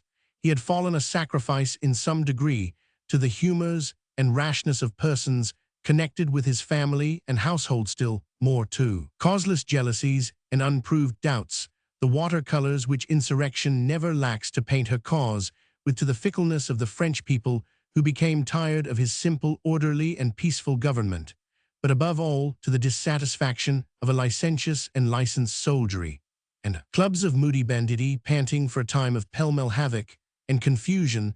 The forcible expulsion of Louis Roman XVIII, arising from such motives, could not break the solemn compact entered into by France with all Europe when she received her legitimate monarch from the hand of her clement conquerors, and, with him and for his sake, obtained such conditions of peace as she was in no condition to demand, and would never otherwise have been granted. The king's misfortune, as it arose from no fault of his own, could infer no forfeiture of his vested right. Europe, the virtual guarantee of the Treaty of Paris, had also a title leading back the lawful king in her armed and victorious hand to require of France his reinstatement in his rights, and the termination which she thus offered to the war was as just and equitable as the conduct of the sovereigns during this brief campaign had been honorable and successful.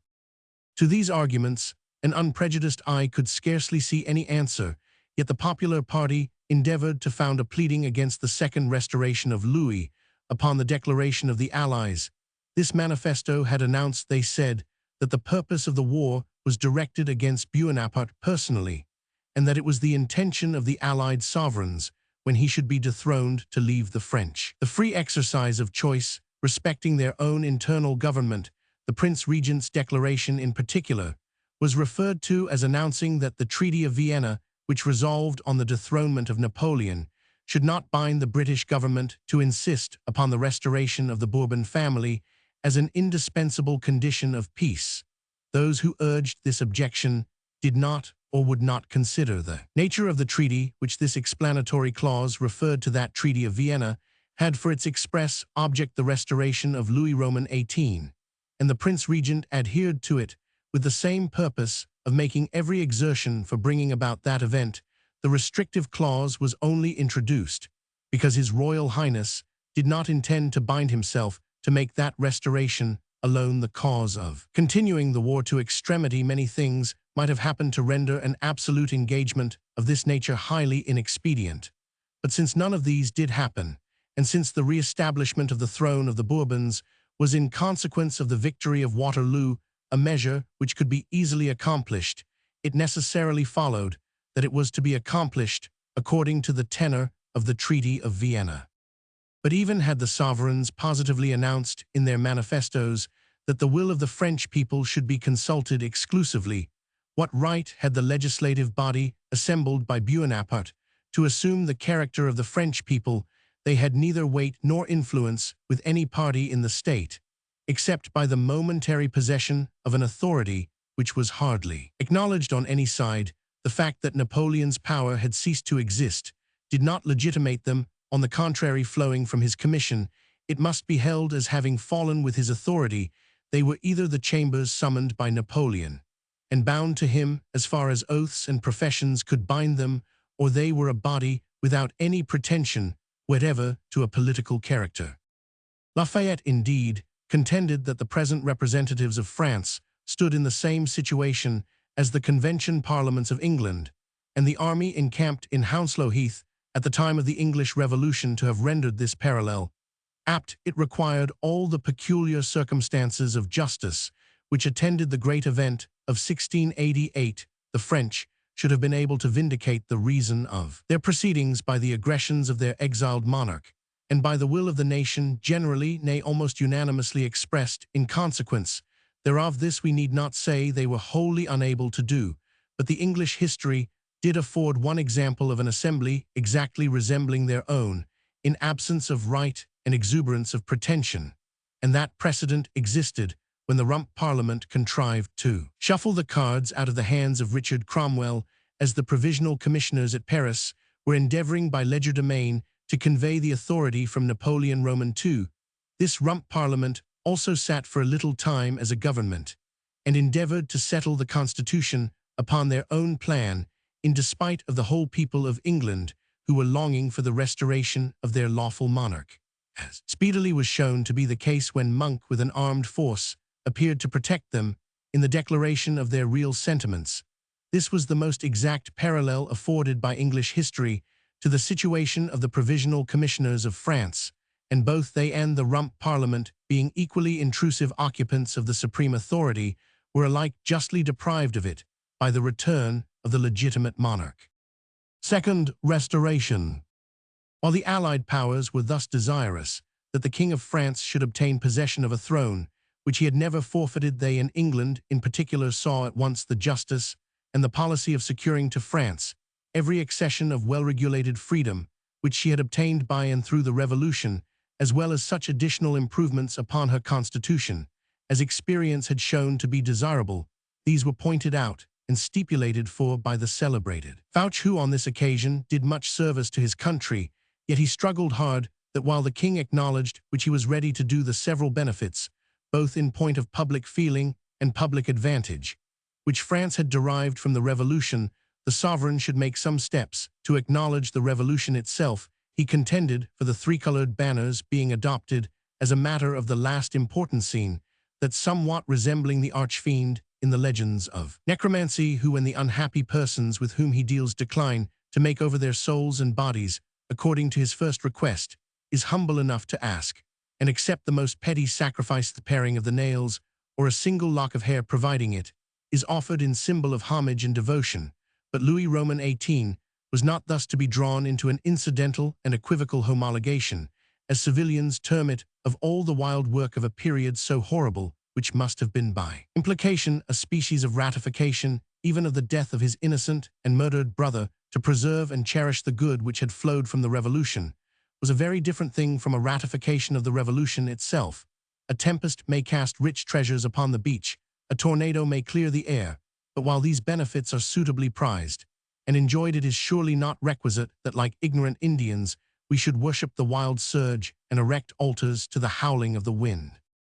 The King of France, having steadily refused all proposals which went to assign to the government an authority founded on the Revolution, the Constitution of France is to be recognized as that of a hereditary monarchy limited by the royal charter, and by the principles of freedom it thus affords to the other existing monarchies of Europe a guarantee against sudden and dangerous commotion, while in favor of the subject it extends all the necessary checks against arbitrary sway, and all the suitable provisions for ameliorating and extending the advantages of liberal institutions, as opportunity shall offer, and the expanding light of information shall recommend.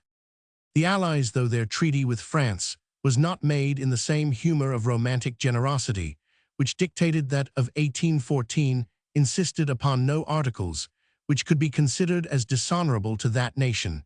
The disjoining from her empire 3 or 4 border fortresses was stipulated in order to render rapid and successful invasion of Germany or the Netherlands more difficult in future, large sums of money, were also exacted in recompense of the heavy expenses of the Allies, but they were not beyond what the wealth of France could readily discharge. A part of her fortresses were also detained by the Allies as a species of pledge for the peaceable behavior of the kingdom, but these were to be restored after a season, and the armies of Europe, which for a time remained within the French territories, were at the same time to be withdrawn finally.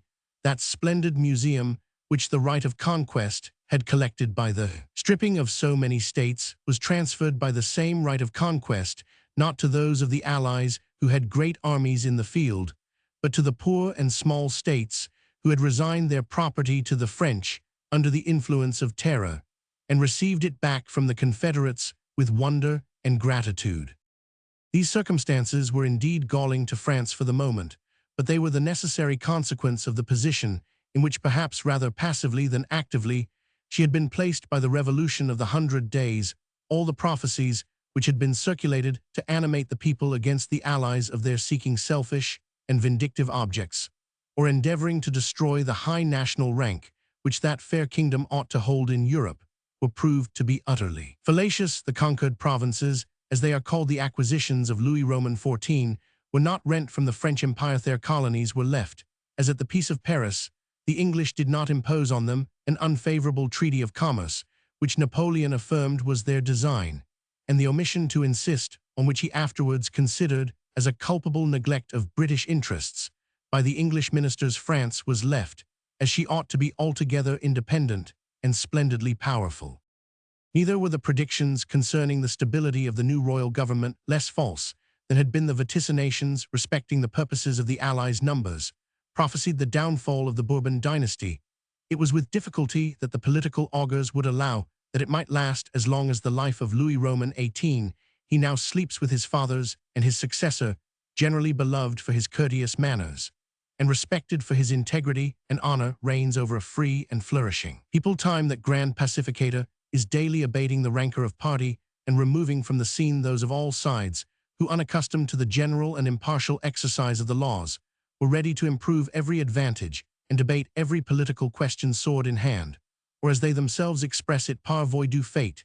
The guarantee for the permanence of their freedom is the only subject on which reasonable Frenchmen of the present day are anxious. We trust there is no occasion for their solicitude. Fatal, indeed, would be the advice which should induce the French government to give the slightest subject for just complaints. The ultra-royalist, the Jacobin in rage, are gradually cooled by age or fate has removed them from the scene. Those who succeed, having never seen the sword drawn, will be less apt to hurry into civil strife, and the able and well-intentioned on either side, while they find room in the chambers for expressing their difference of opinion, will acquire the habit of enduring contradiction with candor and good humor, and be led to entertain the wholesome doubt whether, in the imperfect state of the human intellect, it is possible for one class of statesmen to be absolutely and uniformly right, and their opponents in all instances decidedly wrong. The French will learn that it is from freedom of debate, from an appeal not to the arms, but to the understandings of the peuple,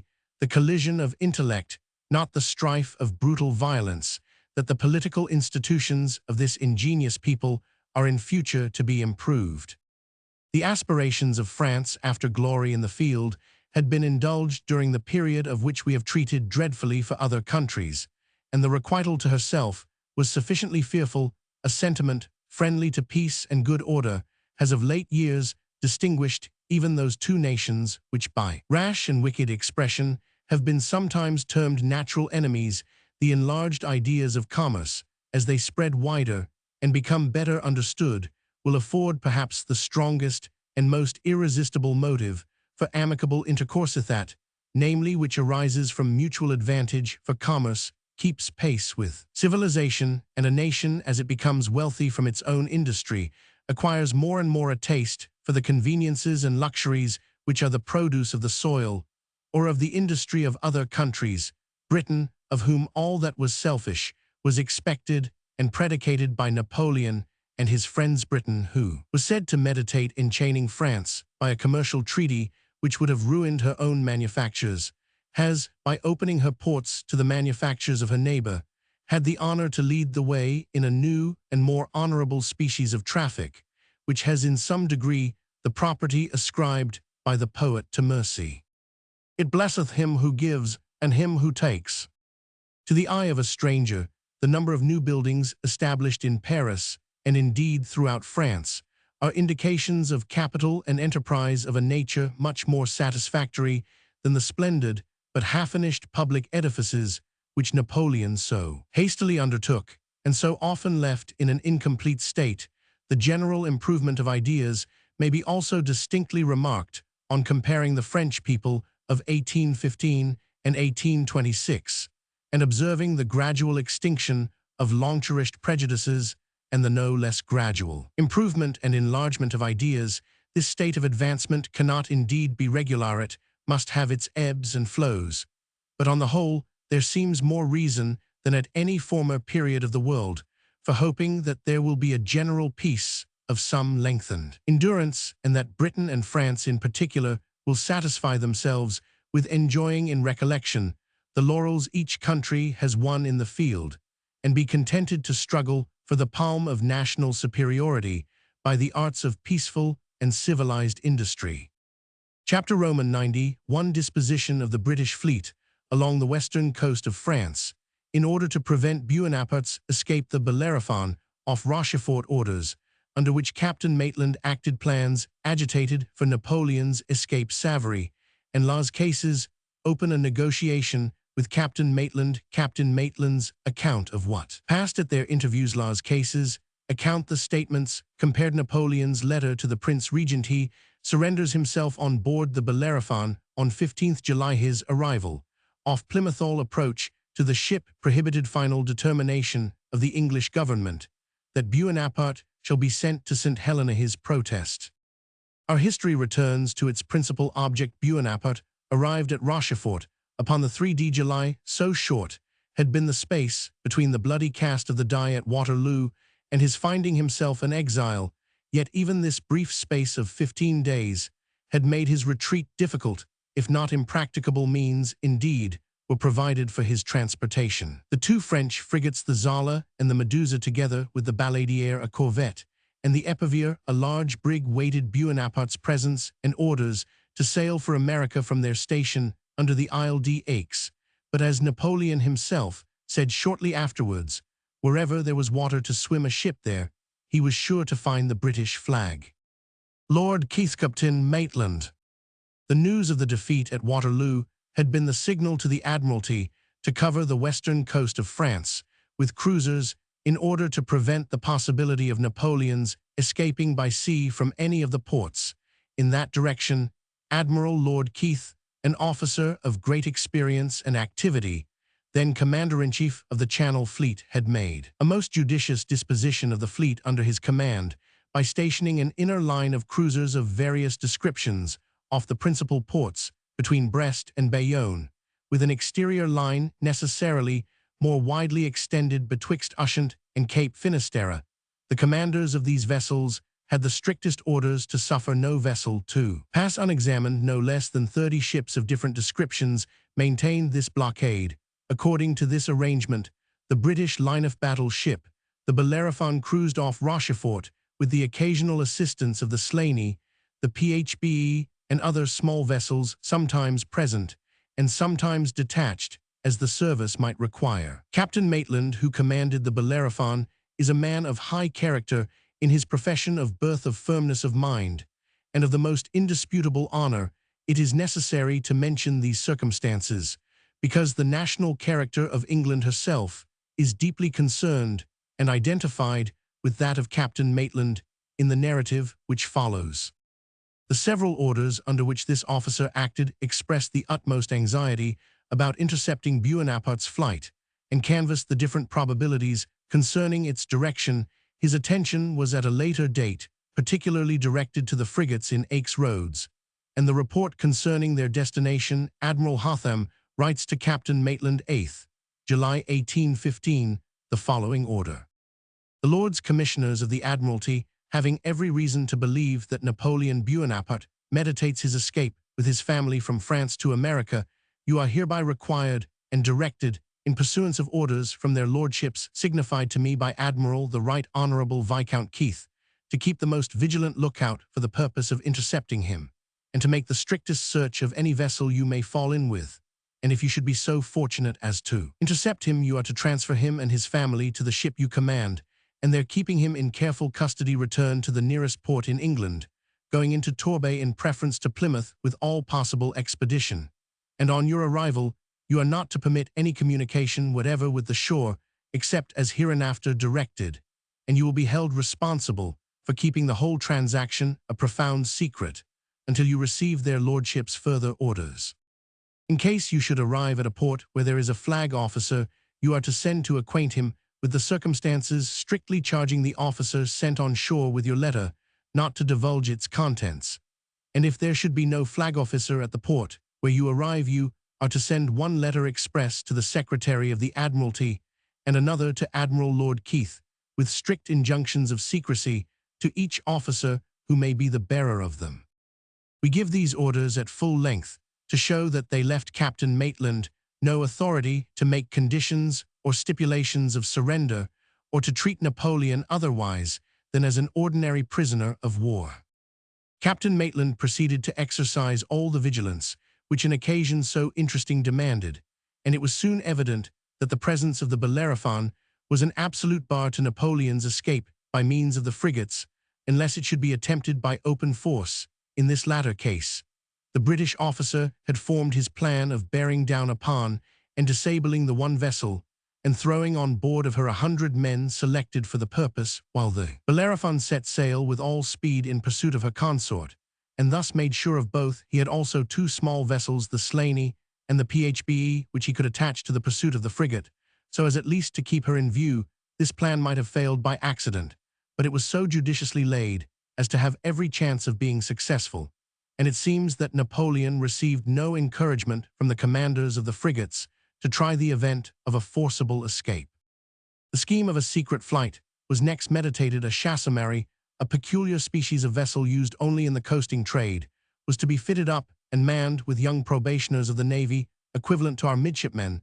This, it was thought, might elude the vigilance of such British cruisers as were inshore, but then it must have been a suspicious object at sea, and the possibility of its being able to make the voyage to America was considered as precarious. A Danish corvette was next purchased, and as, in leaving the harbor, it was certain she would be brought to and examined by the English, a place of concealment was contrived, being a cask supplied with air tubes to be stowed in the hold of the vessel, in which it was intended Napoleon should lie concealed.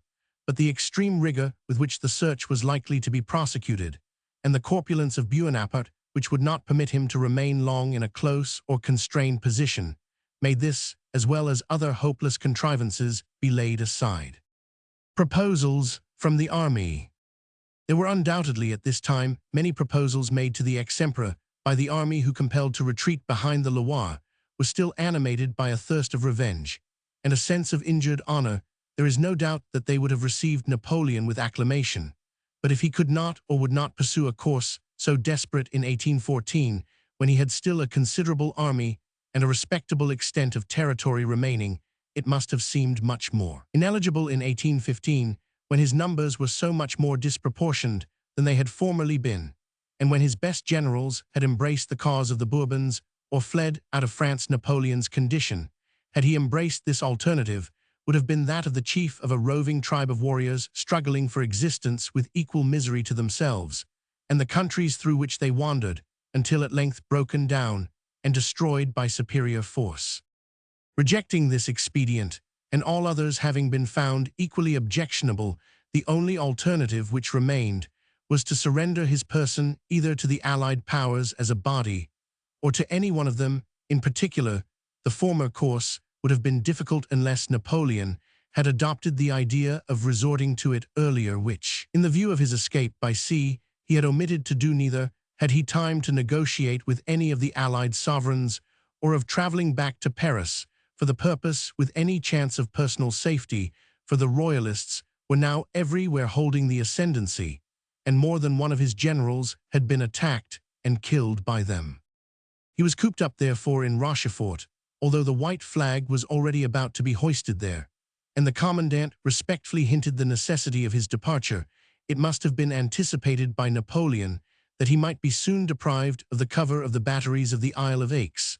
The fact is, though we believe not generally known, that on the 13th July Lord Castlereagh wrote to Admiral Sir Henry Hotham, commanding off Cape Finisterre, suggesting to him the propriety of attacking with a part of his force the two frigates in the roads of the Isle d'Aix, having first informed the commandant that they did so in the capacity of allies of the King of France, and placing it upon his responsibility if he fired on them from the batteries. Napoleon could not indeed know for certain that such a plan was actually in existence and about to be attempted, but yet must have been aware of its probability when the Royalist party were becoming everywhere superior and their emblems were assumed in the neighboring town of Rochelle.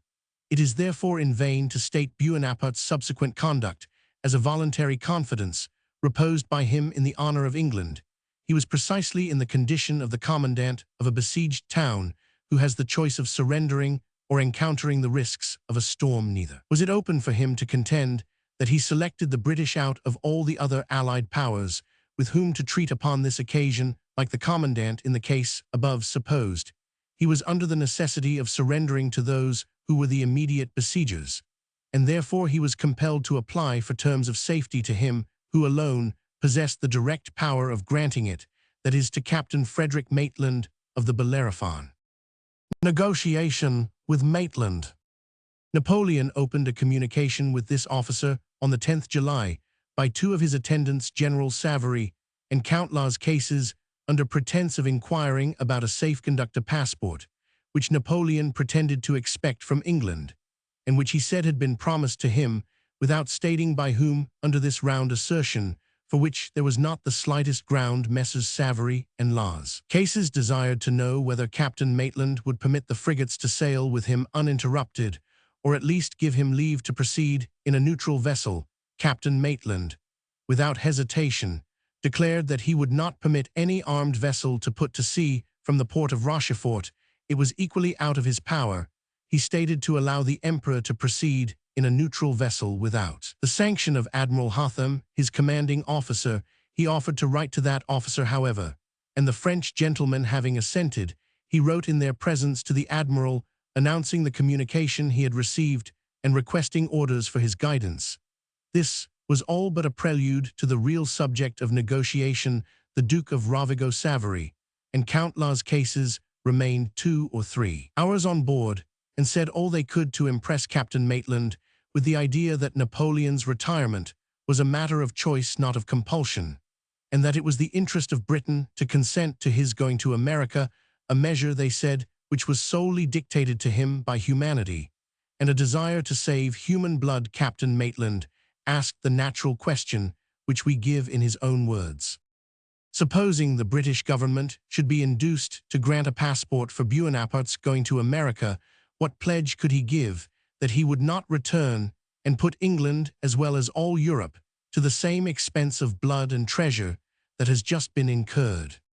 General Savary made the following reply: when the Emperor first abdicated the throne of France, his removal was brought about by a faction at the head of which was Talleyrand, and the sense of the nation was not consulted, but in the present instance he has voluntarily resigned the power.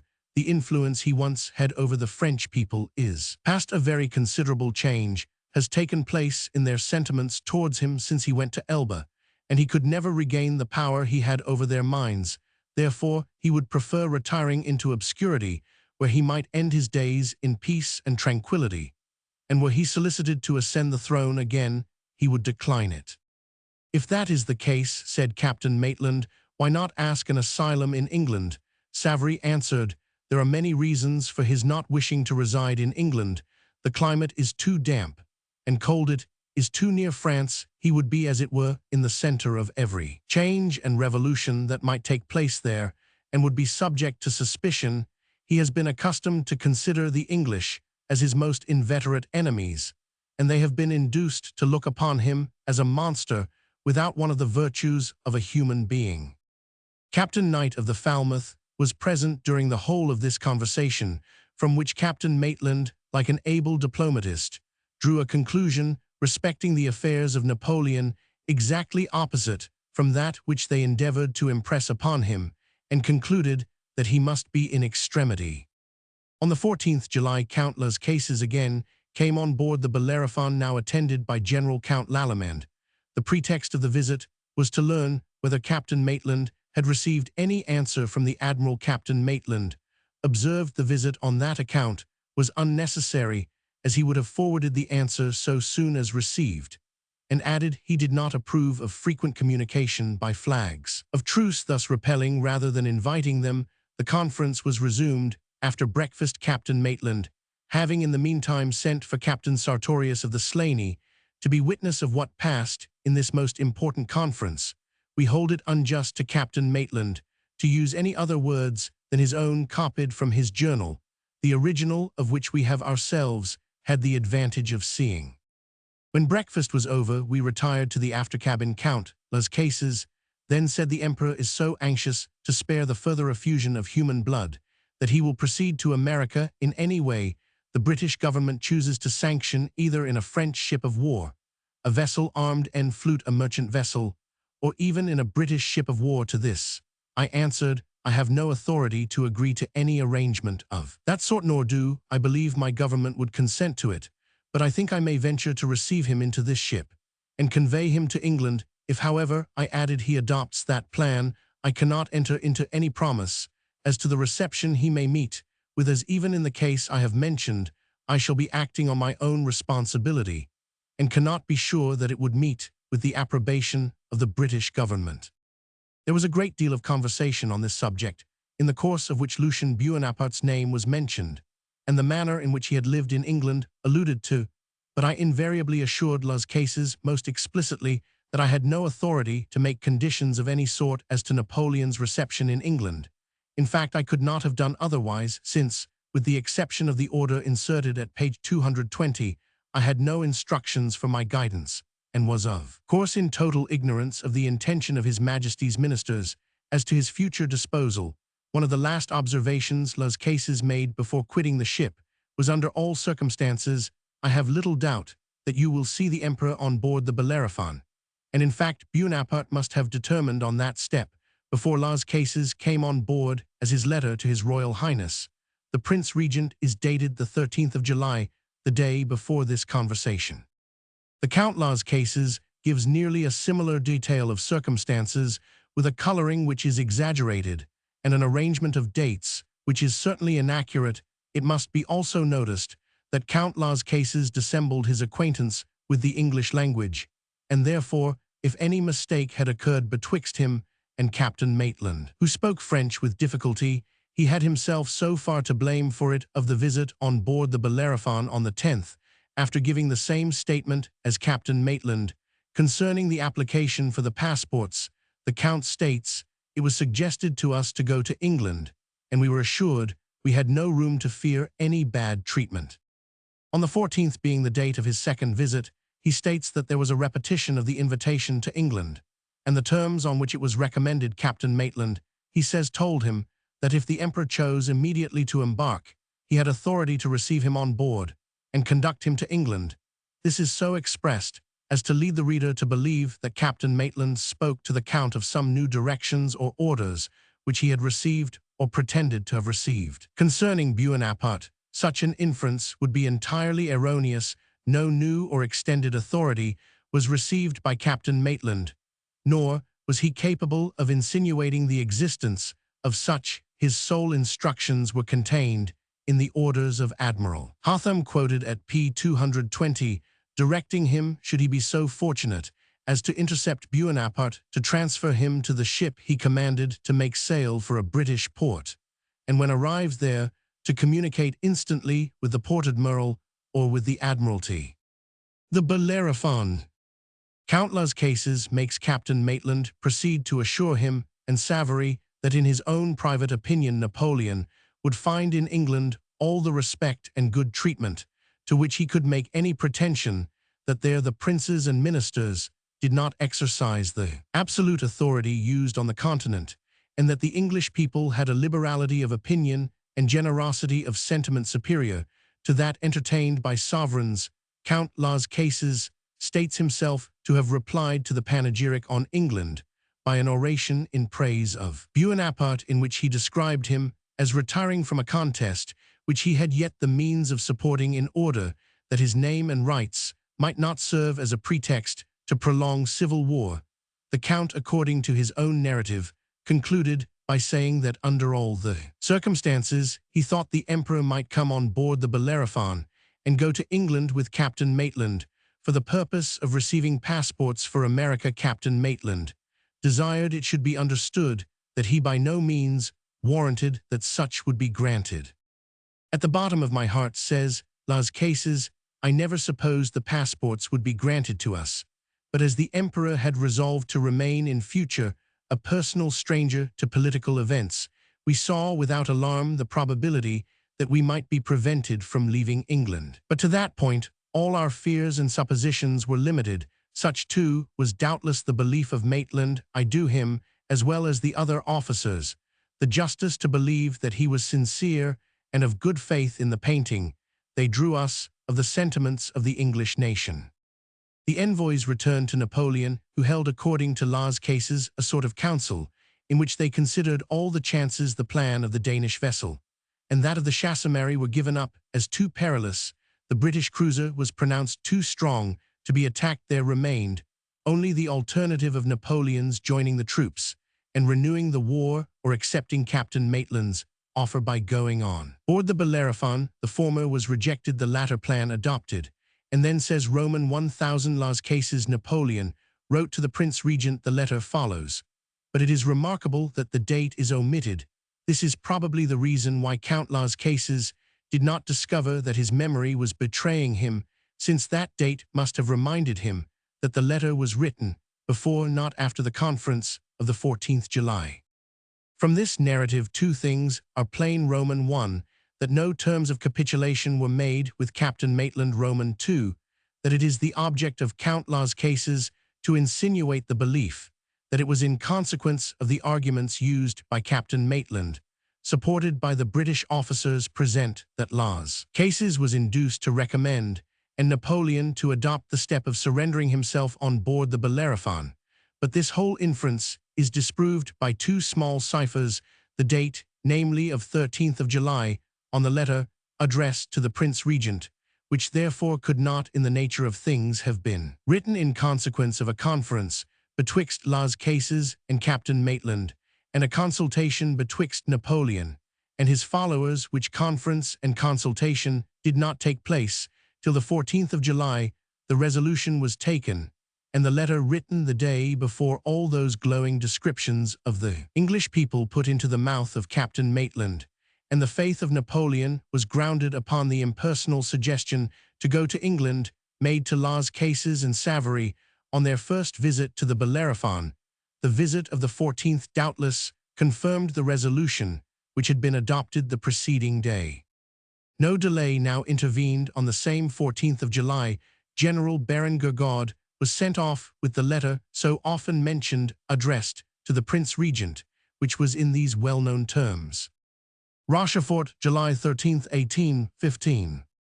Royal Highness, a victim to the factions which distract my country and to the enmity of the greatest powers of Europe, I have terminated my political career, and I come like Themistocles to throw myself upon the hospitality of the British people. I put myself under the protection of their laws, which I claim from your Royal Highness as the most powerful, the most constant, and the most generous of my enemies. Napoleon. Captain Maitland informed Count Las Cases that he would dispatch General Gourgaud to England by the Slaney, and himself prepare to receive Napoleon, and his suite. General Gourgaud proposed to write to Count Bertrand instantly, when in presence and hearing of his brother officers, Captain Sartorius and Gambier. Captain Maitland gave another instance of his anxiety not to be misunderstood on this important occasion. When General Gourgaud was about to write the letter to prevent any future misunderstanding, I said, Roman 1000 Las Cases, you will recollect that I am not authorized to stipulate as to the reception of Bonaparte in England, but that he must consider himself entirely at the disposal of his Royal Highness, the Prince Regent. He answered, I am perfectly aware of that, and have already acquainted the Emperor with what you said on the subject. Captain Maitland subjoins the following natural and just remark. It might perhaps have been better if this declaration had been given in an official written form, and could I have foreseen the discussions which afterwards took place, and which will appear in the sequel, I undoubtedly should have done so. But as I repeatedly made it in the presence of witnesses, it did not occur to me as being necessary, and how could a stronger proof be adduced that no stipulations were agreed to respecting the reception of Bonaparte in England, than the fact of their not being reduced to writing, which certainly would have been the case had any favorable terms been demanded on the part of Roman 1000 laws cases, and agreed to by me. To conclude the evidence on this subject, we add Captain Maitland's letter addressed to the Secretary of the Admiralty on 14th July. For the information of the Lords Commissioners of the Admiralty, I have to acquaint you that the Count Las Cases and General Lallemande this day came on board His Majesty's ship under my command, with a proposal from Count Bertrand for me to receive on board Napoleon Bonaparte, for the purpose of throwing himself on the generosity of the Prince Regent, conceiving myself authorized by their Lordship's secret order. I have acceded to the proposal, and he is to embark on board this ship tomorrow morning. That no misunderstanding might arise, I have explicitly and clearly explained to Count Las Cases that I have no authority whatever for granting terms of any sort, but that all I can do is to carry him and his suite to England, to be received in such manner as His Royal Highness may deem expedient. Is it in human nature to suppose that a British officer with two others of the same rank as witnesses of the whole negotiation would have expressed himself otherwise than as truth warranted in a case which was sure to be so strictly inquired into? On the 15th July 1815, Napoleon finally left France, to the history of which he had added so much of victory and so much of defeat, the country which his rise had saved from civil discord and foreign invasion, and which his fall consigned to both. In a word, that fair land to which he had been so long as a deity, and was in future to be of less import than the meanest peasant on the soil. He was accompanied by four of his generals, Bertrand, Savary, Lallemande, and Montholon, and by Count Las Cases, repeatedly mentioned as Councillor of State of these. Bertrand and Montholon had their ladies on board, with 3 children belonging to Count Bertrand, and one of Count Montholon's. The son of Las Cases accompanied the Emperor as a page. There were 9 officers of inferior rank and 39 domestics. The principal persons were received on board the Bellerophon, the others in the corvette. Bonaparte came out of Aix Roads on board of the Epervier Wind, and tide being against the brig, Captain Maitland sent the barge of the Bellerophon to transport him to that ship. Most of the officers and crew of the Epervier had tears in their eyes, and they continued to cheer the Emperor, while their voices could be heard. He was received on board the Bellerophon respectfully, but without any salute or distinguished honors. As Captain Maitland advanced to meet him on the quarterdeck, Napoleon pulled off his hat, and addressing him in a firm tone of voice, said, "I come to place myself under the protection of your prince and laws." His manner was uncommonly pleasing, and he displayed much address in seizing upon opportunities of saying things flattering to the hearers whom he wished to conciliate. As when formerly on board Captain Usher's vessel, Bonaparte showed great curiosity concerning the discipline of the ship, and expressed considerable surprise that the British vessels should so easily defeat the French ships, which were heavier, larger, and better manned than they. Captain Maitland accounted for this by the greater experience of the men and officers. The ex-emperor examined the marines also, and pleased with their appearance, said to Bertrand how much might be done with 100,000 such men. In the management of the vessel, he particularly admired the silence and good order of the crew while going through their maneuvers, in comparison to a French vessel, where everyone, he said, talks and gives orders at once. When about to quit the Bellerophon, he adverted to the same subject, saying there had been less noise on board that vessel, with 600 men in the whole passage from Rochefort, than the crew of the Epervier, with only 100, had contrived to make between the Isle d'Aix and Basque roads. He spoke too of the British army in an equal style of praise, and was joined by his officers in doing so. One of the French officers, observing that the English cavalry were superb, Captain Maitland observed that in England they had a higher opinion of the infantry. "You are right," said the French gentleman. "There is none such in the world. There is no making an impression on them. You might as well attempt to charge through a wall." and their fire is tremendous. Bertrand reported to Captain Maitland that Napoleon had communicated to him his opinion of the Duke of Wellington in the following words: "The Duke of Wellington, in the management of an army, is fully equal to myself, with the advantage of possessing more prudence. This we conceive to be the genuine, unbiased opinion of one great soldier concerning another. It is a pity that Napoleon could on other occasions express himself in a strain of depreciation, which could only lower him who used it towards a rival in the art of war." During the whole passage, notwithstanding his situation and the painful uncertainty under which he labored, Napoleon seemed always tranquil, and in good temper at times. He even approached to cheerfulness. He spoke with tenderness of his wife and family, complained of being separated from them, and had tears in his eyes when he showed their portraits to Captain Maitland. His health seemed perfectly good, but he was occasionally subject to somnolency, proceeding perhaps from the exhaustion of a constitution which had gone through such severe service. On 23 July, they passed Ushant. Napoleon remained long on deck, and cast many a melancholy look to the coast of France, but made no observations at daybreak on 24th. The Bellerophon was off Dartmouth, and Bonaparte was struck first with the boldness of the coast, and then as he entered Torbay with the well-known beauty of the scenery. It reminded him, he said, of Porto Ferrajo in Elba, an association which must at the moment have awakened strange remembrances in the mind of the deposed emperor. Plymouth Sound.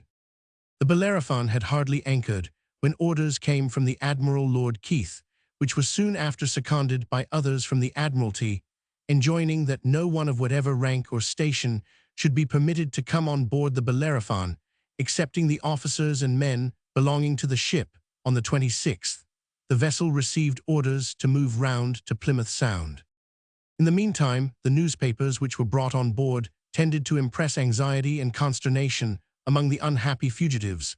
The report was generally circulated by these periodical publications that Bonaparte would not be permitted to land, but would be presently sent off to St. Helena as the safest place for detaining him as a prisoner of war. Napoleon himself became alarmed and anxiously desirous of seeing Lord Keith, who had expressed himself sensible of some kindness which his nephew Captain Elphinstone of the 7th Hussars had received from the Emperor when wounded and made prisoner at Waterloo.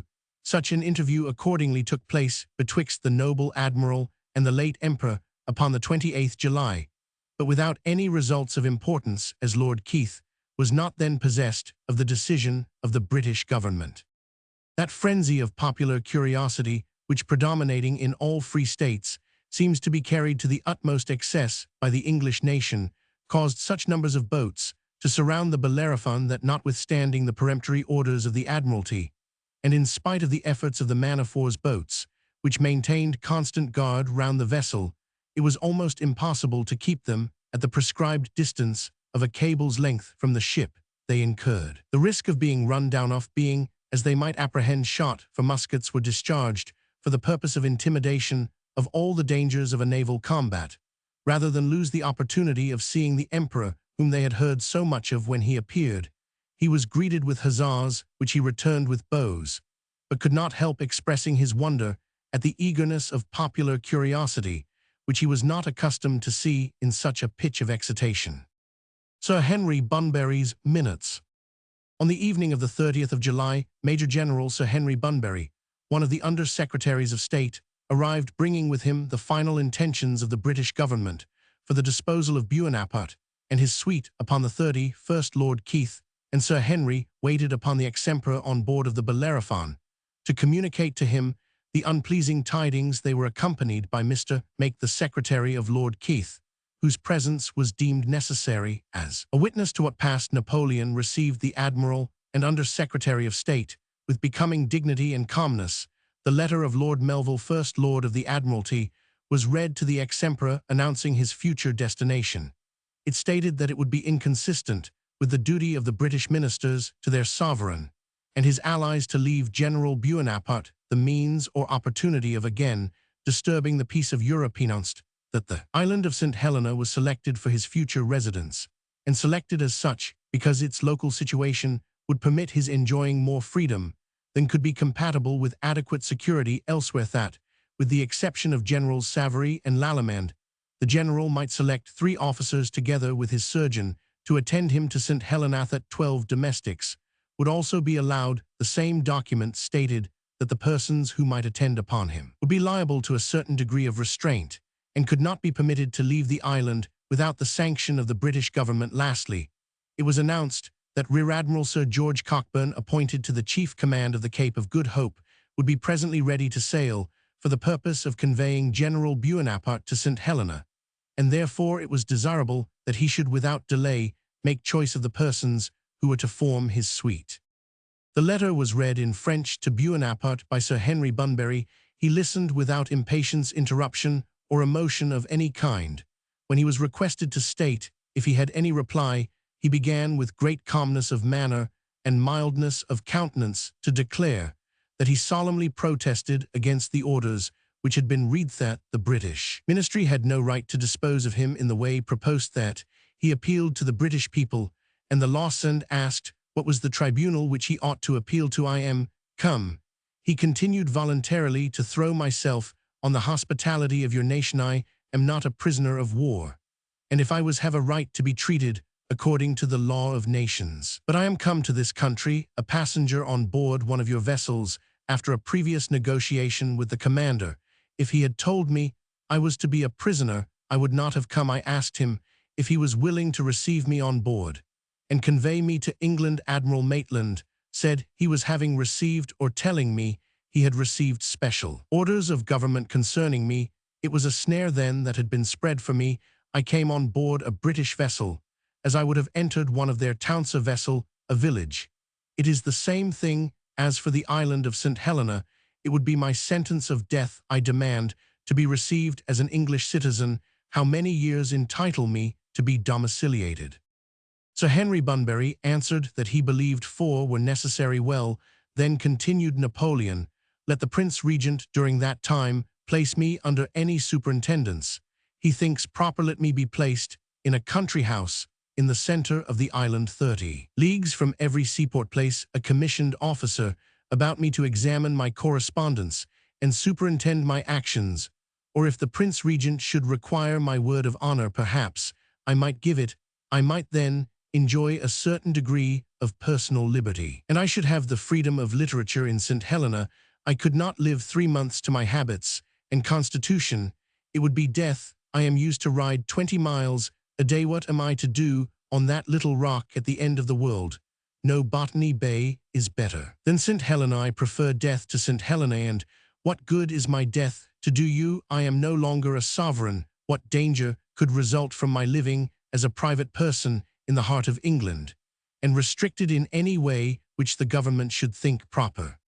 He referred repeatedly to the manner of his coming on board the Bellerophon, insisting upon his being perfectly free in his choice, and that he had preferred confiding to the hospitality and generosity of the British nation. Otherwise, he said, why should I not have gone to my father-in-law or to the Emperor Alexander, who is my personal friend? We have become enemies because he wanted to annex Poland to his dominions, and my popularity among the Poles was in his way, but otherwise he was my friend, and he would not have treated me in this way. If your government act thus, it will disgrace you in the eyes of Europe. Even your own people will blame it. Besides, you do not know the feeling that my death will create both in France and Italy. There is at present a high opinion of England in these countries. If you kill me, it will be lost, and the lives of many English will be sacrificed. What was there to force me to the step? I took the tricolored flag, was still flying at Bordeaux-Nantes, and Rochefort. The army has not even yet submitted. Or if I had chosen to remain in France, what was there to prevent me from remaining concealed for years amongst a people so much attached to me? He then returned to his negotiation with Captain Maitland, and dwelt on the honors and attentions shown to him personally by that officer and Admiral Hotham. And after all, it was only a snare for me. He again enlarged on the disgrace to England, which was impending. I hold out to the Prince Regent, he said, the brightest page in his history, in placing myself at his discretion. I have made war upon you for 20 years, and I give you the highest proof of confidence by voluntarily giving myself into the hands of my most inveterate and constant enemies. Remember, he continued, what I have been, and how I stood among the sovereigns of Europe. This courted my protection, that, gave me his daughter role sought for my friendship, I was emperor acknowledged by all the powers in Europe except Great Britain, and she had acknowledged me as chief consul. Your government has no right to term me General Bonaparte, he added, pointing with his finger to the offensive epithet in Lord Melville's letter. I am prince or consul, and ought to be treated as such. If treated with at all when I was at Elba, I was at least as much a sovereign that island as Louis on the throne of France. We had both our respective flags, our ships, our troops. Mine, to be sure, he said, with a smile, were rather on a small scale. I had 600 soldiers, and he had 200,000 at length. I made war upon him, defeated him, and dethroned him. But there was nothing in this to deprive me of my rank as one of the sovereigns of Europe. During this interesting scene, Napoleon spoke with little interruption from Lord Keith and Sir Henry Bunbury, who declined replying to his remonstrances, stating themselves to be unauthorized to enter into discussions, as their only duty was to convey the intentions of government to Napoleon, and transmit his answer if he charged them with any. He repeated again and again his determination not to go to St. Helena and his desire to be suffered to remain in Great Britain. Sir Henry Bunbury then said he was certain that St. Helena had been selected as the place of his residence, because its local situation allowed freer scope for exercise and indulgence than could have been permitted in any part of Great Britain. No, no, repeated Bonaparte with animation, I will not go there. You would not go there, sir.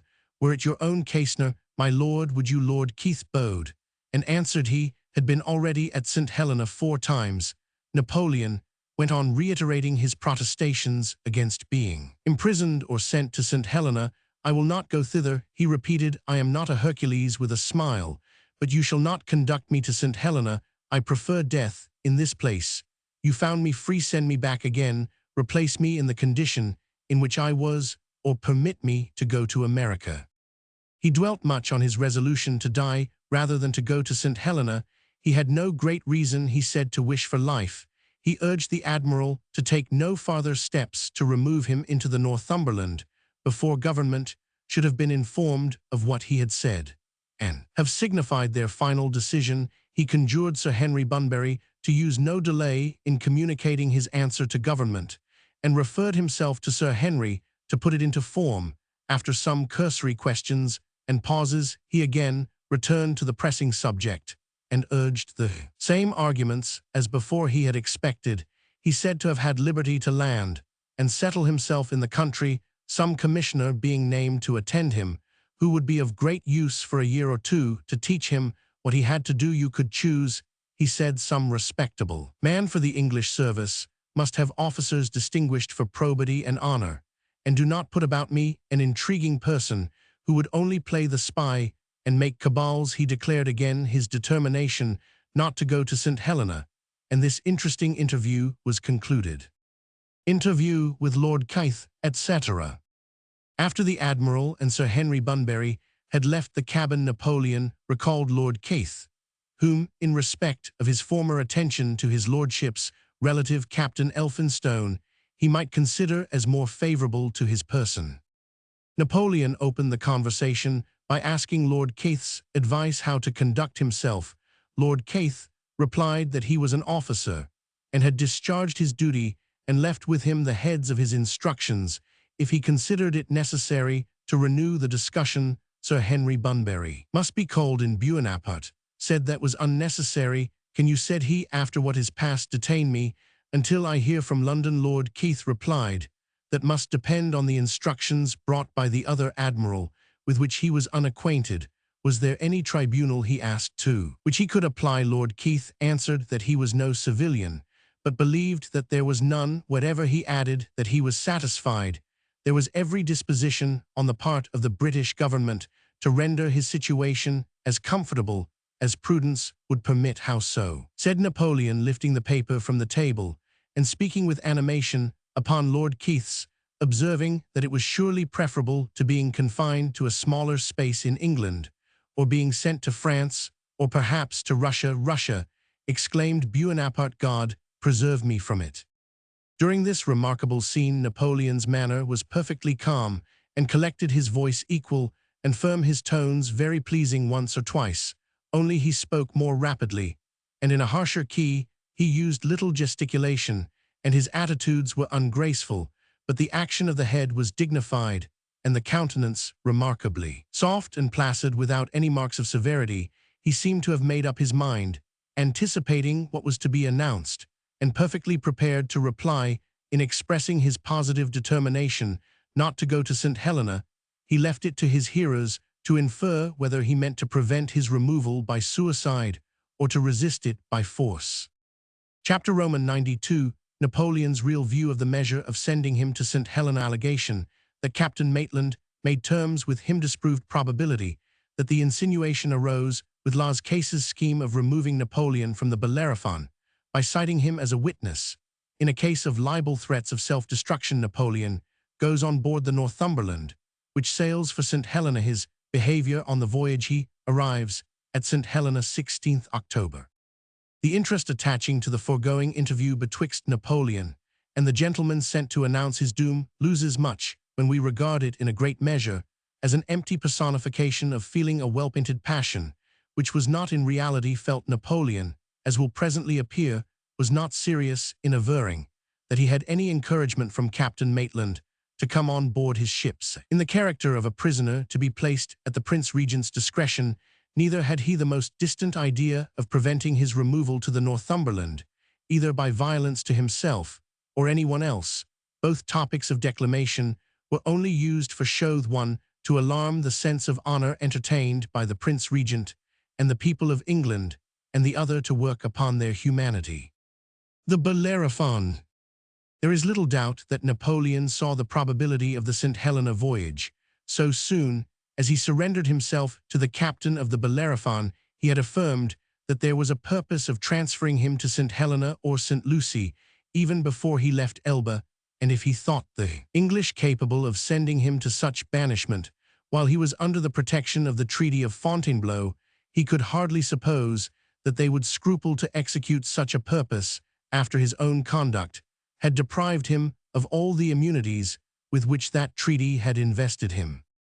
Nevertheless, while aware that his experiment might possibly thus terminate, Napoleon may have hoped a better issue, and conceived himself capable of cajoling the Prince Regent and his administration into hazarding the safety and the peace of Europe, in order to display a quixotic generosity towards an individual whose only plea for deserving it was that he had been for 20 years their mortal enemy. Such hopes he may have entertained, for it cannot be thought that he would acknowledge even to himself the personal disqualifications which rendered him in the eyes of all Europe unworthy of trust or confidence. His expectation of a favorable reception did not go so far in all likelihood as those of the individual among his followers who believed that Napoleon would receive the Order of the Garter from the Prince Regent, but he might hope to be permitted to reside in Britain on the same terms as his brother Lucian had done. Doubtless he calculated upon, and perhaps overrated, all these more favorable chances. Yet if the worst should arrive, he saw even in that worst, that island of St. Helena itself, the certainty of personal safety, which he could not be assured of in any despotic country, whereas he himself must have known pretty well an obnoxious prisoner or détenu may lose his life par negligence without any bustle or alarm being excited upon the occasion. Upon the 16th August, while on his passage to St. Helena, he frankly acknowledged that though he had been deceived in the reception he had expected from the English, still harshly and unfairly, as he thought himself treated, he found comfort from knowing that he was under the protection of British laws, which he could not have enjoyed had he gone to another country where his fate would have depended upon the caprice of an individual. This we believe to be the real secret of his rendition to England. In preference to his father-in-law of Austria or his friend in Russia, he might in the first-named country be kept in custody more or less severe, but he would be at least secure from perishing of some political disease. Even while at St. Helena, he allowed in an interval of good-tempered candor that comparing one place of exile to another, St. Helena was entitled to the preference. In higher latitudes, he observed, they would have suffered from cold, and in any other tropical island they would have been burned to death. At St. Helena, the country was wild and savage, the climate monotonous and unfavorable to health, but the temperature was mild and pleasing. Captain Maitland